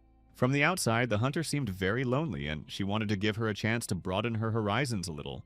Outraged by this request, Kwon Ho remarked that he couldn't imagine getting along with a girl who was even more stubborn than he was. Despite the problems in their relationship, something had to be done to resolve the situation, so Ki asked Hwan Ji what he, as the group leader, suggested. But the hunter did not consider herself a leader, so the guy decided that everyone should follow. So Hyun, if anyone knew where she was patrolling. Kwon Ho and Hwan Ji did not expect the straight A student to show initiative, and at first looked at him with curiosity. Then the guy irritably declared his categorical disagreement, and the girl smiled and said that it was as if he had read her mind. Of course, she knew everything and would show them all. Let the owners follow her. Leaving the headquarters, So Hyun quickly calmed down, her irritation replaced by thoughtfulness, and she prepared to inspect the area. Moving to the beginning of her usual route, she planned to go down and, summoning a small amount of energy, checked how it worked. There, she was caught up by the motley group. Hwang Ji asked her to wait while Ki was surprised at how far she had already moved. Noticing that the hunter was not only active in the north, he asked her where exactly her route would lie and why she should answer. He said that knowing who he was, it was foolish to ask such questions, and that she hadn't even introduced herself, which was rather unfriendly of her. So Hyun looked at him with interest and said, "Come on, I told you I would never cooperate with a dokebi." Seeing that the guy was about to object, she continued, asking how many times she had to repeat herself, even if he turned out to be a saint.